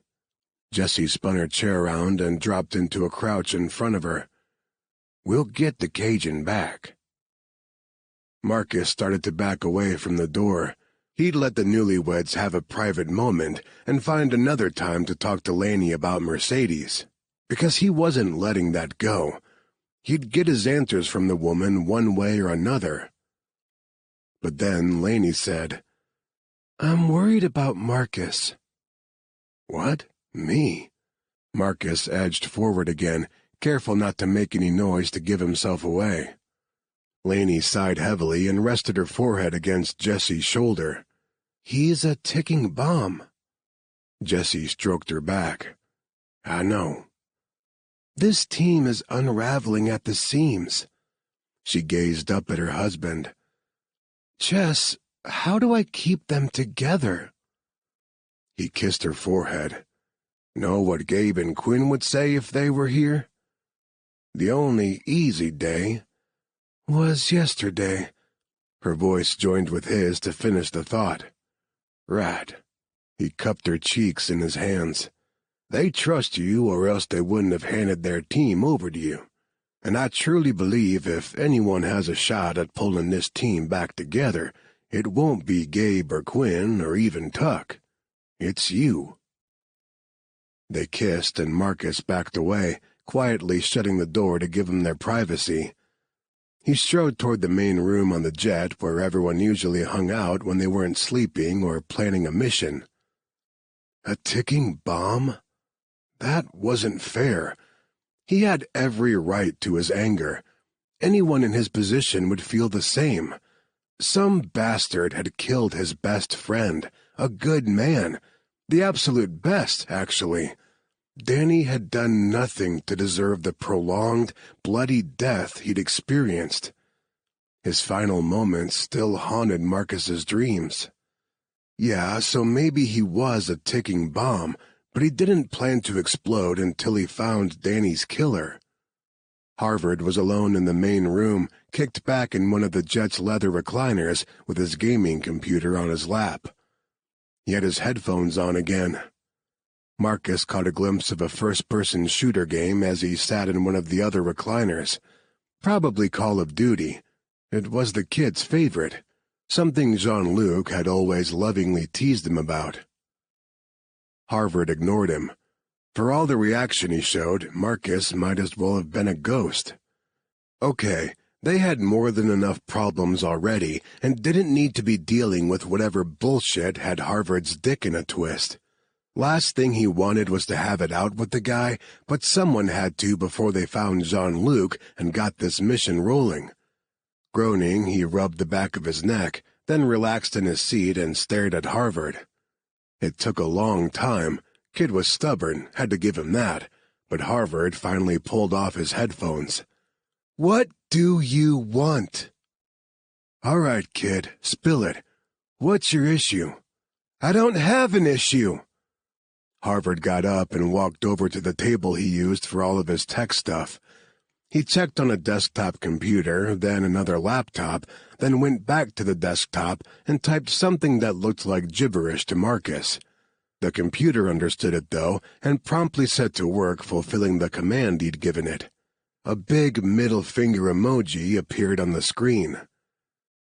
Harvard grabbed the laptop and stalked toward the door. "I have work to do."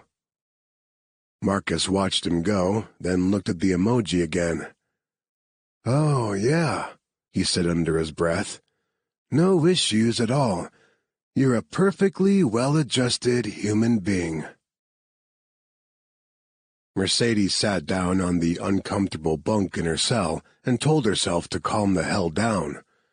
Her heart thundered somewhere near her tonsils, and adrenaline coursed through her body, making her shake. Hearing Marcus D'Angelo's voice outside her door had sent her into fight-or-flight mode.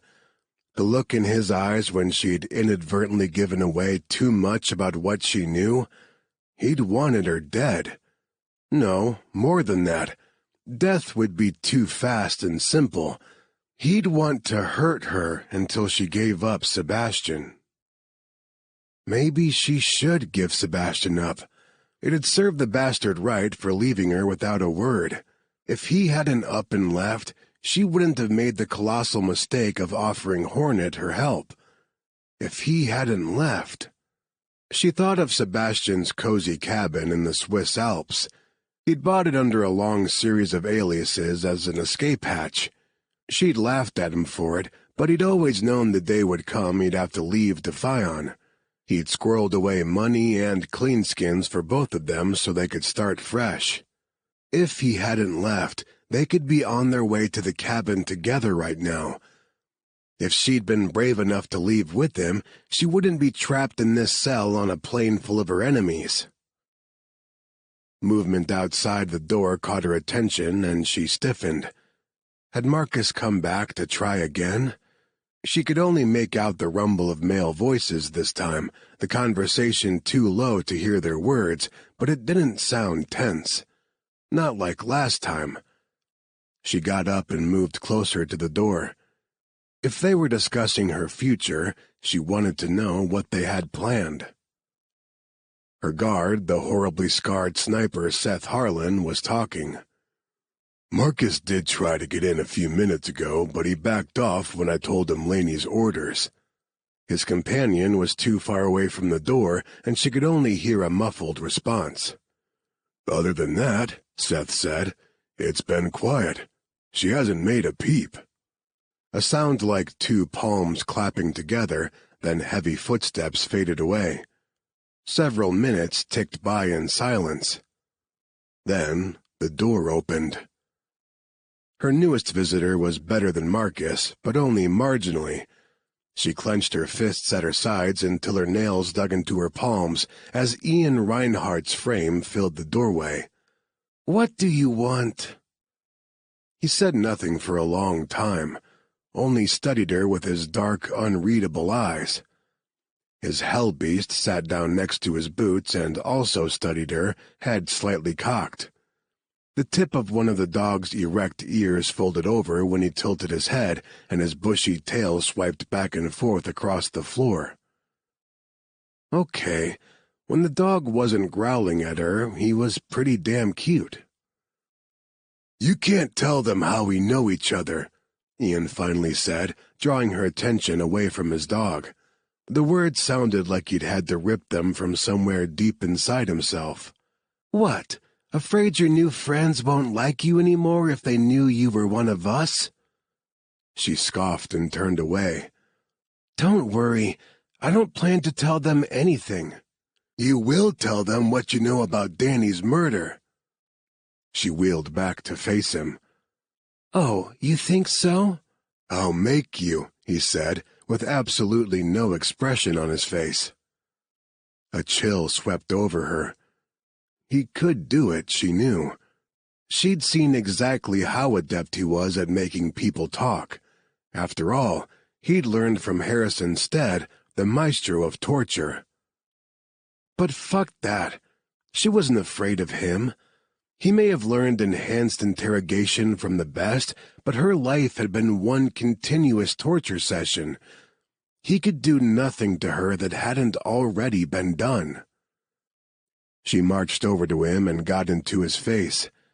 She hated that she had to stand on her toes to do it. "You lay one hand on me, Reinhardt, and I'll spill all of your dirty secrets." His lip curled. "Your loyalty to Harrison is misplaced."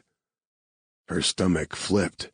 Sebastian had said pretty much the same thing to her not all that long ago. "At least I am loyal," she snapped. "You left, the only one who did without a death warrant hanging over his head, and my baby brother admired you for it. He wanted to be just like you." For the first time, Ian's scowl faltered. "Xander."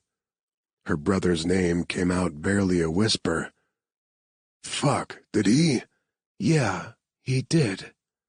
Her voice grew thick and cracked. "He tried to follow in your footsteps and hasn't been seen in almost a year."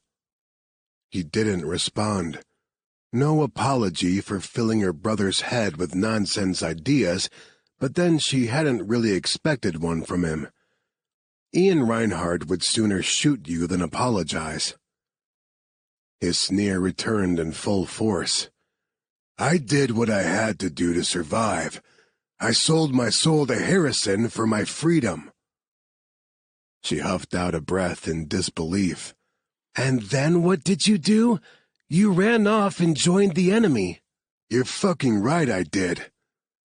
He backed out the door and whistled softly between his teeth for his dog. He waited for the animal to join him in the hallway, then grabbed the handle. Before shutting the door, he looked at her one last time, his gaze cold and hard. "Harrison Stead is going to die, and I'll be the one to pull the trigger. Which side do you want to be on when that happens?" Marcus jolted awake at the hand shaking his shoulder. He drifted off in the recliner, but now he sat bolt upright and looked at Jesse. "What?" "We got a location." "Osterman?" Jesse nodded. "Harvard's already given the coordinates to Garcia in the cockpit. We're headed there now. ETA 90 minutes. Laney wants everyone in the war room for a briefing." He shoved out of the chair. "It's about damn time." Everyone already waited around the conference table by the time he and Jesse got there. He started toward his normal spot, but Carreras already sat there, and Devlin was in Jean-Luc's usual seat. He wasn't sure how he felt about that. Not like there were assigned seats or anything. Everyone always just gravitated to the same ones. He had half a mind to kick Carreras out, except that would cause a scene, and Laney already thought he was one sandwich short of a picnic. Instead, he chose a different seat and asked, "What do we know?" Laney nodded to Harvard, who took the floor, tablet in hand. "While we were searching for Jean-Luc and Dr. Oliver, Sammy stumbled onto something weird." He swiped a finger across his tablet, and the wall screens at the front of the room filled with photos. "Any of you recognize these people?" Carreras pointed to one photo of a man with dark, tousled hair and a neat beard. "Lucas West, author." "What?" he asked when Devlin quirked a brow at him. "I read. He writes damn good sci-fi novels. One was even made into a movie a few years ago. He snapped his fingers a couple times. "Hang on, it'll come to me. Memnonia," Harvard supplied. "Yeah, that's it. About colonizing Mars with the best people humanity has to—" He trailed off and narrowed his eyes at the screens. "No shit. No fucking way. Is that what Osterman's doing?" Harvard motioned to the array of photos. "These 20 people have all disappeared in the last 6 months. All of them are widely considered the best in their fields. We think Osterman's holding them, so we should expect more hostages than just Jean-Luc and Dr. Oliver." Marcus held up his hand in a hold-up gesture. He was still blurry from sleep, and they'd lost him. "Wait, I'm not following. Osterman wants to colonize Mars?" "Not exactly," Laney said. "We think he means to recolonize Earth. Harvard, you want to explain it?" Harvard touched his tablet again, and one of the wall screens filled with screenshots of an online message board. An old black-and-white photo of a small family from the late 60s or early 70s showed on another screen. "Sammy and I had to go deep into the dark web to piece this together. There's a small sect of the population who believe the world has gone completely to hell. These people think the only way to fix things is to essentially reboot. Osterman has posted extensively on these message boards under various screen names about how the best way is with a bioweapon. He goes on and on about how the Black Plague created a golden age in the 15th century, higher wages, more land and food, positive changes in medicine." "The plague was a bacterial infection," Jesse interrupted. "Unless he's found a superbacterium resistant to all antibiotics, he won't be able to replicate it in the modern world." "So he developed a virus instead," Marcus said softly, and tried to shove the image of all those body bags at the MSF field hospital out of his head. "A virus that kills everything. That's why he wants Claire's research, to help protect himself and the people he chooses to save." Harvard made a sound that could have been an agreement. "He's a calculating man, and I'm sure he factored that all into his decision to use a virus for his weapon, but it wasn't the only reason. The scars on his face?" He motioned to the family photo with his stylus.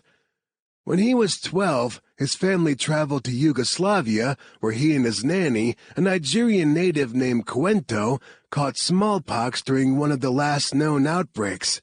The nanny died. He survived, but was left disfigured. As far as we can tell, he blamed Cuento for getting him sick." Marcus sat back in his seat. "Explains why he used Nigeria as the testing ground. That's also when he became obsessed with viruses, and his obsession has only grown as he's aged.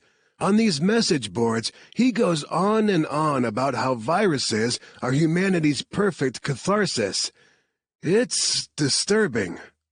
"Well, that's awesome," Marcus said, and couldn't help the sharp edge of impatience in his voice. "But knowing about the man's past and his freaky fetish for Ebola doesn't do shit for us if we don't have his location." Harvard's mouth turned down at the corners as he glanced over, and Marcus winced inwardly. Okay, he was being an asshole. The kid had done a lot of work, and here he was brushing it all off as useless. "I mean," he trailed off because, yeah, he'd meant what he said. Maybe he could have phrased it better. He tried gentling his tone. "Do we have his location?" After a second, Harvard returned his attention back to his tablet. "While Sammy dug into Osterman's past, I looked for his base of operations. He owns a lot of properties all over the world, but I narrowed the parameters to places big and secluded enough to hold a bioweapons lab. Assuming he'd want his lab somewhere near his primary residence in Vienna, Austria, I also looked for any of his Austrian properties with a history of receiving medical supply shipments." He tapped his tablet, and the screen behind him filled with a castle on a hill, surrounded by a moat. It looked ancient, with a lone turret spearing the misty sky, surrounded by high stone walls. The kind of place knights on horseback defended. "This is Wasserfestung. Google tells me the literal translation is water fortress. It's located on a small lake in the Austrian Alps. Built as a defense fortress in the 14th century, the same century as the Black Plague, which is probably why Osterman bought it in a private sale 20 years ago. Weird thing is, the family he bought it from up and disappeared right after the sale. Now, as far as official documentation goes, nobody lives there, but it's received regular shipments from medical supply companies all over the world since it came into Osterman's possession. This is our place. This is where he took Jean-Luc and Dr. Oliver, and it's probably where he's holding his other hostages." "It's a fucking castle," Ian said, and slowly stood up. "On a mountain with a moat. How the hell do we storm a castle?" "Carefully and with much forethought," Carrera suggested. Laney shrugged. "Same as we do anything else." There was a moment of silence, followed by a crack of laughter from everyone that did wonders to ease the tension in the room. Even stoic Devlin's lips twitched. "Nah," Carrera said, and slapped his friend on the back. "You know that's not how we do things at Human Inc. We're sloppy, but effective." Ian dropped back into his chair and studied the picture of the castle for a long moment, then grinned. It was kinda scary when he did that, the crocodile before he bites your leg off. "About time I get to blow shit up." Chapter 41. Claire looked at the clock ticking softly on the wall. Nearly 1 a.m. and no sign of Osterman since he left her in this lab. She'd told him it would take time to study the effects of a kiso and produce it in quantities large enough for his purposes, and apparently he expected her to stay a prisoner in this lab until the job was done. She had other ideas. She sat back from a microscope and sneaked a peek at Audric, who had stood guard over her since arriving in the place. Hours ago, she'd tried talking sense into him. "I hope you know Osterman doesn't plan to save you or your friends. You're expendable to him. Just shut up and do your work." Audric hadn't shown even a flicker of unease. He trusted his employer completely, and it would mean his death if Osterman's plans came to fruition. Now the man was watching something on his phone, unconcerned with her as long as she didn't try to leave the lab. He didn't see her as a threat. His mistake. She wasn't a shrinking violet, but she'd played the part convincingly enough that he believed it. Her career had taken her to some of the most dangerous places in the world, and she'd learned how to defend herself. And she had a whole lab full of lethal possibilities. She got up from the microscope and walked over to a cabinet. She glanced over her shoulder, but Audric didn't even bother to gaze up from his phone. The cabinet contained anything she could possibly need to create a kiso. Osterman had spared no expense in gathering supplies, and now she had a pharmacy at her disposal. One of the sides of the cabinet was refrigerated, and she checked the shelves for options. She needed something fast-acting, something that would drop a man the size of Audric in seconds. She smiled to herself as she spotted the box of vials on the middle shelf. Succinylcholine, Sux for short. an ultra-fast-acting muscle relaxant used during anesthesia and lethal injection. She grabbed a couple vials and pocketed them, picked up several other random bottles and a box of syringes, and shut the door. Audric stood right beside her. She yelped and nearly dropped the armful of supplies. She wished she could say it was all an act to fortify her shrinking Violet persona, but he'd truly startled her. She hadn't heard him move, hadn't sensed him so close. A man who moved like a ghost had to be dangerous. Without saying a word, he took the bottles from her hands and deposited them on the workbench. Had he seen her slip the sucks into her pocket? She trailed after him, her heart banging in her chest. He took up position at the end of the bench and seemed intent on watching her work. Shit. He'd figure out she had no use for all these bottles she'd just taken out of the cabinet. And how was she supposed to get the sucks into a syringe while he eagle-eyed her every move? He lifted a brow at her. Inspiration struck. This man wasn't a scientist or medical professional. If he was, he'd know the bottles he'd helped carry meant nothing. He was hired muscle and had no idea about anything she was doing in this lab. She stepped forward and opened the box of syringes. Although her insides quaked, her hands didn't shake as she withdrew a vial of sucks and filled a syringe right in front of him, just as if it was the most natural thing in the world for her to be doing. "Before I continue," she said conversationally, "I need to draw more blood from the test subject." He watched her cap the syringe, but didn't ask questions.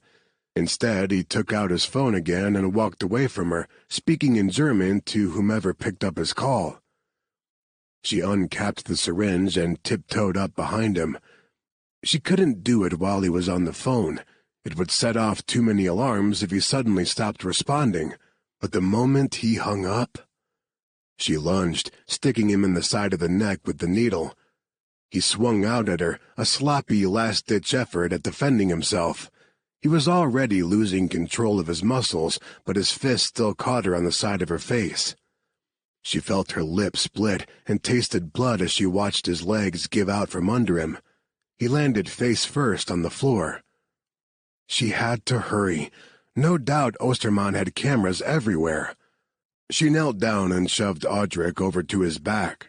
His eyes bulged as he tried to draw breath and failed. That was the thing about succinylcholine. It was a paralytic, not a sedative. He'd be alive as he suffocated to death. He had killed Deo and planned to take part in mass genocide. Maybe he deserved every agonizing second of his death, but she'd forever feel the weight of it on her conscience. After all, he was only the unwitting pawn in Ostermann's chess match. She searched his pockets and found a small ring of keycards. One of them had to open Jean-Luc's cell.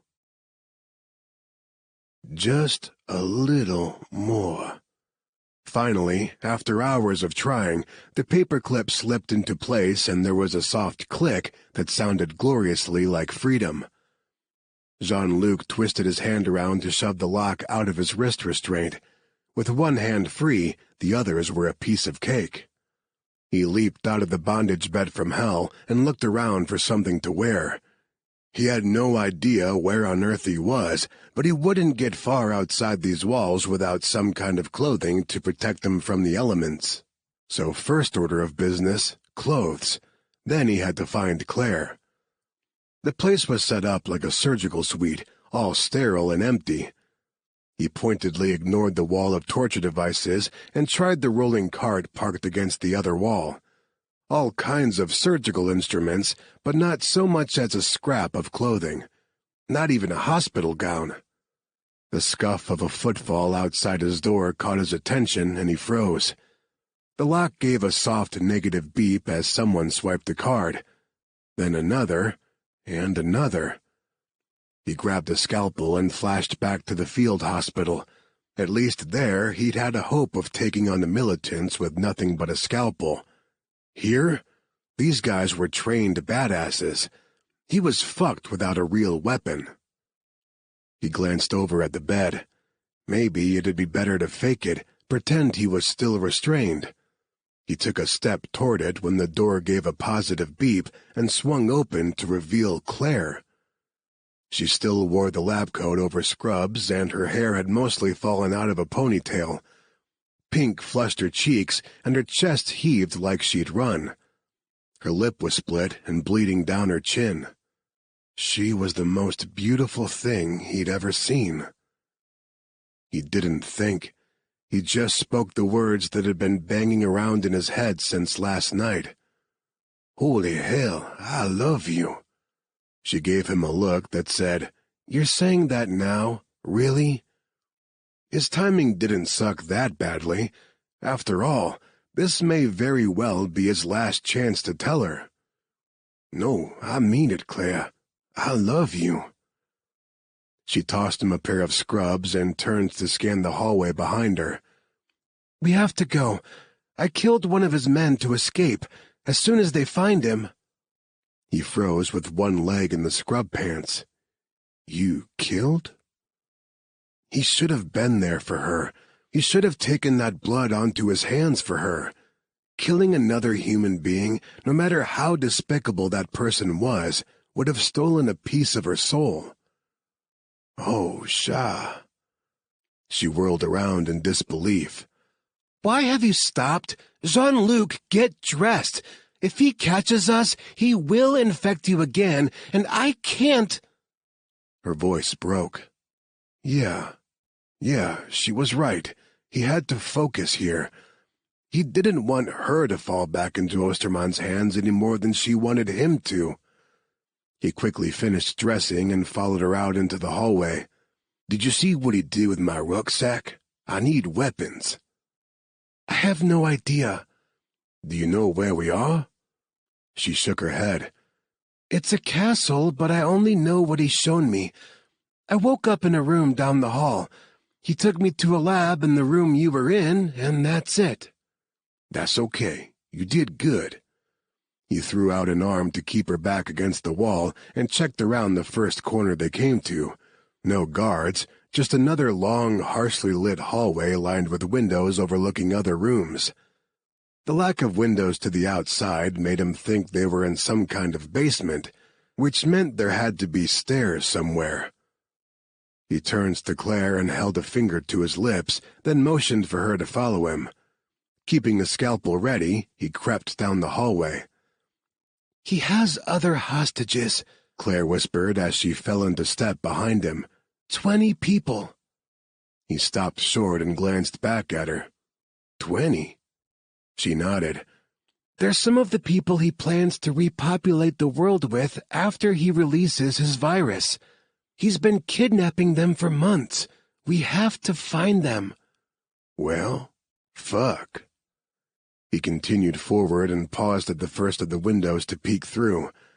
A man lay strapped down on a hospital bed like he had been. Despite the straps, he thrashed violently and seemed to be gasping for breath, swallowing convulsively. Saliva bubbled around his mouth. "Oh my God," Claire said, and covered her mouth with one hand. "That looks like rabies. He's infected with rabies." She ran to the next window. After another horrified glance at the rabies victim, Jean-Luc followed. A skinny black man sat on the bed in the next room, staring blankly toward them, not at them, with bright yellow eyes. "Jaundice," Claire whispered. She grabbed a clipboard hanging on a peg by the window. "He's been infected with yellow fever." At the next window, she snagged the clipboard. "Measles?" She went from one to the next, reading off the viruses. "HFRS, dengue, Lassa, Marburg, Ebola Zaire." Jean-Luc stopped in front of one window and stared at the empty bed inside. He knew the room, had studied every corner of it for nearly 24 hours. Slowly he reached for the clipboard and saw the 3 words that terrified him more than anything else could have. "Claire?" At the other end of the hallway, she let out a small squeak of shock. She turned toward him, a clipboard dangling from one trembling hand. She'd gone white. "He's infected someone with smallpox. We have to leave right now." The clipboard clattered to the floor, and she ran toward him. Jean-Luc took a step back and held up his hands to fend her off. "Don't touch me!" She skidded to a halt. "What?" He opened his mouth to tell her, but found he couldn't say it. Instead, his gaze drifted toward the empty room. She looked through the window at the familiar bed and gasped. No. Where's the clipboard?" He set it on the floor and pushed it toward her with his foot. She stared down at it like it would bite. "Delta hemorrhagic fever," he told her gently. "Osterman is not going to reinfect me. He already has. I don't know how. He never injected me with anything, at least not while I was conscious." "He's creating a weapon," Claire said, and looked up at an air intake vent above their heads. "He probably aerosolized it." Icy fear splashed through his veins. "You need to leave. Right now." She returned her gaze to his, and tears gathered in her pretty blue eyes. "Not without you." He shook his head. "I can't. I'll risk infecting anyone I come into contact with, including you. Oh, my Belle, you know this. You know this." She hugged herself and choked on a sob. "Jean-Luc, I can't." He wanted to reach out to her, pull her into his arms, and wipe away her tears. Instead, he took another step backward. "You are a Kiso, not your research, not your drug. You and that beautiful, stunning brain of yours.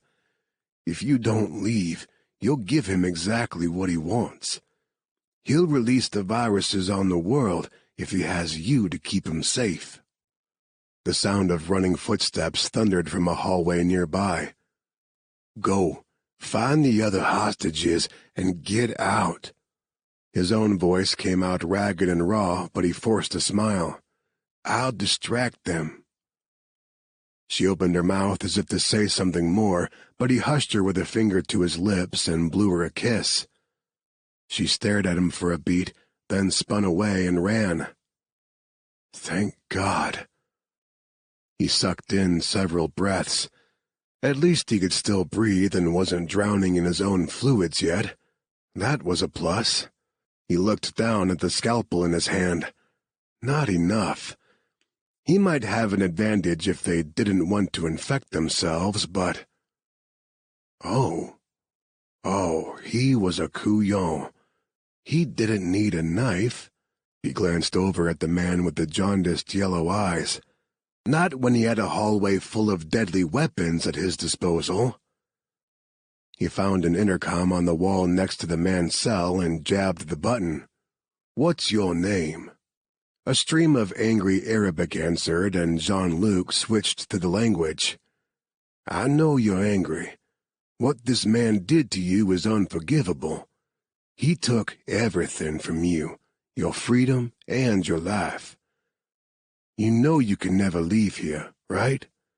Not without endangering everyone outside these walls." The man said nothing more for a moment.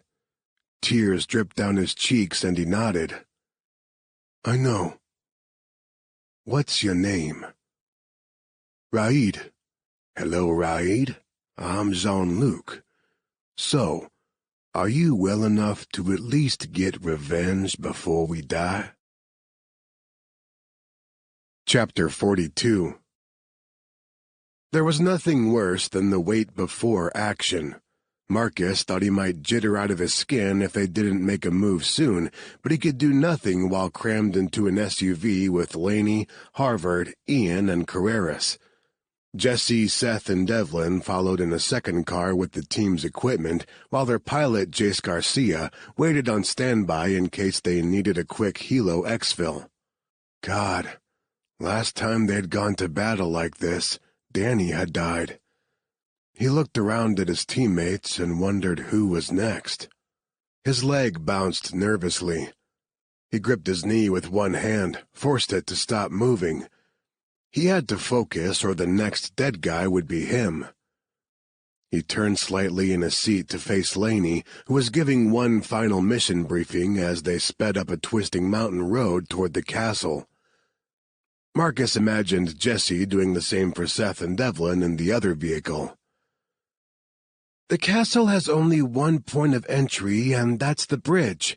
We'll wait across the moat here, underneath the bridge, where there is less chance we'll be seen from above. Using an iPad, Laney indicated a spot on a digital 3D rendering of the castle. "Nice image," Carreras said. He twisted around to the driver's seat and punched Harvard in the arm. "You make that, genius boy?" Harvard's fingers tightened on the wheel until the leather creaked. "No, Sammy did. I don't have a background in graphic design." Carreras whistled. "Hang on to that girl, H. She's something else on a computer. And you know what they say about girls who are good with hard drives." Murderous was the only word to describe the look Harvard spared him before returning his attention to the road. And that ratcheted up the tension to 1,000,000,000. "Good going, Carreras." Marcus groaned. "Let's get Jean-Luc back so we can get rid of this clown." "Ah, you'll miss me.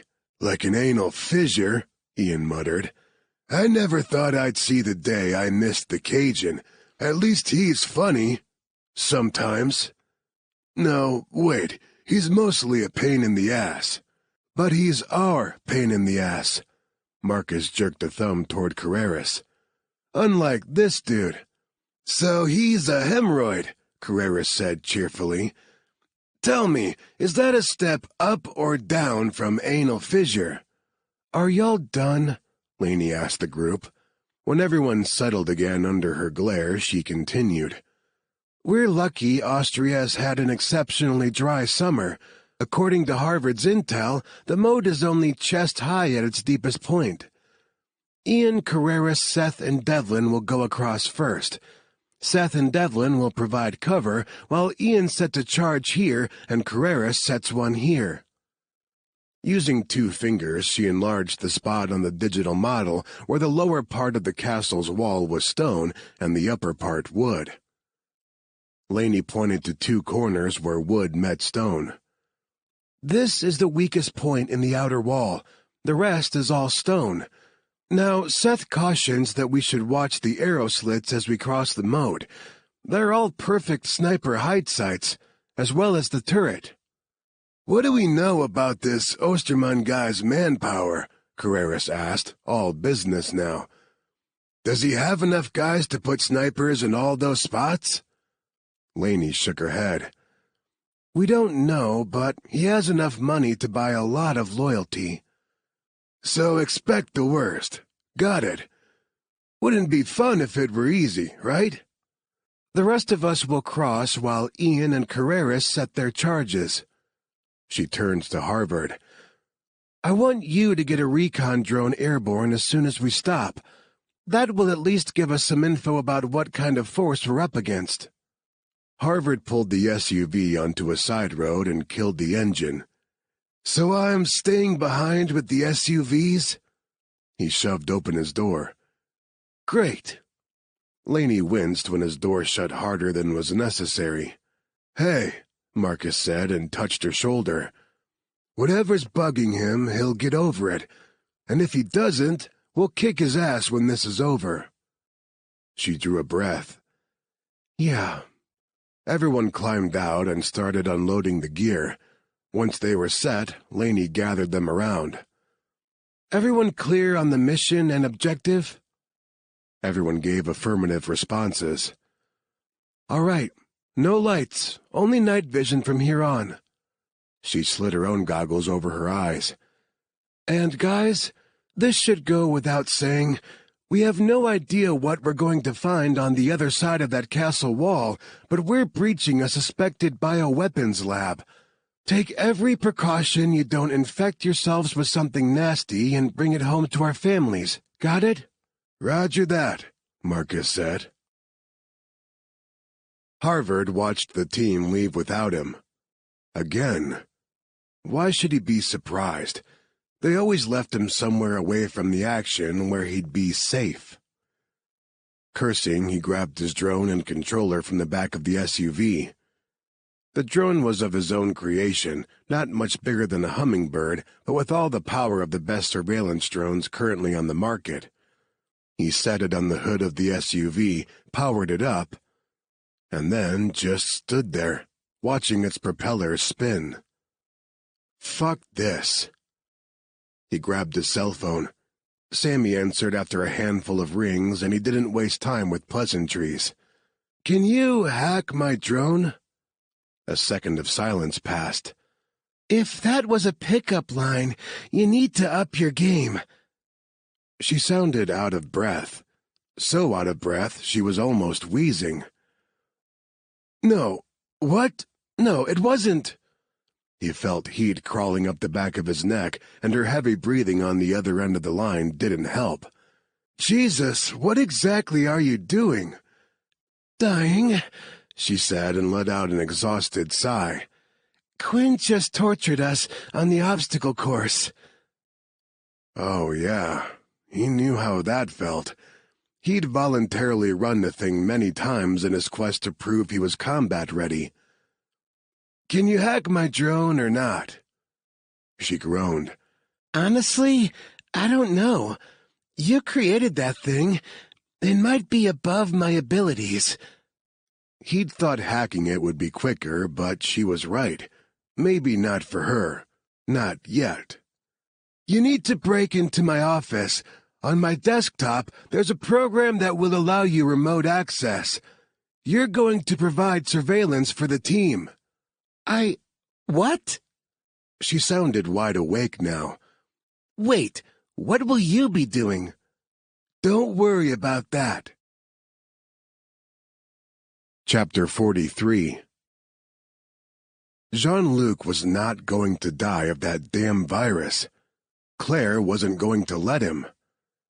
The thoughts ran through her head on repeat as she sprinted through the labyrinth of hallways, searching each room for the other hostages. They had to be here somewhere, and she guessed he'd keep them sequestered away from his test subjects. Maybe they were in a room over by her lab. It made sense. He'd want them closer to a Kiso than the viruses. She skidded around a corner and nearly came face to face with one of Ostermann's Stepford thugs standing guard outside the open door of the lab. He raised his weapon and let out a shout that was more surprise than an order. She still had the sucks in her pocket. She dipped a hand in, closed it around the remaining vial, but changed her mind. Throwing the vial at him wasn't going to do anything, and she wanted to keep it as a backup plan. He wasn't going to kill her. Ostermann needed her too much, and these guys were too brainwashed to disobey his orders. She dropped the sucks back into her pocket and slowly lifted her hands. The goon motioned for her to go into the lab, exactly where he shouldn't want her to go, because out here she was helpless, but in there she had weapons at her disposal. Hands still held in the air, she edged past him. Audric's body still lay where he had landed, eyes wide open and staring. She had to push the guilt out of her mind because she was about to take another life. She slipped closer to the workbench where the random bottles she'd taken from the cupboard still sat. There had to be something she could use. There. Yes. Sodium azide, the deadliest drug to ever help save lives. It had many uses, from airbags to pest control to a preservative, but accidents abounded with the stuff because it reacted with everything. Depressed researchers had been known to use it to commit suicide. She just needed a moment of distraction. The radio on the man's belt squawked with rapid-fire German. He reached for it, and she saw her chance. With one hand, she twisted off the cap of the sodium azide. With the other, she snagged a respirator and held it to her face as she flung the bottle in his direction. The white crystal powder hit him in the face and he dropped the radio. She twisted to grab a beaker of water she'd left on the bench and threw it at him. He howled when the water made contact with the powder on his skin and clawed at his face with both hands. He tripped over Audrich's body, tumbled to the ground, and began to writhe, screaming in pain. Claire took precious moments to pull on coveralls, boots, and gloves to go with her mask. She gathered the most flammable substances in the lab and dumped them on the floor, the workbench. She hesitated before dousing her files. Her stomach twisted at the thought of losing years of work. But it had to go. It all had to go. She couldn't risk Osterman salvaging any of it. She upended a bottle of ethanol on the files and picked up a lighter, but stopped short and looked at the cabinet with its refrigerated section. What if Osterman had stored her remaining dose of Akiso there? It could help Jean-Luc. She took a step toward it, but the thug's hand shot out and grabbed her boot. He was too weak to effectively stop her, and she shook him off easily, but the interruption cleared her thoughts. No, Osterman would keep the last dose of Akiso for himself. It killed her not to look in that refrigerator, but everything had to go. She walked out of the lab. At the door, she couldn't help the escaped sob as she flicked open the lighter and a flame licked to life. She watched it dance for a few moments too long, then held out her arm to drop it, and fumbled at the sound of gunfire from somewhere in the facility. Jean-Luc! She shut the lighter and whirled around, took a couple steps in the direction she'd come from before she caught herself. He'd wanted her to find the other hostages and get out. There were 20 people trapped in this building somewhere. Once she lit that fire, all of those explosive chemicals would probably collapse this whole side of the building. No, destroying the lab would have to wait. More gunfire echoed through the halls. She flinched but didn't race toward it, and Jean-Luc like she wanted to. She ran in the opposite direction, past the lab. That's when she heard the banging, like a fist on a door, and the muffled sound of someone shouting in German. She didn't understand his words, but his fear registered loud and clear. Not one of the guards, then. It had to be Dr. Jürgen Nacht. She followed his voice to a large set of double doors. She pulled off her mask so they could hear her more clearly through the door. "Hello? Dr. Nacht?" The banging stopped. "Who's there?" he asked in thickly accented English. "My name is Claire Oliver." Heart-tripping, she fumbled for the ring of keycards and started scanning each over the lock. "I'm here to help. Are others in there with you?" There was some shuffling from the other side of the door, and then another male voice spoke up. He was American, likely born and raised in New York City, judging by his accent. "Yes, there are 20 of us." "What's your name?" "Lucas West." "How long have you been here?" "Maybe 3 weeks. It's hard to keep track of time. Some of us, like Jürgen, have been here for months." She swiped another card. The lock beeped and the small indicator turned green. She pulled open the door and found herself face to chest with a guy almost as big as Jean-Luc. He had dark hair and a beard that hadn't seen a trim in a while. "Thank you." He released a relieved breath and stepped out into the hall just as more gunshots rattled through the hallways. He glanced toward the noise, then returned his attention to her and studied her coveralls and mask. "What's going on?" She ignored the question and peeked through the door as the hostages streamed out.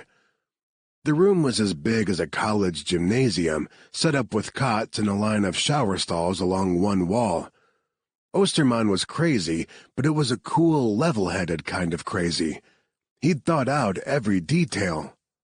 She turned to Lucas, since he seemed to be the de facto leader of the group, and pulled her mask into place.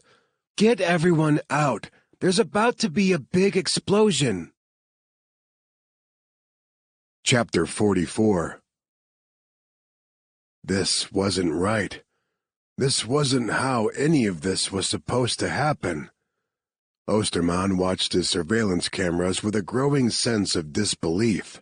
His specimens were running free, his men running scared, his chosen leaving, commandos sneaking around on his property, and Dr. Oliver. Crazy woman. She was going to kill them all. Sir? His second lieutenant stood in the open door of his office, a gun in one hand and a bag in the other. We're overrun. We have to go, now. Osterman watched Dr. Oliver pick her way over to the oxygen tanks through the labs she had trashed. He'd thought she'd come around. He'd thought she saw what he was trying to accomplish for the good of humanity. He had thoroughly misjudged her. Sir, we have to leave. She's going to blow up the lab. The words penetrated, and he jumped to his feet. His man held out a specially made refrigerated suitcase, and he grabbed it as he crossed to his icebox. He opened the door and took quick stock of all the vials inside. He only had room for about half of his collection, and it pained him to have to choose. Every one of these viruses was beautiful and deadly. Many were his own creation, hybrids he'd designed to be especially nasty, but he'd have to leave most of them behind in favor of their parent viruses. Except for Delta hemorrhagic fever, of course. He had plans for that one. Besides, he could always create new hybrids. Working quickly, he picked out the vials for smallpox, Ebola, rabies, and some of his other favorites. Lastly, he chose the vial of Akiso. He may not have Dr. Oliver on his side, but he'd hire the best scientists in the world to figure out how she'd created her miracle drug. He didn't need her. He nestled everything safely in the travel case, then handed it off to his man. Get the helicopter ready. As his man saluted and turned away, he climbed to his feet and took one last look around the room. When he'd first chosen the furnishings, he'd done it with the knowledge that his office, his lab, his castle would one day be revered as a sacred place by the world he would create. And now, this. Anger boiled in his stomach as he watched Dr. Oliver on the monitors. She'd finished opening all the oxygen tanks and now drizzled a line of accelerant out the door and down the hallway. Tossing aside the bottle, she pulled the lighter out of her pocket again. Everything he'd worked for was about to go up in flames, and he couldn't do anything but leave. But he wasn't just saving himself. His plan to save humanity was too perfect, too beautiful to end here. Marcus heard another body enter the moat behind him and stiffened. The rest of the team was ahead of him. He'd been the last to enter the water. He swung around, weapon aimed. "Friendly," Harvard said through the comm channel. "Jesus, kid, what are you doing?" "Not a kid," Harvard said as he waded past, weapon up in the correct position, head on a swivel just like it should be. "Jean-Luc is my oldest friend. I'm not staying behind this time."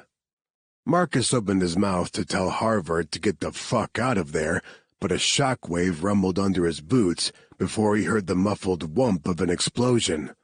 He stopped in his tracks as the water around them rippled.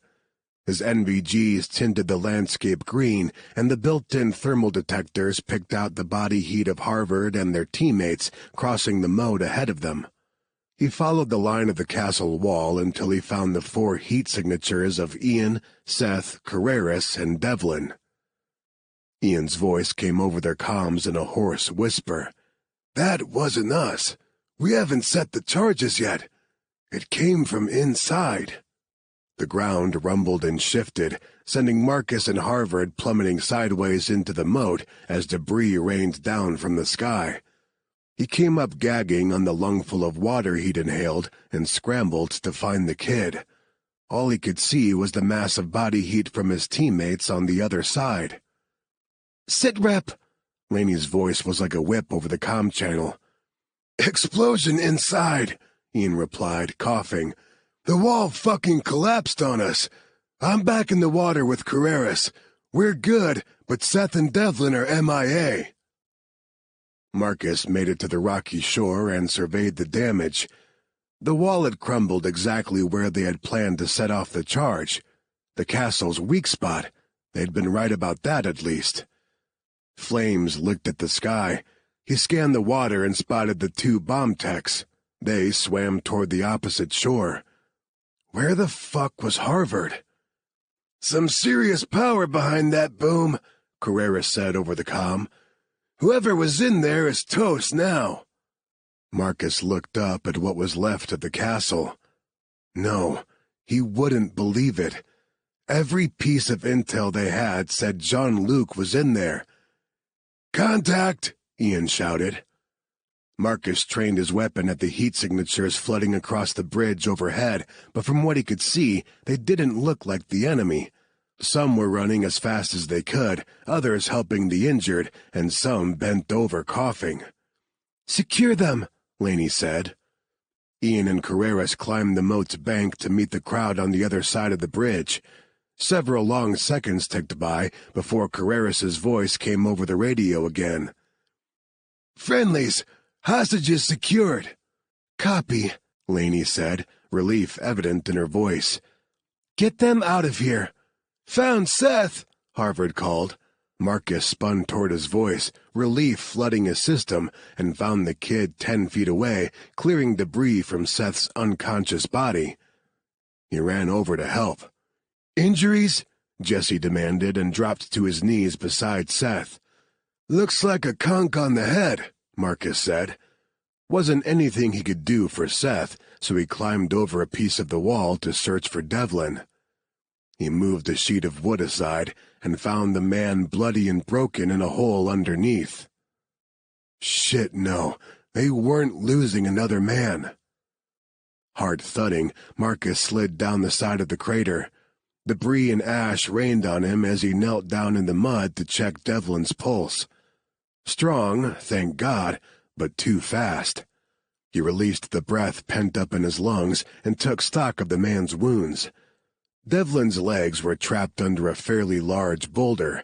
Blood leaked from a deep gash along his hairline, and his arm had bent unnaturally, likely broken. Water seeped into the hole from the moat. If the ground shifted again, the whole thing would flood and Devlin would drown. "Medic!" Jesse appeared at the top of the crater. "How bad?" Pebbles skittered under his feet as he descended, pinging against Marcus's back. "He's alive, but worse than Seth." Jesse did a quick visual check and fastened a brace around Devlin's neck. "Help me pull him out." Working together, Marcus lifted the rock and Jesse carefully pulled on Devlin's upper body. The mud got stickier by the second and didn't want to let him go, sucking at his legs like quicksand. After several frustrating minutes, they finally freed him and the guys helped lift him to more solid ground. While Jesse climbed out of the hole, Marcus dusted off his hands and looked around.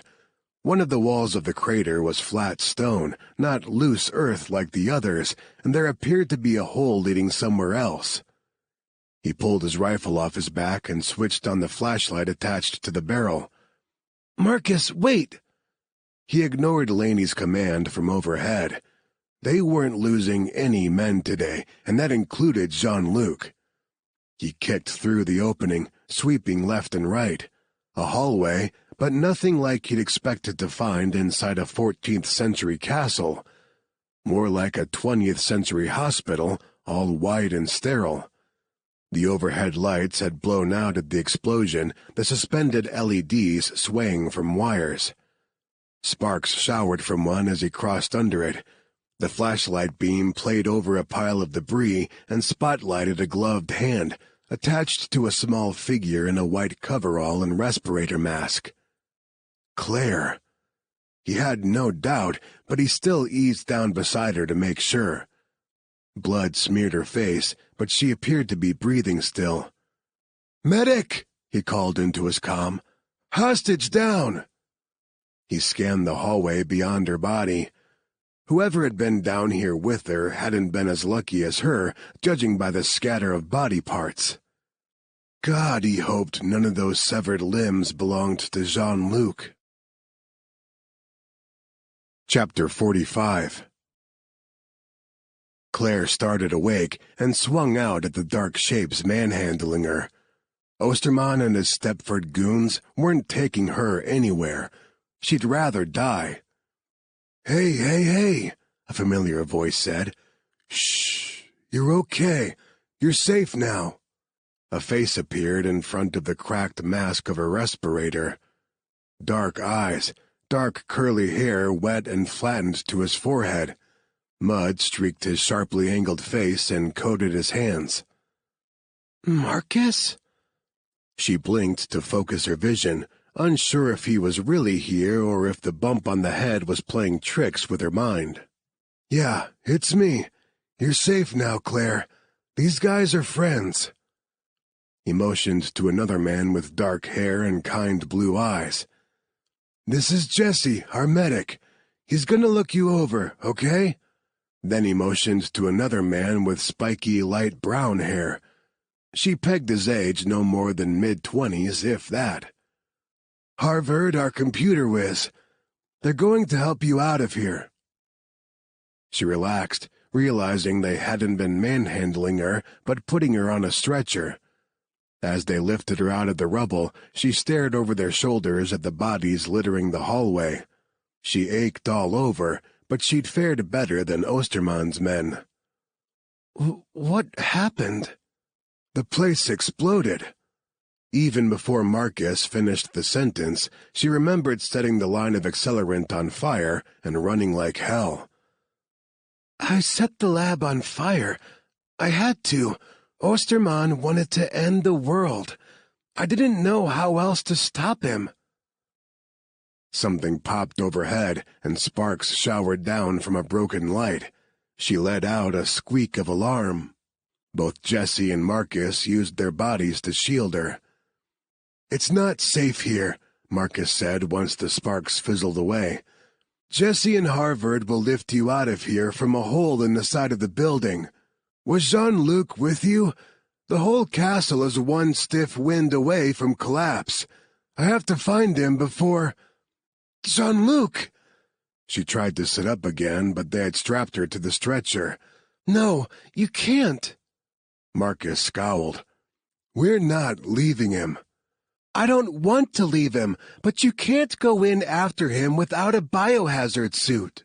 You shouldn't even be here without one. Osterman kept all of his favorite viruses on site." She tried to sit up again and let out a frustrated shriek when she couldn't.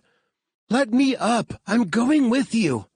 "Dr. Oliver, you're injured," Jesse said in a calming drawl. "You might have a concussion and—" She glared at him through her mask, and he trailed off. The man actually backed up a step before releasing the straps holding her down. She must have looked feral, but she didn't care. She felt feral. She ripped off her broken mask. It wasn't doing her any good. If any of the viruses escaped containment and survived the explosion, she was already exposed. "Tell me you have biohazard suits." The three men shared a glance, then Harvard said, "We have a biocontainment unit on the way." She stared down the hallway. "How long?" "They're flying in from Germany. An hour, maybe a little less now." "We can't wait. What if he's hurt?" She shook her head and climbed to her feet. Jesse held out an arm to steady her. "With all due respect, Doc, you're hurt." He was right. Her head thundered and beat with her heart, but at least the dizziness passed quickly. The longer she stood on her own 2 feet, the better she felt. She faced the men.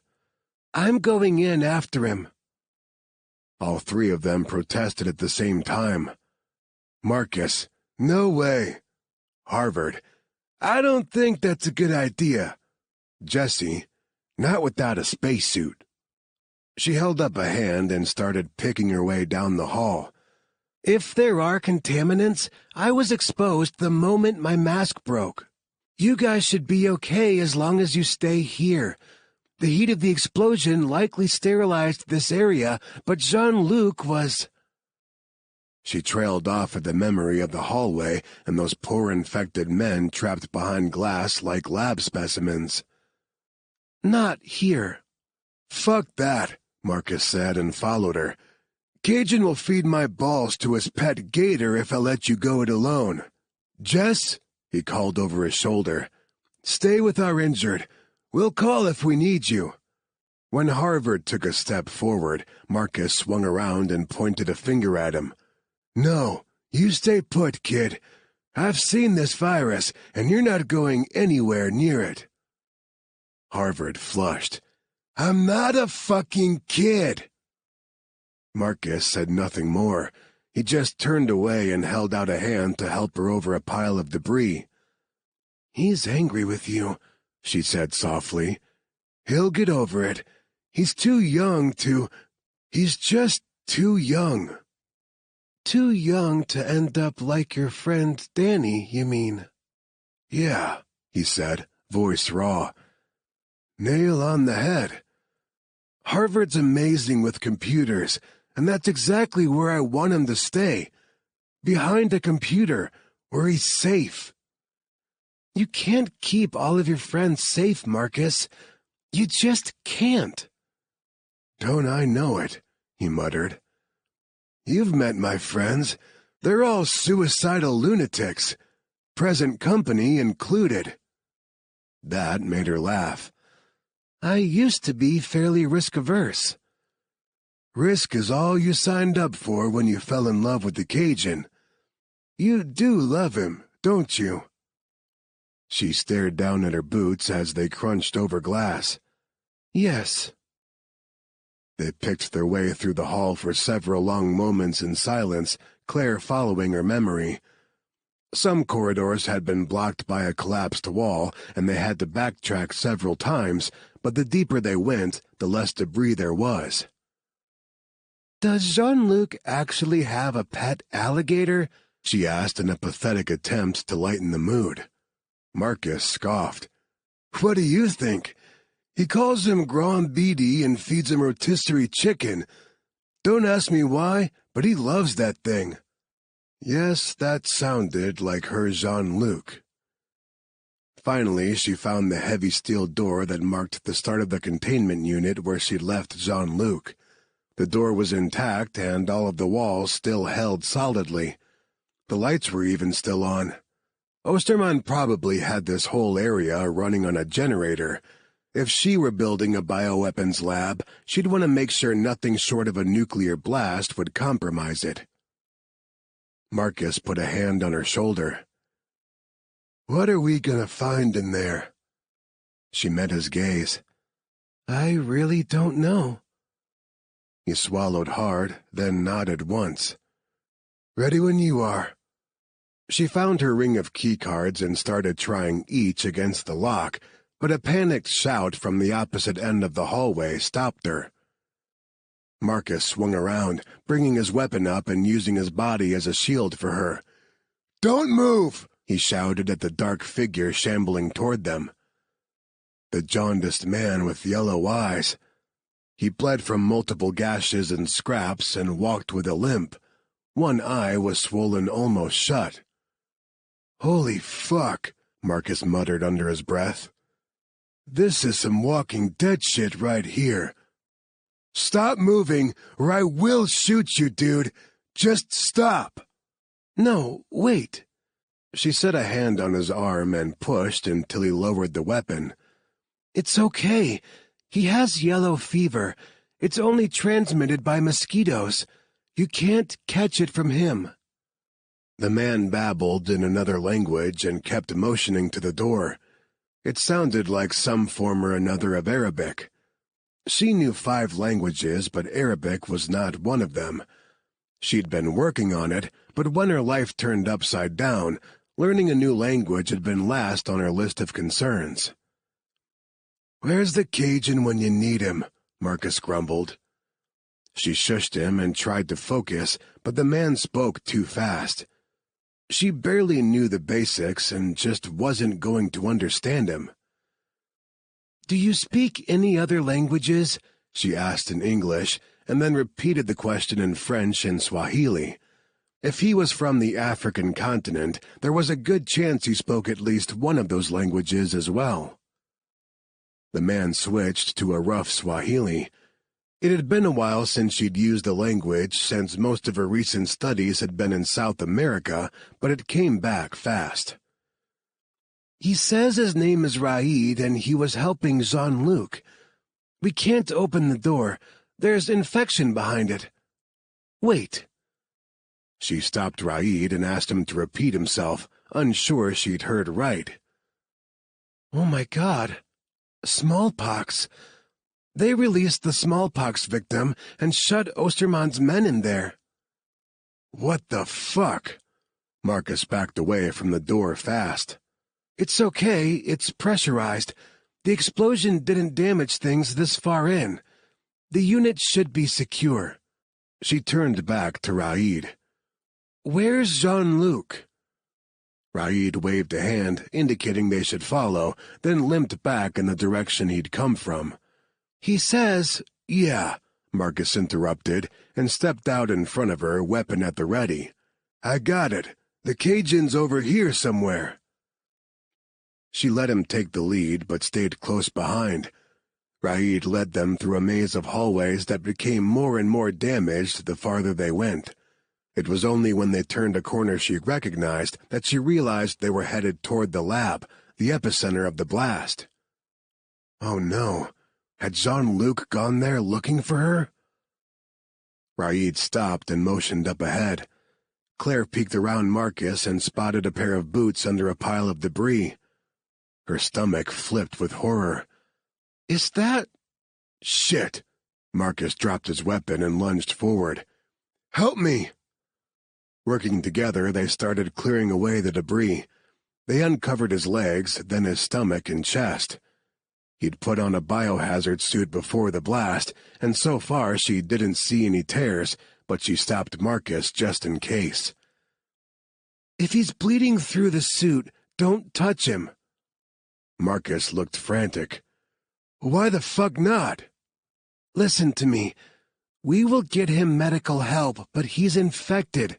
Osterman gave him DHF again, and it's transmitted by blood and bodily fluids. That's why he put on the suit." Jean-Luc let out a moan and shifted, making the rest of the debris roll off him. Dust coated his mask, but it hadn't cracked like hers had. She leaned over him and did her best to wipe the dust from his visor. "Jean-Luc, can you hear me? It's Claire. If you're conscious, talk to me." He mumbled something, voice ragged and raw, but she understood. Marcus frowned. "Did he just ask if you like piña coladas?" Laughing softly, she sat back on her knees and wiped away tears with her dust-coated hands. "And getting caught in the rain. He's okay. He'll be okay. For now, at least." Chapter 46. Vienna, Austria. Back in a hospital. Again. Jean-Luc supposed he should be glad it was a real hospital this time, the kind he'd expected the first time around, but he couldn't work up the energy. All he felt since waking up here was tired. He was so tired of being everyone's human guinea pig. He lifted his arm, the one that by all current medical knowledge should still need stitches, to study the thread of IV plugged into his vein. No Akiso to save him this time.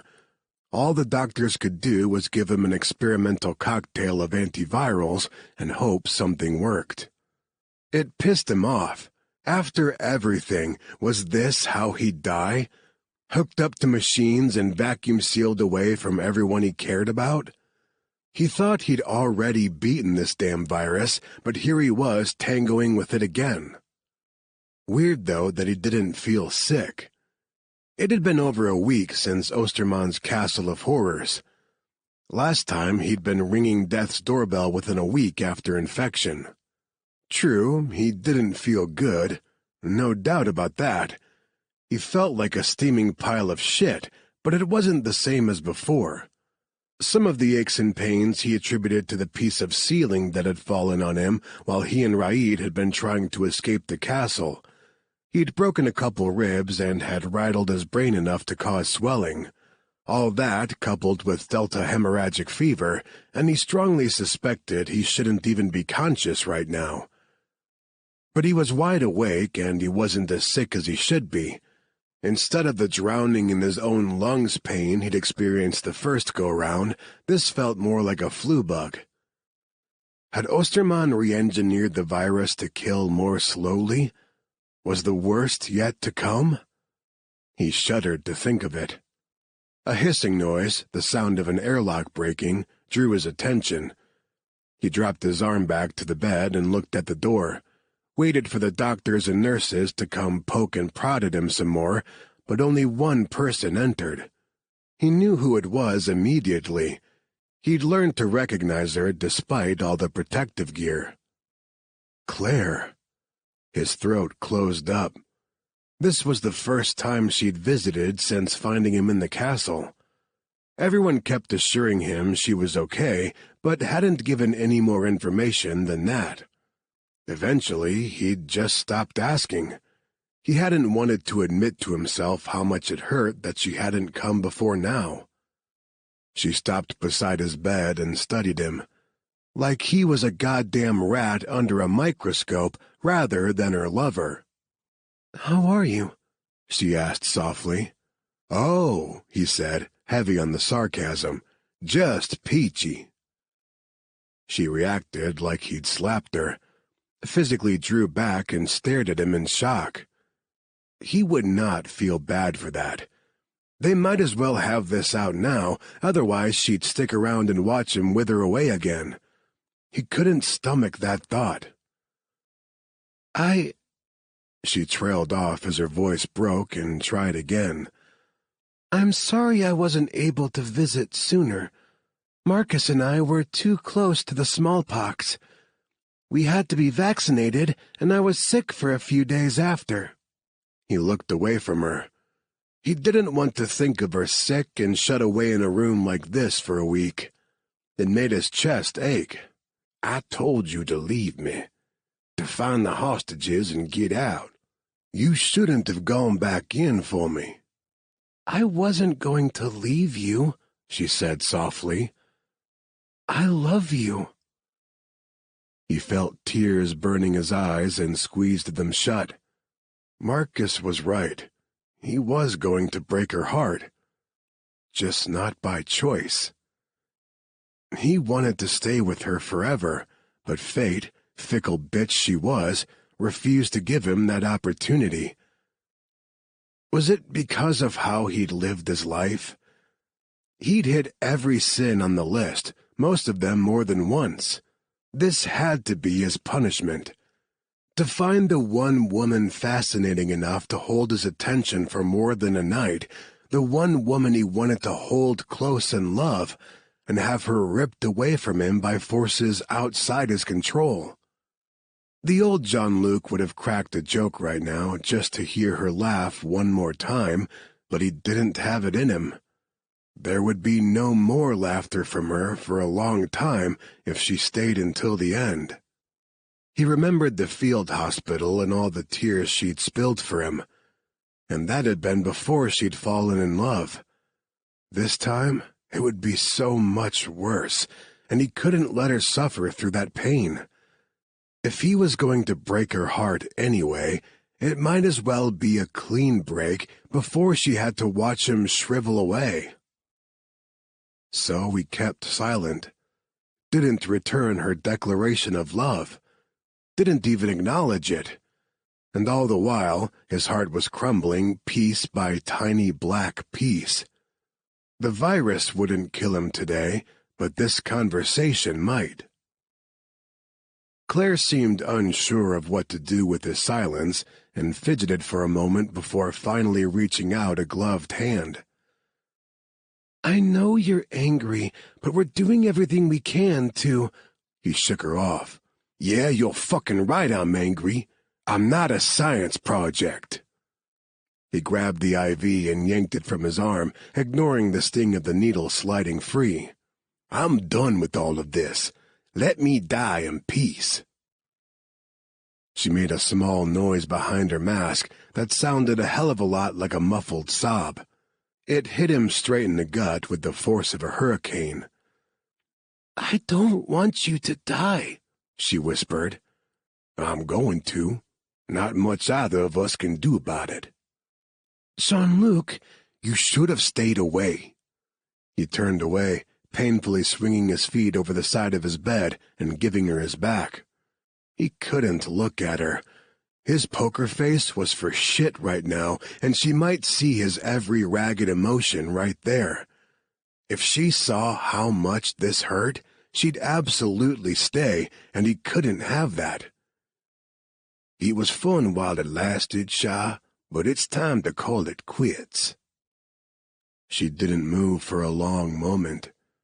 He waited, forcing himself not to twitch or give anything away. He curled his hands into fists on the edge of the mattress. Nobody had ever accused him of having exceptional willpower, and it took every shred of control he had in him not to beg her to stay. He was terrified of dying alone, and more terrified of watching the pain he'd cause in her as he died. So she had to go. He'd do this one unselfish thing for her. Finally, the airlock hissed again as the door opened. He still waited for a solid 60 seconds before he bent forward and let out the sob he'd been holding in. Claire held herself together until she emerged from decontamination and saw everyone waiting on the other side. Jean-Luc's whole team was there, including the formidable Tucker Quinton. Marcus had been leaning against the wall, but pushed away when he spotted her. "How is he?" That was when she lost it. She hugged herself as tears erupted from her eyes. He doesn't want to see me. I think he's giving up. Like hell he is, one of the other guys said. He was a muscular man with short-cropped hair and stormy gray eyes. She hadn't officially met him yet. He'd arrived with another man, Gabe, while she was sick in quarantine after receiving the smallpox vaccine. "Let me in to talk to him." "Come on, Quinn," Jesse said. "You have a toddler and a newborn at home. You want to risk taking that shit back to them?" Quinn crossed his arms and scowled at the door she'd come through. After a moment, he sighed softly and shook his head. "Lâche la patate."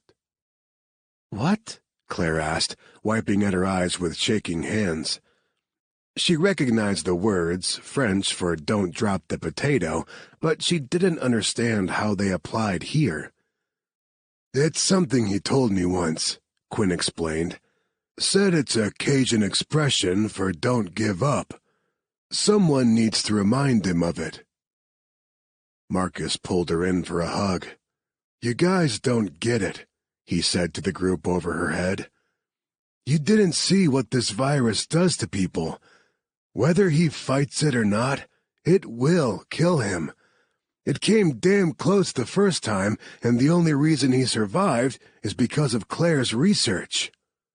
Lâche la patate. Don't give up. No, she wouldn't. If Jean-Luc couldn't fight, she'd do it for him. She broke away from Marcus and marched over to Tucker Quinton. He watched her approach with a mildly amused expression in his blue eyes. "What can I do for you, Dr. Oliver?" "I need supplies. We're 2 blocks from the Medical University of Vienna. I know the infectious diseases professor there, and he'll let me use his lab. I refuse to let him die." Tuck flashed his Hollywood smile and covered her hand with both of his. His palms were warm and surprisingly calloused for a billionaire. "I was hoping you'd say that. I even started looking for a lab for you, though I'm glad to know that won't be an issue. Get me a list and you'll have everything you need, no matter the cost. I'll make sure of it." "Thank you." Her voice was so broken it came out as little more than a whisper, but she knew he heard her by the light squeeze he gave her hand. "Save our boy. Again." Chapter 47. 3 days dragged by. For 72 long hours, Jean-Luc waited for the virus to do its job, dreading the pain he knew was coming. But it never came. His 2 broken ribs still hurt like hell when his pain meds wore off, but he could breathe. He wasn't coughing up blood. He wasn't boiling with fever. He actually felt pretty good. The morning of the 4th day, he was sitting up in the chair beside his bed, staring out the window at the bright blue sky as he picked at his breakfast when the airlock hissed. His couillon of a heart did a little dance. Even after everything, it still hoped the person entering his space was the one he most wanted to see. But she was gone. Marcus said she'd left the day he told her off and hadn't been back since. Which was good. It was what he'd wanted. Right? Mais oui. Exactly what he'd wanted.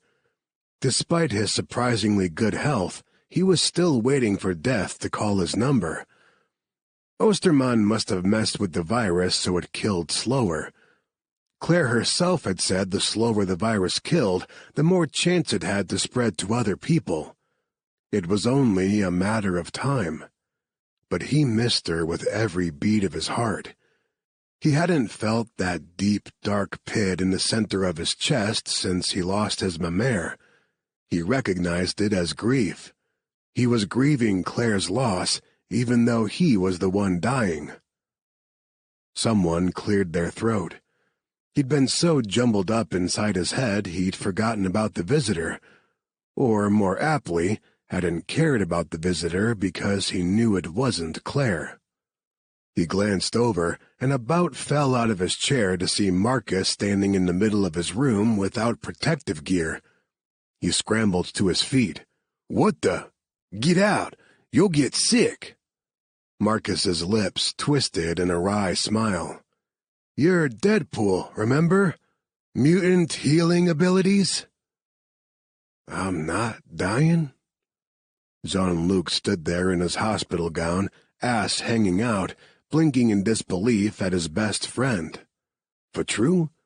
This isn't you committing suicide by virus?"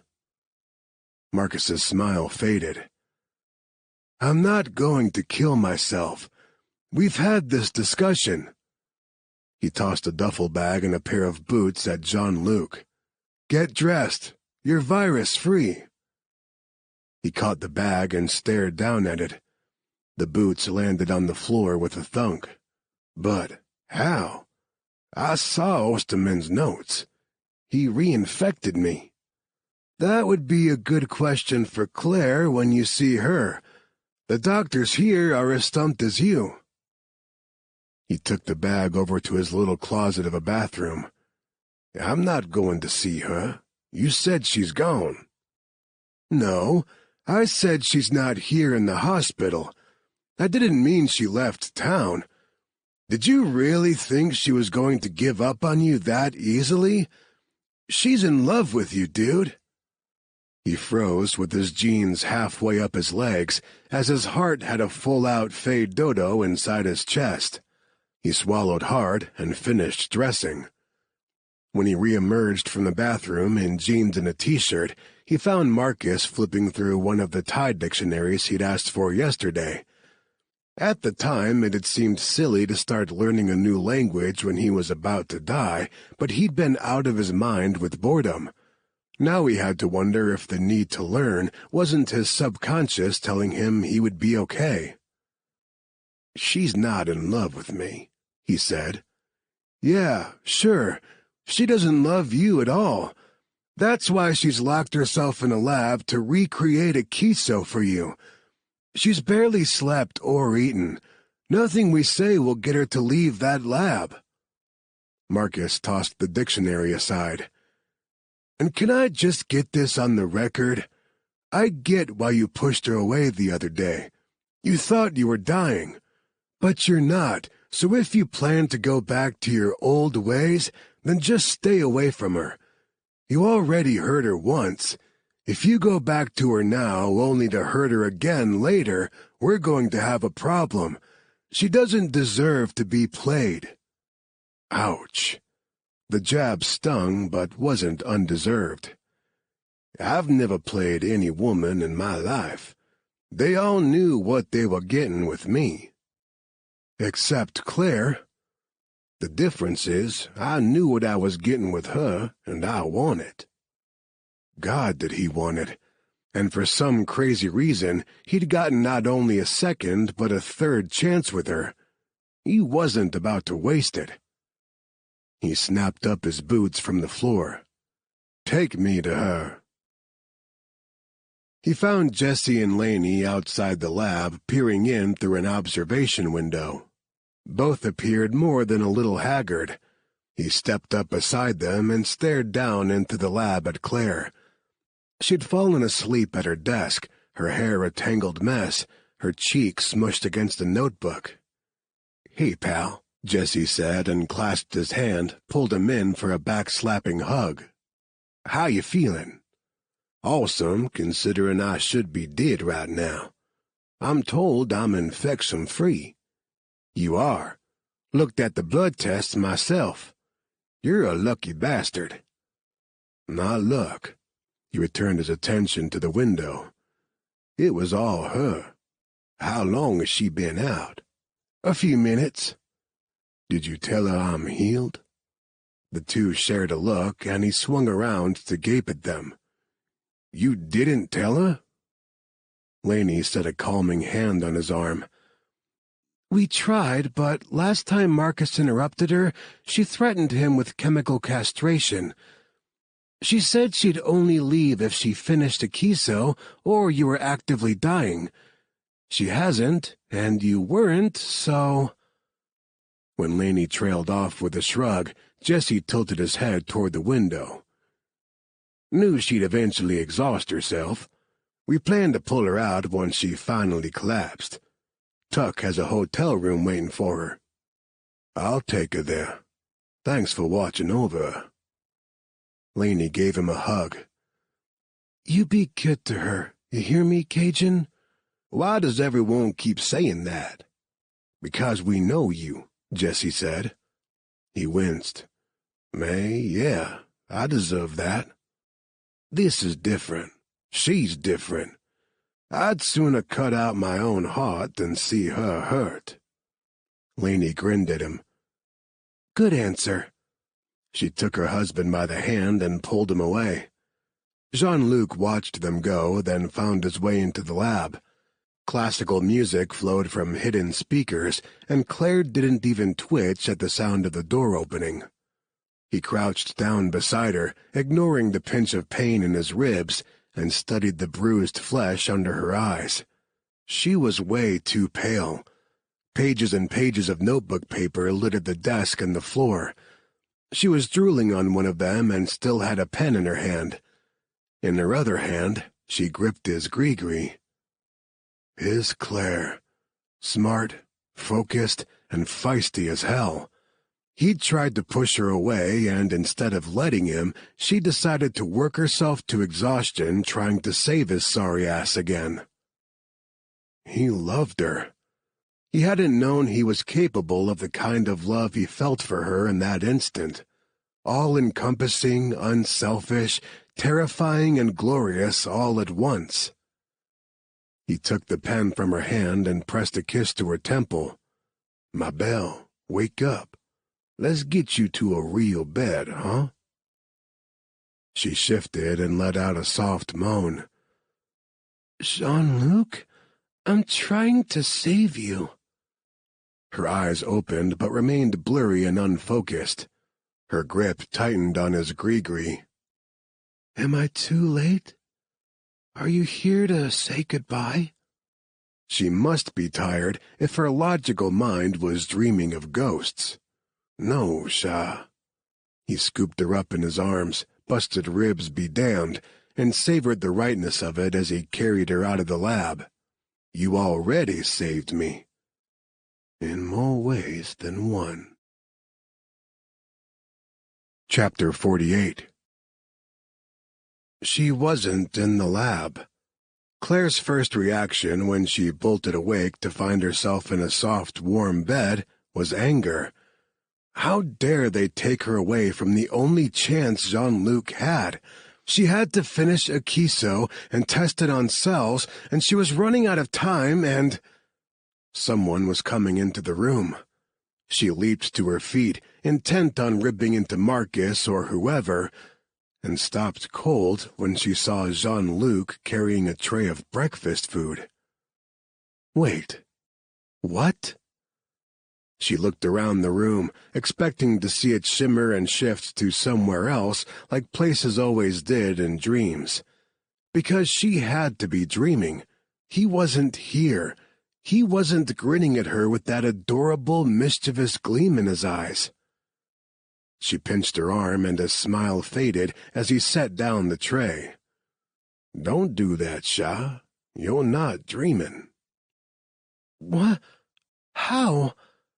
She pressed a shaking hand to her temple and sank down on the edge of the bed. Her legs had gone to water underneath her, and it was either sit down or collapse. I don't understand what's happening. Have I gone crazy? No, I'm really here. You're not dreaming, and you're not crazy. He laughed in a low rumble of sound that washed over her like a balm. He walked over to a small desk and picked up a file. Figured you wouldn't believe it until you saw the science. He sat down beside her and offered the folder. My medical records. He felt real enough. The weight of him on the bed beside her caused her to slide toward him. The clean soap smell of his hair, still damp from a recent shower, filled her nose. The feel of his skin as their hands brushed when she took the folder seemed real enough.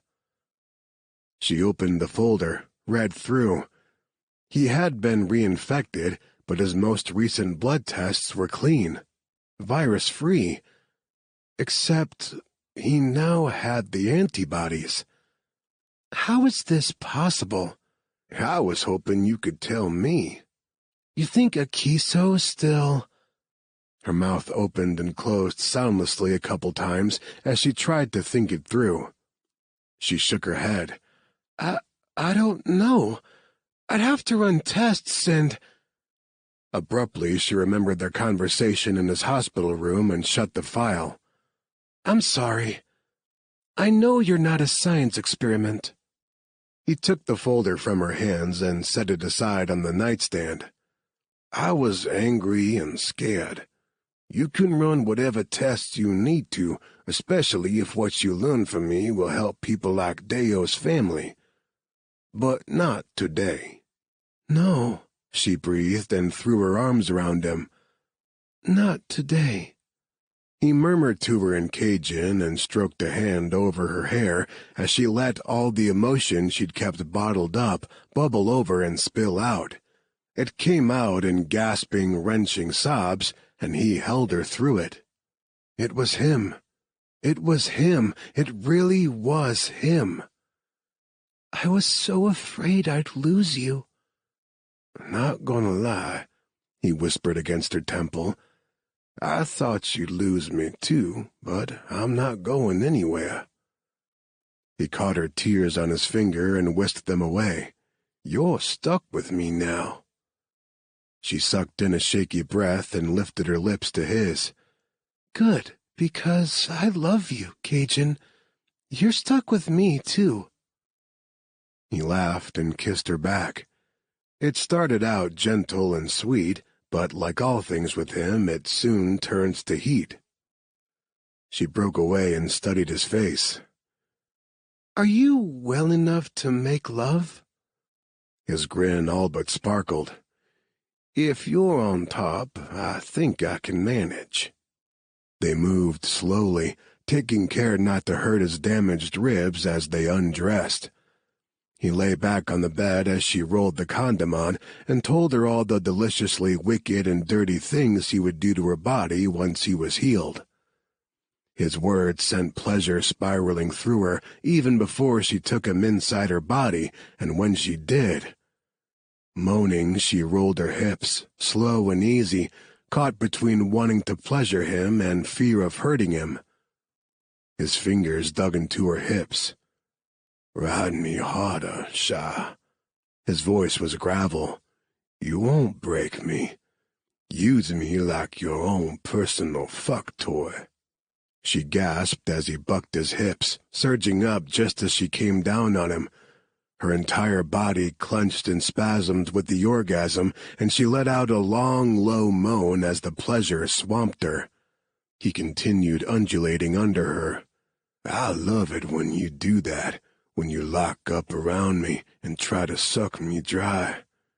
You're gorgeous." He reached between their bodies and found her clit. "Do it again for me." He knew exactly how to touch her to send her flying again. Almost immediately she shuddered, crying out his name so loud everyone had to have heard it. The sound must have sent him over the edge because he roared out his own release, seemingly straining to bury himself even deeper in her body. Fine by her. When they were both spent, she collapsed to the mattress beside him, mindful of his abused ribs, and sighed. He grinned over at her and lifted a hand to tuck a strand of hair behind her ear. "Je t'aime de tout mon cœur." "I love you with all my heart." It was the most beautiful thing anyone had ever said to her. "I love you too." She snuggled in beside him and just held on, still half afraid she was dreaming. She thought she wouldn't be able to let go of him for a good long time, but as the post-coital glow faded, she noticed his wince of pain. Alarmed, she sat up. "I didn't hurt you, did I?" "Worth it." He stiffly climbed out of bed and walked to the bathroom to clean up. He returned a few minutes later and slid back into bed, holding out an arm in an invitation to cuddle. She settled in beside him, taking care around his ribs when she draped an arm over his chest. Maybe he thought sex was worth the pain, but she didn't like seeing him hurting. "Do you have pain medication?" "Yes, doctor," he said with an exasperated eye roll. "I'll take some in a minute. Just let me hold you right now." Not really satisfied by that answer, she suspected she'd have to force-feed him the pills. She rested her head over his heart. She had to hear it, make sure it beat strongly. She was still too shaken up, too raw from the fear of losing him. His chest rumbled under her ear as he hummed a few bars of the Pina Colada song. She smiled against his skin. She was starting to think of the song as theirs. She joined in, then laughed when he stopped humming to scowl at her. "I'm not off-key." "You absolutely are." How could such a smart man be so totally clueless to his own tone deafness? He bristled. "I'll have you know." She propped herself up on her elbow and leaned over to kiss him. "Your mamère thought the world of you. She wasn't going to tell you that you can't carry a tune?" Grumbling, he settled back into the pillow and frowned up at the ceiling. "You could at least humor me." So he wasn't unaware of his tone deafness. He just didn't care. She admired that about him.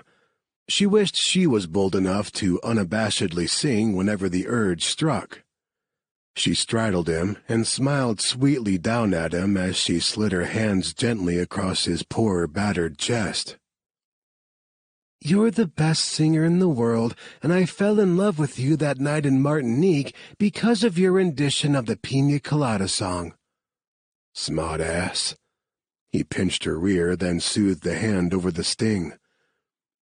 She should tell him she wasn't fibbing, but she kissed him instead.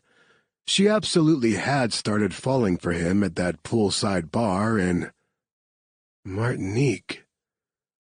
She broke the kiss and sat upright with a gasp. Martinique. This all started at the Infectious Diseases Summit in Martinique. Claire?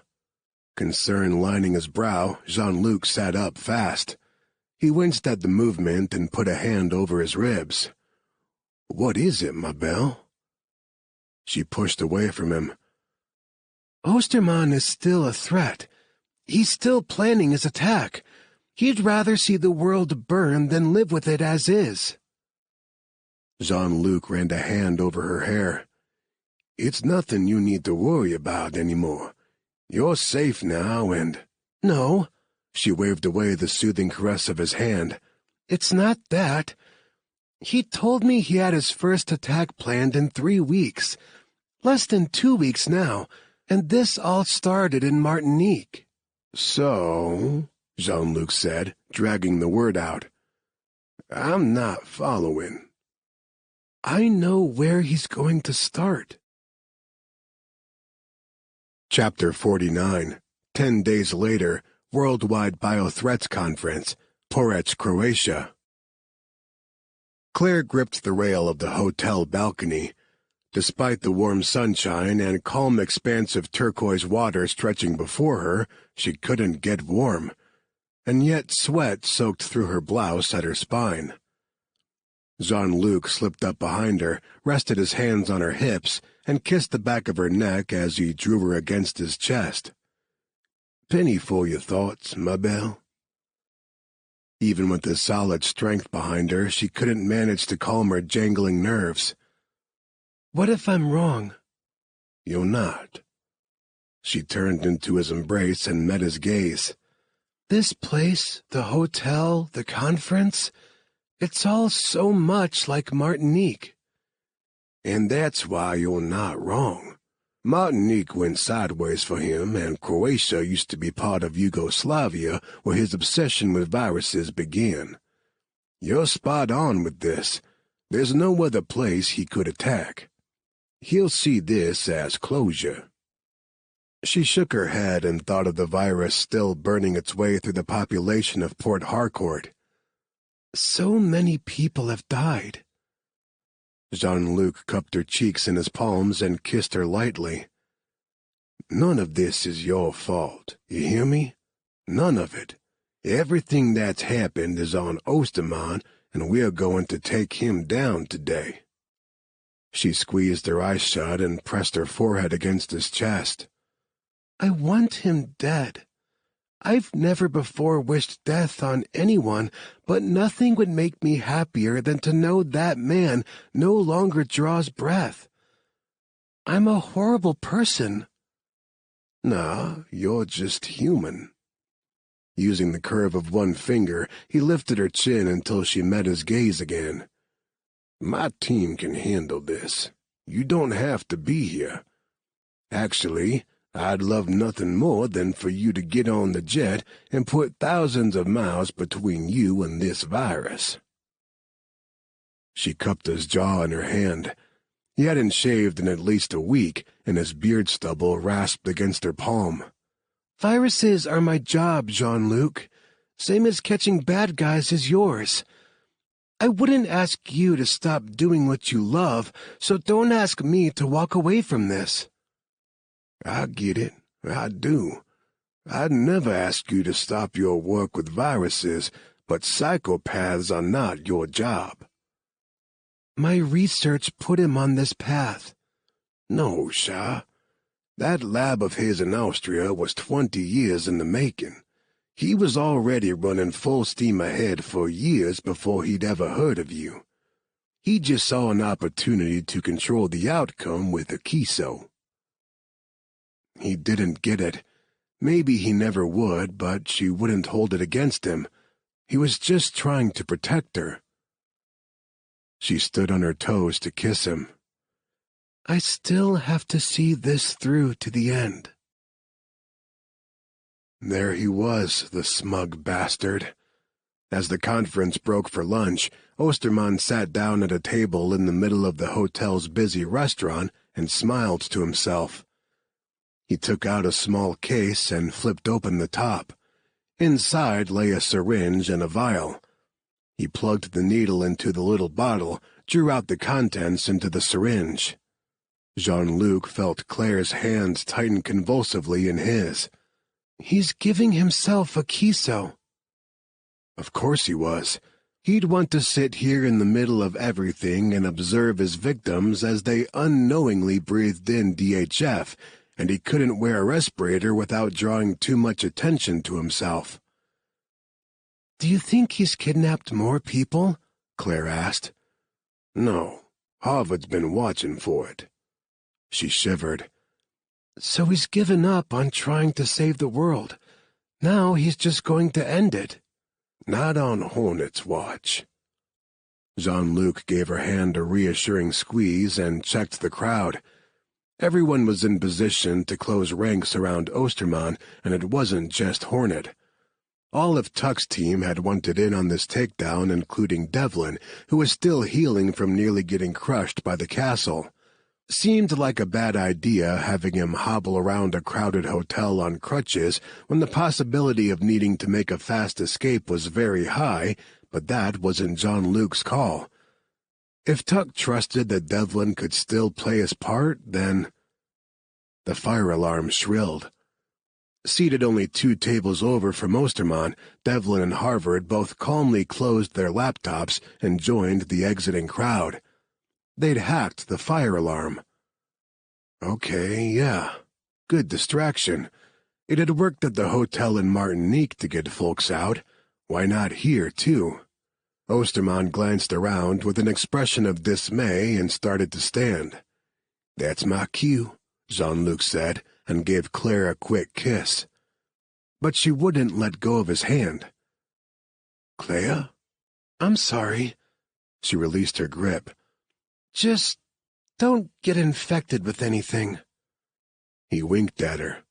No worries. I'm Deadpool. You're not funny, she called after him. Jean-Luc laughed and was still smiling when he slid into the seat across from Osterman.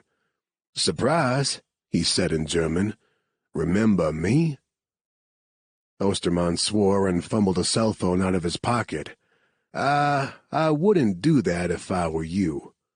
Jean-Luc held up a finger, then pointed down. Osterman's gaze followed to the red dot on his chest. That's my friend Seth. He doesn't miss, and a kiso is not going to protect you from a bullet, so why don't you set that phone down on the table and let's chat like civilized people. Osterman hesitated, then grudgingly placed the phone in the center of the table, far enough away that it looked like he was complying, but not out of reach. You speak German flawlessly. I speak a lot of languages flawlessly, Herr Osterman. A soft hand settled on his shoulder, but he didn't take his eyes off Osterman. He didn't need to look, knew it was Claire by her touch and her vanilla and spice scent. Instead, he enjoyed the hell out of Osterman's slack-jawed surprise. You thought she was dead, didn't you? Thought she had killed herself in the lab explosion. Osterman half rose out of his chair. How? The reports. We're exaggerated, Claire said. I'm alive and well, and thanks to you, I've developed a treatment for delta hemorrhagic fever. My colleagues are testing it in Port Harcourt with promising results. We're also working on a vaccine. Jean-Luc tissed. Shouldn't have gotten greedy and reinfected me. I still had a kiso in my body, and all it did was kill the virus and produce the antibodies Claire needed. Basically, you shot yourself in the foot. We got you, Osterman. We've rounded up your men, and your dispersal devices, the ones you placed around this room, they're already in biocontainment on their way to... Oh, and this is the best part. You want to tell him, Shah? She leaned over the table. Tucker Quinton bought Bioteric Pharmaceuticals. We're using your own labs to research bioterrorism countermeasures and make sure nothing like this ever happens again." Jean-Luc spotted a man he recognized approaching their table. Raid. He wasn't really surprised. He'd called and told the guy this was going down today. Figured Raid deserved to be in on this takedown as much as anyone. He grinned over Osterman's shoulder at the man. "Ah, this is turning into a regular reunion. Raid, assalamu alaikum." "Wa alaikum salam," Raid responded with a tilt of his head. He looked healthy now, strong and proud, polished in a white linen suit and sky-blue tie. Nothing like the skinny, dirty, yellow-eyed man Jean-Luc had met 3 weeks ago. "You remember our mutual friend Raid al-Masri, right, Osterman? Turns out, I'm not the only one who survived your castle of horrors, and I'm not the only one who wants to see you punished for your crimes." Osterman about jumped out of his seat in his haste to get away from Raid. "Yeah, so you know the al-Masri crime family then. Their reputation. You picked the wrong people to piss off." He sat back, slung a casual arm over the back of his chair. "Personally, I think we should give you to them. The U.S. has all these pesky laws about how to treat criminals. Nothing we can do to you will be bad enough." "We could send him back to Nigeria," Claire suggested. Jean-Luc tilted his head as if considering it. "It's an option, but Raid's country. I will show you exactly how much pain a human can endure," Raid said in Arabic, which Jean-Luc cheerfully translated to German just to make sure none of the meaning was lost. "I'm trying to bring about peace," Osterman said tightly. "Oh, yeah," Jean-Luc said, heavy on the sarcasm. "I saw you dose yourself with a kiso. Seems like it'd be plenty peaceful when you're the last living thing on Earth, wouldn't it? Except you're not factoring in something important. You're insane. You'll never find peace." Osterman's scarred face flushed bright red, all of his logic and composure melting away to show the crazy underneath. There was the real Stefan Osterman. He lunged for his cell phone. Jean-Luc grabbed Claire and pushed her toward the floor, but Seth never got the chance to take the shot. In one smooth move, Raid pulled a pistol from under his jacket and shot Osterman point-blank in the temple. His body dropped to the floor with a solid thunk. He didn't move again. After all, a kiso didn't make you bulletproof. "Oh my God!" Claire gasped. Jean-Luc checked to make sure she wasn't injured, then wrapped an arm around her and lifted her to her feet. He kept her face pressed to his side. She was a doctor, yes, used to all manner of blood and gore. But not this. She didn't need to see this, because even though Osterman was as bad as they got, she'd still carry his death on her conscience.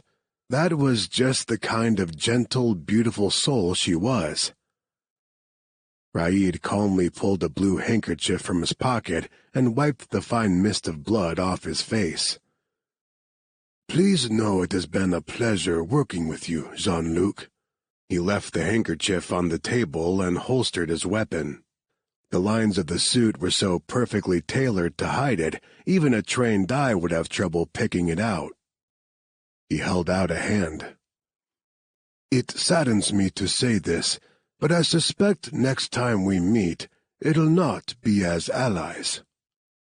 "I know." Jean-Luc accepted the offered handshake and a kiss on each cheek. "But I will always consider you a friend." "As will I." Raid bowed slightly, then walked away. He also turned away from the body on the floor. It was over, and Osterman wasn't worth any more of their time or consideration. He guided Claire outside the hotel into the bright Mediterranean sunshine. She linked her fingers through his and shielded her eyes as she gazed up at him. "What did Raid say? It made you sad." He stared out over the sea stretching before them, remembered doing the same in Martinique after Danny had died. He'd collapsed in the blood-soaked sand, exhausted and weak from his own injuries. He'd stared out over water just as turquoise as this, under a sun just as bright, and had wondered where in the world Claire had gone when he told her to run. She squeezed his hand. "Jean-Luc, what did he say to you?" Sighing, he turned to her, wrapped her up in a hug, and buried his face in her hair. "Nothing I didn't already know, Sha. It's just the way the world is. C'est la vie. We get one bad guy, and another takes his place." Chapter 50. 1 month later, Key West, Florida. When Jean-Luc first invited her to his teammate Seth's wedding, Claire had been a little nervous about attending. She'd only met Seth a handful of times and had never met the bride, but nobody seemed to mind her presence. The wedding was gorgeous, the bride glowing bright as a sunbeam in a chiffon dress that sparkled ever so subtly whenever she moved. The pile of red curls on top of her head also shimmered as she and her new husband shared their first dance in the dying October sun. "They're really good together," Claire said as she studied them. You actually could see the love between the pair. "Oh, you have no idea," Audrey Van Amy Bristow said. "She saved him." Claire smiled at the women around the table. Audrey, Gabe's wife, wore the soft amber bridesmaid dress like it was made for her. It skimmed her slim body and showed off her growing baby bump. She was one of those women who could wear a garbage bag and look magnificent. Mara, Quinn's fiancée, somehow managed to simultaneously cradle her 6-week-old baby boy, Jackson, keep an eye on her rambunctious toddler, Bianca, and eat her cake without spilling a crumb on her dress. Lainey hadn't been a bridesmaid like the other two, but even she wore a pretty blue dress that showed off her curves, which she'd only put on after much cajoling from the other two women and promises that the dress would knock Jesse's socks off. Judging by the cowboy's slack-jawed expression when he saw her, they were right. Lainey rocked the dress after that. The other bridesmaid at the table, Libby Wilde, was roundly pregnant. Her husband wasn't with Hornet, but one of Seth's old friends from the Marines. With a grunt, she heaved herself forward and reached for a pitcher to refill her water glass. Claire got up and did it for her. "Thanks," she said with a grateful smile. "I keep telling myself only 5 more weeks. That's it." She took a sip of her water, then nodded toward the dance floor. "Audrey's not overstating things. Seth was a wreck until he met Phoebe. When I first met him, he could barely leave his house without jumping at shadows. She absolutely saved him. You can see the love between them." Claire followed Libby's gaze to the dance floor. "Some couples are so cold." She trailed off, thinking of her own parents. She'd always thought it'd be better to be alone than to live with that kind of indifference in a marriage. "But not Seth and Phoebe. That's real love." Audrey elbowed her in the side. "Not you and Jean-Luc, either. There's nothing cold about the Cajun." She laughed and picked up her wine glass as she felt her face go warm. "That's true. He does like spice." "Oh, I'll bet," Mara said. She glanced around, then covered her baby's ears and leaned in. "He talks dirty, doesn't he? Like fantasy-level kinky, in a dozen different languages?" Lainey burst out laughing. "Girl, you better not let Quinn hear you. He'll string Jean-Luc up by the balls." What? Mara asked, all innocence. Travis'll understand. We have a bet, don't we, Audrey? Lainey scoffed. Yeah, 'cause Quinn's such an understanding guy. It's purely for science. Audrey giggled into her water glass. So, Claire, are you going to spill the deets or leave us wondering? Oh, my God, Claire said and covered her now flaming face with her hands. Audrey slapped the table. That answers that. Go you. Thankfully, the conversation shifted away from sex and toward the pitfalls of pregnancy. Having had no personal experience in that area, Claire sat back and listened to their stories, filled with a warm sense of belonging. These women, the Queen Bees, as Audrey called their little group, had welcomed her with open arms like she'd always belonged. She'd become particularly fond of Audrey over the past few weeks. Vibrant with an eccentric sense of style, she was the true Queen Bee. She had a take-no-shit attitude with all of the men on the team, including her stern-faced husband, who often looked at her with an expression somewhere between bafflement and adoration. The first time she met Claire, she had decided right then and there they would be best friends. In a lot of ways, Audrey was the female version of Jean-Luc. Apparently, Claire needed colorful people in her life. She just hadn't realized it until recently. She couldn't begin to voice how much it meant to be accepted by the women of Hornet. She'd lost the only two close female friends she'd ever had over the past 3 months. First Tiffany, then Sunday. She'd always missed them. Knowing they were no longer in this world left a hole in her she thought might never fully heal. But at least now she had Audrey, Mara, Lainey, Libby, and she imagined Phoebe too once they were properly introduced. These women had formed a family around their men, and oh, she longed to be a part of it. Speaking of the men, she searched the beachside reception hall for them. They'd all gone off together once the reception started, and she'd gotten the sense that they were talking business. Jean-Luc had been anxious about it. She'd never seen him that way before. Audrey squeezed her arm. "It'll be okay," she said. "They're not firing him." She started and looked at her new friend in shock. "Was that a possibility?" Audrey shrugged. "They ordered him to not go looking for you. He disobeyed." She breathed out in a huff of disbelief. "He did?" "Yeah. He was determined to find you, and he didn't care the cost. But, like I said, you don't have to worry. I told Gabe if they fire the Cajun, he'd be sleeping on the couch until our baby is 10. It's nothing he wouldn't have done if I had been the one in danger." Mara nodded. "And Travis did the same when it was me. But I know for a fact they're not firing him. I happened to overhear Gabe and Travis talking the other night. They have to reprimand him, so they're going to make him teach language classes to the trainees." "God," Lainey said and took a drink. "They want him corrupting young minds?"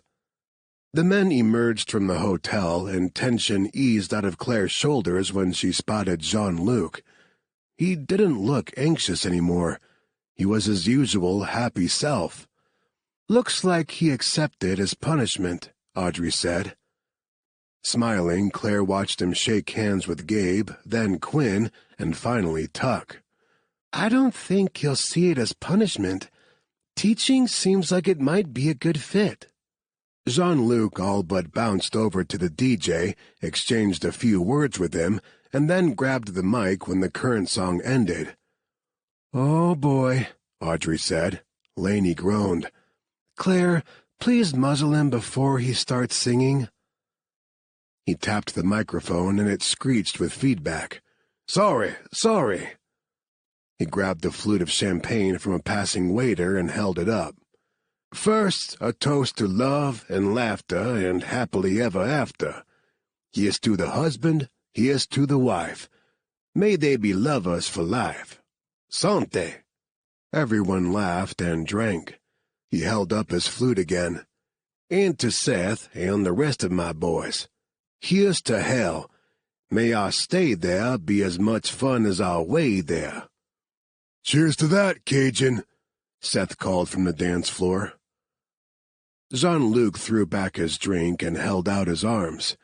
Now, is this supposed to be a party or what? Where's the music? Laissez-les bon temps rouler.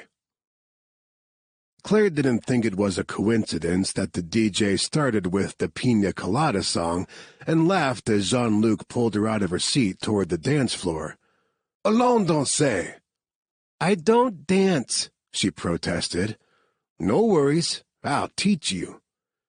He held her tenderly in his arms and they swayed together. They want me to teach the trainees Arabic. I heard. She tilted her head back to look at him. How do you feel about it? I get to keep my job, so it beats the alternative. And what about Marcus? He winced. They haven't spoken to him yet. They're afraid one wrong word will send him spiraling. It's sad he wouldn't come to the wedding. I know that hurt Seth.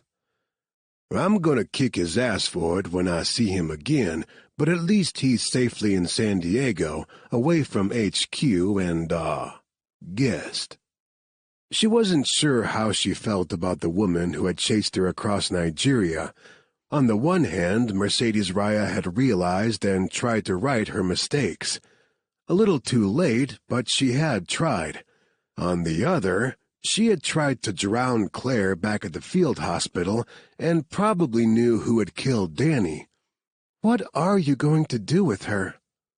He shook his head. I don't know. But this weekend she's tucking his team's problem. Enough about that. This is a happy occasion. Let's be happy for tonight. I am happy. Me too. He pulled her in close again and sang softly in her ear, right on key. She drew back in surprise and smacked his chest. You can so sing. Of course. He nuzzled her ear, gave the lobe a little nip. It's our song, Sha. I can't knowingly butcher our song.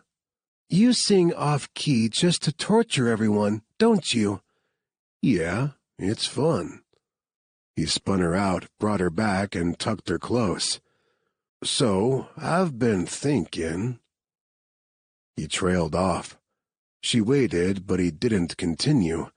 He seemed to be struggling to find the words for what was on his mind, and she caught a fleeting glimpse of... Was that panic in his eyes? Why the nerves again? He'd already spoken to Hornet's leadership and knew he wasn't losing his job. Hey, she laid a hand on his cheek. What's wrong? Another song started, a sexy Spanish number. Probably another request by Jean-Luc if she knew her man. He didn't answer her question, only pulled her in flush against his body and nibbled his way from her ear to her chin. Do you have any idea what this song makes me want to do to you? Given the growing ridge pressing into her belly, she had a pretty good idea. She subtly reached between their bodies and traced a nail along his length through his trousers.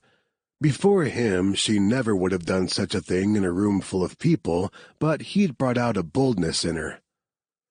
His eyes flared hot, and he took her mouth in a sizzling kiss that no doubt had the groom's pearl-clutching aunts gasping with outrage.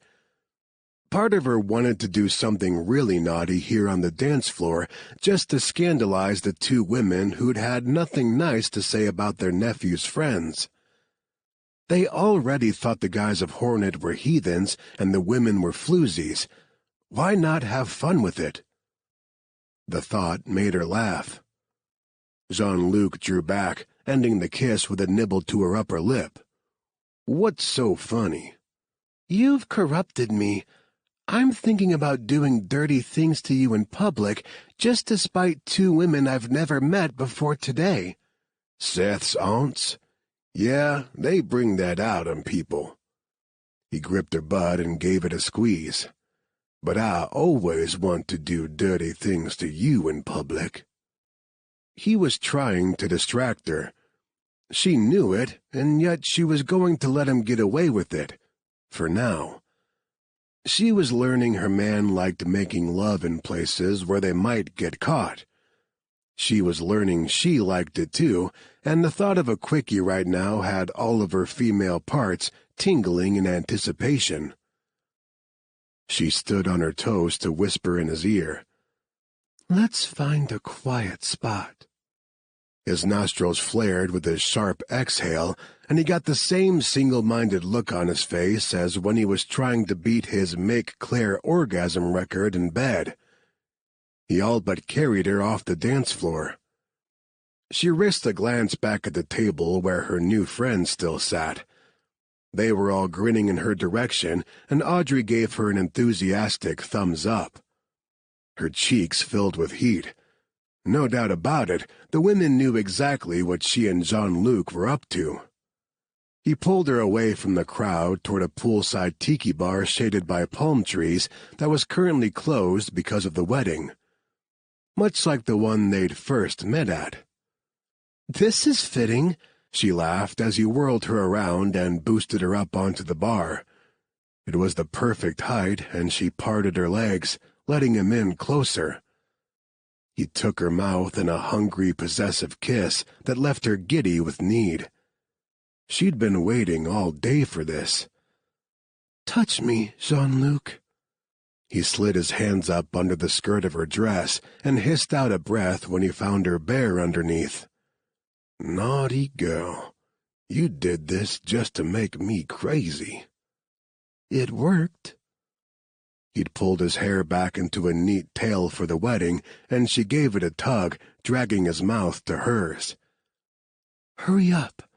Let me feel you before we get caught." He one-handedly unzipped his trousers and freed himself. She scooted her butt to the edge of the bar. He scooped an arm under one of her legs and pulled her forward as he entered her in one long thrust. He groaned. "I'm not going to last, Shah." She nipped at his lower lip and felt his erection twitch inside her. "You don't have to." He took her fast, teasing her mouth with his tongue, nibbling at her lips, and swallowing her moans as she raced toward climax. A scrape of a footstep, followed by a happy bark, had them both freezing. Tank came bounding over and wiggled enthusiastically around Jean-Luc's legs. "Oh, Jesus!" Ian's voice said. Claire looked over Jean-Luc's shoulder at Ian and bit her lip to smother a smile. Here he was, probably the most intimidating guy on the team, and he'd actually put a hand over his eyes and turned away like the pearl-clutching aunts. Jean-Luc said. "Can you call off your dog? We're a little busy here." "Shit. Yeah." Ian whistled for Tank, and the two all but ran in the opposite direction. Claire buried her face in Jean-Luc's shoulder and laughed until tears streamed from her eyes. He set his cheek on top of her head and joined in. His laughter shook his whole body and reminded her they were still locked together. The interruption hadn't bothered him at all. If anything, he was harder now. Good. Because she was still so hot, she was about to combust. She rocked her hips forward, urging him to move. He growled deep in his throat and picked up the rhythm again. It took a bit longer to climb back to the precipice she'd been on before the interruption, but once she was there, Jean-Luc followed her over the edge. Still breathing in ragged drags of air, she enjoyed the soft kisses Jean-Luc feathered across her collarbone and shoulder as he pulled out of her. She weaved her fingers into his hair, releasing several strands from his ponytail. The quickie wasn't enough. She wanted more of him. All of him. "Let's go up to our room," she suggested. and take our time." He met her gaze, and there again, the nerves. He tried to hide them by stepping back and tucking himself into his pants, but she knew him too well. She could read him like a lab report. He was genuinely anxious about something, and that just wasn't like him. She jumped down from the bar, caught his face in her hands, and made him look at her. "Jean-Luc, tell me what's wrong." "Nothing." He didn't sound convincing at all, and she scowled at him. He laughed softly and turned to brush her palm with his lips. "For true, nothing's wrong. Everything's perfect. I just—" He looked up at the gleaming windows of the hotel. "I'm sick of hotels. How would you feel about flying back to New Orleans tonight?" Chapter 51. New Orleans, Louisiana.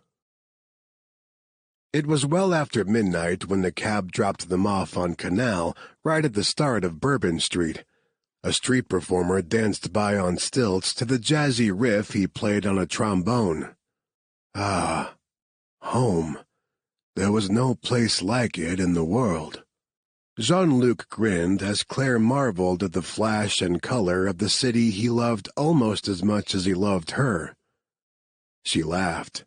"You live here, right in the middle of it all. Why am I surprised? Of course you do."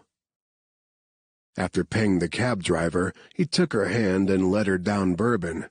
His hand was sweating, and he hoped she didn't notice. Mad. He hadn't expected to be nervous about this, but his heart had grown wings and now beat frantically at the inside of his ribs. "I have a place a few blocks over. It's where I keep my car when I'm out of town." "Is that where we're going?"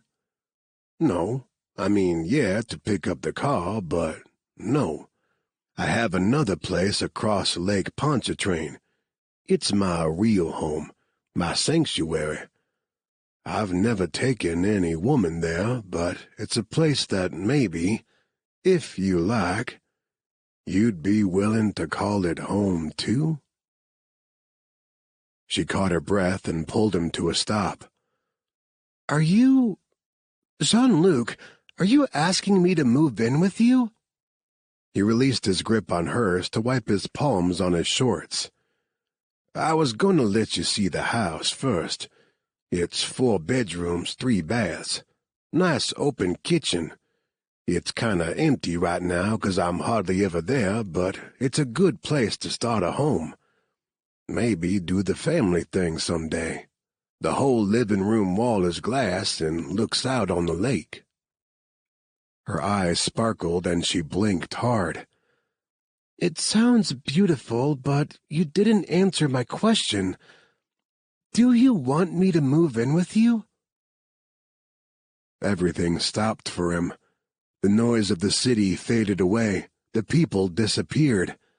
All he saw was Claire, and he was so hopelessly in love with the woman, the thrill of it left him tongue-tied. He took her hands in his again and raised them to his lips. "My Belle, I want to spend every day of the rest of my life with you." "Okay," she whispered. "Yes." He froze because that sounded like a heavy yes, full of meaning. Not that he was a language expert or anything. "Is that a yes to moving in, or a yes to—" "Everything," she said simply. "I want everything you just described. The window, the family, spending the rest of my life with you. Yes." With a happy whoop, he grabbed Claire and kissed her, nearly bending her over backward in his excitement. People around them erupted in cheers, and only then did he remember they stood on Bourbon Street, surrounded by drunks. She laughed and swatted him until he released her. "Oh my God, I can't believe there are still so many people out this late." "It's New Orleans, Shaw. As long as there's booze and music, there'll be a party." He led her into the teeming crowd of people on the city's most famous street. It's beautiful and seedy and chaotic and... He felt her studying him as he spoke, and as he so often did around her, he ran out of words. And I don't know how else to explain it, but... You love it, she finished. I do. He closed his eyes and breathed in air thick with humidity, frying foods, alcohol, human and horse, with undertones of night-blooming flowers. It wasn't always a pleasant scent, but it smelled like home to him. There's something about it. A little something extra. Magic. It sizzles in the air here. Can you feel it? When he looked at her, he saw her clutch the gree-gree still hanging from a cord around her neck. She'd put it back on as soon as they'd changed out of their wedding clothes. Ever since he'd given it to her, she was rarely without it. He grinned at her, and she let the necklace drop back into place. I do feel it, she said matter-of-factly. The magic. He leaned over to kiss her, because that admission had to have cost his pragmatic scientist some dignity. Taking her hand again, he led her away from the chaos of Bourbon Street.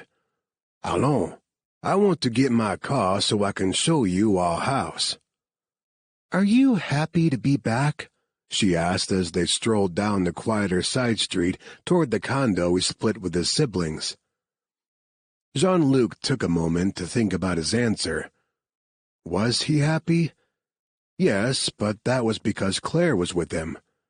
He could be back in Nigeria or Dracula's castle in Austria and still be happy as long as she was by his side. Being back is interesting. Interesting? Claire gave their joined hands a little swing. How so? He looked around at the narrow street with its old-fashioned lamps and galleries decked in ivy. Music and laughter soared from half a block away. I do love this city. I love everything about it. The food, the music, the people. But every other time I've been here, May, I don't know if I can explain it. I always had this manic need to experience the place.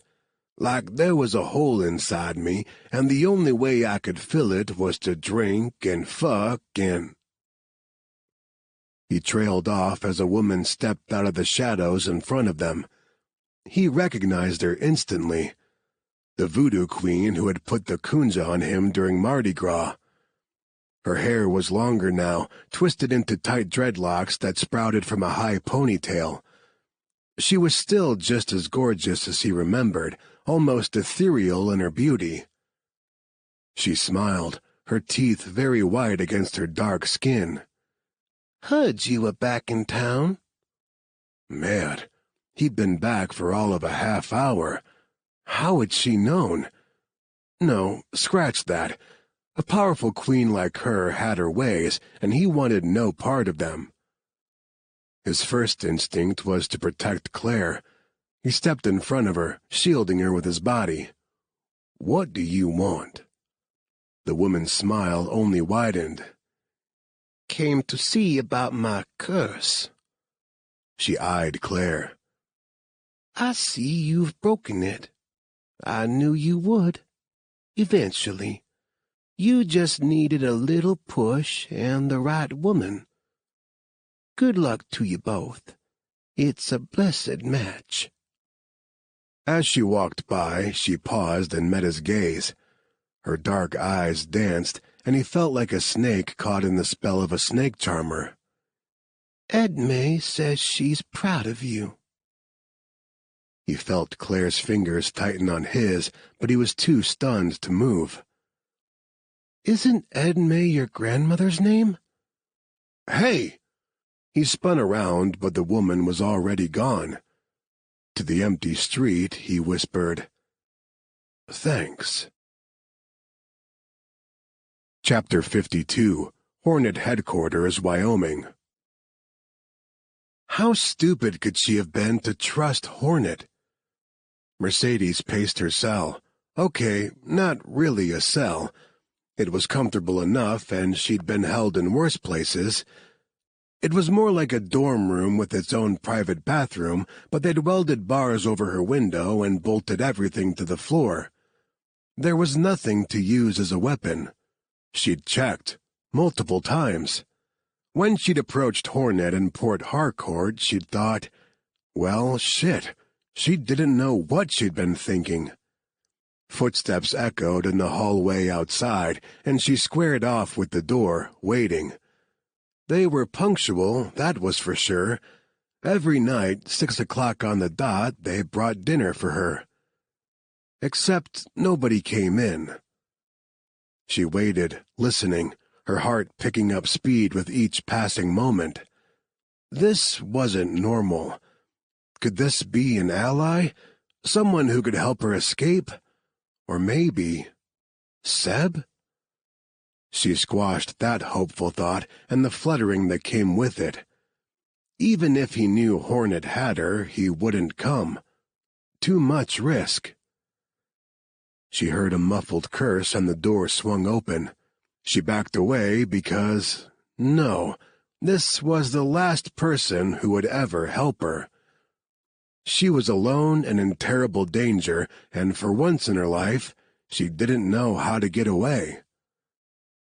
Marcus D'Angelo stood in the doorway, a gun pointed at her. In the hallway behind him, her temporary guard, the chatty Sean Carreras, lay slumped against the wall. Her heart tripped over a beat because at first she thought he was dead and she was next. But then Carreras let out a snore.